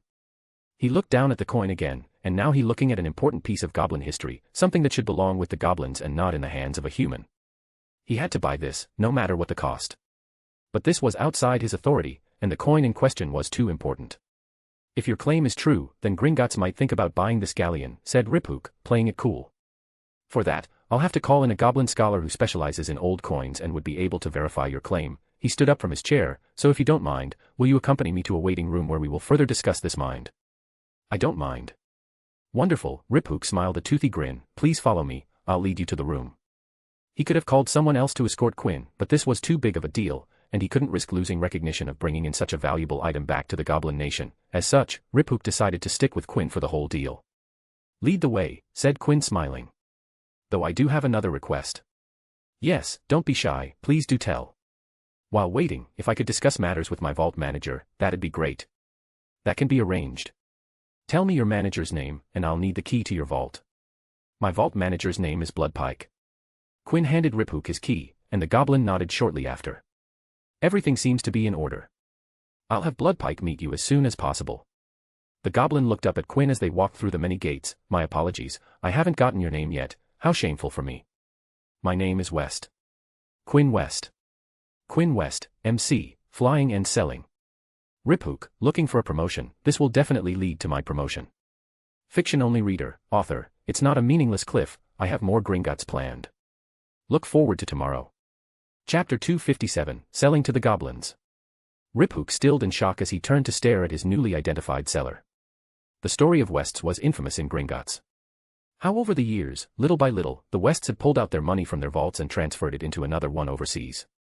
In the history of the British Isles, where their bank had been the singular option with no alternatives, an account like West pulling all of their money out had never happened. The only times an account left Gringotts was when they didn't have enough money to maintain their account and pay for Gringotts services. Such was never the case for Wests, it was as far as that.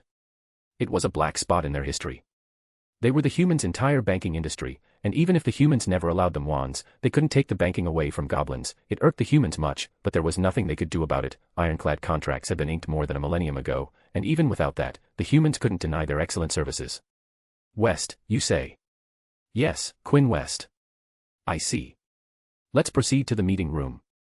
Riphook looked at the exit he was going to take before he knew who Quinn was. It led to a lower-grade meeting room. That room was, of course, out of the question now. Even if Gringotts saw minimal business from Wests, they couldn't treat them like any other random person that walked in the bank. Moreover, this was an opportunity. Riphook glanced at Quinn from the corner of his eyes. Walking beside him was a younger member of the West family, and young meant future. If he could somehow form a good relation with this child, that could see Gringotts get more business from Wests in the future, and as a bonus, he would get recognition and praise for making it happen. Time to hammer the gold into galleons, he thought, and chose another exit, this one leading to one of Gringotts' fancier meeting rooms that they used to entertain their high-profile clientele. If you'd wait in here, I'd be back in a bit with our appraiser and Bloodpike. Riphook opened the door to the meeting room. Quinn smiled at the goblin as Riphook closed the door behind him. He turned back, and instead of the typical meeting room, the room was more of a lounge setting. There was a gilded chandelier illuminating the room with a fully stocked bar, beautiful paintings on the walls, luxurious furniture. The entire room glimmered with posh in its every corner. He sat down on a very comfortable sofa and looked at the room. They sure are going all out, he said with a chuckle in his voice, and here I thought they would be upset with me. Well, I am bringing them a part of their history and culture. Quinn took out the velvet coin case with the old galleon. Instead of melting down the old, outdated galleon into a gold brick that would sit in a bank vault, selling it to the goblins for its historical value was much more beneficial. As he set down the case on the low table in front of him, the door to the meeting lounge opened. Quinn looked up at the door and asked with a slightly tilted head, "Who might you be?" The girl, no, the young woman, standing by the door wasn't the goblin he was expecting. "Good morning," the woman stepped forward with a cultivated grace, "My name is Thalys." "Hello, Thalys. My name is Quinn. It's nice to meet you, but I'm confused as to why you are here." Thalys smiled, revealing her perfect pearly white behind her rosy lips. "Teller Riphook told me to come here to keep you company while he goes fetch your vault manager." "How nice of him." Thalys smiled before pointing at the bar in the room. "Would you like to drink something? The bar is stocked with all kinds of beverages, even some goblin drinks if you'd like to try them. I recommend that you do give them a try, they're a different taste from what we have in our pubs and shelves." Quinn shook his head with a polite smile. "Thank you for the offer, but I'm not feeling to drink something right now, maybe some other time." Thalys nodded understandingly, walked over to the sofa set, and sat right next to Quinn, bringing over a pleasant scent of tastefully sprayed perfume with notes of citrus over a woody vanilla along with a floral tone that he couldn't make out. "So Quinn, tell me about yourself." Something about myself. I like magic. Would you like to see some?" "I would love to, but it wouldn't be wise to draw your wand in the goblin grounds. It goes against both Gringotts' rules and the treaty terms," said the Gringotts employee, her meticulously maintained brows furrowing. "It's all right," said Quinn, mischief flashing in his eyes. "I don't need my wand to perform this magic. I don't even need to cast a spell. It's a special sort of magic, completely safe and not in violation of any treaty agreements." "If you say so," said Talia, giving Quinn a silent look, doubtful if such magic existed. Quinn reached into his pockets and took out a pattern-engraved silver card case gifted to him by Marcus. "All I need are a deck of playing cards," Quinn grinned, swiping the case open to reveal a deck with crimson and gold backs. Thalys watched as the cards moved under the skillful movements of Quinn's digits. "Wow," she said with fascination, clapping lightly. "All right, I'm going to spring the cards from one hand to the other." He pressed the cards slightly, and they shot to his other hand. "I want you to stop me at a point in the middle, any point you desire, and I'll stop for you to pick the top card, understood?" Thalys nodded. "Excellent, tell me to stop." He started the spring flourish. "Stop." Quinn stopped and presented the split deck in his lower hand. "Good, now take the card, don't show it to me, but memorize it, suit and all." "Done." "Perfect, now place it back." "Yeah, just like that." He shuffled the cards a bit before hiding the deck between his palms. Now, do you think I know what your card is? Know that I'm not using any magic, and this deck is as standard as it gets. No, you wouldn't know what my card is, she said, looking at Quinn with an amused smile. Wouldn't be impressed if I pick out a card from the deck and it turns out to be the one you chose. Very. And that's what I'm going to do. He removed the deck from his palm and began looking through it, and somewhere in the middle, a smile appeared on his face, and he discreetly pushed a card up with his pinky, making it stand out from the other cards, and pulled out a gasp from his audience. I'm assuming this your card? Yes. This is my card. Thalis grabbed Quinn's hand along with the deck, pulling them close to her. How did you do that? You must have used some magic, there's no other way. She looked up from the cards and leaned closer. How did you do it? Quinn softly smiled. A magician never reveals his secret, miss. It's against our sacred code. Ah, can you tell me, please? I won't tell anyone else, I promise. My apologies, but I can't. But, how about I interest you in another one? Thalis let go of Quinn's hand. Yes, please, her eyes shining like an excited child. All right, I will again ask of you to choose a card from the deck. Quinn spread the cards in a fan with the cards facing Thalis for her to choose, who picked a card and looked at it before putting the card back as per Quinn's instructions. Now, I'm going to spread and shuffle them all over the table, just to make sure that I wasn't cheating in any way. Quinn laid the deck over the table and thoroughly shuffled with his palms. How about just to be more thorough, you also give it a good shuffle? Thalis leaned ahead, her silver necklace dangling from her exposed neck and slightly low-cut top. Good, now, pay attention to my hands to ensure that I'm not using any trickery. She nodded, and her eyes remained trained on Quinn's hand that hovered the mat of cards. Quinn suddenly placed a finger on a card. I feel it, this is your card. I'm sure of it. He lightly flicked the card's edge to flip it over and reveal an ace of diamonds. No, that isn't my card. Thalis bounced in her spot, clapping her hands. Haha, you're wrong. Her voice died when she looked up from the cards to Quinn and saw a queen of hearts loosely hanging off an edge from Quinn's lips. Really, he grinned, a pity that I was wrong. Maybe, I'm not worthy of the beautiful craft of magic. How, when, that's not possible, said Thalis. It's magic, my dear, everything's possible, said Quinn, mysteriously before continuing, you have beautiful eyes, Thalis. Thalis found herself staring into the pair of stone-gray eyes, and even though they were an uncommon color, there was something else in there that she couldn't look away. The door to the lounge opened, and whatever it was broke as Thalis realized she was staring unknowingly. She turned to the door and saw 3 goblins. The third goblin made her eyes widen. She looked back at Quinn, who opened his card case for the cards to stack themselves neatly in a deck before packing themselves into the case. Mr. West, said one of the goblins, dressed in clothes better than Riphook, my name is Bloodpike, I'm your vault manager. Nice to meet you, Bloodpike, said Quinn. I can't believe that in the 6 years my vault has been here, this is the first time we have met. Indeed, your transactions mostly come from order checks, said Bloodpike. I have only seen your signatures over hundreds of check leaves, but no you. Well, better late than never, said Quinn. As Quinn was talking with Bloodpike, Riphook was communicating wordlessly with Thalis. He looked at her and silently asked a question, but Thalis shook her head with a silent sigh, making Riphook frown. Mr. West, said Riphook, let me introduce to you the appraiser, Bogrod. The appraiser nodded but didn't say anything. Quinn nodded back, but he had noticed Thalis' change in expression. He glanced at Riphook, and he had to say that the teller was trying hard for this. Quinn had seen the peculiarities in the human Gringotts employee, she was too flirtatious, the subtle touches, how she had sat right beside him when everywhere else was wide empty. And when he had peeked into Thalis' mind, he knew that his guesses were correct. She was hired by Gringotts to flirt with clients to make them more impressionable and agreeable during the deals. Every act of her was to put the advantage to Gringotts' side. Even when she suggested a drink, she was trying to get him tipsy using the extremely high alcohol content in the goblin drinks. But all Thalis got from her probing was that Quinn liked magic. The 3 goblins sat opposite Quinn, with Thalis leaving the room. Quinn gave the coin case to Bogrod, who took out a loupe, special magnifying glass, and started to observe the coin with his other hand constantly fiddling with the coin. The ancient goblin spoke in an old voice. This is a genuine galleon, the spell is old, different from what we use today, but the magic is surely goblin brand and from Gringotts. He looked up at Quinn and nodded. This coin is indeed 1,000-year-old. That's great, said Quinn. How much do you want for this, child? Asked Bogrod. 50,000 galleons, said Quinn. Bogrod shook his head. Too much. Gringotts can give you 30,000 at most. I'll come down to 45, but not any lower. How about it? Bogrod refused his counter price. I can move up to 32, but not a canute more. Quinn went silent and stared at Bogrod. He was dressed in simple clothing, but they were clearly better than even Bloodpike's. The other 2 goblins hadn't spoken a word as Bogrod negotiated on his own. He was clearly someone very important and in a higher position in Gringotts. "I won't go below 40, said Quinn. "If I don't get my price here, I can always put the coin to auction, and I'm sure some goblins in the Goblin Nation would be very happy to take it off my hand." Bogrod's sharp eyes stared at Quinn. West's, he thought. Gringotts was one of the biggest banks in the magical world, with many countries where they had a monopoly over the banking sector just like they had in the British Isles, which was their home base, the first Gringotts to ever exist. So it was a disgrace on their reputation when that very branch had lost the biggest client they had, and that too without them knowing. "Okay," he said, "I agree on 40,000 galleons." He wanted to refuse and tell the child that he could try his luck in the auctions, but this was about their history, and the coin should righteously belong with Gringotts and not in some individual's showcase. "Good," smiled Quinn, reached into his pockets, and took out 2 more coin cases. "Would you like to buy a sickle and canute?"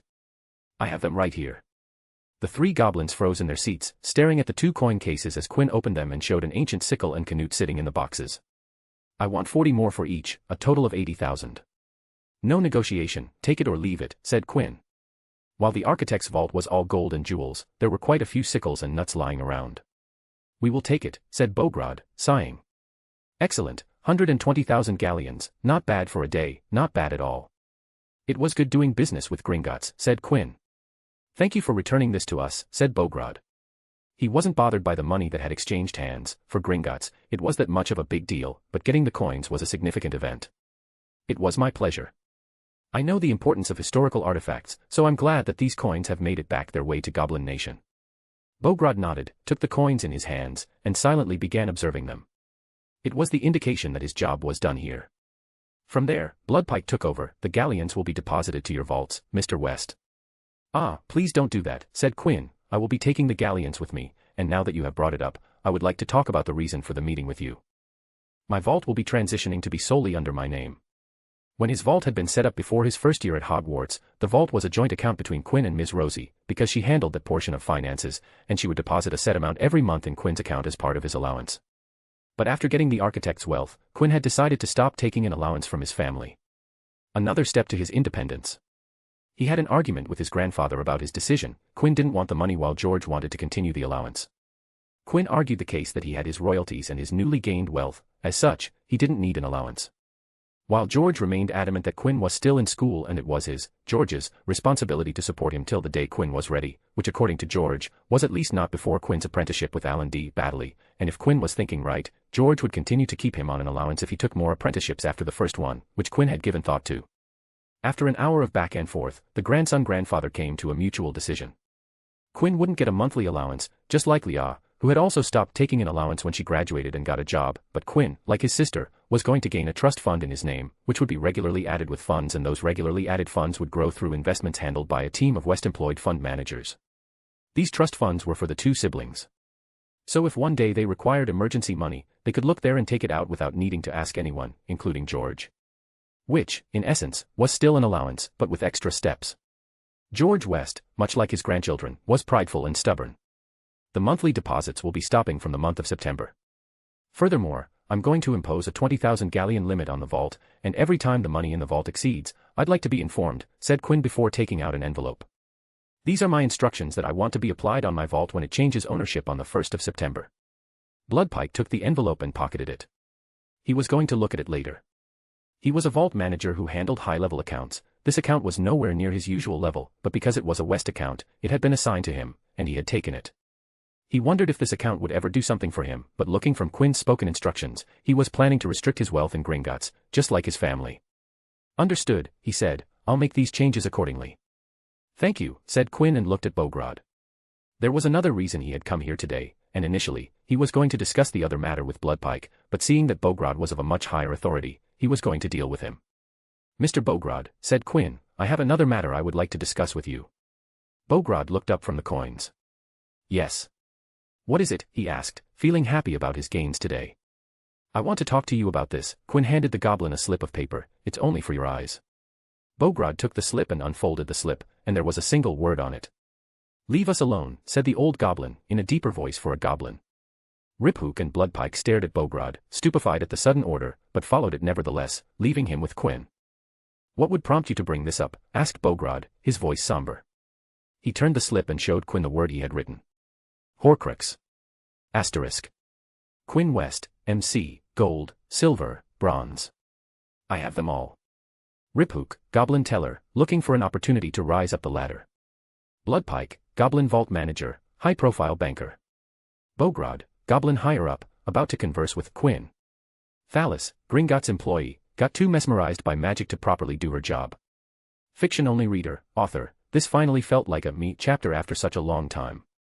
This was very satisfying to write. Asterisk. Chapter 258, Arriving at Switzerland. What would prompt you to bring this up?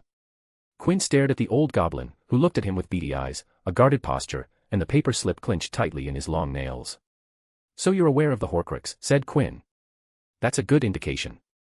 No, it is not. Even the mention of this vile magic is an omen of misfortune and giving an invitation to ill fate, said Bogrod, baring his teeth. Oh, come on, it's not that bad. Bogrod crushed the slip in his hand and pounded the fist on the table. It is not that bad, boy. For you to talk about the vile magic like it is nothing serious can only mean that you don't know about it. I do know about it, Mr. Bogrod, said Quinn, intertwining his finger over his thighs.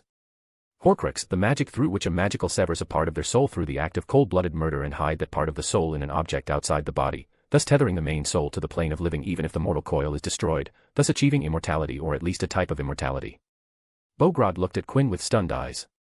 So, Mr. Bogrod, I do know what a Horcrux is and why it's considered to be one of the vilest of magic in existence. Bogrod didn't move an inch of his muscle, his gaze intently observing the human child in front of him. What he had thought would be a glorious day of bringing a historical part of their culture was now turning into something else. He was sure that after years when he looked back to this day, this talk would come to his mind before the memory of obtaining a 1,000-year-old piece of their legacy. I ask again, boy. Why have you brought this up? Goblins, the race on this earth that holds paramount knowledge on curses and curse-breaking. Even if your race has solidified their place as those with gold, when in need of curse-breaking, anyone with an iota of knowledge and sense would turn to goblins. If it was another time, Bogrod would puff his chest and turn his nose up. A Horcrux at its core is an enchanted object, Quinn continued but omitted the part that a Horcrux could be a living being as well, meaning that with sufficient knowledge, it could be broken. So I ask of you, Goblin, does your kind have a way to break a Horcrux? Rowena Ravenclaw's diadem and Helga Hufflepuff's cup, two priceless artifacts created by the Hogwarts founders, and while their creator didn't interest Quinn, he was thoroughly interested in the fact that both the artifacts were rumored to have magical properties. He didn't know the nature of those magical properties, and wished to know. Alas, they were both tainted by Voldemort's soul, and before Quinn could even desire to study them, he needed to remove the soul fragments without destroying them. And that's why here he was asking a goblin he was meeting for the first time about a topic that attracted the feeling of wariness and unease. But it couldn't be helped, he had tried to find a method on his own, scoured both the Hogwarts library and room of requirements, but nowhere could he find a method that didn't involve the destruction of the soul's vessel. Bogrod didn't answer immediately, instead observed Quinn, searching where this question was coming from. Why did the human child want to know about the obscure magic? Where had he learned of its existence? Did he wish to create a Horcrux? I do not wish to create a Horcrux, Goblin, said Quinn, startling Bogrod. Don't look surprised, it's written all over your face. Moreover, I respect the sanctity of my soul to split it and keep it outside of my body. Just the thought of splitting his soul brought disgust up Quinn's throat. It was the only thing he had brought with him to this world, the sole possession that truly belonged to him. How do I believe you? Asked Bogrod. There's no need to believe me, said Quinn. If I was wished to create a Horcrux, then I wouldn't have asked you, a high-ranking goblin, while sitting on goblin soil, inside Gringotts, with multiple people aware of our meeting. No.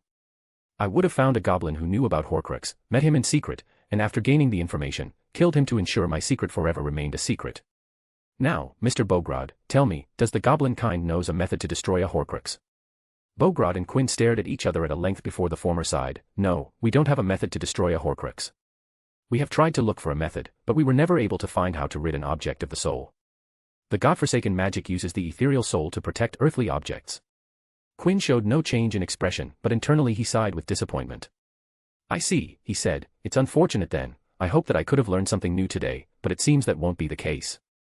Bogrod stared at Quinn with disbelief. This was why he asked for Horcrux, just so that he could learn something new. If he wanted to learn something new, then look for well-known, respectable magic. Why Horcrux? Quinn stood up from his place as he had nothing more to discuss or accomplish today.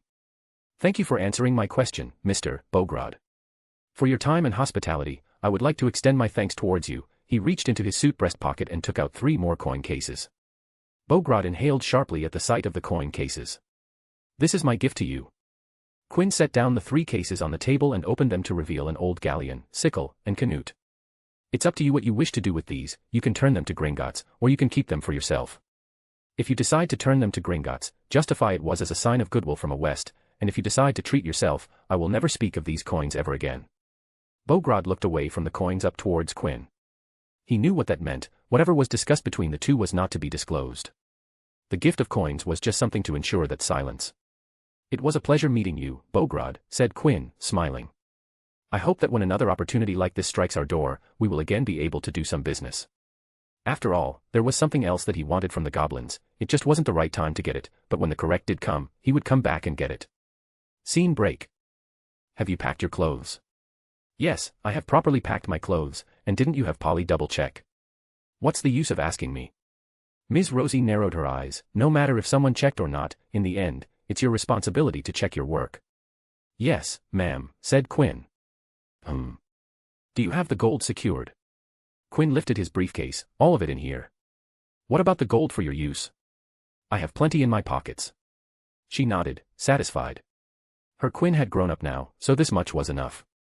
Elliot entered the hallway with the main door to the West Mansion. It seems you're ready, he said and raised a small lapel pin. I have the portkey ready. Quinn nodded before turning to Ms. Rosie and hugging her. I'll be back in a couple days. Hold down the fort for me. Ms. Rosie snorted as she hugged Quinn back. Good stuff, said Quinn, ending the hug. He turned to Elliot. Let's go. The two exited the mansion and began their walk towards the estate gates.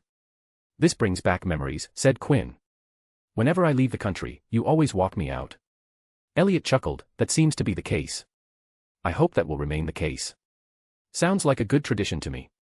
So, anything special you wish to do in Switzerland?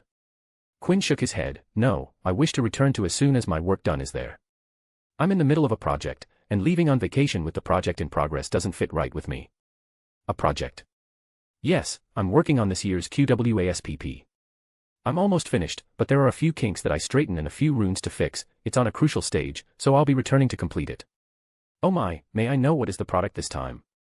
Nope, Quinn smiled and wagged his finger. It's a surprise. You'll know when I show it on the day of the reveal. A little hint. What I'm going to present already exists, I'm just putting my twist on it. I have been slowly working on it for a few years. It was just the last year that the project picked up the pace. They reached the wrought gates. Quinn waved his hand, and the iron gates groaned open. This is it, said Elliot and stepped closer to Quinn to pin the lapel pin on Quinn's suit. You'll be received by one of our employees in charge of our vaults and money in Switzerland. He must be a high-ranking person in the business, said Quinn, thinking of a chief financial officer. She, said Elliot, the person you'll be meeting is a woman. Ah, is that so? My apologies for assuming their gender. What's their name? Helena Berenberg, said Elliot. Scene break. The rainbow colors drained, and the world returned to normality as the portkey dropped Quinn in its intended position. He looked around his surroundings and saw himself in a room with gray, bricked walls, not having seen a single coat of paint in their lives. His eyes quirked seeing MLEs lighting the closed room, making him happy. His invention had truly become international. The sound of clearing of a throat caught his attention, and he turned to see a woman with dark brown hair dressed in posh embroidered wizarding with a brooch on her chest. She looked to be about in her mid-40s, which meant she was at least 80 years old, but that was the best guess Quinn could make. Beside her were two men, looking to be a bit younger than her, and similarly to her, were dressed in posh robes. Hello, Quinn walked towards them and asked the woman in the middle, are you Helena Berenberg? The woman nodded. I'm indeed Helena Berenberg, and you're Quinn West. That I am, said Quinn, grabbing Helena's offered hand and kissing it. Welcome to Switzerland, she said before pointing at her two associates. There are my second-in-commands here, Gosler and Seiler. Quinn nodded to both the men and shook their hands. Where are we? Quinn asked, looking at the room. Why was the portkey planned to arrive at this place? Helena smiled. This is actually one of the basement rooms our headquarters designated to be an arriving point for portkeys. As for the reason for its dark appearance is to make the sheer difference more impactful. What do you mean? He asked, tilting his head. It'd be better if you see it, said Helena, motioning to the room's exit with a set of stairs going up. And so they went up, and after going through a hallway, they entered the main building, and Quinn understood what Helena was talking about. Quinn had seen many buildings with stunning interior aesthetics, but the West headquarters in Switzerland was easily one of the most captivating buildings he had seen. High ceilings supported by columns that led up to crowned ceilings with golden designs beautifying every corner of the ceiling and even the walls which were lined with statues and sculptures, luxurious grand chandeliers stocked with MLEs lighting up the beautiful lobby. Beneath his feet was a beautifully patterned marble flooring, and the entire lobby was lavishly furnished. But his eyes attracted to the thing of water in the middle of the room, if it could even be called that. It was a large shimmering sphere of water, as clear as a diamond, floating over a pond built into the floor, and inside that water sphere swam glowing fishes.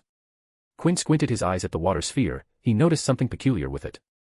He moved closer to it and saw that the fishes weren't actually fishes, but just glowing colored water charmed to take the shape of fishes. He watched as a red fish and a blue fish to each other, they met each other and turned into one bigger purple fish. The fishes on the rainbow spectrum would merge and split to turn into colorful fishes.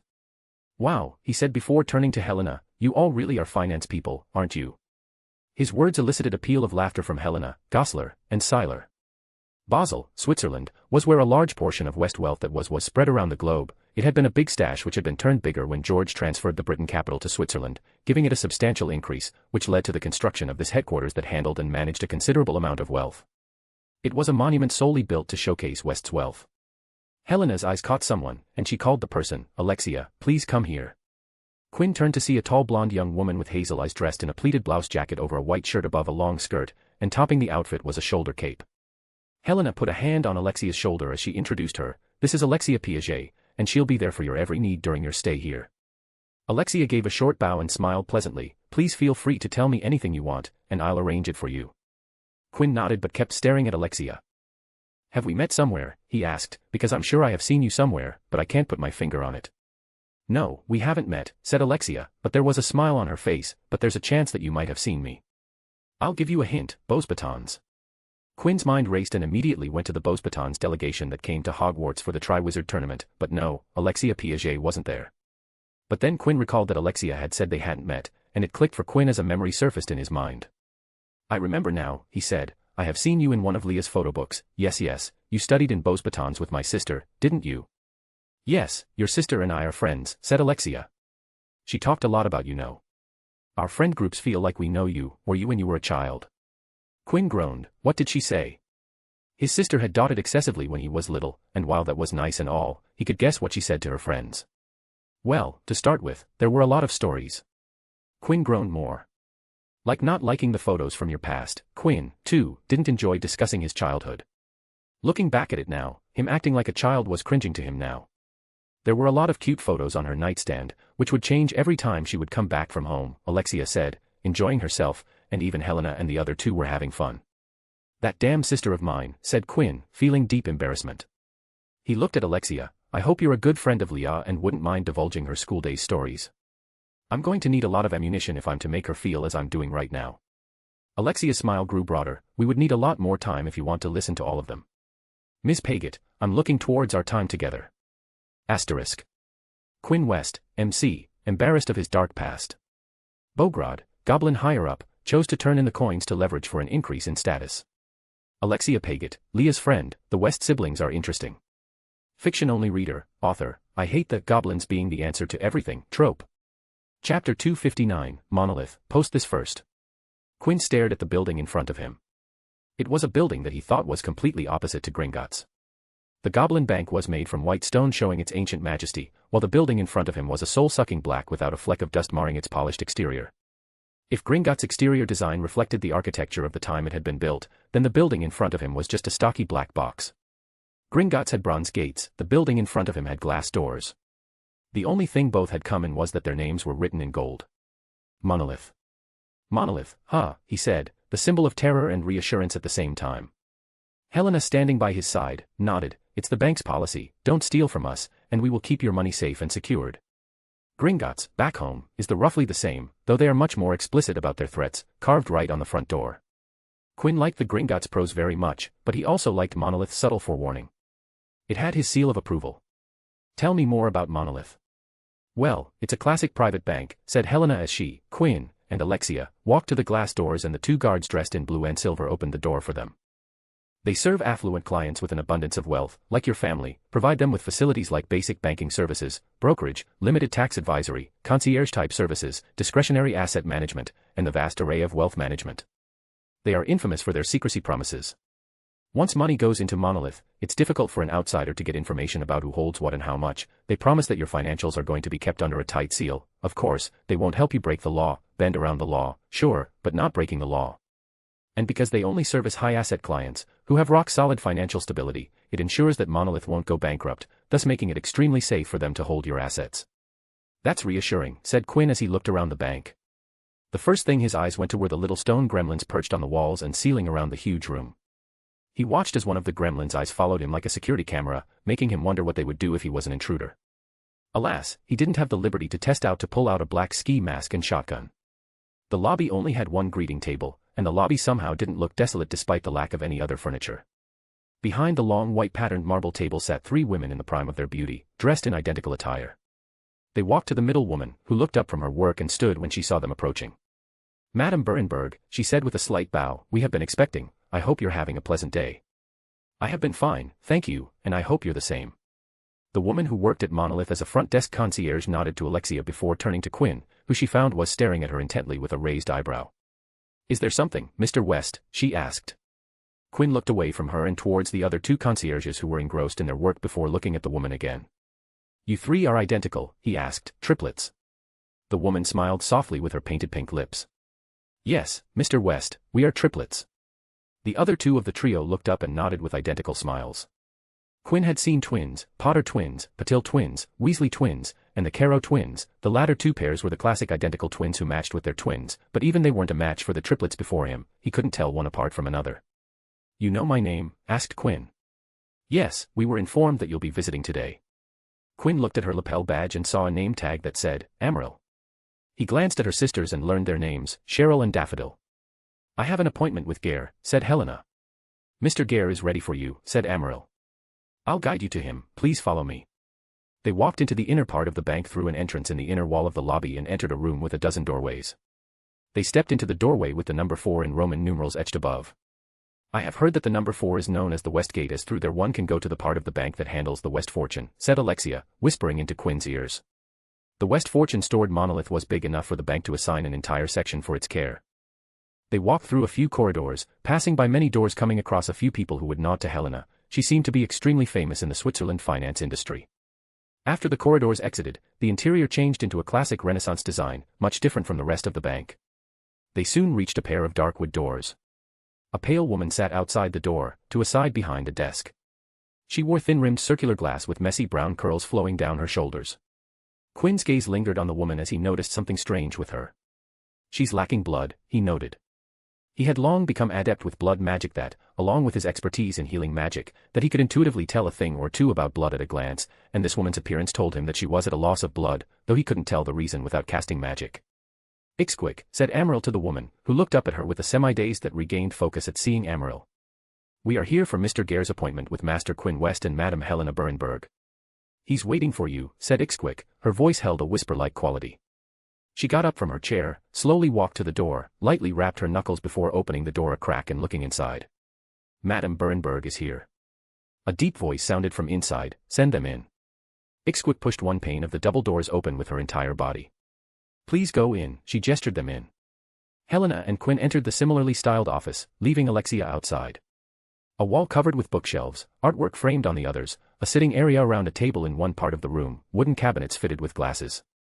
And the most eye-catching part of the room were animal heads mounted on the upper walls, lion, tiger, wolf, elk, among other non-magical animals, but then there were the magical species, and that collection was impressive from every angle: an Egyptian sphinx, a Peruvian viper-toothed dragon, a South American fire drake, a white-feathered griffin, and the list went on. Sitting in the center of the office was a man in his prime, dressed in a simple black shirt and white pants, leaning into his chair behind a simple yet ornate four-legged desk. Helena greeted the man in his deep voice without standing up, you look beautiful as ever. How about we go to dinner tonight? I know a lavish place where we can enjoy some great wine and food. I'm flattered, Gare, but I would like to politely refuse. I am, as you know, married. What has that got to do with anything, said Gare apathetically, causing Helena to sigh. She had long gone used to it. Next, Gare turned his half-lidded eyes to Quinn. So you're George's grandson? I can see the resemblance, though I think like your sister more. Quinn stared at the men intently. So, you're the reason why the lady outside seems to be hypovolemic. The moment he had set his eyes on the men, he knew exactly why the secretary, Ixquick, outside had a lack of blood volume in her body. Aren't you an observant one, said Gare, his red eyes smiling. He raised his hand that rested on the armrest of his chair and rested his sickly pale face, much paler than Ixquick, on his palm. What gave me away, he said with a voice swimming in amusement. You're clearly a vampire, said Quinn. That I am, said Gare while gesturing for them to sit down. Quinn glanced at Helena, but she didn't seem to be surprised, meaning she knew about the man's face, and well, why wouldn't she? This man, Gare, wasn't really hiding his race. Quinn sat down opposite Gare, who still had a laid-back smile. Second point, Gare slightly raised his brows. The lady outside, her name, Ixquick. Mayan origin, and its meaning, blood woman. He matched eyes with Gare, who was now smiling. I just hope I'm wrong about Ms. Ixquick's history and the origins of her name. Oh. Do tell, asked Gare, curious. You're a vampire, and I guessing an old one. Old, yes, I suppose you can say that. Let's say that I started working for your family when your grandfather's grandfather was a young man. Quinn's eyes narrowed. That was older than he had first thought. If you're that old, and she's named Ixquick, I just hope that it's not her real name, or at least the first one, and you gave it to her. I did give that name to her, then Gare smiled, when she was born. Quinn's lips thinned. His thoughts were correct. She was raised to be your blood bag, said Quinn, half statement and half question. MHMN. Though you don't need to worry about her, she's doing it on her own accord and is getting compensated handsomely. Is she the only one? Right now, yes. Which meant there were others before. Well, if this is her choice, then I suppose it's none of my business, Quinn said before formally introducing himself. Nice to meet you, Mr. Gare. I'm Quinn West. Ah, I haven't introduced myself, haven't I? My name is Idris Gare, and as you guessed, I'm a vampire, and I work as the head account manager for the West account in Monolith, and am also part owner of Monolith. You're an interesting one, Quinn West. Quinn shrugged. So, Mr. Gare, how did you come to work for my family? He asked. No need to call me Mr. Gare. Just Gare or Idris will do, said Gare, curiously observing Quinn. As for your latter question, Monolith is a bank which allows various races to work for them. I started at the lowest, but by the time your grandfather's father took over, I was already working in the current position and have been working in the same position. Helen chimed in and provided a fact. Gare's a rare manager in Monolith, unlike the others, who work on multiple accounts. Gare only manages one section, and only focus on the West funds. Your family has more than enough money, which is too much for me complete, said Gare. I can't diversify even if I wanted to do because of the amount of work I go through with just your money stored here at the bank. I have no interest in taking any more accounts. So, I heard that you're here to deposit a large amount of money, asked Gare. Quinn nodded. I have come into more gold, and I'd like to add it to my vault here. We can do that, said Gare. My team and I are the ones who manage your personal account here. I have to say, it's one of the fastest growing personal accounts I have seen in the recent time. Your vault is already ready, we just need to load it with some money, and we'd be ready to go fully operational. So how much are you planning to put in? A lot of it, Quinn smiled. Well, Gare stood up. Come on, let's go make a deposit. Asterisk. Quinn West, MC, blood magic is one of his expertise. Idris Gare, vampire, very old, flirty, laid back, has raised his own blood bank. Ixquick, blood bank, blood woman, probably earns more than any secretary. Asterisk. Link in the bio/profile. Chapter 260, Classes of Elite, post the second. A/N. 1. Yeah, the brackets in the title are personal notes for a mistake in draft listing. I'm keeping it. Thumbs up. Quinn, Helena, Alexia walked with Gare and Ixquick as they traversed the complicated maze that was Monolith. Fun fact about the bank, said Gare, its first location was in a mountain, as literally in a mountain. Ixquick, tell them about it. Ixquick, who walked along with Helena and Alexia, who were behind Quinn and Gare, spoke about the history of the bank. The founder, two dwarves, Bromrag and Dummock, they craved the mountain to create the bank's first headquarters, and because the entire place was a single structure made from rock cutting, they named it Monolith. Gare half chuckled. Technically, it was something in Dwarven, but I, for my life, can't pronounce it, and so couldn't most of our clients, so they changed it to Monolith. What happened to the place in the mountains? Asked Quinn. Landslide, said Gare. Damn, must be rocky. Gare laughed. Yes, it must have been rocky, good one. So dwarves founded Monolith, huh? Then how did you become a part owner? Asked Quinn. Well, I have been part of the bank for a long time, obviously one of its best people, and after working so long here and playing the right moves, the stars aligned, and they rewarded with me a minor ownership, said Gare before sighing. Though I don't like the extra work they piled upon me. I swear they only gave me the swig of the blood so they could dump work on me. Which told Quinn nothing, but from his impression of the vampire, he probably would have derailed a person or two's career, probably much more, to get to his position. Office politics, said Quinn, must be tough. You have no idea, kid. Quinn noticed that the corridors were slanting downwards slightly for a while now. He was sure they had long left the surface and were underground. Soon, the walls turned into dungeonish with rough rock walls, only the floor remained smooth and flat. Soon, they reached an elevator with a shutter-type door in walls and floors, which had tiny holes through which one could see. A stocky dwarf with fizzled hair and pointy beard sat outside, slumped into a chair with feet hanging forward. When he saw the group approach, he stood up. "Arsek, how are you doing today?" asked Gare in German. "Master Gare, rare to see you in the mines," said the newly identified. Arsek replied in German but with a bulkish accent. "You know how it is, it's good down to the mines and sniff all that gold behind the doors," said Gare before taking out a key. "I would like to use the elevator." Arsek eyed the key and then the group, mainly Quinn, Helena, and Alexia, who weren't part of Monolith. "As you ask, Master Gare." Arsek pulled the shutter open, inviting the group inside. Inside, Arsek took out a ring hoop with dozens of keys and deftly detached a key from it. In front of him, beside the door, were yet again tens of keyholes without any indicators marking them. Arsek took the key and inserted it in one of the unmarked keyholes before looking at Gare, who inserted his key into the sole keyhole on his side of the door. With a nod to each other, they turned the keys, and an earthen yellow trail of magic cruised through the elevator's body. The elevator began moving down with a tiny tremor before stopping and speeding right horizontally and then in several different directions on both vertical and horizontal axes. "Arsek, tell our guests here a little something about the elevator." The dwarf looked at the three non-monolithites and puffed his chest as he spoke. "The elevator's special. To wake the baby," he caressed the wall, "you need 2 key, employeeman 1, and other from elevatorman like me. Without 2, the elevator not moving." He pointed at the unmarked keyholes. "Employeeman key go into one hole, but elevatorman needs to choose right key and right hole to start the elevator," he said with pride before growing somber. "Only elevator maker knows how elevator move, and no one else, so only right key and right hole take people to the right place." After a while, the elevator opened, and the group exited the elevator with Arsek sitting on another chair placed outside the elevator. "Don't think less of dwarves," said Gare. "They're highly intelligent, master of magical engineering and construction. But most of them prefer to stay with their own kind, and for that reason, they aren't well versed in human languages. If you heard them in Dwarven, you'd realize how smart they are." Quinn nodded in understanding, realizing why Arsek spoke in German. Basel was in the German-speaking part of Switzerland, after all. "I never thought less of them," said Quinn, recalling an experience from his travels with his grandfather. "I remember talking to a dwarf who was proficient in English, and he was one of the most well-spoken and smart people I had encountered." "It's good that you understand," said Gare. The vampire had developed a soft spot of the dwarven kind in a bank that had a large dwarf population. "We have arrived at your new vault." Ixquick stepped forward, took out her wand, and with a cast, the door split into numerous cubes that crawled to the sides, leaving a passage open to the vault. A gust of wind came rushing from behind, entering the vault, leaving them with a cold shiver. "Shall we?" said Gare and stepped inside.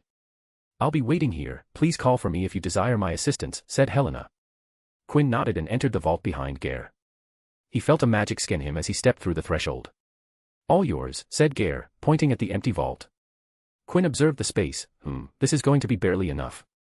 "Oh, well, I'm sure you guys will figure it out." He set down this briefcase on the floor. The briefcase expanded to a larger size when Quinn flipped the top open. He looked at Gare. "May I draw my wand?" "Be my guest." Quinn drew his fake wand and said, "Stand back." He made a light swing before stepping back himself. When nothing after a few breaths of time, Gare said, "Is there something?" With a threatening rumble that shook the briefcase, a geyser of glimmering gold coins came bursting out, spraying in whatever direction Quinn pointed his fake wand to. This reminds me of where I piss in the toilet bowl," said Gare. "Vampire can urinate?" "Of course, we can. I, at my base, still have human-like physiology. Is it true that vampires can heal by drinking blood?" Gare glanced at Quinn for a brief second before returning to the gold shower. "Yes, we can. Every vampire has the ability, but not all can do it." "What do you mean?" "We feed on blood to sate the thirst for it. But the damned thirst never really subsides, so vampires who can't control the thirst just end up drinking the blood without using it for healing. It's common in young ones who don't have the experience, but there are a few old ones who give in to the thirst and never control it. Well, those guys are usually put down because of their drinking sprees. Have you ever gone on one?" Gare laughed in reply, a fake laugh that had been used so much that it had turned real. "How much did you bring?" asked Gare, looking at the 5 gold mountains that reached the ceiling, with a 6th one in progress. "I'm pretty sure we sent the exact amount, didn't you get it? I leave that sort of stuff to my people. I pay them for a reason. This room's just big enough. When I'm done, there'll be barely enough to walk around." "How did you get this much money, kid?" "When I was your age, I would lose my mind if someone gave me a couple of galleons. I took it from a man who didn't need it anymore." "Seriously? Don't worry, he's dead, and short, he's short. Scene break. Outside the vault, Helena and Alexia peered inside at the gold coins spraying out with the sculpture coming out once in a while. That's a lot of money, Alexia said with fingers touching her parted lips, and all of that is Quinn's, and his alone. That seems to be the case, said Helena with surprise on her face. She knew about another account in Monolith that gained royalty amounts from various West products. Wow, that's a lot for someone Quinn's age, said Alexia, wondering what it would be like to have that much money. Yet that's not even the tip of the iceberg that is West's wealth, said Helena. Alexia nodded. She usually worked in the finance department and knew the amount of money processed through the thousands of transactions every day. Helena shook her head when she saw Alexia's nod. No, even the amount we handle here is the true extent of the West's wealth. It's just one part of it, a big part of their European business, but not the true view of wealth. Do you know there exists a class even among the uber-rich? Alexia uttered in confusion, a class, in those people, I don't understand. Even I didn't understand it before I reached a certain point in my career, said Helena. But there are 3 classes of uber-rich, the lower class, the middle class, and the upper class. Alexia furrowed her brows. I don't understand. Aren't people or families with that much money just rich? They are rich, with more money they would need in their lifetimes, there isn't any doubt in that, but that doesn't mean that all of them are equal, said Helena. The lower class are the people who have their wealth tied into one business. For example, if all of West wealth was tied into Magifax, then they'd be of the lower class of uber-rich. Why is that lower class? Isn't Magifax huge? My mother said that it changed how things happened in her company. Yes, Magifax is revolutionary, but that makes West wealth limited to Magifax. If, for some reason, Magifax became obsolete because something better came along, or if the Magifax services deteriorated, then the worth of the business would crash, and that would reduce the wealth of the company. While Alexia couldn't see Magifax failing, she nodded at the hypothetical situation. Then how do you resolve that? She asked. You become a middle class of uber-rich, said Helena as if it was the most natural thing in the world. Madame Berenberg. Don't look at me like that, let me explain, and it will make sense, said Helena chuckling. Middle class of uber-rich is when you don't put all your eggs in one basket. When a person's wealth doesn't come from one source, but from many different sources. Oh. I understand, said Alexia, her voice causing Helena to lean away a bit. West family is middle class, aren't they? They have so many businesses, so even if one of them fails, the rest of the business would still bring in the money, so they don't have to worry about losing all their wealth as it is distributed. Alexia recalled Magifax, MLE, Lunar Developer, which were just the latest, and there were so many more industries that West had been operating in for decades. Right on the bell, you're correct, said Helena. The middle-class uber-rich don't have to worry as their wealth is so widely distributed that even if they lose many of their business, they would be secured. The middle-class uber-rich have seemingly unlimited amounts of cash, they can have huge political influence if they choose to exercise their power, and their wealth continues to accumulate no matter how hard they try to give it away. Helena was sure that when it came to pure business, no one had a better positioning than West's as they were not only diversified through industries, they were diversified through countries, which provided them a layer of diversification that was quite unparalleled in the magical communities. But you're wrong in one thing, Alexia, said Helena. Wests aren't a middle class, they are of the upper class of uber-rich. By now, Ixquick had scooted near the 2 ladies to listen to the interesting talk. The upper class are the true old money elite that has been wealthy for generations. They are royals or nobility or from a lineage of wealth that extends back to recorded history. They don't own companies, they own countries. They are Saudi royals, or Russian oligarchs, or European nobility, or American old money. These people don't use banks like Monolith or hire people like us who manage their wealth for them. Why? Because their wealth is much harder to quantify. You can work out business value quite easily, and there you have it, the worth of a lower class or upper class. But upper class don't hold wealth like this, Helena chuckled. Imagine having a nation's national treasury as their bank balance. They directly own state enterprises that aren't open for the general public to buy. They might own the very land the country was built on. Need some money to spend? Write a letter to the country's treasury department, and the nation will personally become your walking wallet.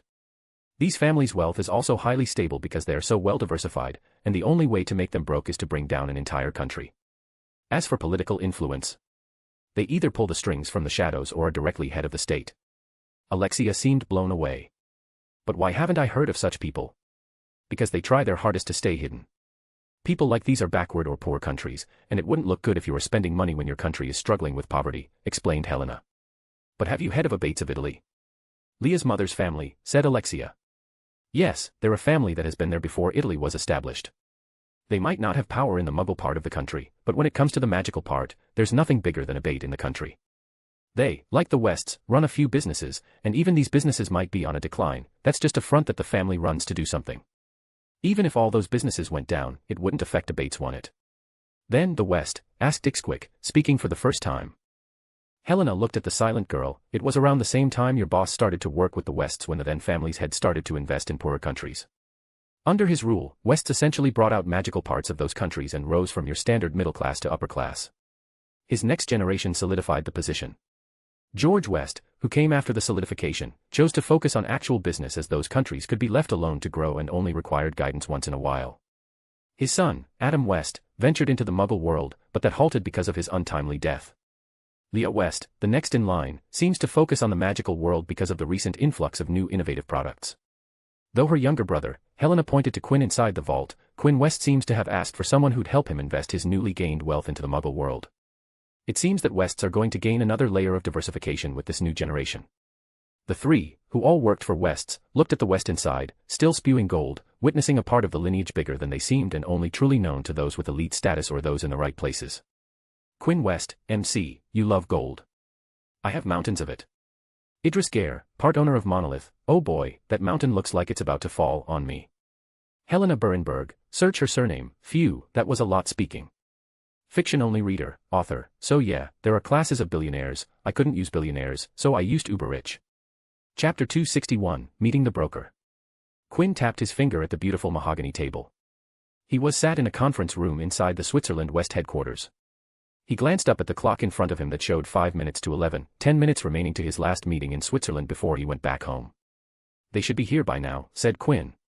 Helena looked up from her everyday paperwork. She might have been keeping Quinn company, but that didn't mean she wanted to take her regular duties back home with her. He will be here, it's just that the person has a reputation for being on time, and I mean, really on time. He won't be here a minute before it's time to arrive, she said. Is that so? Said Quinn and then closed his eyes to spend some time in his mind. The next time Quinn opened his eyes was at the sound of the door opening and a loud voice that came from the said door. I am here, lovely people, so let's make some gorgeous gold for everybody. Quinn looked at the loud man. Hair set with wax, a finely groomed beard, a natural tan skin, a tailored gray checkered suit on his body, and an expensive watch on his wrist.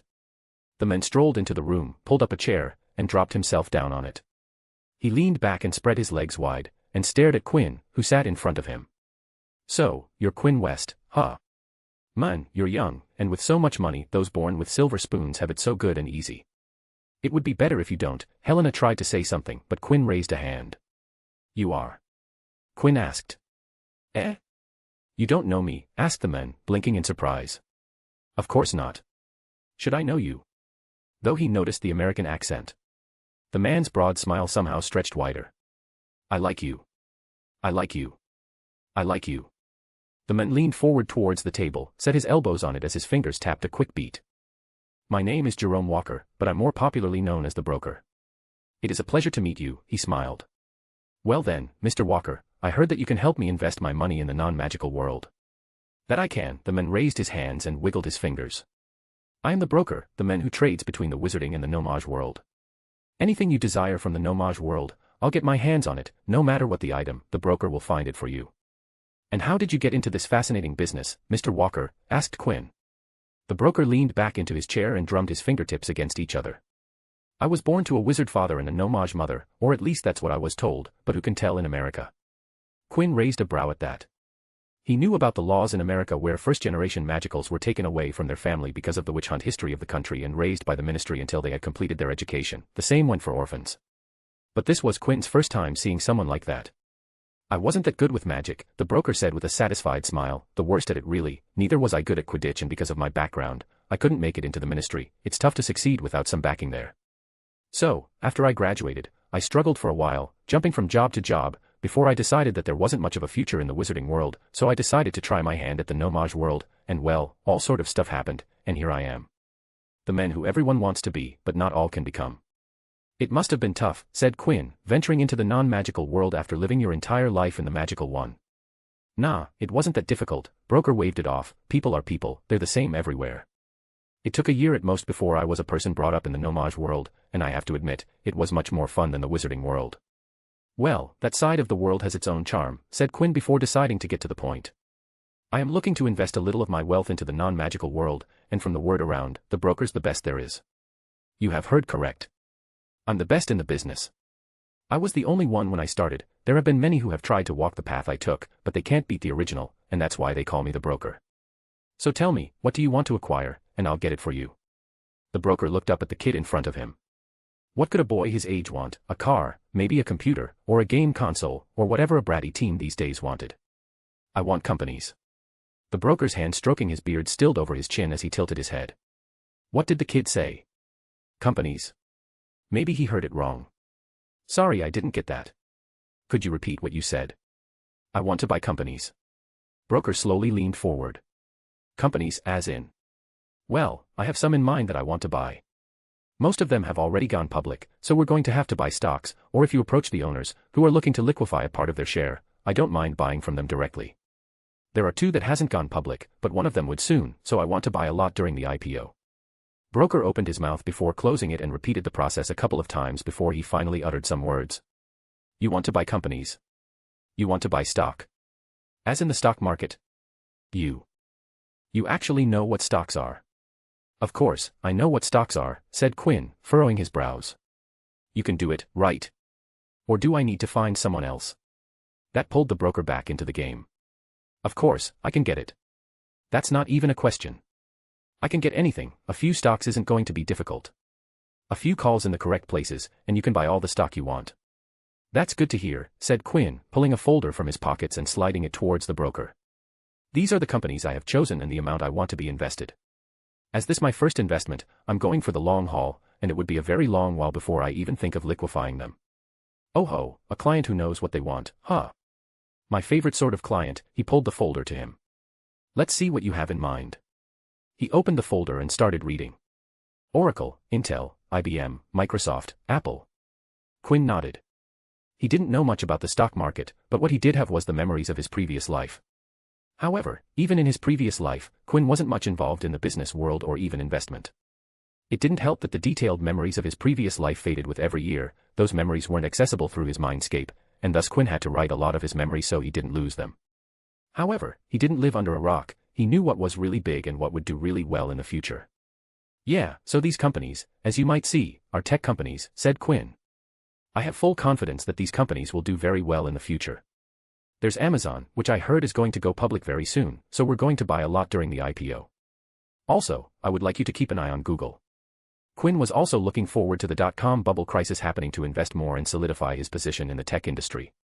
And, if you flip it over, you would see that I have chosen a few more companies that aren't tech companies because I want to diversify a bit, said Quinn. Monster Beverage Corporation, a beverage company, Jack Henry and Associates, which is again a tech-based but in the financial sector. There's Cerner, also tech-based, but it's involved in healthcare, so I have listed it separately like I did the previous one. I have listed Best Buy, Ross Stores, which are both retail stores that I think are going to do well. Kansas City Southern is a railroad company that I researched a bit and was a last-minute entry. United Health Group because the health industry is not going anywhere but up, so it's a no-brainer. Next, I would like to invest in Berkshire Hathaway. Finally, I want to cap it off with Nike because basketball is really huge right now, so I want to leverage that and ride that wave. And that's that. So what do you think? Would you be able to do it? The broker had his eyes trained on the sheets. He had heard what Quinn had said, but most of it wasn't registered as his attention was occupied by the numbers printed on the paper. What are these outrageous amounts? He glanced up at Quinn briefly. Why does he have to buy so much? Did he put in an extra zero or something? It wasn't like he hadn't traded in this amount. There were people who wanted him to buy antiques or artworks, and those things were ridiculously priced. But this was going to be in a little different ballpark, and he was going to put in some serious work to not let these investments in very prominent companies make big waves and attract unwanted attention. He would need to invest these amounts slowly over an extended period of time to hide them from the prying eyes. All right, said the broker, I will set up. Actually, I wanted to invest more, said Quinn, crossing his arms. Huh, what? I had to cut my investment in half because grandfather said that he wanted to match my investments, and I thought raising the amount more than that might make a serious change in the market, which I don't want. Match the amount. Helena jumped into the conversation. Yes, we would need a replication of what you're going to do for Quinn, but this would be tied to a fund which is connected to George West, and this goes without saying, but we would expect absolute secrecy from your part about this matter. Double the amount, said the broker, looking at the sheets while doing the calculation. That changed everything. Now, he was going to need to call in some serious favors and grease hands to keep it under the radar. I will make this happen, but this is going to cost you extra. This is going to take a lot of work to pull and a lot of my time. Not a problem, said Quinn. He gestured to Helena. Please contact Mrs. Berenberg here, and she'll pay for your services. Just remember to see that these requests are separate from each other, and thus, you need to bill them differently. Whatever floats your boat, said the broker before fully leaning into his chair, feeling mentally exhausted after the short meet. Why couldn't you have just asked for a car or a yacht or a plane? I could have the keys in your hands before the month ended. This is going to take at least a year, most probably more than that. Quinn shrugged. He currently had no need for a yacht or plane, he preferred to fly and swim on his own, or even a car with apparition under his belt. Quinn West, MC.com bubble. Facebook. 2008's financial crisis. Bitcoin release, he. Jerome Walker, the broker, a man between two worlds. Fiction-only reader, author, well, the long-standing request of investing in the Muggle world has been completed. Also, I'm not a financial geek, so I just chose the American stock market, which is why the broker is an American. And all of the stocks came from best-performing stock in the 30-year period, and the obvious tech stocks. Also, let's not get into the butterfly effect. This was just my attempt at showing Muggle investment. Chapter 262, an inspired QWASPP. George and Leah walked in the corridors of West Manor. I'm a bit worried about him, said George. Why? What did he do now? Asked Leah, the 27-year-old, who looked to be in her early 20s. He's barely at home these days. He goes out in the morning to the gym of his, I'm already gone by the time he returns for breakfast. Then Rosie tells me that he goes out again soon after that only to return in time for supper.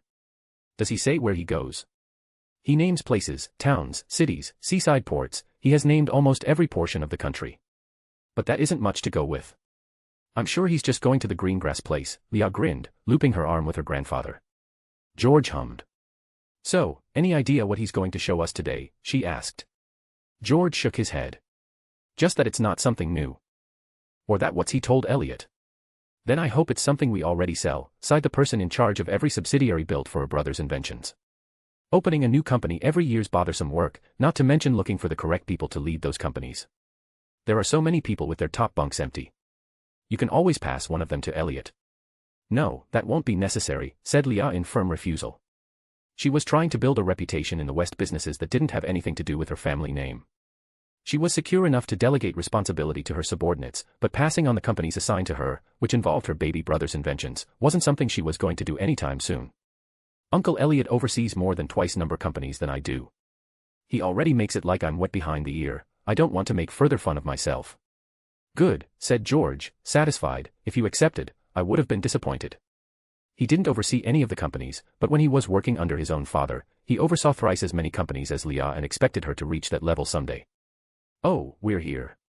Leah removed her arm from George's as the door to the room where they were going to spend the upcoming time came into view. Let's see what he for us today. Leah opened the door with George peering from above her head. They stared at a door standing in the middle of the room, and from behind the door, Quinn's face peeked out with a white sketch marker clenched between his teeth. Quinn opened his mouth to speak, letting the maker fall, but it began to float up immediately after being let go. Excellent time, both of you. I just finished putting the last touches on the product today, please gather around so that we can start this year's QWASPP. Now, what this might be, asked Leah, moving around the cerulean blue door standing in its frame. It's a door, said Quinn, puffing his chest as he crossed his arms. George brushed his hand against the door pane. This is not a good wood, neither is the craftsmanship. What is this made from? Common oak, said Quinn. As for the craftsmanship, it's made like that purposefully.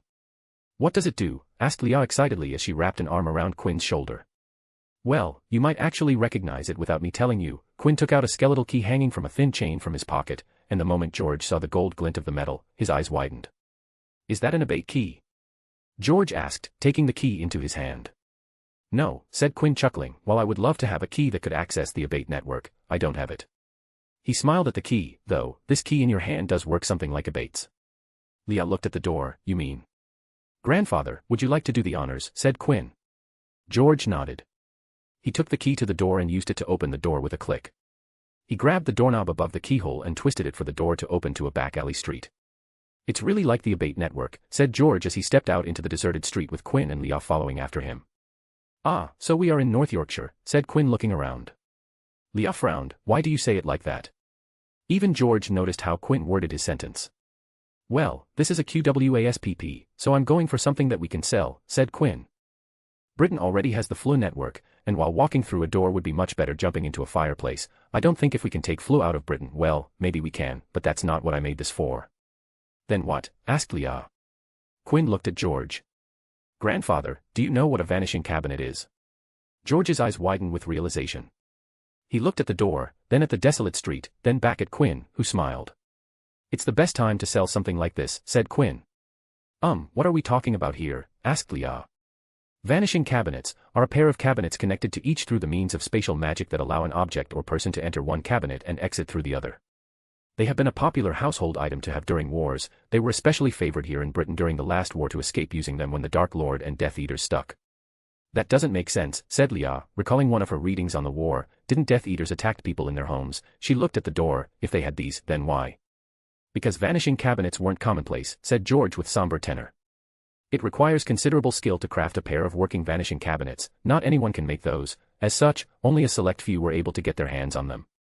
Quinn added, moreover, vanishing cabinets weren't popular items outside wartime. They were much more common during Grindelwald's conquest that spanned more than 2 decades, but after in the time of peace, the market fell, and the craftsmen stopped making them, and with time, they became rare, and so did the people who could build them. When the Dark Lord struck, there were only a few people who could build them, and even those could only produce at a limited rate. Forget about training others. So only those with the gold and connections could get one built, and the rest were left without one. Peace was achieved again, but the vanishing cabinet went away with it as it did before. But as we know, the Dark Lord's recently ended his vacation and is back in the office, so. It's the best time to sell, said Leah, repeating Quinn's words. Yes, said Quinn, grabbing the doorknob of the door. This takes inspiration from the Abate network that it is indeed a network of doors. For the last week, I went around the country and built a limited network. How this works is that when a person opens a door, it connects to a random door on the network, which as you might have noticed, Quinn pointed around him, are in deserted places, all covered by anti-non-magical wards, which eliminates the vanishing cabinet's weakness. That is, if you find the cabinet outside the house, opens you up to an ambush, but with random doors, you don't have that problem. What if someone finds all the doors in the network? Asked Leah. Doesn't matter, said Quinn, if we add enough doors, it doesn't matter if you find them all if you don't have enough men to cover every one of them. He raised the key. It wouldn't take a key to exit the house, just a secret password, but if you want to go back home, it will take the key held by the people who would be pre-connected to it and would require another secret password. You said something about the door being crafted the way it was, asked George. Yes, that was for a showcase that any door could be on the network. It could be anything, anywhere, and one wouldn't know unless they used the door. Similarly, it could be any door in the house, a bathroom door, bedroom door, or even a door to the basement. It could also be a secret door hidden in any random wall. The West exited the back alley and back to their house, closing the door behind them, after which Quinn showcased the randomized feature of the door, opening the door to a couple more places around the country that Quinn had visited via apparition and found the deserted places by flying while being invisible. I have a question, asked Leah. How does this interact with the wards? What is stopping a person from using these doors to bypass the wards and arrive inside a house? Good question, Quinn said, appreciating the question. These doors can be tied into the wards. You can set the doors so that no one can come into the house using one of the outside doors, so only outgoing would be available. In fact, it's the recommended setting. If you get out of your house during danger, then don't return to the house for a while, and go somewhere else. The idea is good, said George, walking around the door. He stopped and opened the door, and without a key, it was just a normal door. If we can construct a wide enough network, we would be able to turn it into something that would be very attractive to everyone. Yeah, about that, there is one teeny problem with this, said Quinn. What is it? Asked Leah, snapping out of her thoughts that went to how to set up a business around the door network. Only I'm able to build these doors, said Quinn. The magic behind the connected doors came from 4 sources: spatial magic books, the vanishing cabinet technology, the Abate network, and finally, from the entrance tunnel of the aquatic vault.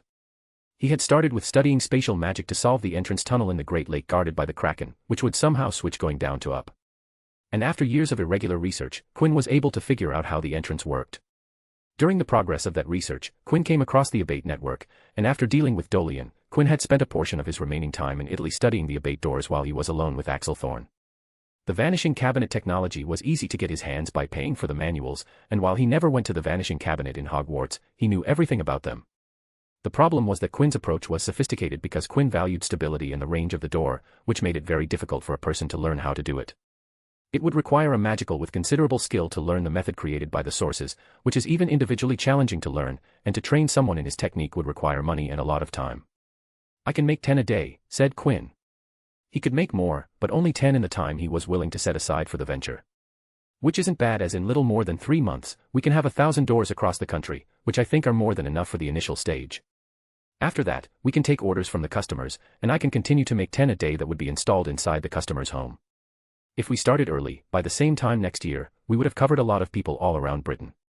George stayed silent for a while before saying, "The fact that you have presented to us, it means that you require something from us, or you would have done it on your own." Quinn nodded. "What do you require from us?" asked Leah. "I don't want this to be connected to the Wests or even me, and want the manufacturer to be a mystery, and for that to happen, I would require the family's help." Quinn didn't want to involve his family in the war, but it would prevent multiple people from becoming victims of the upcoming raids if this was implemented. George held his hands behind his back, staring at the door for a good while.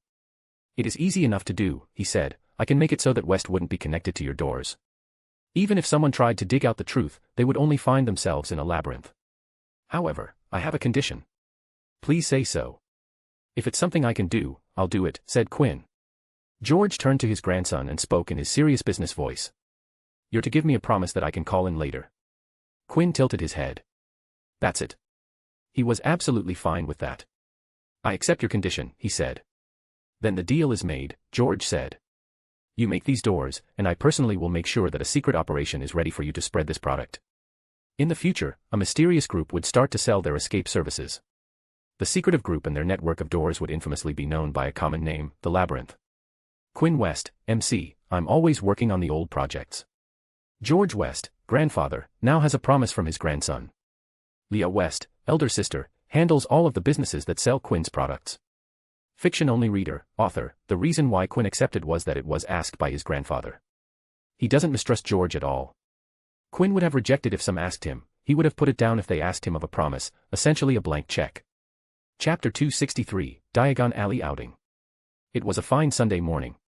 Quinn sat on the breakfast table with a Quibbler issue in one hand that detailed the research trip that the Lovegood family had taken to the lovely country of Sweden and a glass of apple juice in the other. "Oh, this is a fun one," said Quinn, reading a column by Luna. "Did you know that more than half of Sweden is covered in forest, which equates to around the same size area-wise to the entirety of Britain? That's a lot of forest." There was a light popping sound inches over the table, and a stack of letters fell onto an empty spot, courtesy of Polly. Elliot, who sat closest to the pile, reached over and picked it up. He looked at the name on every envelope and passed them on to their intended recipients seated around the table. "Oh, it's a letter from Hogwarts," said Elliot, looking at the last letter from Elliot. Quinn, Ms. Rosie, and George all looked away from their reading material up at Elliot, who held a large square envelope. "It must be your results," said George, for a sharp interest to appear in Ms. Rosie's eyes. Elliot passed the letter above to the table to Quinn. "There's something hard inside here," said Quinn, as he pressed the letter with his fingers. He made a swiping line with a finger, and the top crease of the letter tore away as if cut open with a letter opener. Quinn titled the envelope for a badge to fall into his other palm. "Oh, it's a headboy badge," said Quinn, holding the circular badge by the edges. "Congratulations, young master," Elliot said with a proud smile. Ms. Rosie and George's congratulations followed. "Thank you. You know what this means, right?" Quinn showed them the badge. "Any guesses?" "No." "Okay, I'll tell you. This means I'm going to get my own suite with my own bedroom." "Ah, I'm going to get my own bedroom." "What happened?" asked George as Quinn trailed off. "I will have to move out of the dorm," said Quinn, "which means I won't be living with Eddie and Marcus. Ugh, now I'm not sure if I want to move out." He slept in the same room with his best friend for the majority of the year. In the 6 years Eddie, Marcus, and he had been roommates, Quinn had come to his room at home to be less his room than their dorm room in Hogwarts. "You can tell them that you won't be needing the headboy suite," said George, a former resident of said suite. No, I still want the headboy suite, but I also want to have a spot in the dorm. I fear that if I exit the dorm, they'll assign another roommate to Eddie and Marcus." Quinn held his chin in thought before shrugging. "I'll write a letter and see what happens. Now, let's see how I did this year." He pulled out the parchment inside and unfolded it. Hogwarts end of term results 6th year. Pass grades. Outstanding, O. Exceeds expectations, E. Acceptable, A. Fail grades. Poor, P. Dreadful, D. Troll, T. Quinn West has achieved. Arithmancy, O asterisk. Astronomy, O asterisk. Ancient runes, O asterisk. Care of magical creatures, O asterisk. Charms, O asterisk. Defense against the dark arts, O asterisk. Herbology, O asterisk. History of magic, O asterisk. Potions, O asterisk. Transfiguration, O asterisk. Asterisk, highest score in the year.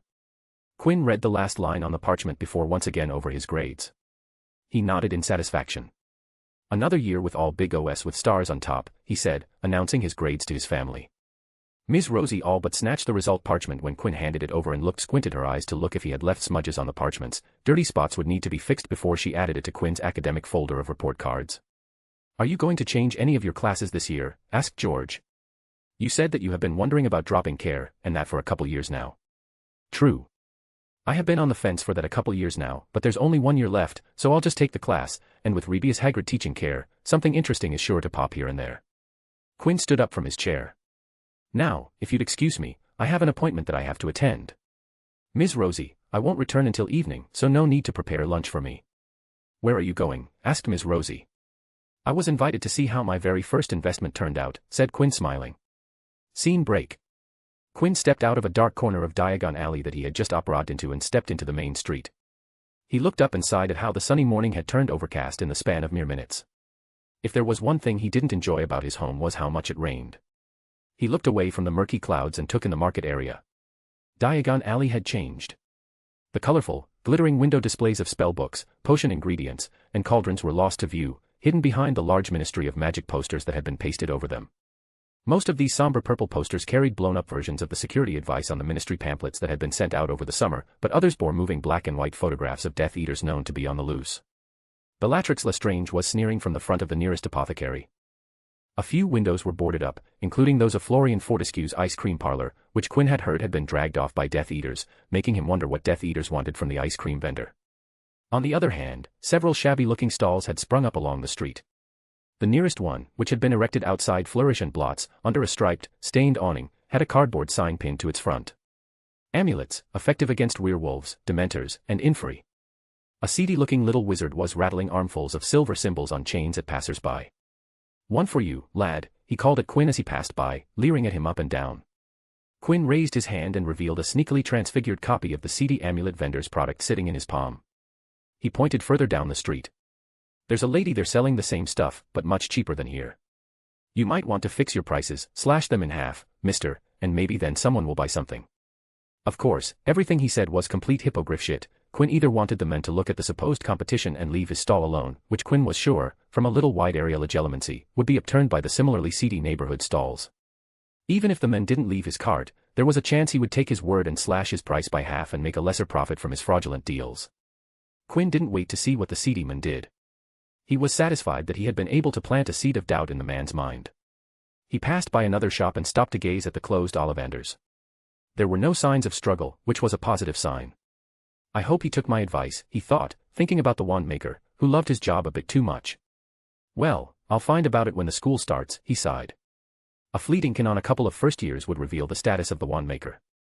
He moved along the street, looking at the increasing number of wanted and warning posters on every single shop until he came across a fork in the road. Whoa, ho ho ho, said Quinn, stopping in his tracks. Set against the dull, poster-muffled shop fronts around them, the shop's windows in front of his eyes hit the eye like a firework display. Casual passers-by were looking back over their shoulders at the windows, and a few rather stunned-looking people had actually come to a halt, transfixed. The left-hand window was dazzlingly full of an assortment of goods that revolved, popped, flashed, bounced, and shrieked. Quinn's eyes began to water just looking at it. The right-hand window was covered with a gigantic poster, purple like those of the Ministry, but emblazoned with flashing yellow letters. Why are you worrying about WHO? You should be worrying about UNOPOO. The constipation sensation that's gripping the nation. Quinn burst into a chortle.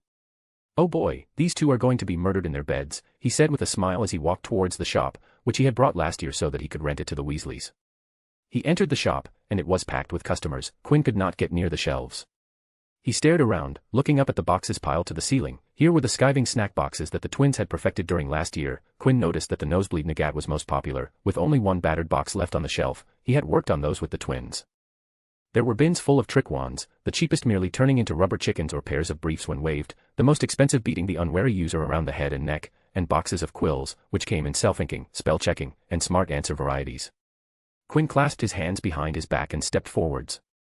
The crowd unknowingly parted, making a path straight to the front counter, where a gaggle of delighted 10-year-olds was watching a tiny little woodman slowly ascending the steps to an actual set of gallows, both perched on a box that read, "Reusable hangman, spell it or he'll swing." He looked above the kids, and a large display near the counter caught his eyes. He read the information on the back of a box bearing a highly colored picture of a handsome youth and a swooning girl standing on the deck of a pirate ship. Daydream potion, 1 swig and you will enter a top-quality, highly realistic, 30-minute daydream, easy to fit into the average school lesson and virtually undetectable. Side effects include vacant expression and minor drooling. Not for sale to under 16s. Oh my, isn't this a crafty little one? He reached into the display and picked out a clear vial with the pinkish-purple liquid inside. He effortlessly undid the anti-theft charm on the vial, uncorked it, and tipped a tablespoon's worth onto his tongue. Ah, so that's what they used, huh? That's nice. He smiled when he heard the voice of one of the brothers. No, kid, we don't have a telescope that tells you the answer, but we have one that would punch you in the eye if you use it. A smiling Fred stood in front of him, wearing a set of magenta robes that clashed magnificently with his flaming hair. Now, wouldn't you look at that, Mr. Big Shot business owner, said Quinn. Fred turned Quinn, and his eyes widened to see Quinn. Quinn, you're here. When did you arrive? He asked as he pushed his way to the counter. Just now, said Quinn and tossed the daydream vial to Fred. Switch the rugweed with possum haw, and that would fix the drooling. Also, get a better anti-theft spell, this one's embarrassingly easy to break. Fred blinked at the potion vial in his palm before looking at Quinn. Come on, leave something for others, would you? He sighed before perking back up. Come on, let me take you to George, and show you the thing we wrote to you about. Quinn followed Fred toward the shop's back, where he saw a stand of card and rope tricks. Oh, are these non-magical tricks? Asked Quinn, picking up a deck of cards. Let me guess, this one's a marked deck. Muggle magic tricks, said Fred happily, pointing them out. For freaks like Dad, you know, who love Muggle stuff, and well, people like you. It's not a big earner, but we do fairly steady business, they're great novelties. Hey. I'm not a freak, said Quinn, I'm just your average card geek. Suddenly, a curtain was pushed to the side, and George peeked out. Oh, Quinn, you're here. Welcome, welcome, he shook Quinn's hand. Come in, come in. Let me show you the real money maker. They went into a darker, less crowded room. The packaging on the products lining these shelves was more subdued. We've just developed this more serious line, said Fred. Funny how it happened. You wouldn't believe how many people, even people who work at the ministry, can't do a decent shield charm, said George. Of course, they didn't have someone like you teaching them. That's right.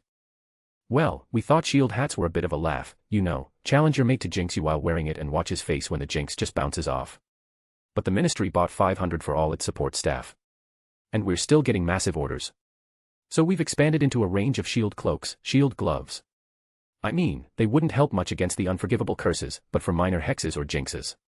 And then we thought we'd get into the whole area of defense against the dark arts because it's such a money spinner, continued George enthusiastically. This is cool. Look, instant darkness powder, we're importing it from Peru. Handy if you want to make a quick escape. And our decoy detonators are just walking off the shelves, look, said Fred, pointing at several weird-looking black horn-type objects that were indeed attempting to scurry out of sight. You just drop one surreptitiously, and it'll run off and make a nice loud noise out of sight, giving you a diversion if you need one. Handy, said Quinn, satisfied with their business sense. Here, said Fred, catching a couple and throwing them to Fred. At this rate, you're going to become defense contracts first and joke shop later, said Quinn, pocketing the items. No, smiled George as he dusted a shield glove, these were fun to make, but as expected, the stuff that's outside was 100 times more fun to make. Fred nodded, the joke items might not make as much money as these things, but they're what we opened this shop for. Quinn raised his hands, hey, I'm the silent W in the Triple W Coalition. You guys do whatever you want, and if you want some help, and I'm here to provide that. He looked at instant darkness powder and decoy detonators, you know, we can sort of combine those two, sort of, well turn them into a flashbang. Flashbang. Instead of darkness, you use a strong and sudden burst of light that would momentarily blind a target which would be launched in succession with a loud burst of sound, disrupting the hearing, causing pain, buzzing, and maybe even an inner ear imbalance. A young witch with short blonde hair poked her head around the curtain. Quinn saw that she, too, was wearing magenta staff robes. There's. She stopped when the curtain was pushed aside, and a couple more heads poked inside. There you are, said Ron Weasley, I have been looking all over for you, it's blimey crowded outside. The redhead, younger Weasley, then noticed that his brother had company, what are you doing here? To be fair, said Fred and George finished, this is his building. Hello, Ronald, said Quinn turned to the spectacled boy beside him, Harry, the curly-haired girl peeking over Ron's shoulder, Hermione, then he saw the freckled Weasley pushing her to the front, Ginny, and finally his eye went to the girl with red hair and green eyes. Ivy. There's a customer out here looking for a joke cauldron, Mr. Weasley and... Mr. Weasley, said the store employee. Right you are, Verity, I'm coming, said George promptly. Quinn, you. Help yourself to anything you want, all right. No charge. He turned to his younger brother, you're going to pay double, Ron. Why? Fred followed after his brother and patted Ron's shoulder as the twin went out, we're a business, dear young brother. If we're going to make a profit, we would need to charge more, and who else to charge but family? He turned to the girls, ladies, would you like to see our Wonder Witch product line, they're very potent and very popular. Ron followed after George to find if the family markup was a joke or serious, Harry tagged along with him. Hermione and Ginny followed after Fred to see the Wonder Witch products, however. I'll be there in a bit, said Ivy. Hermione looked between Quinn and Ivy. She nodded before leaving the two behind. Quinn, said Ivy. Ivy, Quinn greeted her back again. Quinn West, MC, head boy. Building owner. Investor. Silent W. Fred and George, entrepreneurs, Mr. Weasley and Mr. Weasley. Ms. Rosie, scrapbooker, has all of Quinn's reports card preserved. Fiction-only reader, author, next chapter, we're going to see something very exciting and no, it's not going to do anything a certain redhead. It's time for the return.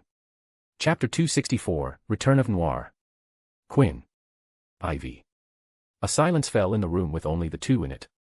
This was the first time the two talked or even met after their last contact in the architect's vault. I got my results today, said Quinn, leaning against a display case in the middle of the room. Did you get your OWL results? Ivy nodded, we got them in the morning. How did you do? 9 outstandings and 2 exceeds expectations. Wow. Congratulations on finally becoming a Newt student. That's 1 more OWL than I got, said Quinn. Where did you get EE subjects? History of magic and arithmancy, Ivy said with a sigh. Ah, now that I remember, you're better at practical than theory, aren't you, said Quinn, causing Ivy to look at him with a glimmer in her eyes. Well, those 9 fat OS are going to pull up the arithmany EE, and history of magic isn't really considered if you aren't going in a historical research subject. Even then, no one's going to complain seeing it EE. Except for Professor Snape, he doesn't take anything less than outstanding for his Newt class. What about you? How did you do in your OWLs last year, she asked. I got 10 outstandings. Unlike you, I only took 10 subjects, no Muggle studies and divination for me. Hermione got 11 OS. Oh my, now that's an achievement worth bragging. If she only stuck with divination, she would have got the entire dozen. How did she do? Asked Ivy. Quinn's eye twitched. Here he avoided going to a certain topic area, and she just pulled the conversation dangerously close to it. I haven't met Daphne today, he said. A half-smile of satisfaction appeared on Ivy's face. Quinn knew about her grades than Daphne's, now that was a small victory that she liked very much. Quinn saw the smile and could practically read her mind off the expression. Did this girl have no tact or subtlety? He internally sighed, this was Ivy Potter, she did things head-on. He decided to change the subject, I heard your father was there at the carnival attack, how's he? I hope he didn't face any unfortunate mishaps. He's fine, thank you for asking. Thankfully, he didn't get injured, said Ivy, her voice losing its power as her gaze flitted around the room, looking anywhere but at him. I see. I'm glad that he's fine, said Quinn, berating himself for breaching an uncomfortable topic. How's the summer going for you? Having fun after OWLs. Ivy sighed, with Voldemort back, Mum's a little worried about letting us go out, you know, boy who lived and whatnot. True, so hold up at home, huh? How are your parents about wands at home? Not allowed, Ivy said with her lips pinched together. Now, that's truly unfortunate, said Quinn. I would have gone mad if I was not allowed magic while isolated in my home. After that, both moved out of the back room when they heard Lily call out from Ivy. They entered the front area of the store, which was still bustling with people, mostly children moving around to browse the stunning variety of products. Yes, Mum, said Ivy. Ivy, there you are, said Lily, heaving a sigh of relief. Where were you? I was looking for you. I was in the back room. You could have asked Harry, he would have told you. I couldn't reach your brother, it was too crowdy and loud, so I couldn't even call out to him, said Lily before I caught Quinn standing behind her daughter. Quinn, what a surprise, how are you dear? Congratulations on the 10 crowned outstandings, Professor Flitwick was beside himself when he bragged about the results to us. Thank you, Professor, said Quinn with a polite smile. You got 10 crowns, said Ivy with her mouth slack, she had only got 1 crown for transfiguration. He's been getting crowns on all his subjects for the past 6 years, dear, Lily revealed, smiling at her daughter's expression. Another congratulations is in order, she continued, turning back to Quinn. There was more. Ivy's eyebrows all but trying to disappear into her hairline. It wasn't actually a question, but congratulations for becoming the head boy, said Lily, smiling. It was a unanimous decision, all professor voted for you. Well, Mr. Forenza abstained from voting as he didn't feel like he knew any of the prefects well enough to vote. Ivy's surprise melted away, it really wasn't a question. But she did give an impressed nod to Quinn for the unanimous decision. Thank you, Professor. I'm honored with the trust that all of the faculty has shown towards me and will ensure to stand up to the standards, said Quinn with a short bow. Now, no need to be so formal, said Lily. Ivy. The three turned to see Hermione walking towards them with an older couple following behind her. Hermione raised a small pink pot to show it to Ivy. Look, what I found. Guaranteed 10-second pimple vanisher, Fred says that it works on everything from boils to blackheads. Ivy nodded, gently took the pot from Hermione's hand before saying, Quinn got 10 crowned OS. It took a moment for the brain of the smartest witch of her class to catch up, but when it did, her jaw dropped, T10 C crowns. Dear me, that's a lot. Hermione got 3 crowns, said the woman behind Hermione. She had mid-length curly brown hair and big bright brown eyes. Seeing that Hermione was busy gaping at Quinn, Lily decided to do the introductions. Quinn, this is Dr. Mary Granger and Dr. Richard Granger. Hermione's parents. She then turned to the Granger parents, this is Quinn, a 7th year at Hogwarts, the school head boy, and the top student of his class. Good afternoon, Dr. and Dr. Granger. Hermione has told me about you, said Quinn. May I ask what she said, asked Richard. That you're a dental surgeon while Dr. Mary is an orthodontist, said Quinn. So you're also a muggle-born, Quinn. Where do you live, asked Mary. No, ma'am, I come from a household with a long history of magic, said Quinn. I would be what you call a pureblood. Then. Quinn smiled, the non-magical is part of the world, and I wish to take whatever this world has to offer me. Mary and Richard exchanged looks. It was the first time they had seen a pureblood who actually knew what a dentist meant, much less terms like dental surgeon and orthodontist being thrown out like they were the norm. Their only other experience were the Potters, Weasleys, and, unfortunately, the Malfoys. 2 out of the 3 had no idea what the non-magical world was actually like. That reminds me, said Quinn, taking out 2 cards from his pocket, handing them to the Granger parents.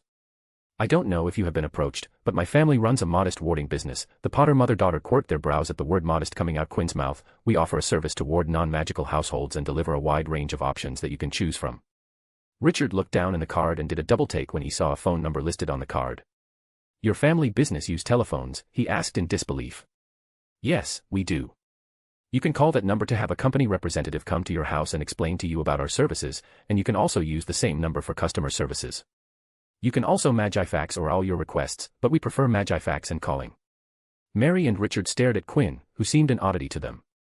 May I also get a card, said Mama Potter, looking extremely interested in the warding service. Quinn was more than happy to provide one, but as his hand went back after handing the card, a shrill sound went off in his head. He sucked a shuddered breath as his hand slowly dropped below. Quinn. Ivy said when she saw Quinn's smile drop. Quinn immediately pulled himself together and faced everyone.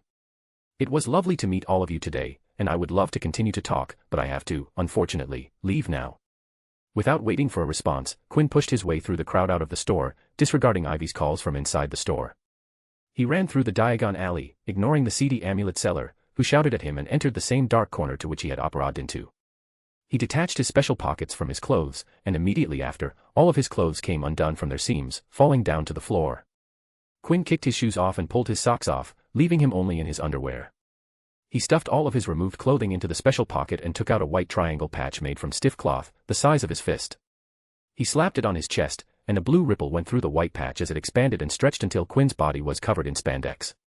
Another blue surge and the spandex transformed into cargo trousers and a hooded military-style jacket over a skin-tight full-sleeved shirt that covered his head, hiding all of his hair, with black compression pants under the cargo pants. Quinn stretched his fingers, setting the tactical gloves, and tapped his tactical boots toe against the ground. He slapped his special pockets on the wall, which ate the pockets under Quinn's command. He tapped the triangle patch, and a front mask covered his face. Another tap and the white attire turned to black. More transformative gear V2 was operational. Invisible Vigilante had returned. And with a pop, he was gone. Scene break. Aegis Warding Solutions, the West subsidiary that handled the warding business. The wards used in Aegis products came from a comprehensive tome, an amalgamation of runes from multiple different runic languages. There wasn't a single warder hired by Aegis who had been completely able to figure out the wards that they inscribed. Which was why they didn't know that every time they laid a warding scheme over a building, they left behind a backdoor. A backdoor that only one person knew existed. The person who created the Aegis warding system. So when the wards over ossuary, the home of the Bones family, were activated into defense activity, the backdoor with a certain rune code was triggered, sending an alert. Quinn operated on the grass and faced a mansion with a forest in the background. His eyes behind the mask frowned at the flickering dome over ossuary. He could tell that the wards weren't broken through finding a weak point and exploiting it. No, the wards were brutally ripped apart with an aggressive force. He only knew 2 people in the country capable of doing this, and Quinn knew which one of them was responsible for this.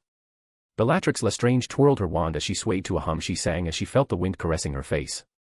She stared at the demolished door of the building through which her master had entered alone. He had said, no one was allowed to enter as he dealt with Amelia Bones. His other servants, all lower than her, everyone was lower than her, all thought their master was going to execute the about-to-be-elected minister. But she knew that her beloved master would try to persuade Amelia Bones to join him and pledge her allegiance. She couldn't understand the reason behind her master's decision. Maybe it was because she was a pureblood. Whatever the reason, she knew that her master was always right. Lady Lestrange, should we go inside? Bellatrix didn't look back to face the Death Eater she didn't even know the name of. No need. Master is invincible, her voice turned cold, and Master's orders are absolute. You're not even allowed to think about disobeying them. Why yes. Bellatrix hummed in approval at the fear in the voice. Not even his servants were allowed to not fear her master. She frowned when she felt the anti-apparition around they had set to not allow Bones escape flicker. Hey, what are you guys doing? The ward is becoming shaky, can't you guys even do one simple job right? She had asked her master to bring along people like Rodolphus, Robistan, and Augustus, who were competent and entirely loyal to him like her, but he refused, saying that he alone was enough and the nameless servants would be enough to cast the ward. Bellatrix frowned when the ward began flickering more than before, and there was still no answer. She finally turned to face them. A cruciatus or 2 were in order, maybe those would be enough to wake them up. You. The acidic words died in her mouth as she saw the 5 Death Eaters standing in the places they had been before, but all of them were encased in ice. What? Her words again died in her mouth as she felt something behind. Before her face could even show the change in expression, her magic reached her wand, and a shield manifested behind her. However, the very next second, she felt the shield break and felt a jolt. She looked down and saw a glowing red sword coming out of her midriff. Bellatrix slowly turned her head and saw a black mask and pitch-black eyes staring at her from behind the mask. She heard the figure in black click his tongue. Bellatrix again channeled magic into her wand, but before she could even do half a cast, her wand was stripped out of her hand, and almost simultaneously, another red flash hit her, and the world started to go black. The last thing she saw was the black figure running inside the house, leaving behind a strong gust of wind that almost knocked her back. Master. Scene break. Amelia Bones and Voldemort stared at each other. The Dark Lord stood in the middle of the room while the head of DMLE sat on the floor slumped against a wall. Amelia Bones, join me, said Voldemort. You are pure of blood, so join the glorious cause, and you shall not only live past today, you'll gain endless glory as the Minister of Magic under my regime. I refuse, said Amelia instantly. You killed my brother. Edgar Bones, yes, I remember getting the news of his death, said Voldemort nonchalantly, and his wife died along with, didn't she? Leaving behind a young child. Only if they bowed to me, they would have lived to see their child grow. He looked around. Where's that child? Amelia didn't answer and continued to glare. However, inside, she thanked the fates that Susan had gone to visit her friend Hannah. Do you not care about her? Asked Voldemort. If you leave, she would truly be orphaned. She'll understand, Amelia spat. Voldemort looked outside the window and felt the collapsing ward. It looks like the Aurors are here. He looked back at Amelia. It's a pity, if you agreed, we would have made this world a better place. But, you have made your choice, so today, I'll kill you and dump your body in front of your Aurors, let them see your lifeless body and despair before I wipe them out. Be grateful that you died by my noble hands. He raised his bone wand towards Amelia, who decided to glare at Voldemort to not give him the satisfaction of breaking her spirit. Avada Co. The wall to their left exploded into pieces, lifting up a cloud of dust and debris. Voldemort looked to his side and thought it was an auror, and then he felt a large amount of magic being coagulated, a sign of being cast. 24 ice spears came whistling towards him. Voldemort lazily raised a shield. These ice spears weren't even a threat. But to his surprise, the ice spears poofed into black clouds before they even hit the shield and covered his vision with an opaque haze. He raised his magic to wipe away the haze but felt something cold. A corrosive spell solely cast to melt his body until nothing left assaulted his shield. This one was a bit of a threat. For a second, Voldemort was surprised that an aura would cast such a vile and dark spell. He wouldn't have batted an eye if an aura cast a killing curse at him to save their head, but this was something different, something that was cast to make him suffer. He was interested to see who this aura was. He flicked his wand, and the dark curse fizzled away. With a look, Voldemort vanished the haze. And there stood the aura he was expecting to see. Instead, he saw a man dressed in black kneeling by Amelia Bones' side. Their eyes met for a split second before the men in black and Amelia Bones were both gone with a negligible pop. Voldemort stayed still for a second. He walked to the window and saw what had happened to his Death Eaters. He saw Bellatrix bleeding out on the grass, but the others drew his attention. So that was the invisible vigilante. Interesting. Quinn West, MC, hurry. Hurry. Hurry. Voldemort, Dark Lord, plans need to be changed. Fiction-only reader, author, I know you guys would have wanted a more direct confrontation, but this was more fitting. Also, like most times, the next chapter is going to explanations, talks, and reactions. So look forward for a few things that were missed cause of the action. Chapter 265, Return of Noir, PT. The fabric of space twisted in black and red before it spewed out Quinn and Amelia Bones onto a moorland. Amelia collapsed onto the ground while Quinn got up from his kneel and looked around. Shit, he cursed inside. In the hurry of getting Amelia away from the Dark Lord, Quinn had apparat to the first place that came to his mind, which was the moorlands where he practices flying that he had been visiting for a while now. I'll have to find a new place now. He turned to his rescue, who laid prone on the low-growing vegetation. Amelia's eyes met him, and the head of DMLE dragged her body away from him. Amelia Bones, said Quinn, his voice distorted, where is your niece? Speak. He had to go back for Susan, and if he knew which room she was in, it would streamline his entry and exit, decreasing the chances of contact and conflict with assailants. She isn't home, Amelia said, wincing. Quinn stopped his shoulders from sagging in relief and kept his posture constant. The thumps of hearts ringing in his ears began slowing down, and he felt the high come down. Why you are the invisible vigilante, she said, her mind running the scenes from a minute before. The ice spears, masked figure, the distorted voice, all separately weren't identifying features, but all put together pointed to one individual. Are you injured? Asked Quinn instead. What were you doing at my home? Quinn peered at her, and he couldn't see a wand on her person. Obviously, Voldemort must have disarmed her. Do you have a way to contact the Auror's office or the Ministry? Who are you? Quinn held back the sigh. She wasn't answering his question. Who am I is no importance to you, now, answer my questions. I'm the head of DMLE, it is my business more than anybody, said Amelia, her voice returning to her. The department has a bounty on your capture or identity. I do not care for silly bounties. I am not someone the Ministry needs be waste their time to capture, there are much graver problems to be solved. Why have you donned the mask then, she asked. Why do you change your voice? A moment of silence succeeded Amelia's question. Quinn trained his gaze at her. I wear my mask to hide who I am underneath. I wish for no one to know the person beneath the disguise, to remain nameless and faceless. There is nothing to look beneath the mask, Amelia Bones, do not waste your breath on trying to find out. I don't know the motivations behind your decisions or your action. However, you can't continue to do this, the more you do it, the more people would notice and inevitably try to emulate you by putting on masks and cloaks and going out on the streets. Which was neither lawful nor safe, and Quinn knew that, which was why he didn't go out every night and acted as a neighborhood vigilante. Quinn sighed and apparat away, leaving Amelia stunned. She looked around seemingly endless not-so-green grasslands, and the sky above also didn't seem to be kind today as gray overcast the blue. She didn't even know where she was, much less how to get home or to the Ministry. Amelia winced as she tried to sit up straight and placed a hand on her side. Bearing through the pain, she tried to stand up while thinking about how to get into contact when a pop interrupted her thought. Oof. Amelia watched as a young man dressed in the typical style of clothing that was preferred and developed in the Auror office and worn by the majority of the Auror force. What? Sputtered the young man as he pushed himself back away from his abductor. He had been patrolling his beat as usual when he heard an apparition pop behind him, and before he could stop his feet, his body froze up, and the next thing he knew, he was thrown down onto the ground. He took out his wand to defend himself while taking in his surroundings when he noticed the other person sitting on the grass a few steps away from him. Madam Bones, he shouted in surprise before noticing the dirt, grime, and blood on her. You're injured. The young Auror immediately stopped backing up and leaped in front of her, coming in between Amelia and Quinn with his wand pointing threateningly at the latter. Madam Bones, what's your status? Do you need assistance? Is he the one who injured you? The young Auror had positioned himself in a way that his non-wand was hidden from Quinn's vision. He reached into his overcoat pocket, and with his wand in hand, he focused his magic and sent out alerts of the highest level he had the authority to with aura cipher saying Amelia Bones danger again and again. You have called for other auras, good, said Quinn. I have, so it would be wise for you to surrender yourself right here and now, and maybe we will be able to discuss some leniency, said the young aura. Quinn looked over the young aura's shoulder towards Amelia. Amelia Bones, you should strengthen your security detail. You are about to become the minister, and there are many people who are not happy with it, displeased enough to murder you to prevent you from taking the chair. You survived today, but the next time might not be as fortunate as today.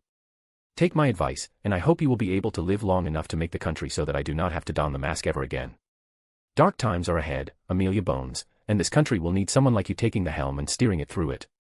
Quinn raised his hand and shot a disarming spell towards the young aura, who pulled up a shield, but the magic tore through it and sent the wand flying into Quinn's hand, who threw it a distance away. He didn't want to be spelled while operating. By the time Voldemort had met his eye, Quinn was already mid-apparition, thus, there was no need to pull up a shield for safety, much less stupidly attack the Dark Lord. But this aura was cautious against him, and Quinn was sure the aura would try to keep him or a part of his body here. He wasted no more time and operated away from the place. The young aura pushed the ground beneath him and sprinted to his wand. He rearmed himself before running back to Amelia. Madam Bones, allow me to perform some healing magic, please tell me where you are injured, do you think you're fit enough to side-apparate? I'm fine, son. What is your name and designation, Aura? Junior Aura Phil Igen at your service, madam, said Phil Igen as he began administering first aid treatment. Thank you, Aura Phil Igen. Have you sent for support? Yes, they'll be arriving soon enough. The aura badges could be turned into tracking beacons in time of emergency. Right now, there was probably a platoon of auras flying towards them. Madam Bones, who was that? The invisible vigilante. Phil Igen sucked in a breath. He was in aura school as a trainee when the invisible vigilante had struck at the Quidditch World Cup finals, and they had discussed it in a class. The images they had been shown of the case were the first gruesome ones for his entire batch. That son of a...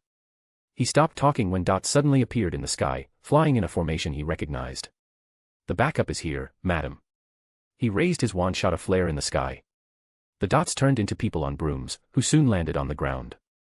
11 auras came running towards them, and in the lead was Sirius Black. Boss. What happened to you today, said Sirius. We got the call from Phil Igen here and immediately sent someone to check the house, just to find it ravaged. What the hell is going on?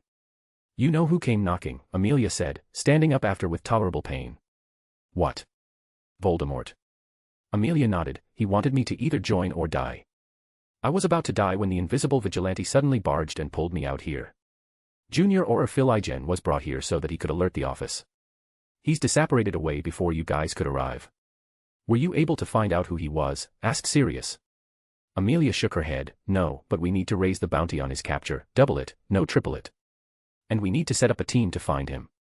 I want to know he is, if he's a he or not, where I can find him. I want his search bumped up the priority status. Sirius blinked in surprise at the sudden order and the intensity. Why now? Did something happen? He knew, said Amelia. There wasn't a single word of chatter about the attack or even a peep anywhere that the Death Eaters were about to do something, and we have been actively looking for them since the carnival. His eyes turned sharp, but he knew that you know who was going to attack me, and he came barging in. He was there at Hogsmeade, then at the World Cup, and now this. Once I could take it as luck, twice maybe a coincidence, but 3 times. No, this was no coincidence. That man clearly has a way to know how and when the Death Eaters are going to move, so we need to locate him to find it out. Boss, if we go by your theory, wouldn't he have also known about the Azkaban breakout, the carnival, or the ministry? Asked Sirius. You have a point, but think about it, even if he has a way to find out the information, he's but one man, he might be limited in his approach, and we can learn his method. With our resources, we might truly be able to exploit it to its full extent. But what if there's nothing to be exploited? Asked Sirius. He wasn't the fan of the idea of mitigating resources to find the invisible vigilante just because of a theory that might not even be true. I read the report on the invisible vigilante that you wrote after the World Cup, said Amelia. In it, you wrote that it was a strong possibility that the invisible vigilante was someone who had lost family in the war, who is out for revenge, and you how those type of people can be. They are desperate, motivated, focused, and in this case, the man seems to be putting his all into it. Sirius pursed his lips, he had indeed written that. Boss, while I don't like the idea, but I see the point you're making. Make the call, and I'll brief the new team on my analysis of the invisible vigilante. Thank you, Black. Now, get me to St. Mungo's. I want to be fixed up before my niece sees me. Scene break. Quinn popped up in the alley where he had buried his Quinn belongings. He stamped on the ground in frustration. He waved his hand and charmed the dark corner alley's entrance to not to be disturbed. He slapped his chest, and the mask faded away. He had missed a crucial opportunity today. He put his hand on the wall, and the brick spat out his pockets. Taking care of the Death Eaters was simple enough, ice and sound, and all were entombed in ice without a peep. Bellatrix Lestrange, however, would have been a bit difficult to take care of without making a ruckus. He probably would have needed to fight her for a good while if he hadn't ambushed her. He didn't have that liberty. Time was of the essence, and Amelia Bones' life was at stake. So he sneaked behind her back and used to Emperor to create a sword for stabbing, and so he pushed the blade into her back, aiming for the heart. However, Bellatrix sprang up a shield in the last moment, which deflected the blade enough that it ended up in her abdomen. She survived. He wanted to give it another go, however, between her and Amelia Bones, he chose the latter. He did the last button on his shirt and sighed. For the first time in his life, he had felt that it was okay to be the judge of someone's life, that someone was, of course, Bellatrix Lestrange. He had failed. And except for the anger from his failure, he didn't feel much of anything. Quinn looked down at the noir patch. It had gained another level of notoriety, and this time straight in the eyes of Voldemort. It was nerve-wracking, to say the least. Facing Voldemort, he would have been more confident if he was alone, but with Amelia Bones nearby, he wasn't confident enough for a direct confrontation. Thus again, he took the stealthier option. I guess it fits the image. He went by the name Invisible Vigilante, after all. I'll have to be careful, he muttered to himself, and he thought it was time to put in action the next stage of his plan. Quinn West, MC, damn it, I ended up sealing another magic. Amelia Bones, head of DMLE, now, how do I explain to a team that our house is gone? Sirius Black, Senior Auror, I guess I have to put together a presentation now. Phil Igen, Junior Auror, told his batch that he saw the Invisible Vigilante up and close. Chapter 266, Brandishing the Shovel. Quinn sat in the lounge with a book in hand. He raised the glass of cold and smooth banana milkshake, put the straw to his lips, and took a refreshing sip. The printed words formed chains of understandings and thoughts in his mind as he read through paragraphs and flipped through the pages. He looked at the glass in his hand. He glanced back to the book for a second before going back to the glass. He clasped a touch harder, and the milkshake began to shake with tiny droplets bouncing on the surface. Quinn glanced back to the book and observed a diagram. His eyes returned to the glass, and the entire glass began thrumming against the inside of his palm with the straw jumping from rim to rim. So, something like that, huh? Quinn removed his hand from the glass and left it floating in the air. He rested his open palm on the armrest of the sofa, magic flowed, and the couch started to tremble in its legs. He could feel the vibrations spread through his body. Okay, this is sort of neat. He closed his hand, and a two-tine tuning fork manifested in his grip. He pushed magic through the conjured tuning fork, and the tines began shivering and producing a shrill melodious sound. Quinn ramped up the magic, and the tines' oscillations increased in intensity, creating a high-pitched sound. Pang! The tuning fork cracked and disappeared in his grip. Ah, it broke, he sighed. Vibrations are neat. He grabbed the floating glass to sip sweet goodness and placed the closed book on his lap. Oscillation theory of harmonic magic, it said. It was one of his latest endeavors, the fabled vibration magic. It could make cutting sharper, break objects, among various other uses. Quinn had come to notice the presence of vibration in various magics he was using. The water sonar and earth sense both at some point were indirect applications of magic. Even the Viking Book of Winds had a portion of sharp winds that essentially used vibrations at the core for cutting. The severing spell itself was pure vibrational motion splitting the target. The sound itself was vibrations. The silencing wards dulled the vibration till there was no sound left. The voice modulation while he was dressed in more transformative suit was a modification in vibration. He could even make the air molecules vibrate to emulate speech that didn't come from his voice box. And according to the book, vibrations had a whole rabbit hole worth of connections with magic, which Quinn was interested in exploring. He sucked in the last bit of his milkshake and lifted up the straw with his mouth. A little breath down the straw, and the long tube split in the middle. What are you doing, Quinn? You're going to make a mess. Quinn watched as George walked into the lounge.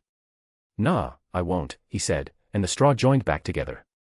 It floated out of his mouth and dropped into the glass on the table. Quinn watched as George sat in front of him. However, there was something different about him.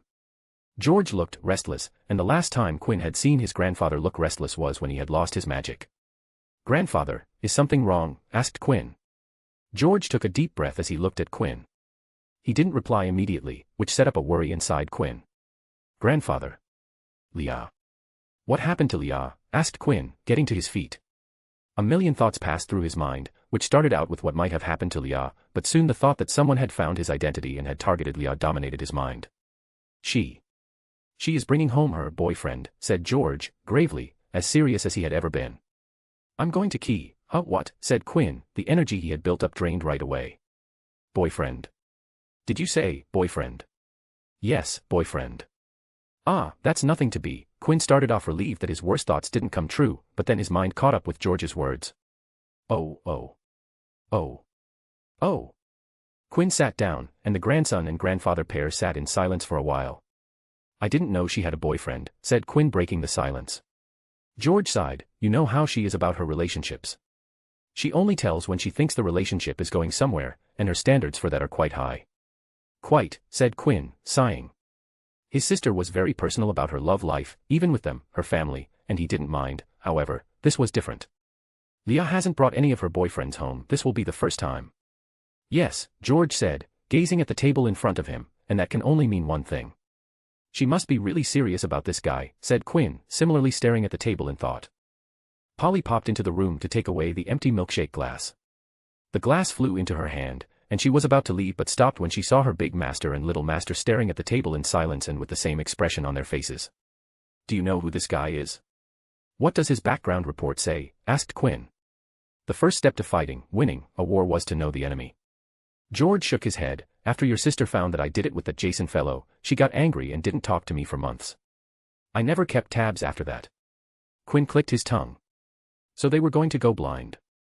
No, you can't think like that. Leah's going to bring the punk here at the home ground. We have the advantage. When is she bringing him? He asked. Tomorrow for brunch, said George. That isn't much time. Quinn stood up, but let him come. I will see what Leah sees in this. What's his name? Abraham. Abraham Sta. Scene break. The Flo fireplace roared green, and out of the flames came Leah walking out into the West Mansion's Flo fireplace room. She was excited for today. It was the first time she was bringing her boyfriend home, after all. There was a flash of green behind, and Leah turned with a smile to see her companion walk out of the fire. He walked out on the floor and immediately stumbled as a step. Leah, knowing there could be a chance of this happening, reached out her hands and stabilized him before he could fall.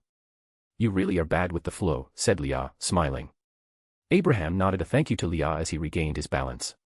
He pushed up his thin-framed wayfarer glasses and helplessly smiled. The Flo doesn't agree with me, unfortunately.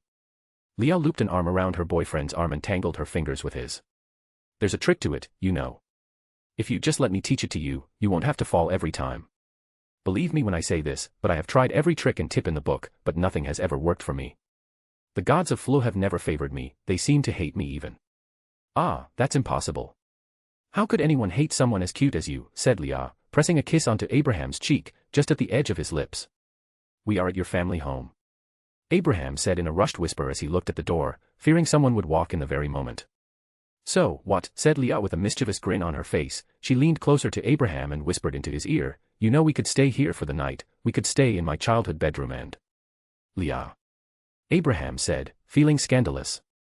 You know how anxious I am, please can we not do this? If this is your way of helping, it's not helping. There's nothing to worry about. My family's going to love, I'm sure of it. Didn't you say that your grandfather is a strict man? What if he doesn't like me or approve of us? Yes, he's a strict man, but that doesn't mean he isn't going to like you.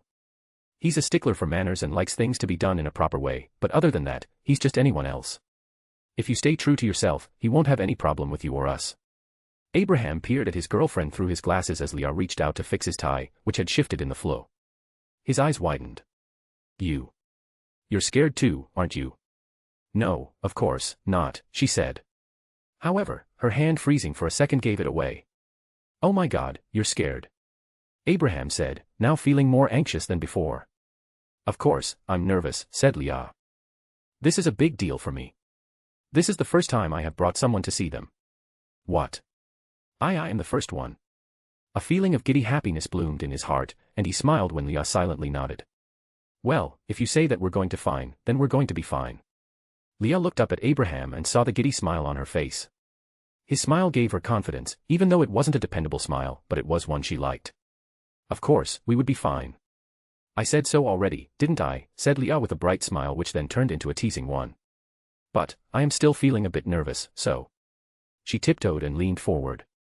Abraham's eyes widened as he peeked at the door, but sighed and leaned in, but before their lips could meet. Little mistress. The pair broke off at the instant and looked at the room's door to see Big Elf eyes peeking from the corner of the door. Polly, said Leah, clearing her through, would you inform everyone that we have arrived? The house elf nodded and popped away. Is there something else that I need to keep in mind? Asked Abraham as they walked to the lounge. I should be careful of my etiquettes, and Ms. Rosie would be fine. Elliot, you said, won't be here today, but if I should remain polite and ask him for some advice about my herb garden. Then there's your brother, he might tease us and that I should talk to him about magic. Leah nodded, proud of him for remembering. Out of everyone today, I hope you'd be able to make friends with Quinn, she said. My baby brother doesn't let people close to him easily, so if he likes you, it would be a great deal to me.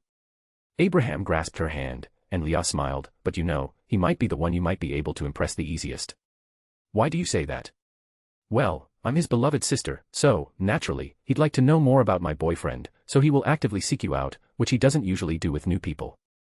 Plus, he's also dating someone, and that's the point of importance. What does your brother dating someone have to do with him liking me? The relationship is very new, and more importantly, it's his first relationship, a calculative glimmer shone in Leah's eyes. You can exploit that and profit by giving him advice about how to progress in his relationship. He'd listen to you who had much more experience than him carefully, and when his relationship, he'll remember that you helped him and give you credit. Voila, you'll be best mates in no time. He stared at her, wondering why she was talking as if this was a business strategy. But what if his relationship fails? At your brother's age, relationships change faster than you can brew a polyjuice potion. I'll have you know that my brother is very, very charming. The reason I'm so confident this is going to work is even if you give him mediocre advice, he'll just end up making it work, and you'll be reaping the benefits of his work. Also, didn't I say that my brother doesn't let people close to him easily? The fact that he started dating means something in his world, and I know that girlfriend of his, she's like my baby brother in that aspect. Finally, Quinn has my looks, so you know, he's the full package. Girls will brew a mortentia just to have a tryst with him, said Leah with overflowing pride. The couple finally reached the lounge. How do I look? Asked Abraham. Leah observed him from up and down before nodding. You look perfect. Now, don't be nervous, you'll be amazing. Abraham took a deep breath, faced the lounge door, looked at Leah, and nodded. When they entered the room, there was only one person in the room, sitting on a sofa, facing away from them. Quinn, called Leah as they moved forward, and Abraham braced himself. Look who I have with me. Leah stopped speaking, and Abraham froze in his spot when they had walked near Quinn and had the entire him in their view. You're an idiot, said Leah, her hand going up to her face. Now, why would you say something so hurtful? Asked Quinn. He was the furthest from an idiot, so it was pretty hurtful to him. He walked to Abraham with a smile on his face and raised his right hand for a handshake while his left hand raised a shovel over his shoulder. So you're Abraham. My name is Quinn, and well, I'm looking forward to knowing more about you, said Quinn with a bright, friendly smile. Abraham shook hands with Quinn, but his eyes were fixed on the shovel, noticing the shiny edges of the spade blade that looked dangerously sharp. It's a pleasure to meet you, Quinn. Leah has told me a lot about him. I hope all good things, said Quinn, noticing the man's French accent. I can't say the same about you, though. Leah hasn't talked about you at all. Before tomorrow, I didn't even know you existed. Abraham, of course, already knew that. Leah had explained to him how she shared her love life with her family. He, however, wasn't expecting it to be brought up and thus was at a loss on how to respond. I see, he said. Quinn, said Leah, her words burning with anger. All right, I'll stop. Quinn wrapped an arm around her shoulder. He removed the shovel from his shoulder and dropped it, but the shovel disappeared before it hit the ground. I was just playing around, you know, breaking the ice with a little bit of comedy. That thing you said to him wasn't funny, Leah said, still looking angry. Quinn pursed his lips. I'm sorry. I was purposefully hurtful. But you know, I don't like this. He's going to take my big sister away from me. How am I supposed to feel about that? He said with the world's most pitiful puppy dog eyes. And they were super effective. Leah West, one of the most protective sisters on the planet, melted away at those words and the look.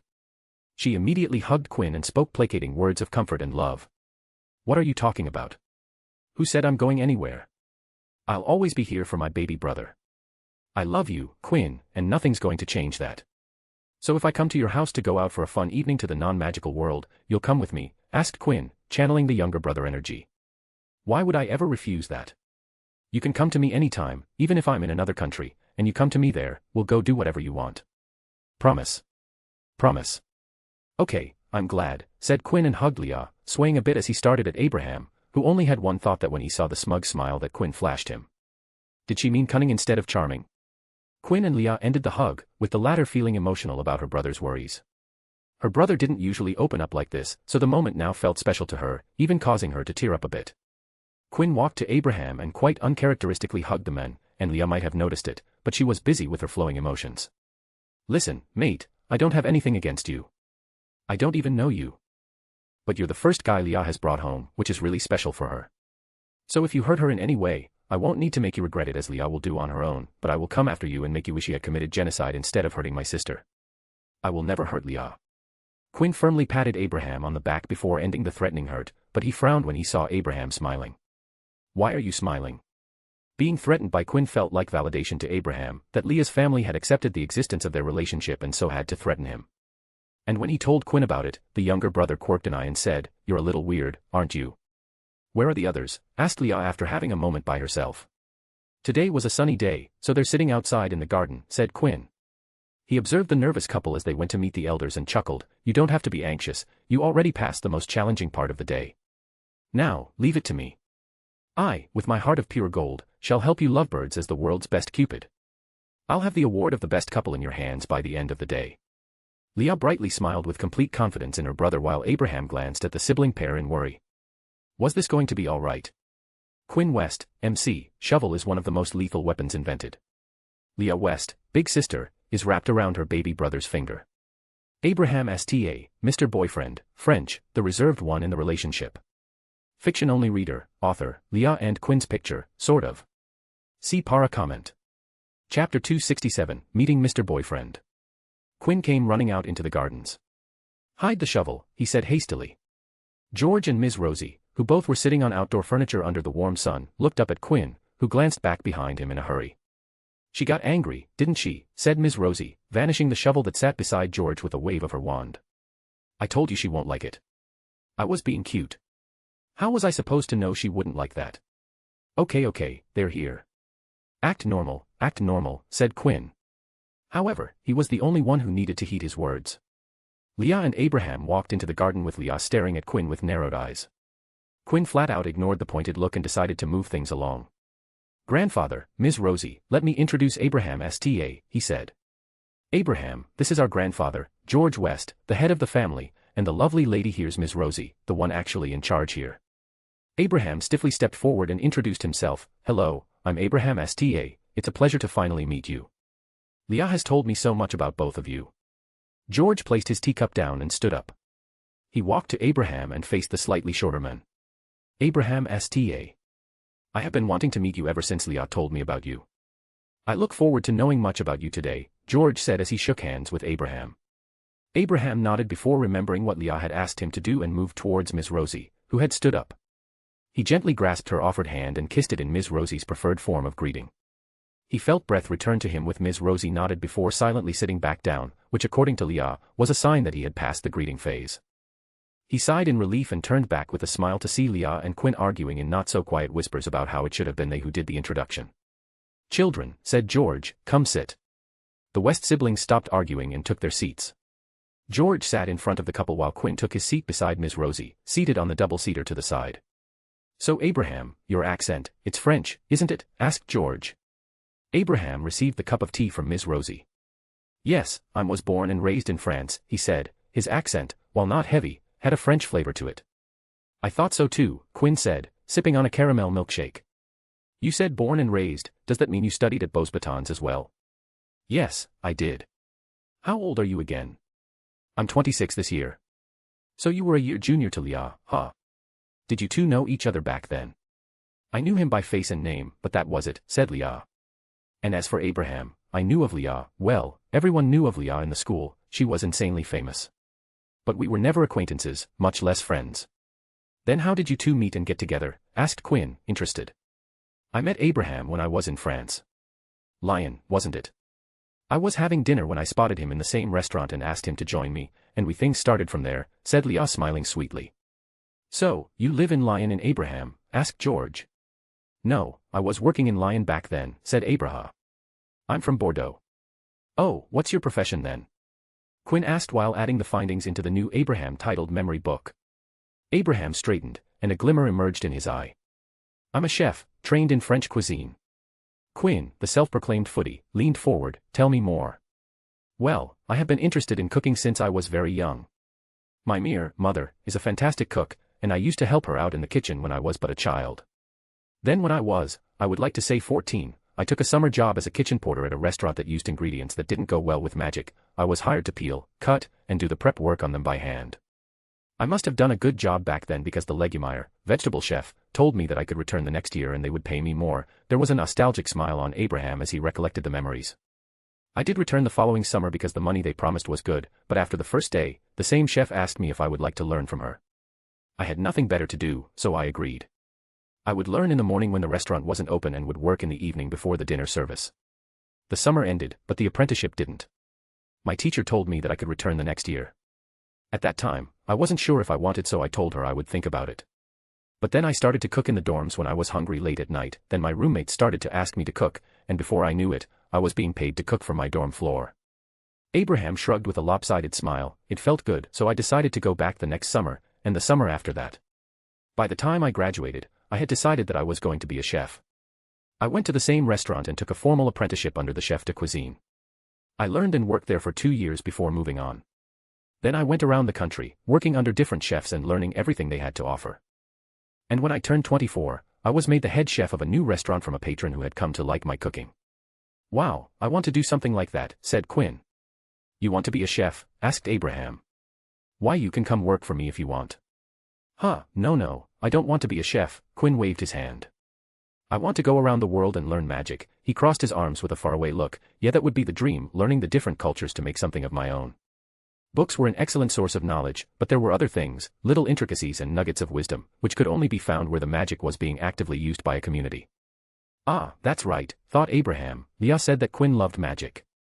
Where is this restaurant of yours? Asked Quinn. I would like to visit. Ah, I actually left that job, said Abraham, scratching the back of his head. Then. Before Abraham could answer, Leah took the initiative. Abraham starts his own restaurant the next month, she said proudly. Oh, a chef and a restaurateur, now that's more like it. So where's the new restaurant? I will visit there, said Quinn. It's in Manhattan, New York, said Abraham, surprising everybody. You got a permit to open a magical shop in Manhattan? Asked George.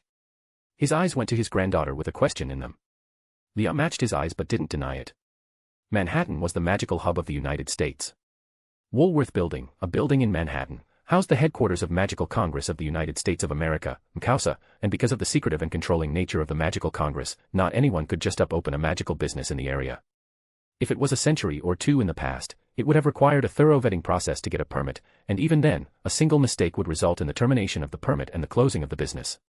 But today, the area was so high profile and full of important people that it required connections in high places to do anything in Manhattan. The fact that Abraham was allowed to open the shop in such a high-profile area and Leah not denying it could mean only one thing. She was the one who pulled the strings. Leah heard a sound in her ear that came out of everywhere and nowhere at the same time. Do you own the restaurant building in Manhattan? Blink once for yes. She recognized the voice and turned to see that Quinn was talking with Abraham about the logistics required to run a restaurant, but she knew it was him. Leah blinked once. The voice spoke again, with Quinn still talking with Abraham. Sell the building to me. Leah frowned and mouthed, why? Because it's clear that you helped your boyfriend with his restaurant, and from the looks of it, grandfather isn't happy about it. He is probably, no scratch that, he is thinking less of Abraham right now. If I know grandfather, he's thinking that Abraham manipulated you into helping him. So if you sell the building to me, then that would placate his displeasure as that would take the control out of your hand and into mine. It would separate business from personal, which I'm sure would help when you explain your decision to him later. It's quite elementary, don't you think? How about it? Leah pursed her lips and thought for a while before reluctantly nodding. Now that's what are we talking about, said the voice projected with the help of sound and vibration magic. Also, I'm not paying a single canute above the market price. Scene break. Leah closed the door behind her and sighed when the stopper clicked into place. So, how did it go? She looked up and saw Quinn leaning against the wall in front of their grandfather's study. He was upset, Leah said, as you said he would be. Well, that was to be expected, said Quinn as the sibling pair walked away from the study. You know, he's being protective, right? In our position, the biggest doubt while in a relationship is if our partner is with us because of our money. Someone as young as Abraham opening a restaurant screams him taking advantage of you. But, I did it on my own, she said. Abraham doesn't know I own the building. I used one of our lawyers for lease negotiations. He even went to the permit office and applied for the license and doesn't know that I pushed it along the line to get approved. Quinn patted Leah's back in comfort. What's done can't be changed, so we need to move along and remedy the situation. Did you tell grandfather about me buying the building? Yes, I did. Thank you for that suggestion.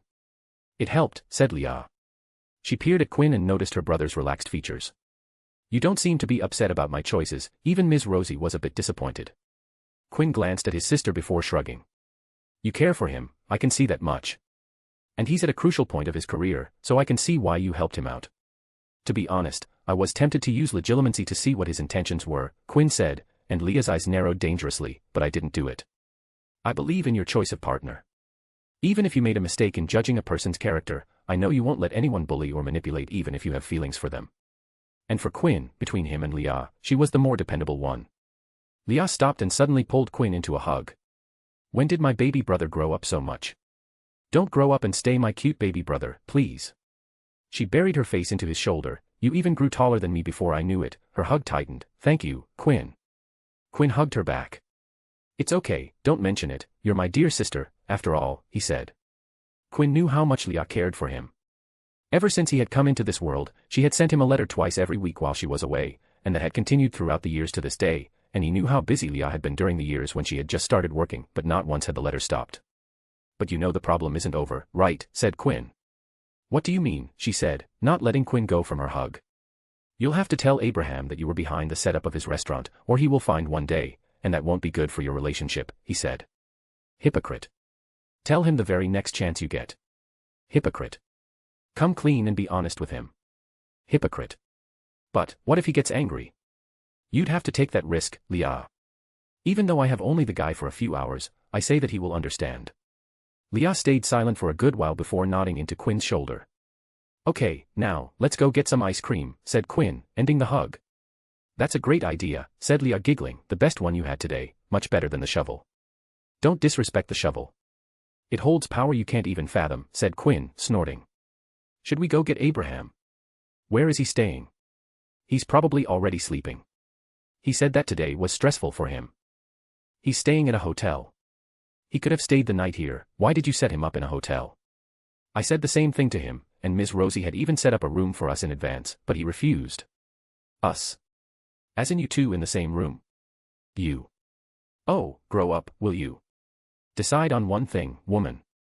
Do you want me to grow up or not? The day ended with the West siblings chattering away. Quinn West, MC, I'm not paying for the ice cream. Leah West, elder sister, a girl in love. George West, grandfather, protective granddaddy. Ms. Rosie, kept an eye on Abraham, her thought, a lot of work is needed. Abraham Sta, chef, restaurateur, thinks he did pretty well. Chapter 268, the next in line. Quinn stepped out of the fireplace with green flames parting to let him through. He patted his clothes once, and all dust spots from the flue vanished. Quinny has come. He glanced down at the familiar voice, and there stood a house elf with big glistening brown eyes and floppy ears with a small bronze earring on the helix of each ear. I hope I didn't keep everyone waiting, said Quinn. Quinny always on time, said Gretzy, the house elf of the green grass household. Mistress Dafy waiting for you in the lounge. Let me take you. Thank you, Gretzy, said Quinn to the cleanly dressed house elf dressed in a cottage white toga. A practice that the Greengrass family had adopted from seeing Polly dressed in her uniform togas. They had even called Polly to hammer down the view into Gretzy, who refused to wear anything other than her makeshift clothing made from pillow covers which had become ragged after years of repeated cleaning.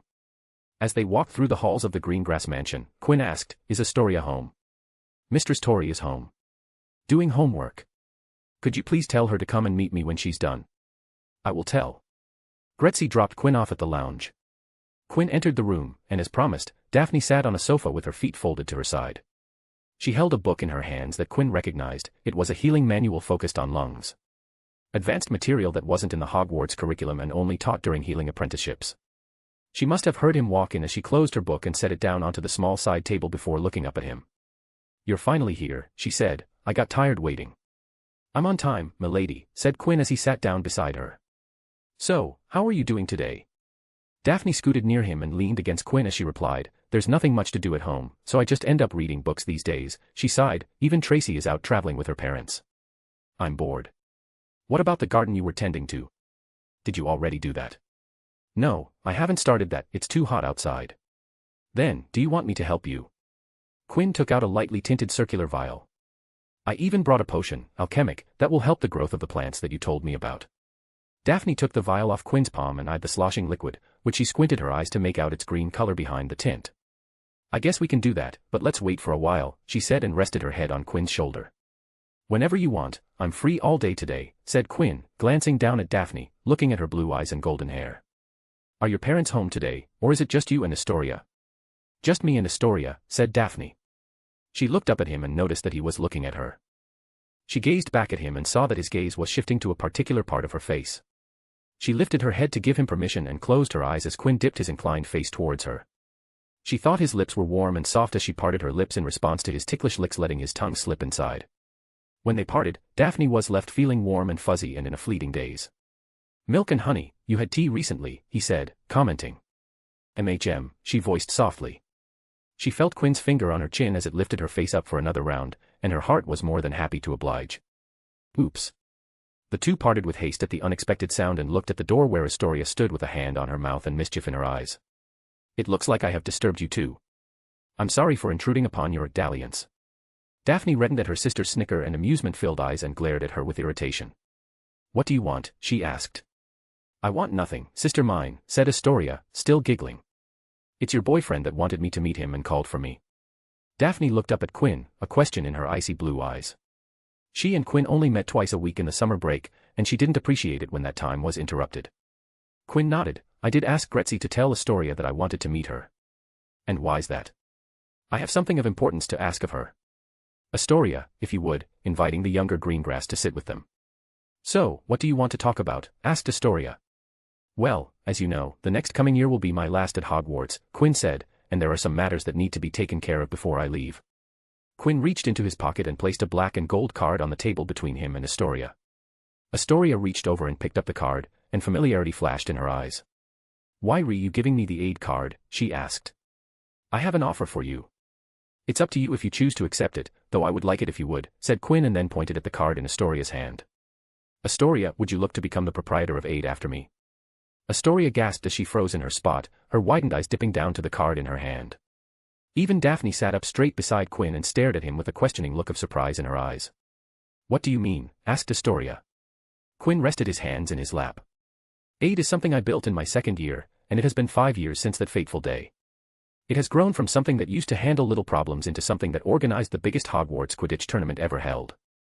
There was a proud glimmer in Quinn's eyes as he spoke about Aid.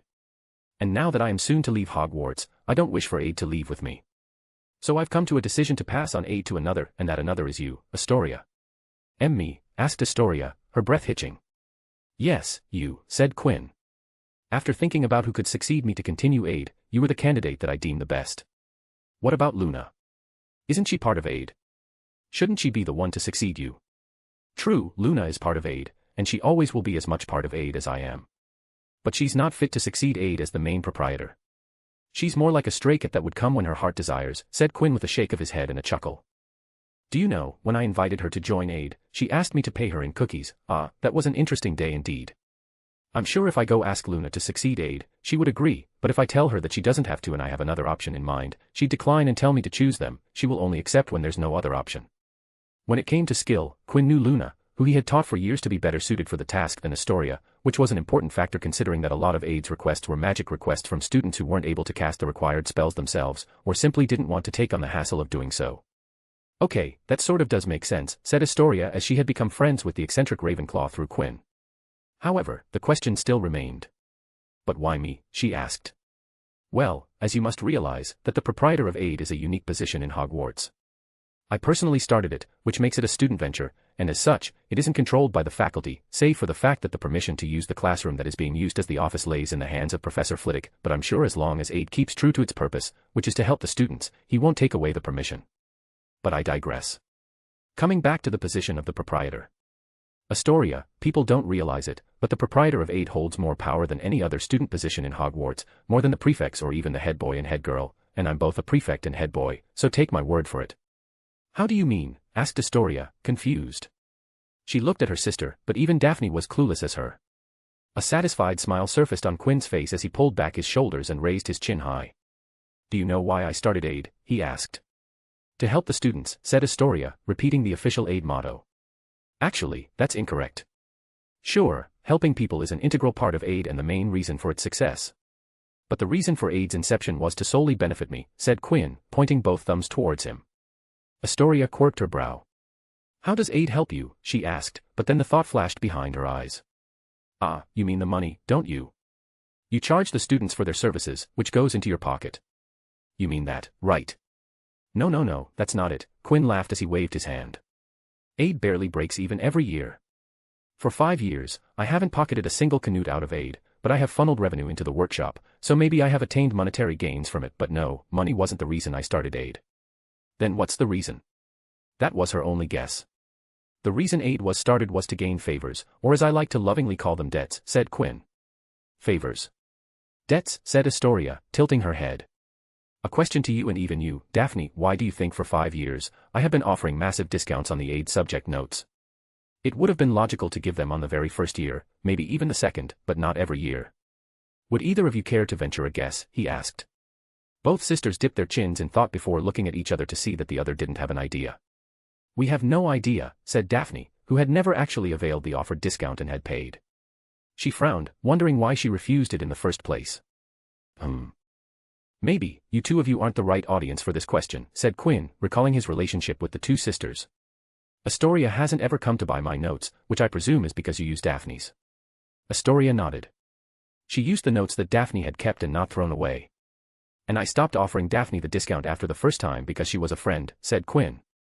You stopped offering me the discount because I was your friend, voiced Daphne, feeling confused about her words. Quinn nodded. I'm not sure if you remember, but the only time I offered you the discount, I spoke the conditions I offer to everyone. I will provide you with a discount and help you out, and you can, in turn, help me out when I need it later. In simple terms, I scratch your back and you scratch mine. But if we look at it from a different angle, everyone who availed the discount owes me a favor. Not only that, I offer the same conditions while taking any request that comes through my doors. Quinn crossed his legs, rested his interlinked hands on his knee, raised his chin, and smirked. 95% of the people who have ever stepped through the doors owe me a favor, be it first years or seventh, Quidditch jocks or top-scoring nerds, the delinquents or the prefects, purebloods, half-bloods, or the muggle-borns, the likes of Potters, Bones, Longbottom, not all owe me debts. It was slow, but the realization started to set in Astoria and Daphne's minds. They knew the power of favors. Their father had demonstrated it a countless number of times. It was why the children of many lower-grade members of the Grey faction and even the Dark and Light faction would treat them, the daughters of the leader of the Grey faction, with respect and politeness. All of them wanted favors from their father. But it doesn't end there, said Quinn, chuckling. Do you know the best part about it? Most of them don't even see it as debts they unwillingly owe me because I'm helping them. They are grateful, and will very willingly and happily return the help. Of course, there are sometimes they don't like it when I ask them of difficult tasks, but they oblige nevertheless. Daphne stared at her boyfriend, watching him tell Astoria about his various exploits. This was a new side of him that she hadn't seen before. Sure, he had always been playful and mischievous, but this side was different, him talking about how he had control over the Hogwarts students. She wanted to hear more about it. In short, aid was created because I wanted to build myself a network of connections and debts that I could call upon any time, no matter which house, social circle, or social ladder. I have contacts that I can use. And as it stands, that initiative has seen extraordinary success, Quinn said, finishing. Again, why me? Astoria was impressed, but she still wanted to know the answer to her question. Ah, look at me, getting so distracted. My apologies, said Quinn. My vision of the proprietor of aid is someone who has excellent communication skills and understands the power that comes with the position. He raised his hand and bluntly pointed at Astoria. You are the person who checks both the boxes. Your pureblood background makes other purebloods comfortable. However, you are outgoing, well-liked with a positive reputation, good-looking, smart, have ample emotional quotient. All these things allow you to be approached by the half-bloods and muggle-borns. And you, a greengrass, realize exactly how to exploit the asset named aid. Quinn didn't pretend that things like appearance didn't matter. A person with good looks would have a better impression on people, which was essential for aid. It was all about people and how they perceive things, especially teens. You really think I will be able to take over aid? Asked Astoria. Aid was a big deal in Hogwarts, everyone knew about it, and the reason it was such was because of Quinn West. He had a reputation for having a solution to every problem imaginable. Quinn West was nigh untouchable in Hogwarts, the top of the pyramid, and Astoria wasn't sure if she could stand up to that standard.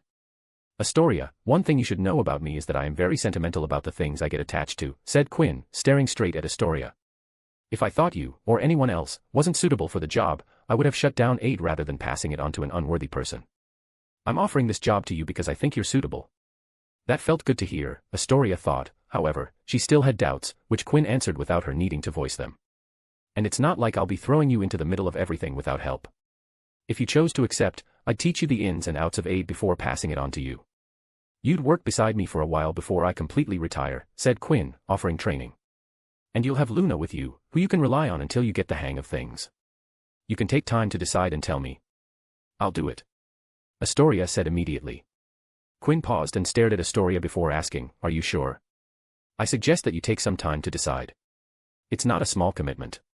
No need, said Astoria, looking at the Aid card with bright eyes, I want to do this. Quinn glanced at Daphne, who shrugged helplessly. Her sister was always the impulsive type. All right then, welcome to Aid, Astoria Greengrass, said Quinn with a smile. Astoria beamed a bright grin before getting up suddenly. She cleared her throat, thank you, Quinn, for this opportunity, and I promise I'll not let you down. Now I'll take my leave, and, she smiled teasingly, leave you both to whatever you were doing. Astoria. Daphne shouted in irritation as her sister giggled and ran out of the room. Daphne spat a sigh before looking at Quinn, who was staring at her with a different kind of smile. She felt red climb her cheeks as Quinn pulled her close. Quinn West, MC, my Hogwarts legacy will continue. Daphne Greengrass, girlfriend, found a new side of Quinn and is interested. Astoria Greengrass, teasing sister, Aid's successor. Gretzy, Greengrass house elf, has 3 sets of togas. Fiction-only reader, it's 8:30 a.m. here, and I haven't slept, crazy. The reason why I even bothered to write about Astoria in the first place. Chapter 269, The First Hunt. The array of contorted lights and scenery flashed past Quinn's eyes. His feet landed on the solid ground after operating through the fabric of space. He stretched his extremities, relieving himself of the usual feeling of being stuffed through a narrow tube. Quinn raised his face hidden behind the noir mask to glance upon the majesty of the blazing summer sun. He blinked as his eyes adjusted to the new light. He stood in a country lane bordered by high, tangled hedgerows, beneath a summer sky as bright and blue as a forget-me-not. Some 10 feet in front of him walked a little girl with pigtails, skipping down the dusty road with a thing of flowers in hand. The girl passed by Quinn, seemingly oblivious to his masked and hooded presence under the anti-muggle charm covering him. Quinn walked forward with deft steps on the path he had surveyed multiple times before during the initial scouting of his target destination. He stopped and stared at the wooden signpost that stuck out of the brambles on the left-hand side of the road. The wooden sign had 2 arms. The one pointing in the direction the little girl had walked toward read, Great Hangleton, 5 miles. The other arm, which pointed to the front, said, Little Hangleton, 1 mile. He walked the short path with grass on either side with nothing to see but the hedgerows, the vast blue sky overhead, and his own light footsteps. Then the lane curved to the left and fell away, sloping steeply down a hillside so that he had a sudden unexpected view of a whole valley laid out in front of him.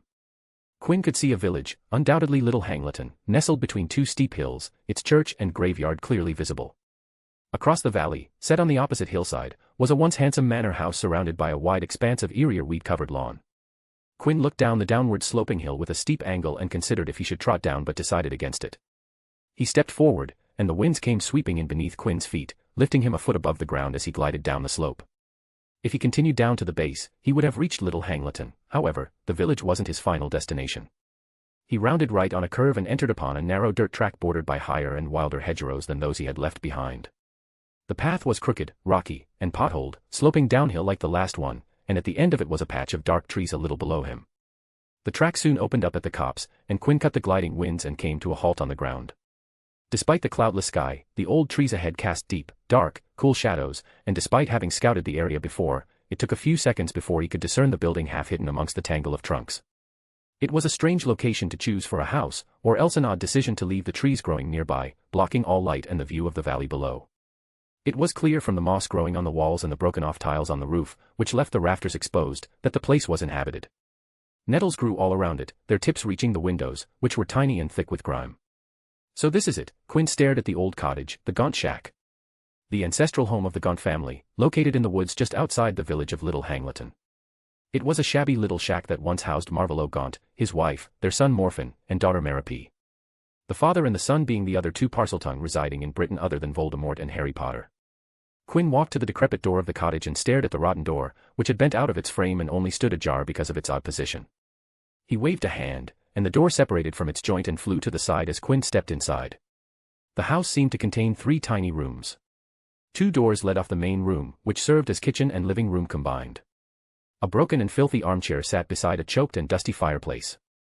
The ceiling was thick with cobwebs, the floor beneath his boots coated in grime. The only light came from broken and boarded windows that received the sunlight filtering from the trees outside. The floorboards under his feet creaked as he walked around the house, looking around. He stood in the middle of the cottage, and a light blue aura spread out from him in a dome shape, phasing through the broken furniture, pillars, walls, doors to cover the entire house. He got no response from the scan, so he tried it again. A red dome scanned the gaunt shack, then a green one, followed by a variety of detection charms looking for magical enchantments. Ping. The voice came from the bedroom where a bed split down the middle lay broken on the floor. Quinn waved his hand, and the bed shrunk down to a matchbox, leaving the part of the room empty.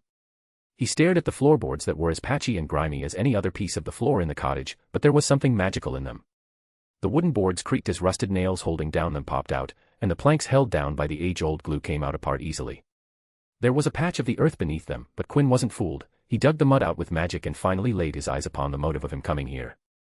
A golden box sat there buried in the foundation of the house. Quinn bent his forearm up, and the box rose up. It was heavy. Quinn suspected it was genuine gold. If it was, then it would be fitting the nature of its owner and creator. Quinn blew on it, and the mud and dust were stripped away, bringing out the gleaming and inviting sheen of the gold box. The box was set down on the floor, and Quinn kneeled beside it. His eyes and magic observing the enchantments keeping the box locked. He had to admit, they were powerful, despite the very long period of lack of care. Now, let's break them up. Quinn's magic began its work and worked to dismantle the enchantments that made the box into a black box capable of surviving being blasted in the sky and dropping down the high altitude down to the ground in freefall. Magic from various cultures, commented Quinn, his eyes looking at the box with complicated and excited eyes. The amalgamation of different cultures of magic worked together to create something that even Quinn found tricky to solve, and yet it was the proof of concept that he wanted to accomplish. Click. The box unlocked after an hour of effort. Quinn took a deep breath and raised his gloved finger to lift up the lid, and sucked in a cold breath at the solitary ring that sat inside. It was a gold ring etched with detailed designs and looked as if it had been just polished, gleaming like the rays of the sun itself. Marvelo Gaunt's ring. On the top of the ring, fixed underneath the 4 gold fangs, was a black gemstone. Quinn's eyes remained fixed on the gemstone, on the design that was inscribed onto it, a line with a circle drawn from the top enclosed inside a triangle. The signature of the Deathly Hallows. And, the gemstone. Resurrection Stone, said Quinn sighing a cold breath in the midsummer. A/N, read carefully. He thought it was beautiful, enchanting, and something that would look great on his finger, where it belonged. Thud. Humph, he smirked. His mental shields had effortlessly thwarted the mental curse. Quinn looked down at his hand and saw the gaunt ring in his right with his left hand's fingers outstretched, obviously so that he could put on the ring. A cold sweat trickled down his temple beneath his mask, and his nape felt cold. He had just nearly put the cursed ring on. The ring. Gaunt's ring. A terrible curse was cast upon it. A curse that would wither away the one who would put it on, leading to a swift and quick death to get them away from the ring. However, there was one more, another curse that made the ring more deadly than it was. It enticed those who gazed upon it to slip it on so that it could lead them to their death. Won't you look at that, the mighty Quinn West trembling in front of a measly magical ring. Quinn looked up from the ring and saw himself. Him, squatting in front of Quinn, matching eye levels. He looked exactly the same as Quinn, the only difference was that he was dressed in a suit while Quinn was dressed in the noir transformative suit. It has been a while, hasn't it? Quinn said, smirking. The last time we met was in Lupin's class, and the boggart took the form of yours truly, he said, touching up his tie with a confident smirk. CH-79. Quinn's eyes went to the Quinn's hand and saw a wand, acacia wood, 14 inches, rigid. Oh, you notice this beaut, said Quinn, holding the wand in both hands. Of course, you'd notice it, it's the wand that chose you and the one you have been betraying for the past 6 years.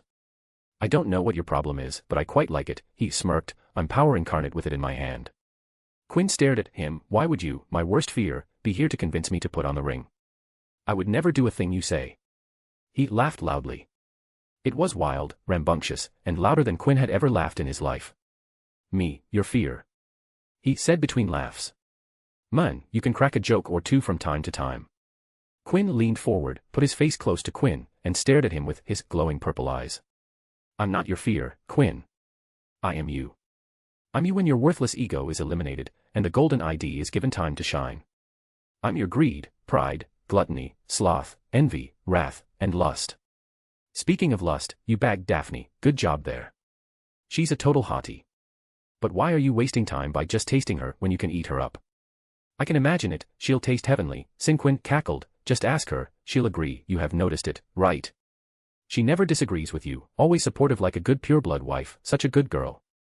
I'm sure she won't refuse if you bring in the spicy redhead into the mix, said Quinn, licking his lips. A menage a trio, just thinking about sends a shiver down my spine. Shut up. Quinn grinned and raised his hands in surrender. He looked down at the ring and spoke, but you have to agree with me when I say that they deserve some closure, don't they? What the hell are you talking about? Asked Quinn. Come on, you know what I'm talking about, silly, I am you, after all, said Quinn, placing a hand on his cheek and looked at Quinn as if he was a child. Grandfather lost his young son before time, he was so young. And Leah lost both her parents at the tender of 10, leaving her to care for her younger brother of 1.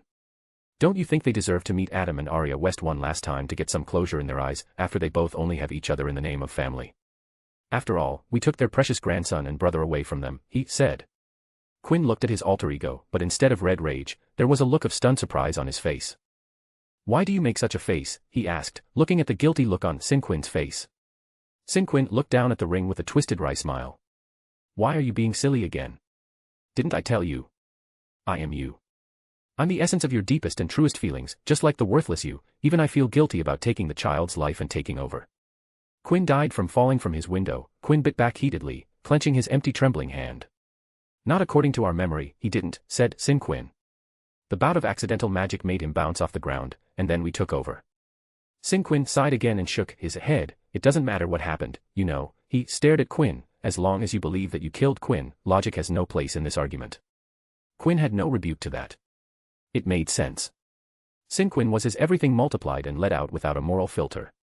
Humans were inherently illogical beings, who ran on their emotions rather than logic, and if he believed certain things, then that was it. So, how about it, buddy, said Quinn, putting his hand on Quinn's shoulder. How about we put on the ring and let our beloved family meet their loved ones, maybe we can even try calling for the real Quinn and find the truth, if we didn't cannibalize his soul, then he would appear, and that would grant us some peace, don't you think? Why yes. Yes, we should do that, said Quinn. Leah, grandfather, Uncle Elliot, and Ms. Rosie would be happy. We can call the real Quinn, I can even call grandmother Anne and let grandfather meet her. He would be so happy. Quinn nodded with a smile, a patent Quinn-controlled smile. Quinn patted his chest once, and the mask disappeared, leaving behind an unamused expression on Quinn's face as he stuck out his tongue. Did you thought I would say that you fucking third-grade fake of a replica? Quinn said, rendering Quinn stunned. Come on, man, what kind of shitty curse is that? Hey Dark Lord, is this the best you can do with a soul attack? Hey, are you listening? What? Asked Quinn. Quinn stood up from his kneel and took out a spherical glass container with a cloudy tint. Are you really supposed to me? I was convinced that the soul attack got everything until you started to spout the bullshit about using the resurrection stone. Because I would never suggest no matter how delirious I was. Why would I willingly take on a life-ending curse which will kill me when I have a surefire method to destroy the curse, said Quinn taking out a small vial with the same cloudy tint. If I wanted to use the resurrection stone after I destroyed the wretched object it's attached to. He poured the deep purple almost black liquid from the vial into the sphere container. What are you doing? Asked Quinn looking between Quinn's face and his hands. What's that? You don't know, asked Quinn. The curse must really depend upon the mental aspect that I blocked. And here I thought that the soul-splitting maniac would have better knowledge of the soul. But I'll give you the credit where it's deserved, you sure got a lot of memories that were connected deeply to my emotions despite the mental failure. Quinn swiveled the liquid in the sphere container. This my fake me is basilisk venom, he smirked at Quinn, whose eyes widened to the limit. You guessed right, it's from the same basilisk that you found in the Chamber of Secrets when you were in school, Tom Marvolo Riddle. Quinn's face darkened at the mention of the name. You might not know because it wasn't in the book, but basilisk venom can destroy a Horcrux, said Quinn, continuously enjoying the ugly expression on his face. I actually told the same thing to the diary you have the best expressions, but both the basilisk and Horcrux were created by Herpo the Foul. Quite ironic, don't you think? The man who created a magic of immortality also created the things that could destroy it. A horrified expression and stark white expression of fear appeared on Quinn's face as he raised his hand to reach out to Quinn, but his hands passed through Quinn. Quinn held the ring between his index finger and thumb, showed it to Quinn, grinned, and dropped the ring inside the sphere. Bloop. No, yelled Quinn. A violent sizzling sounded inside the glass sphere, with a black haze filling the inside of the sphere. Quinn looked up at his likeliness started to melt and burn while letting out painful screams in his own voice. Sin Quinn, about to perish, looked at Quinn, who spoke some parting words. I wish I could say that you got close to enticing me, but I would be lying, sorry, Horcrux, but my wand is more tempting than you. As Quinn's words ended, so did the life of Voldemort's gaunt ring Horcrux. Oh, shit. Quinn hurriedly straightened his hands as the activated basilisk venom, which just had a violent reaction with the Horcrux, ate through the specially made glass, Quinn's invention, which could hold basilisk venom for a couple of months. Quinn goggled at the bubbling basilisk venom that ate through the wood and seeped into the ground below. His eyes went back to the sphere as he removed his hand from it and let it float. He transfigured a hole back open and let the blackened ring fly out of it. A blob of water covered it, and it sizzled immediately because of the residual venom, which spent itself by eating away at the water, leaving the ring safe for Quinn to grab. Quinn grabbed the ring with his gloved hands. He grabbed the ring hoop with one and pulled out the gemstone with his other. He stared at the gemstone, which, unlike the charred ring, looked untouched. The basilisk venom hadn't harmed it. Resurrection stone, maybe because it's a soul artifact, the Horcrux couldn't attach itself to the stone and only stayed on the ring, said Quinn, but it was only speculation from his side. Soul artifact. Asterisk. Quinn West, MC, the first kill of the hunt. Sin Quinn, defense mechanism manifestation, soul-based attack of Horcrux. Fiction-only reader, author, reread if it's not clear. And I will leave it up to you to think about where the truth of the Sin Quinn ended and where the lies began. Asterisk. Chapter 270, Meeting at Circus. Circus, a long-running restaurant in Vertic Alley of the Magical Market District of London, was a restaurant with 9 levels divided into 3 segments. The underground segment with 3 levels catered to the shady members of the society who didn't wish to be seen and demanded privacy. The base segment with above-ground 3 levels that served any and everyone who wanted to drink and dine at the established. And finally, the upper segment with the top 3 levels that hosted the wealthy and influential with an assortment of services. Michael was a front desk host situated on the first floor of the upper segment. He had been working at Circus for 15 years. He had started as a server on the base segment and had worked his way to his current position, and wanted to continue on his rise through the ranks to one day become a floor manager, preferably in the upper segment. The elevator in front of Michael's desk, which only served the upper segment, dinged. Michael looked up from his work and got up to serve the guest as the elevator door opened. To his surprise, there was only one person along with the elevator operator.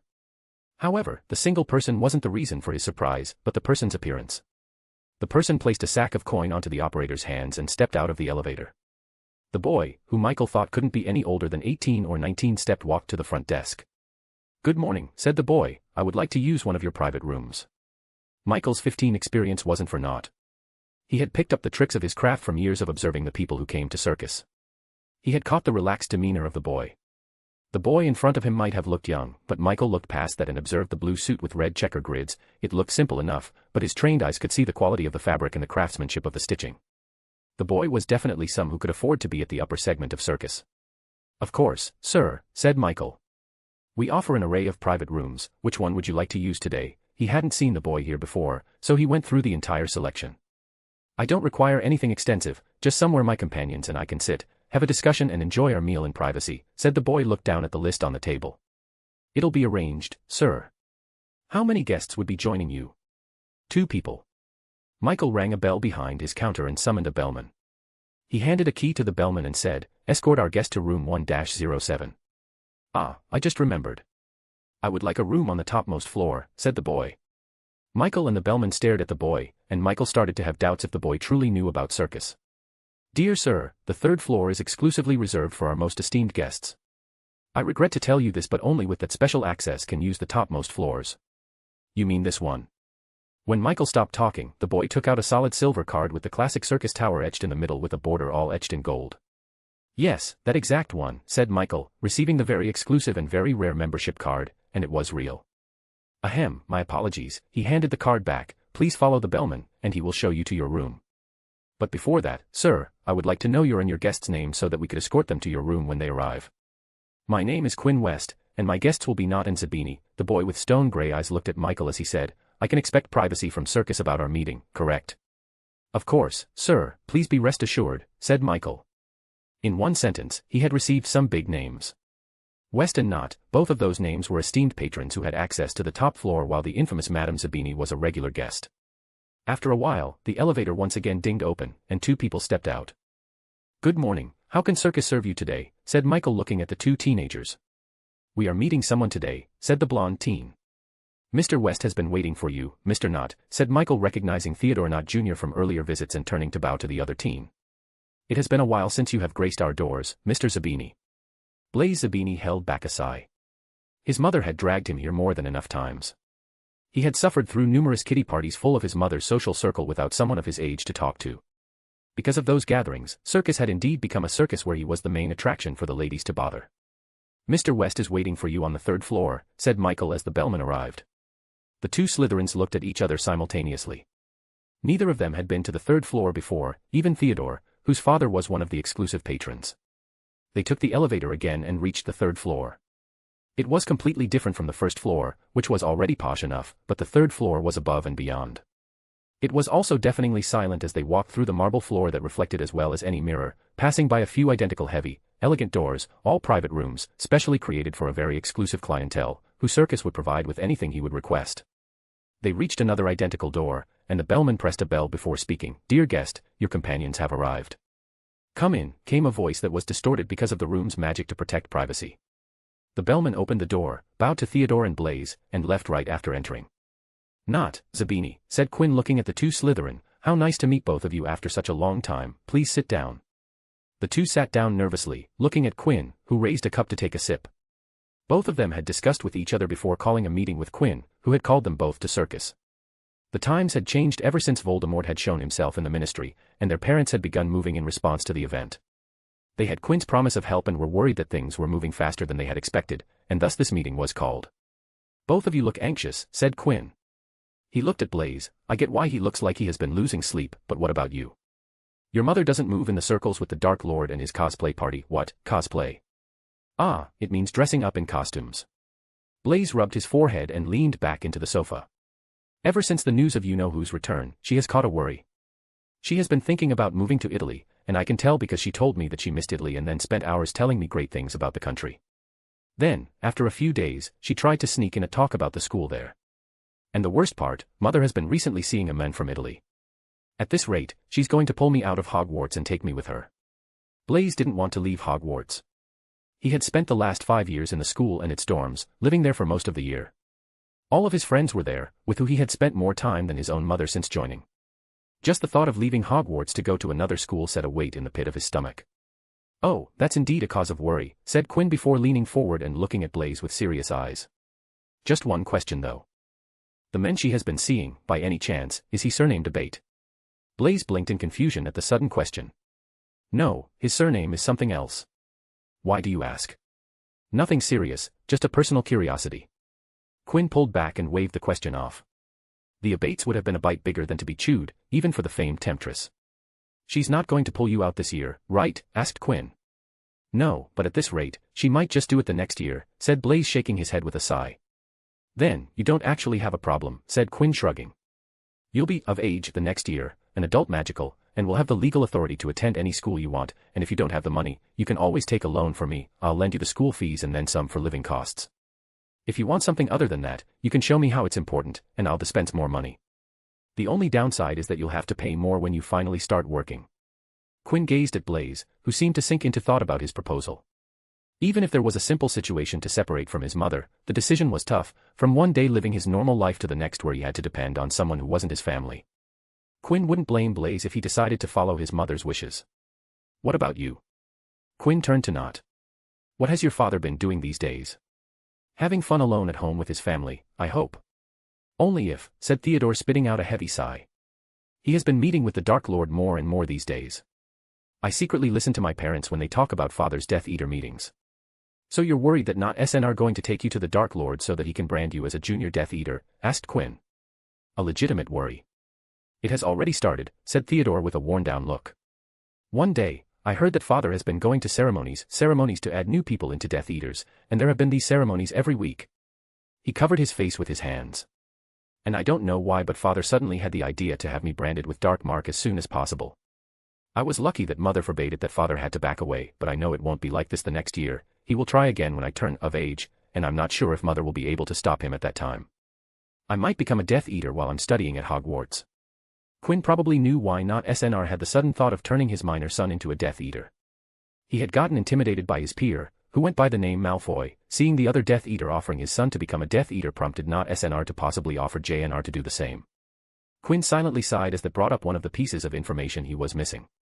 He hadn't seen the shadow of anyone named Malfoy in the entire summer break. As such, he had no idea if Draco was branded with the Dark Mark. He hadn't dared to go near the Malfoy mansion in fear of being spotted by the Dark Lord or his Death Eater, especially after the Amelia Bones incident. Zabini doesn't want to leave Hogwarts, but it seems like you leaving Hogwarts might be the only option, said Quinn softly. Theodore's face reappeared from behind his hands as he stared at Quinn incredulously. What do you mean? He asked, but the fear of knowing what exactly Quinn meant built up in his chest. Next year, if you go home, your father will try to make you a Death Eater, and if you refuse, I'm not sure if you will survive. Both Theodore and Blaise felt cold shivers go down the spine. I do not know your father, but either he will kill you himself for being a blood traitor, and if he doesn't do that, the Dark Lord will do it himself. Let's say your father doesn't kill you, he might just drag you to the Dark Lord and brand you. If you choose to stay. I'm sorry to say this, but your chances are looking bleak. Theodore went deathly pale. His fears had been spoken in words. He was either going to die or become a Death Eater. A drowning and shocking thought dominated his mind, I'm trapped. But if you go away, said Quinn, if you disappear, you can escape death and the fate of becoming a Death Eater. Quinn stared deeply at Nott. I can do that for you. I can make you disappear like a star in the bright morning sky. Theodore took a slow, lengthy breath as he leaned back into his seat. He knew what Quinn's offer entailed. It meant that he would have to uproot his life and move to another place. And if he took the last war in mind, he might have to move away for a decade, or maybe even more if the Dark Lord wasn't brought down. Is there no other way? Asked Theodore. He wasn't excited about the possible relocation. He didn't want to leave his life. Was he so helpless that to escape and change his entire life was the only option? There's an option that doesn't require you to leave, said Quinn, and it instantly poured stars of hope into Theodore's eyes as he looked at Quinn intently. You can defect, said Quinn. What? Asked Theodore. You can reach out to the Minister, or the Grey Faction, or the Light Faction and tell them that your father is looking to make you a Death Eater and ask them to rescue from that, said Quinn, proposing the alternative idea. The Ministry won't move if you can't provide them with proof, but next year when you turn of age, you'll have great chances of getting their protection. As for the Grey and Light Faction, they won't help you out in public, but they'll support you from the shadows. You, like Zabini, can choose to go to Hogwarts, and when you're out of Hogwarts in the summer break, the three groups might help you out. Theodore's status as a Death Eater's son, who wants to be rescued, was a great political hook that all the political factions would love to exploit. It would not only look good, but Theodore was a potential source of information, something he himself didn't know about. That. I don't, said Theodore, hesitating. It's a suggestion, Quinn said, looking at the troubled boy. You're, unfortunately, not in a favorable situation. Both of my suggestions have their merits and demerits. It's up to you what you want to take, or you don't take either and come up with a solution of your own. I don't have anything of my own, said Theodore. It was why he was here talking about his problems. But you are desperate, and believe me, desperation is a strong motivator. So don't give up hope yet. Think about it, and if you aren't successful, my option is open, and the second one is worth giving a try. Quinn treated the two stressed Slytherin to a hearty meal before leaving Circus. He turned to face the two outside the restaurant. Think about what you want to do, but don't let it dominate your lives, he said. Both of you have my help as a safety net, so while you can't ignore the problem, there's no need to treat it like the world's end. Now, gentlemen, I'll take my leave. Reach home safely. Quinn took out his fake wand, and after a lazy wave goodbye, the space twisted, and with a pop, he was gone. Oh, that's right, said Blaise. He turned 17, didn't he? He's of age, lucky. Scene break. Dumbledore operated onto a path with long, wild hedgerows on both sides. He glanced around with his wand out to see if someone required a quick memory charm. Fortunately, there was no one in the vicinity. He walked down the crooked, rocky, and potholed path, sloping downhill with a nervous rhythm in his step. He reached the shabby shack hidden amongst the tangle of trunks. It was the Gaunt Shack in Little Hangleton. The place Dumbledore knew as the hiding place of Tom Marvolo Riddle, or as he was better known as Lord Voldemort's vile immortality-providing Horcrux. The place that he had found out through Bob Ogden's memories of when he had arrived at the place to meet the residents Marvolo Gaunt and his children, Morphin and Merope, for ministry business about Morphin Gaunt breaking the wizarding secrecy laws by torturing the muggles down in the village. He arrived at the crooked door of the shack and was about to detach the stuck door when he stopped to observe the door. He wondered why the door looked different than what he had seen from away in his previous visit. He dove into his memories, and contrary to his observation, the door looked the same as the one in his memories. Just to be sure, he cast detection spells on the door, and there wasn't any magic cast on the doors, so he detached the door and walked inside the shack. Again, there was something off in the shack. Dumbledore hadn't been inside the shack, but something felt off to him. Maybe it was something about how the cobwebs looked or how the grime below his feet felt, but he couldn't put his finger on it. He set off detection charms through the shack and detected magical enchantments, just like his previous scouting attempts, and yet again, his intuition was proven wrong. Maybe it's something Tom added to turn people away, Dumbledore muttered to himself. His detection charms told him to head towards the bedroom where he saw the broken bed, and this time, he ignored the strange feeling and shrunk the bed to access the floor underneath. He frowned. There was something wrong with the floorboards. But this time, he chalked it up to the presence of the source of magical enchantments underneath. He pulled them out, dug the ground, and uncovered the golden box. There it was, the container of a Horcrux. It was going to be the second Horcrux that he was going to come across. The first one, the diary, sat in his office with a big hole stabbed through it. He lifted the box with magic, and to his utter surprise, the lid of the golden box rattled. It rattled. No, that can't be, thought Dumbledore. Tom wouldn't be so careless. A spark of unease was lit inside him as he set the golden box down, performed detection charms to ensure there was no trap. There wasn't, and now even that didn't bode well in Dumbledore's heart. He opened the door, and everything suddenly made sense. A charred, burnt, damaged black ring sat inside the box along with a slip of parchment stuck on the inside of the lid. It read in printed black letters. Here lie the remains of Dark Lord Voldemort's destroyed Horcrux. Everything suddenly made sense. Why everything, since the door felt strange, while he couldn't tell the origin of discomfort, but his mind could instinctively detect those that he consciously couldn't. Someone had gotten here before him and had destroyed the Horcrux. Someone else had the knowledge about Voldemort's Horcrux other than him. The question that screamed in the silence was, who? Who was the individual who knew about Voldemort's secret to immortality? Dumbledore kneeled on the floor and took the ring into his hand. The damaged ring still held value. He had seen it in the Morphingaunt's memories of his meeting with the young Tom Riddle. In those memories, there was a black gemstone stone-studded on the ring, and it had the mark of the Deathly Hallows. He stared at his wand, the Elder Wand, one of the 3 Death Hallows, and the last one being in the hands of the Potter children, the Invisibility Cloak. Dumbledore frowned at the cracked and broken charred gemstone on the top of the ring. He squinted his eyes, and he could see the mark of Deathly Hallows with a crack splitting the mark. Was I wrong? Dumbledore muttered. Was the ring a counterfeit? It wasn't a reaching thought, as Morphingaunt didn't have a job, and he might have sold the ring and replaced it with a fake for sustenance. But that meant that Dumbledore had no idea where the 3rd Deathly Hallow was. Dumbledore threw the thought behind his mind and focused on the Horcrux problem. He could tell that the parchment wasn't old, at least not old as the war. He was sure that the parchment wasn't older than a couple years. Which meant someone had destroyed the Horcrux in a span of a couple of years from the current day. Dumbledore frowned. It bothered him that there was an unknown element out there with Horcruxes. Dumbledore didn't like it. Quinn West, MC, of age. Used an old parchment. Blaise Zabini, anxious Slytherin number 1, wants to stay and might get to. Theodore Knott, anxious Slytherin number 2, wants to stay but might not get to. Fiction-only reader, author, I should just.